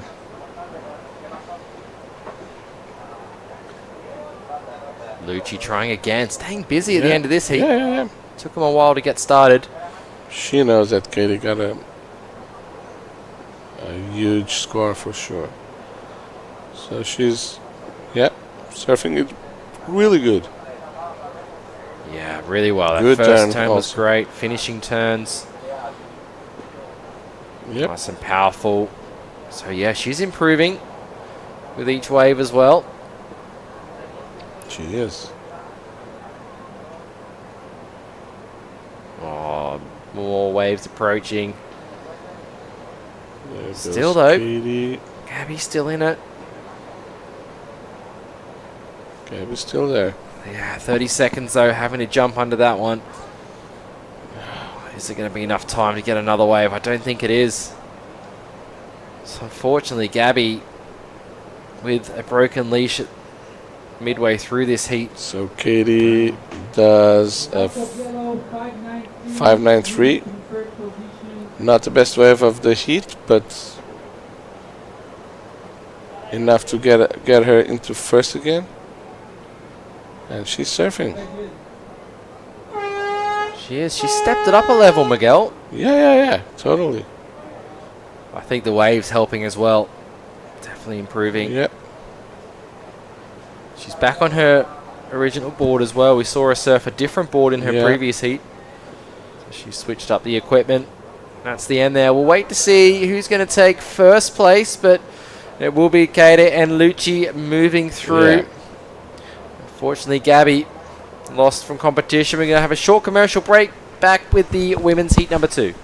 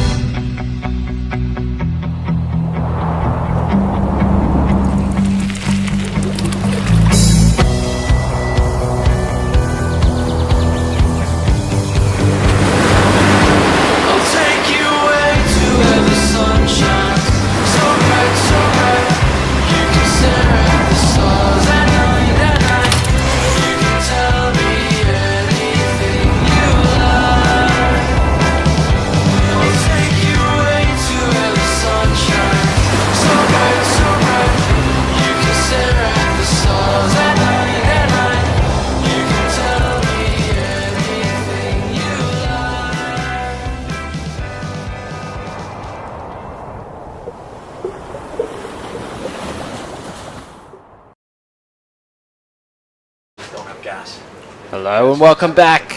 Day number 3 of competition for the Gran Canaria Pro-Am. We are into women's round number 3, heat number 2. Official results of that last heat was Katie and Lucci moving through. As we see heat number 2, Vanya Toež, Camille Dubrana, Sakura Inoue in this heat. And looks like some sets approaching. The heat started already. Katie won. Lucci second. They'll move on through to semi-finals. Unfortunate Gabby third. So that is Katie coming through from her last heat there. On the bottom of screen, as we see a replay from Vanya getting a quick start. Getting some speed, highlining across that wave. Waiting for things to set up. First turn. Again, gets this board. Just has to hit the eject button over the back there. Probably a good choice, but that's a quick start for Vanya. 2-8-3. And that leaves Kami and Sakura on the outside.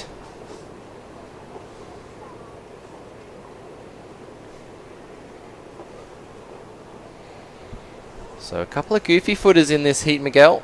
Yep. Kami and Vanya. And Vanya, yeah. So I was just informed by the contest director that we still have time for the Pro Junior final. So let's do it. Let's crown a world champion. Yeah, exactly.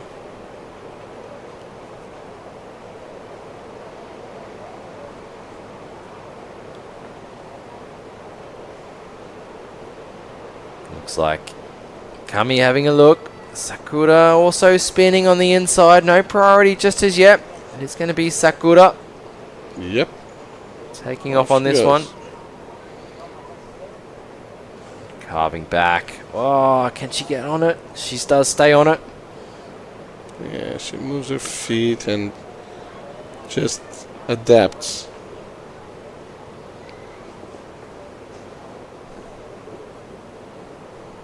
Yep. Not an amazing ride, but still enough to get her feet on the board, you know. Yeah, she'll at least feel a little bit confident with that first wave under her belt. Yeah. And now Kami left outside with priority. So she'll paddle over this one, trying to put herself in position. Tricky wave to surf, especially with the bump on the inside. You see Vanya repositioning as well, making her way in. A bit of cloud cover this afternoon. Cloud moving in, maybe messing with the wind a little bit. We saw the sun come out earlier.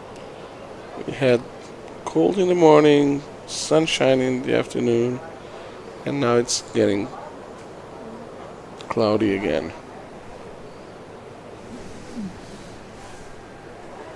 So Kami was on the longboard yesterday as well. Right. Great longboard style she has. Exactly.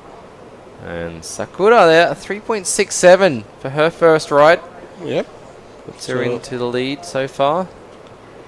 The Inoue sisters getting business done in these two heats, at least for now. Here goes Lucci. Yeah, Lucci just trying to come in safely on these rocks. You can see it's just so tricky. Yeah. Lower tide is a bit easier. You can get in, you got a little bit of respite from the sets washing up on the rocks. But competitors paddling toward the channel, that only means one thing. Yep, a big set is coming.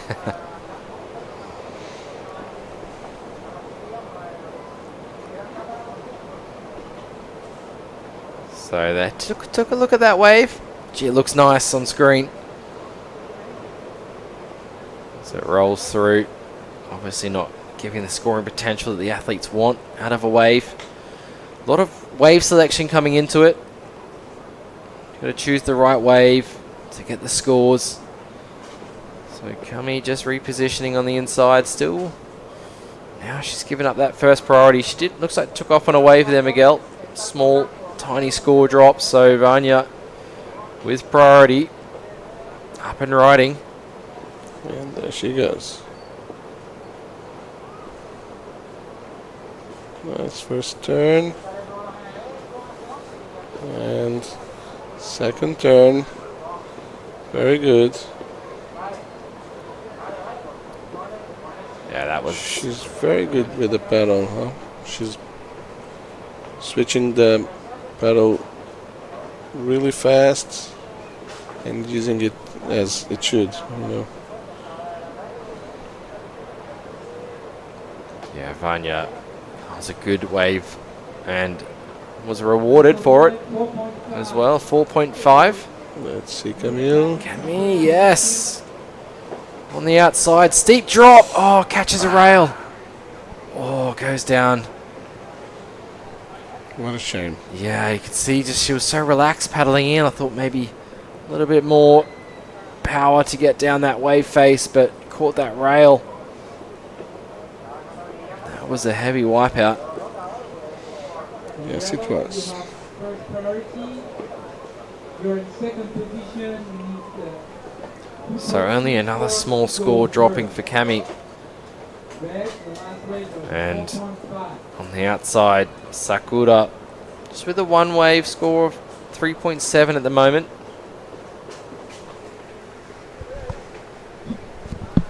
"17 minutes left in this heat." White need 3.04 to advance. Sakura looking, she's been really hunting the smaller ones throughout the day. She think that's definitely her kind of strongest rides are on the smaller waves. She likes to go on those. And as you were saying, you know, the small stature on those bigger waves with the bumps, it's really hard to control the board. Yep. This one looked more or less, yeah. Yeah. Well. See replay here, Vanya. This looks like, I think, her first ride. Just that one turn. And then yeah, it's the jump first down. ride. And this is 3.7. Sakura's, yeah.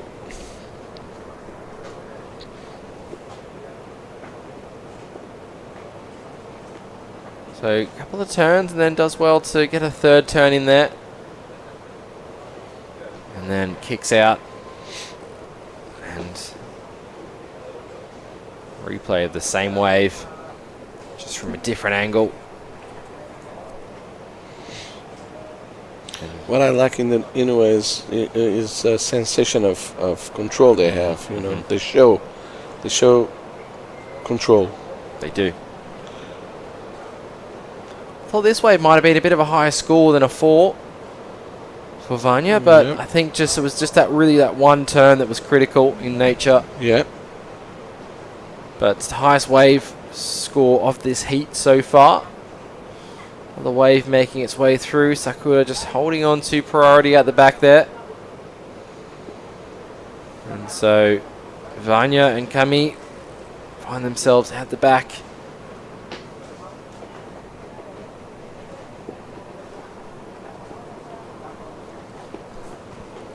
Conditions looking like, I think maybe the clouds make it look a little less appealing. Yeah, well, yeah.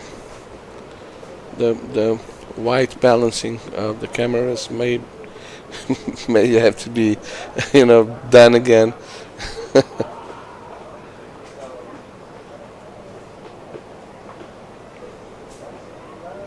But yeah, unfortunately, being dealt with the onshore wind this week. We're having to make the best of what we are dealt with. Yeah, sure.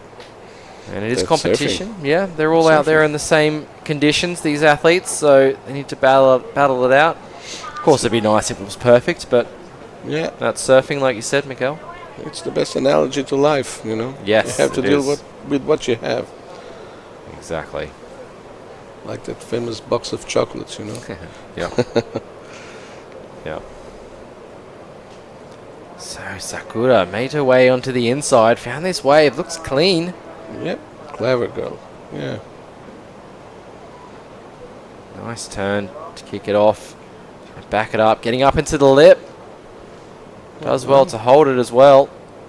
Should be happy with that. That's going to back up that 3.7, maybe even improve upon it. So again, the sensation of control. Yes, very in control. And that's all part of the judging criteria. Yeah, exactly. Speed, power, flow, control.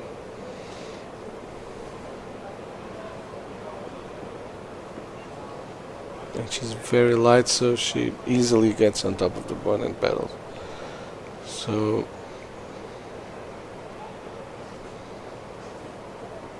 even the timings of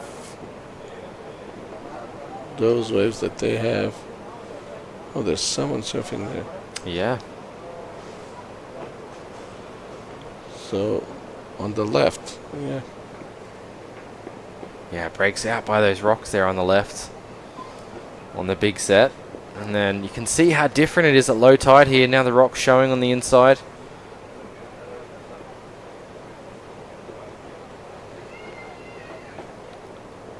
As we can see some lines approaching. So Vanya with first priority out in the water. She's going to spin around. Have a look at this one. Again, looks clean. So yeah, she does well to identify best wave. Yeah. Van is very good at spotting waves. And yes, Sakura already went into first place again. So through. It's a 6:33. Wow. No. No. 5:77. 5:33. Well done. We're doing maths in our head. We are. Yeah. We don't have the scores in front of us right at this moment. But yeah, Sakura in the lead. But Vanya might take back the lead after that. We'll see what score drops. So yeah.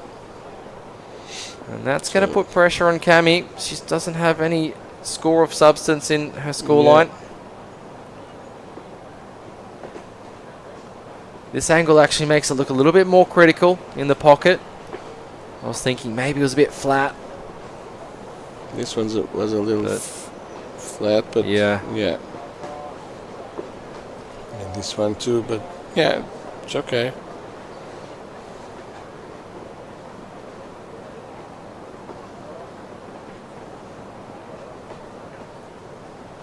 Making the omelette. Yes. With the eggs you have, you know.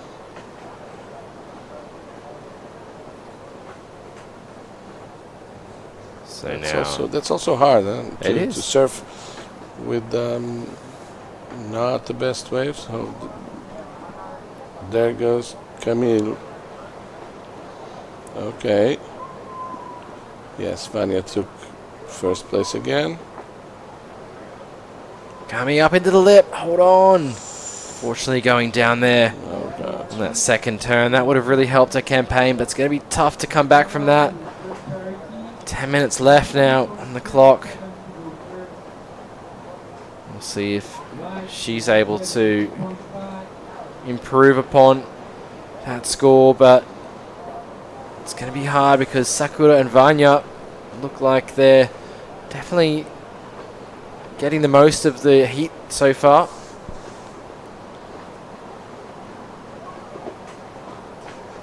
Vanya repositioning. Yeah.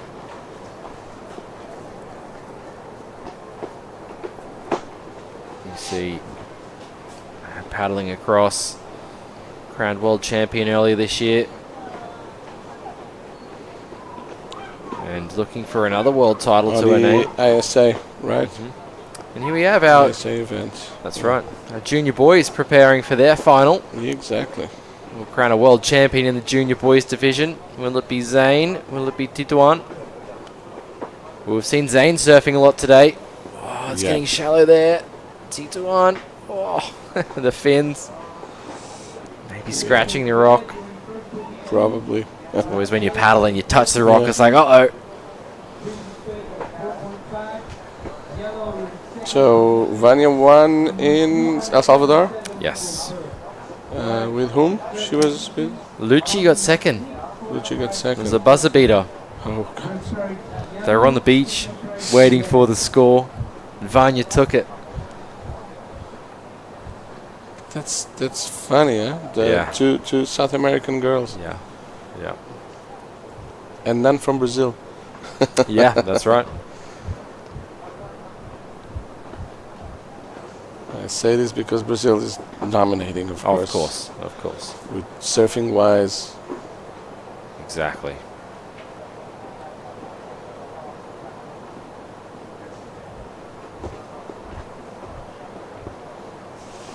But yeah, on the women's side, Peru and other nations from South America have been going with...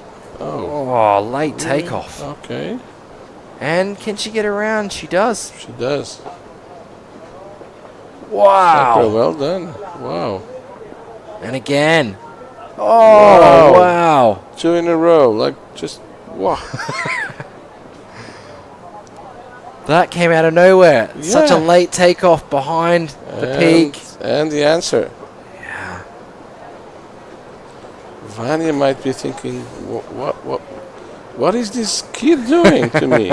Well, there's a reason she's a junior world champion. Yeah, sure. And that's going to make things tough for Cami now. Yep.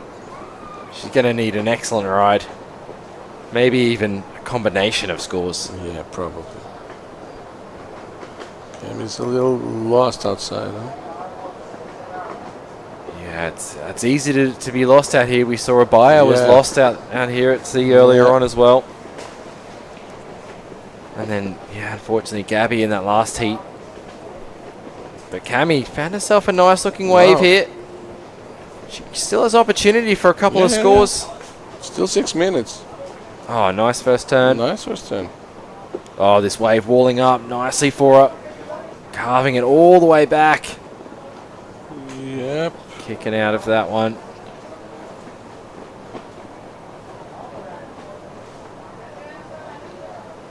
She's getting some feedback from the coaches. Sakura going back. And let's see here. Yeah. The replay. Late takeoff gets to the proper wall of the wave, and then one maneuver and immediately second one. Wow. So the thing that really has a point of difference is she got into the lip on both of those turns. Yeah, exactly. Vanya's still out on the face, not getting super critical. Yeah, that wave was a little slow. A lot of white water there. Cami, and then this cutback was nice. She brought it all the way back around, but then kicked out quickly. Yeah, but like in different gears, huh? Yes, exactly. She was slower than after watching Sakura's wave. You can say that Vanya and Camille were slower. Yes, exactly. So there we go. Vanya, 5.6737.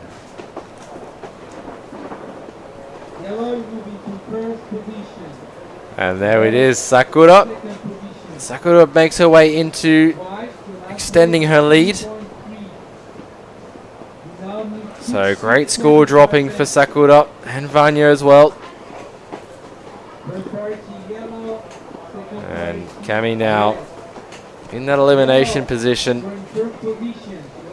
Sakura went all the way to town. So, what did she have? Well, Camille also had a score that she can call a score. That's right. Yep, they'll go into. So she'll need an excellent ride. Vanya also little bit better score. And there goes Sakura again. Oh, can she get on? No, she doesn't get over this one.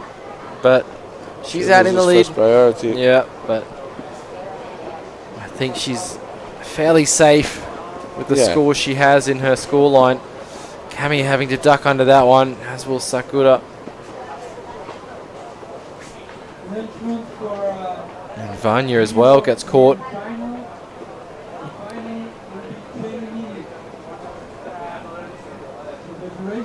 And so Sakura Vanya moving on through at the moment in this heat. Cami's got a lot of work to do. We saw Kaede, Sakura's sister, and Luci Cosoletto moving on through to the semi-finals for the women. They'll be coming up on the weekend. We'll be crowning champions on the weekend. We've got a huge swell expected tomorrow, so we'll see if we are going to run heats. Of course, we always come down here, check the conditions, make sure that we're not missing anything. Yep.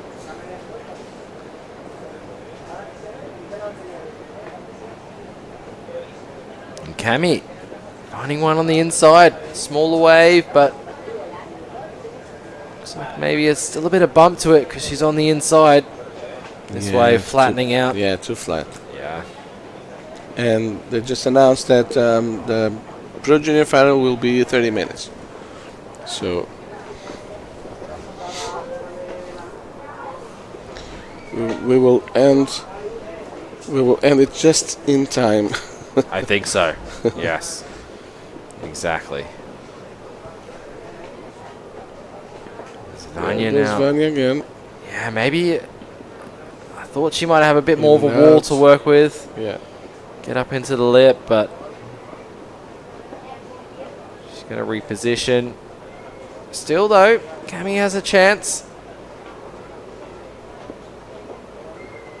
We'll see if she can get back out the back in time.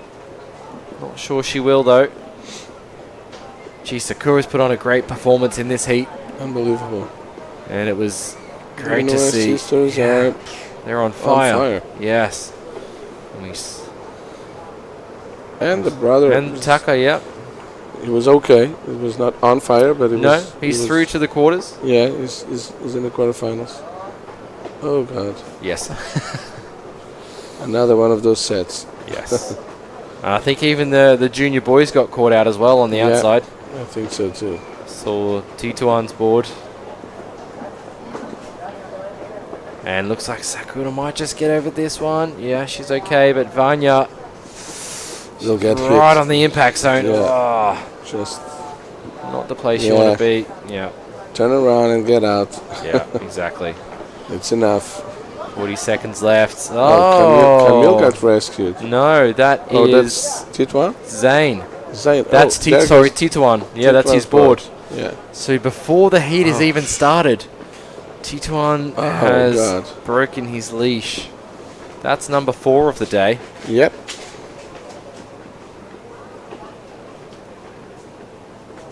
Such a shame. That is such unfortunate event to happen before it starts, but luckily there's not going to be much time wasted on his behalf.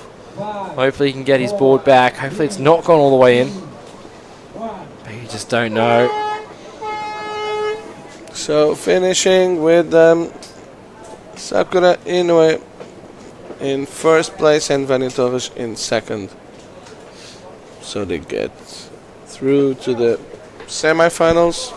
Camille stays with the 5th place. And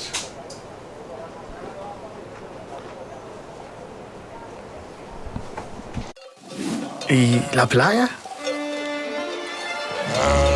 ¿Cuándo fue la última vez que probaste algo nuevo? ¿Puedo hacer esto todos los días? Sí. ¿Puedo cruzar la isla caminando? Claro. O cabalgando si quieres. ¿En qué puedo ayudarle, señor? Bonjour, madame. ¿Es posible cancelar mi vuelo? ¿Qué es esto? Esto es nuestra flora autóctona. Oh. Y hay más. Mucho más. ¿Será por esto que sonreímos tanto? ¿O será por esto? Porque cada día es un nuevo descubrimiento. Dale un giro a tu vida.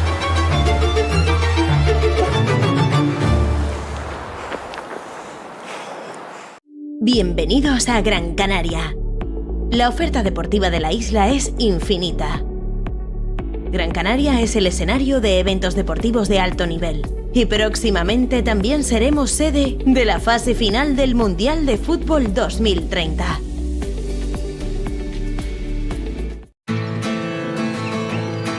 ¿Alguna vez te has preguntado por qué siempre quieres más? Más lunes sin alarmas.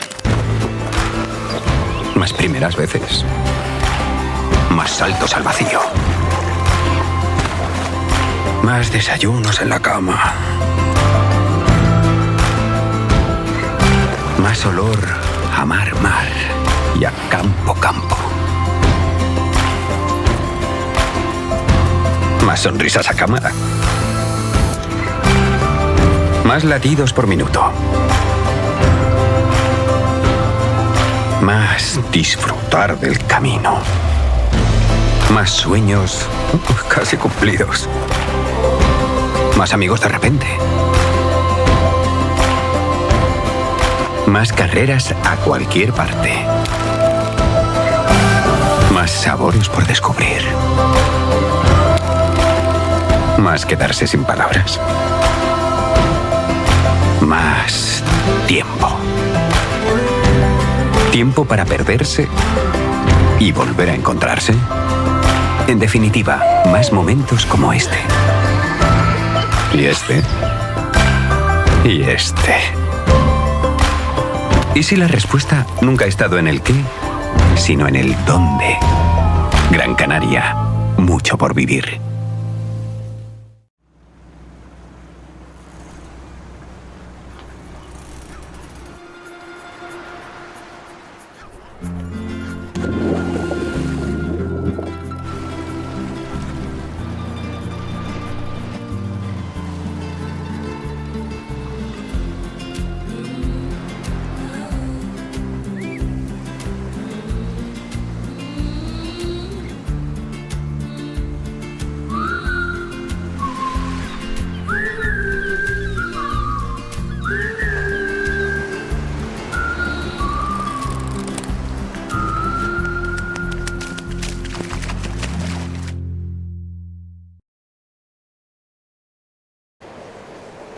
Hello and welcome back.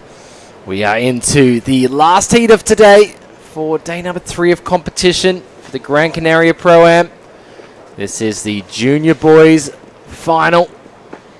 Zane Sains alongside Tituan Pajot. It's going to be a great final. We've seen Zane surfing multiple times today in the men's, and Tituan put on a great performance yesterday in the juniors. Tituan also a silver. He took a second place here in 2022 for the juniors when it was under 18. Yep, that's our contest director, and that's our one of the main judges.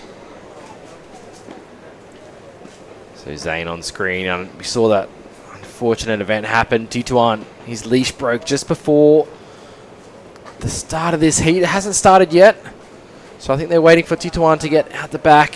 Yeah, it's only fair play, which is good to see. I hope he can get out there shortly with his equipment. Hopefully he's not damaged too much. Or he's got another board. Looks like Mathieu chatting to Joao, one of the judges. It seemed like it had some chunks on it. It does have some chunks on it. You're right, Miguel. There's the board there. Oh God. Oh, that's more than a chunk. That's ruined. Yeah. Oh, it's such ruined. A shame. Oh, such a beautiful board. Yes. So, yeah, there's Killian there carrying the board up. So it looks like he's got a backup. Yeah, he has a backup. He already took the fins out, so.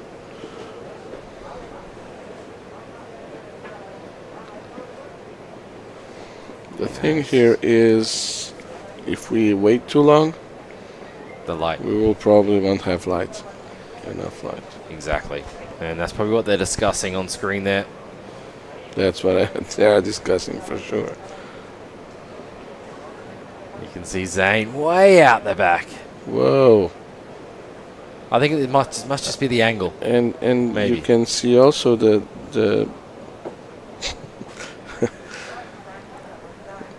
the rain coming back. Yes, yes. We've had such a brilliant day of action. It's been a fantastic show from both the women and the men. Some excellent scores being dropped, of course. Sebastian Gomez, Benoit Carpentier. And then the last couple of heats, the Inoue sisters putting on a great show. But yeah, that current that's just from that set that rolled through, you can see how much water is moving out from Edioret, creating that rip current, creating these bumpy conditions. And look how the tide has gone out. Exactly. Unbelievable. Such a long way. We see Tituan there on the back of the ski in the distance, getting taken back out to the lineup so we can start this final. And you know what, Bo? After this final, we will have only 10 more heats to finish the whole contest.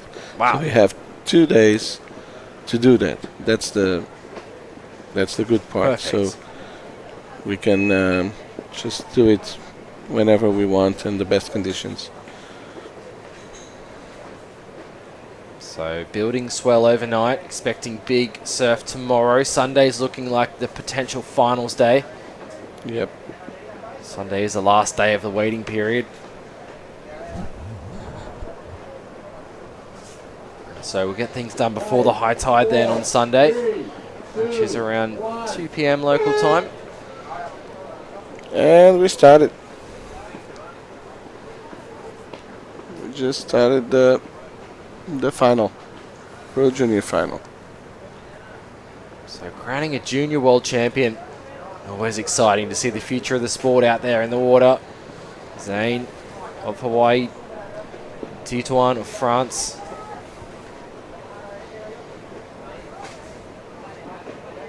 Great to see Tituan surfing in these conditions as well. Yeah. Brings a lot of power to his surfing.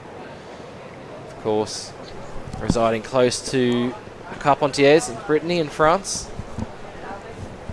Some good waves around there. Yeah. Guys from Brittany are tough. They are. They are.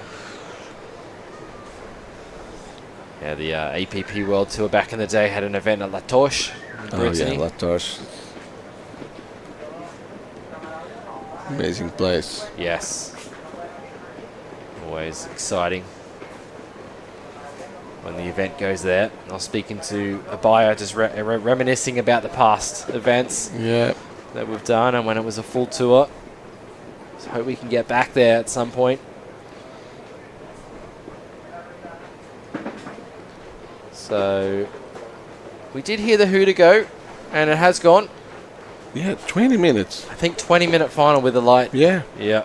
Yeah, because we won't have light. That's right. And so hopefully they know it's on. And I hope so too. Because it looks like they're sitting in the channel really far out.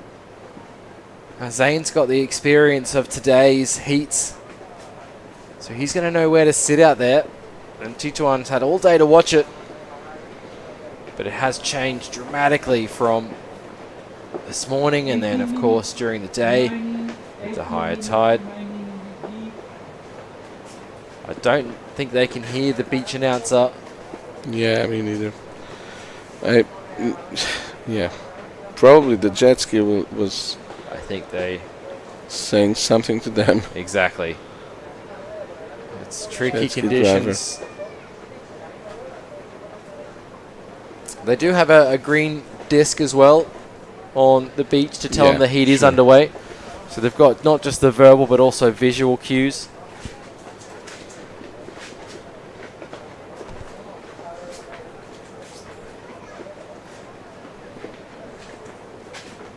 And so a quick final for the junior boys to conclude today's action. I think Zane got maybe a little lost out there as Tituan was getting his backup equipment, ending up quite a fair way out. Well, maybe that is the spot. Maybe the conditions have changed that much that. Yeah, unbelievable. It doesn't seem like the same spot. Not at all. The wind's picked up. We can hear the tent flapping a bit more. Yeah. And so So something happened, yeah.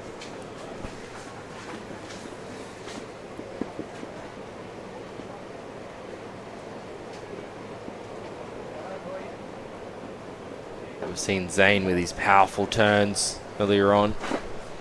Really sticking to his rail game. Haven't seen him up into the lip as much as some of the other competitors. Yeah, a little, conservative. Yeah, I think so, but of course it could be down to the conditions as well. We'll see if Tituan has been watching and learning from people like Benoit getting excellent scores. He'd of course be cheering on Benoit. Yep. And Benoit's brother, Mathieu. See, they're starting to call just to get an update. Not being able to hear, but they should be able to see the green disc that is on display next to the priority situation.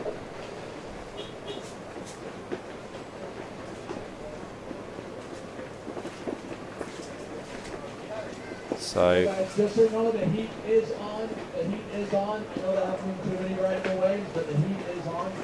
So we're just hearing from the contest director there on the beach announcing that they are still in the heat at the moment. It's on. It's been running for 5 minutes now. But I don't think they have... they can't hear. They can't hear, and they didn't have a chance to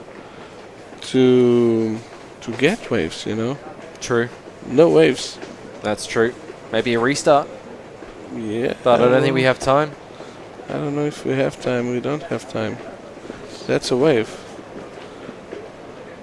Yeah, just a repositioning in there to get in closer. So now they've realized the heat is on. It's very tricky. It's a long way, especially with that lower tide breaking a bit further out.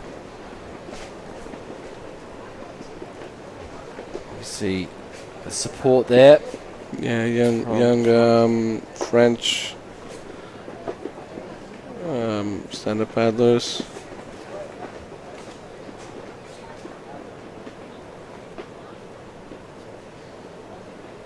Zane now in position, looking likely he's on this one. So this is going to kick off the boys' junior final. Finally a wave. So waiting for things to stand up. And Tituan. So a set rolling through there. Now they're in position, or Tituan's at least in better position now. But Zane maybe feeling the effects of the heats earlier on today. Just coming unstuck on his feet. It's definitely, you were saying earlier, Miguel, it takes the energy out of you in heats like today. Trying to stand on your board in these conditions. Yeah. Paddling out, a lot of mental energy. Yeah, sure. Tituan's fresh. Yeah, exactly. First heat of the day. Yeah. For him. You can see he looks a lot more controlled, centered on his board as well. So small score to kick things off for Zane at 1.17. Tituan looking at a smaller one. We've seen the smaller ones be nice and clean. So Tituan there just redirecting. So, good first turn from him through lots of spray. Yeah. But yeah, that back foot come unstuck.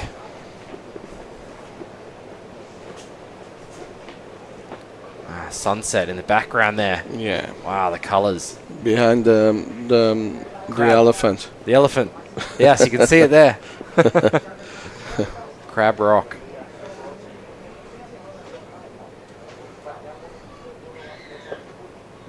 So 1.43 for Tituan.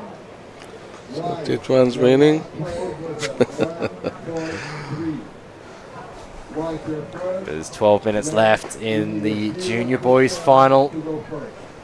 We ran out of time yesterday to run it, and I think they actually had a chat to the boys to see if they wanted to run it yesterday or if they wanted to wait until El Lloret, which is the location we're at today. They said we want to go to El Lloret. Of course. Yeah. We want to be in the waves of more consequence. It's going to offer up some better scores. So if they knew, probably they would have be on during lunchtime. Yes, exactly. High tide. Yes, that's right. Because I think it was a little bit better. Yes, that is true. But still the risk of breaking leashes. Yeah. Unbelievable. So, wow. Yeah. Time goes tick tock, and yeah, before you know it, we're halfway through, almost. Doesn't leave much time, so we'll see a couple of little waves. We'll see if they turn into anything. It'd be great to get these boys on some good waves to finish off this final. So Zayn has first priority. Oh, he's going to try this one. He's on. He's on. Yeah. That's better. Into the lip from Zayn. Nice. Nice hit. And nice eject. So, that's a good turn from Zayn there. That'll help his cause. Yep. Still got a little bit hung up in the lip. Wasn't clean. Yeah, but better than the first one. Better than the first one. Let's see. That bottom turn. Throws it up onto the lip there. Just gets Yeah, a little hung up. Stuck, but fair enough. Riding out cleanly. With style. Yeah. There's something going on. Yeah, now. I think live action there. 2-1 Yeah. quarter wave. We'll have to get caught up on that replay because we heard some cheers from the beach. A couple of ales being thrown.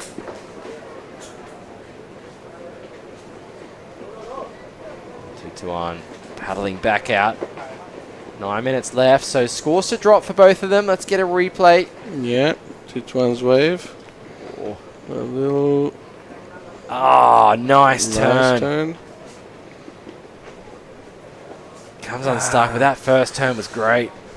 Yeah. Definitely better than Zayn's second wave there. So likely Tituan will be out in front still in the lead. Zayn will be chasing a score to win the final, to become a world champion of the juniors under 21 division.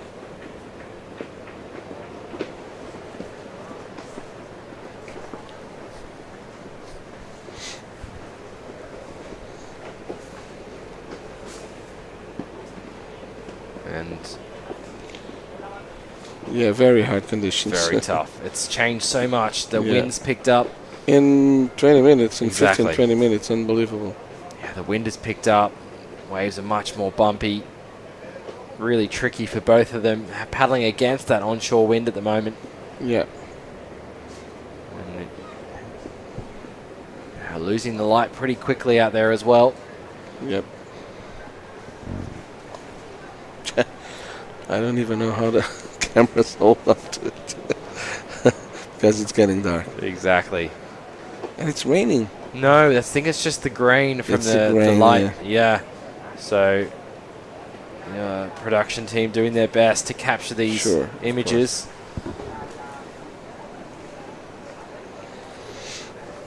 But jet ski staying close just to keep an eye on them. Yep. And that is going to be the current leader. There we go. Score dropping.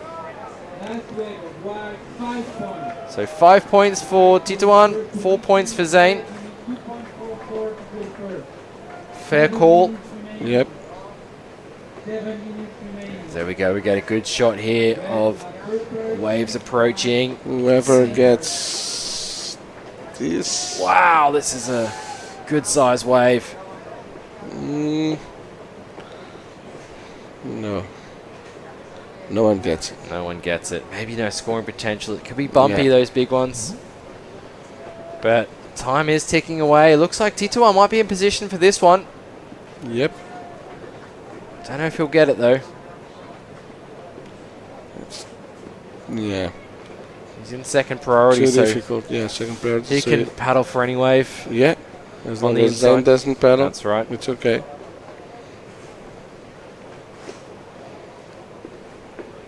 So this is Zane's last ride. A 4-point ride. Yep.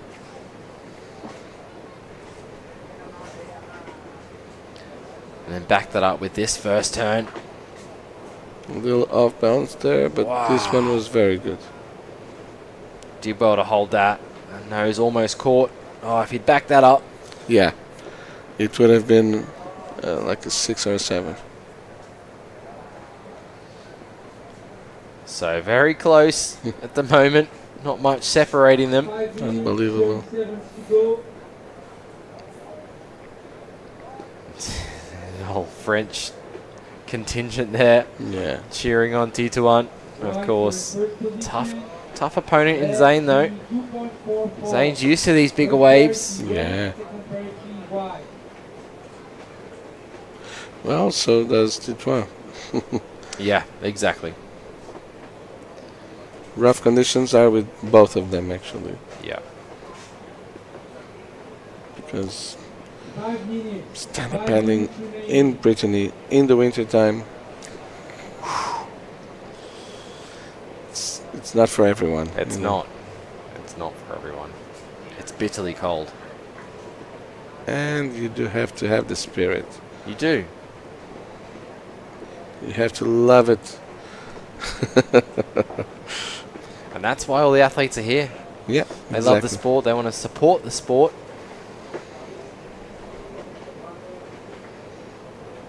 Four minutes, 25 seconds. Unbelievable.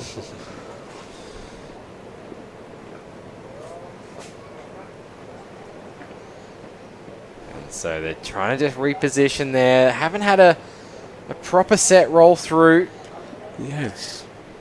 They're trying hard to see with the light they've got. 4 minutes now. Time goes by so quick.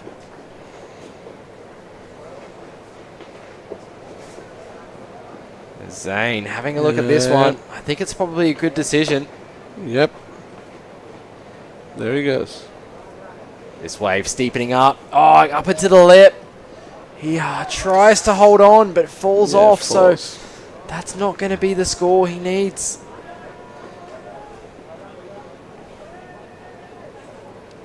Tituan trying to get into this one. He just really needs to finish this wave in control. Yep. And it could be the score he needs. He doesn't manage to complete that maneuver either. So now it's still anyone's game. Battle.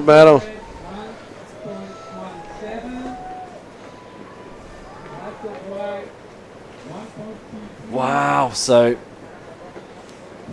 it is going to come down to the wire. Tituan, though, is going to have priority, which is going to be very helpful as we go into the last 3 minutes of the final. Yep. He's going to try and keep Zane off the wave. Well, we'll see if, those competitors who aren't familiar with priority maybe don't have the experience to use it wisely. Yeah.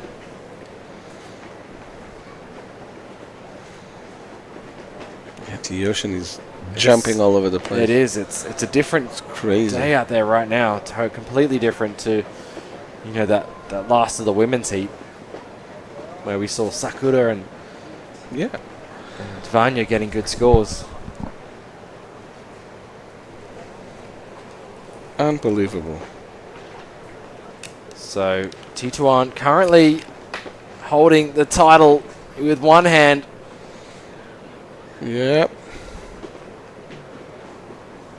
But Zane doesn't need much at all. So red needs a 2.44. Wow. 244. One turn, really. Yeah. One good turn. He's got that 4-point ride on that one floater. Exactly. But Tituan could easily make it more difficult for him if he can get a better score.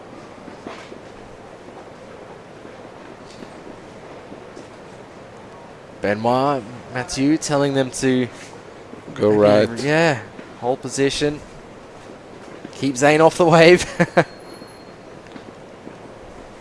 There's signalling.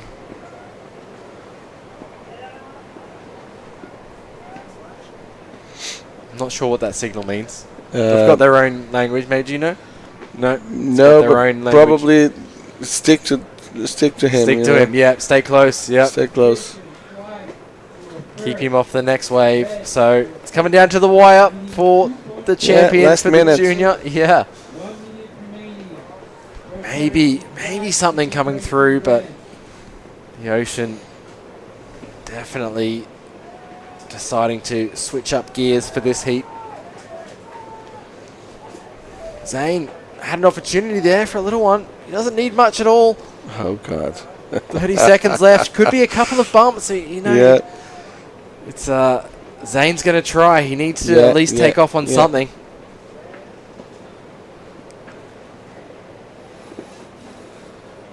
Minutes.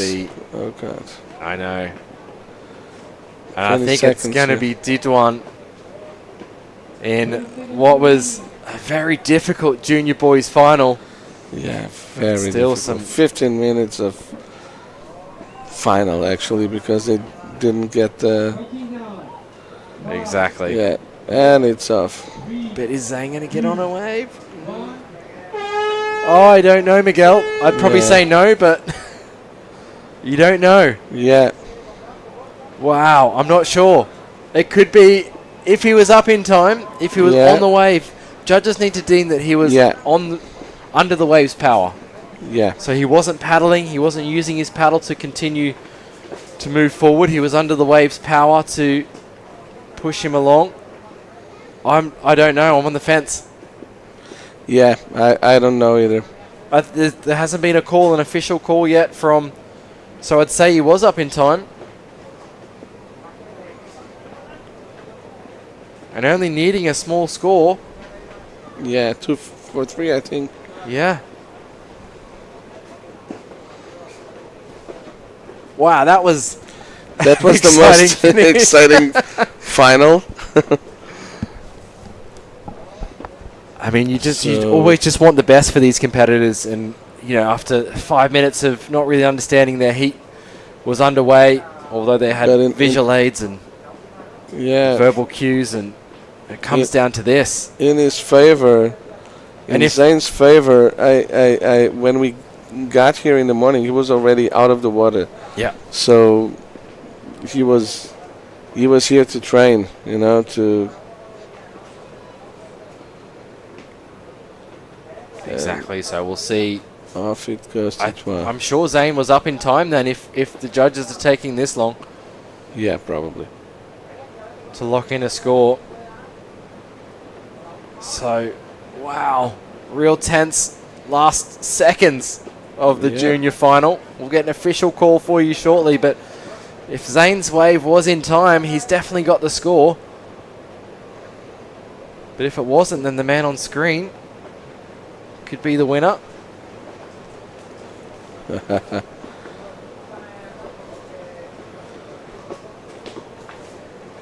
Here it goes. Zane's waiting. But he's just trying to figure out. Yeah. It's definitely the score, Zane. You've got the score. Only a small one needed. I think it was better than the 4. It was a clean floater kind of re-entry. They're going to announce it in just a few seconds here. So we are looking to get the official word if it is Zane or Titouan. There's definitely going to be a look at the timing for Zane's wave. So final results. And we are going to give you final results. So Zane was after the hooter. Zane's wave was after the hooter. I thought so, but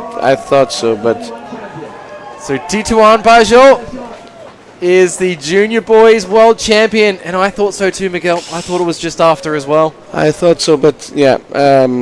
So there's your 2025 junior champ, world champ, Titouan Pajot.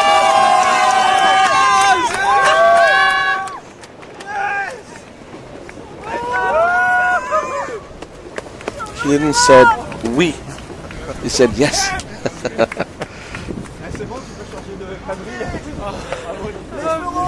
Ça c'est bon, Titouan. Merci Ben. Oh putain.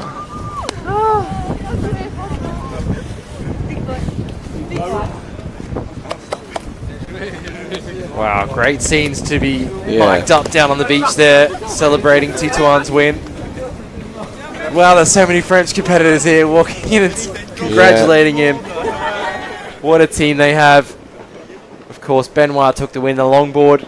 Titouan in the junior boys for that crew of French competitors.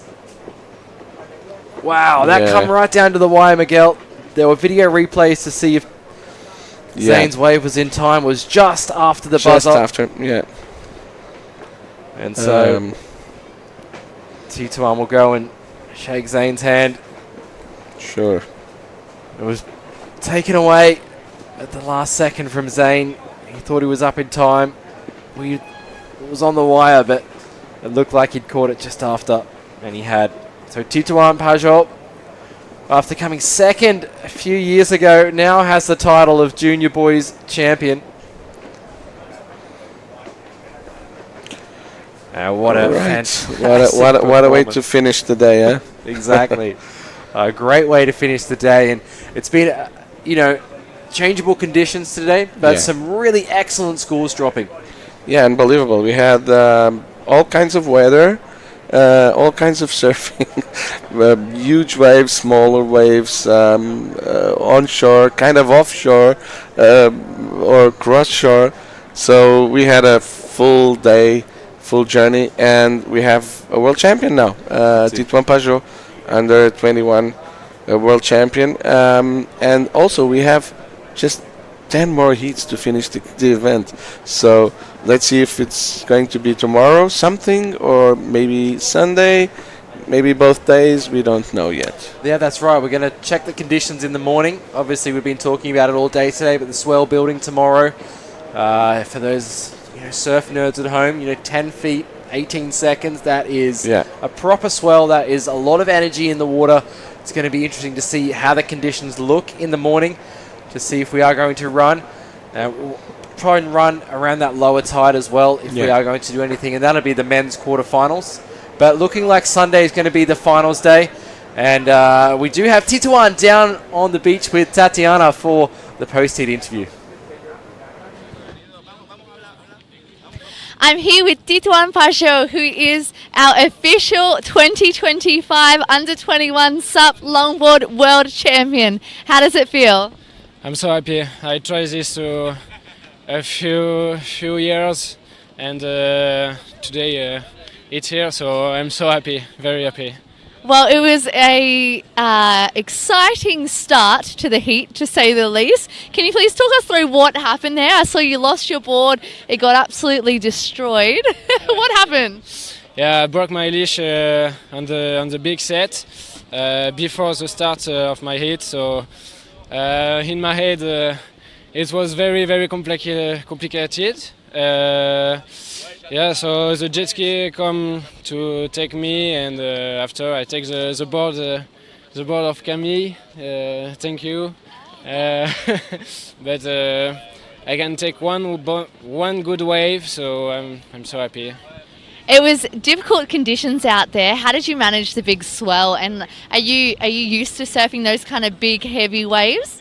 Yeah, so it's so difficult because at my home I have very small waves, so it's very difficult to adapt on the big swell. And tonight the wind go up, so it was very difficult, but I'm so happy. Huh? Well, you were very brave. I want to say, have you got a message for your friends and family watching back home? Ouais, merci tout le monde qui me regarde, c'est trop cool. J'ai pensé beaucoup à vous dans l'eau, surtout au moment où j'ai cassé le leash. C'est grâce à vous tout ça. Merci aux sponsors, à la famille. Voilà, je suis trop content. Well, congratulations again and enjoy your win. Thank you. Thank you very much.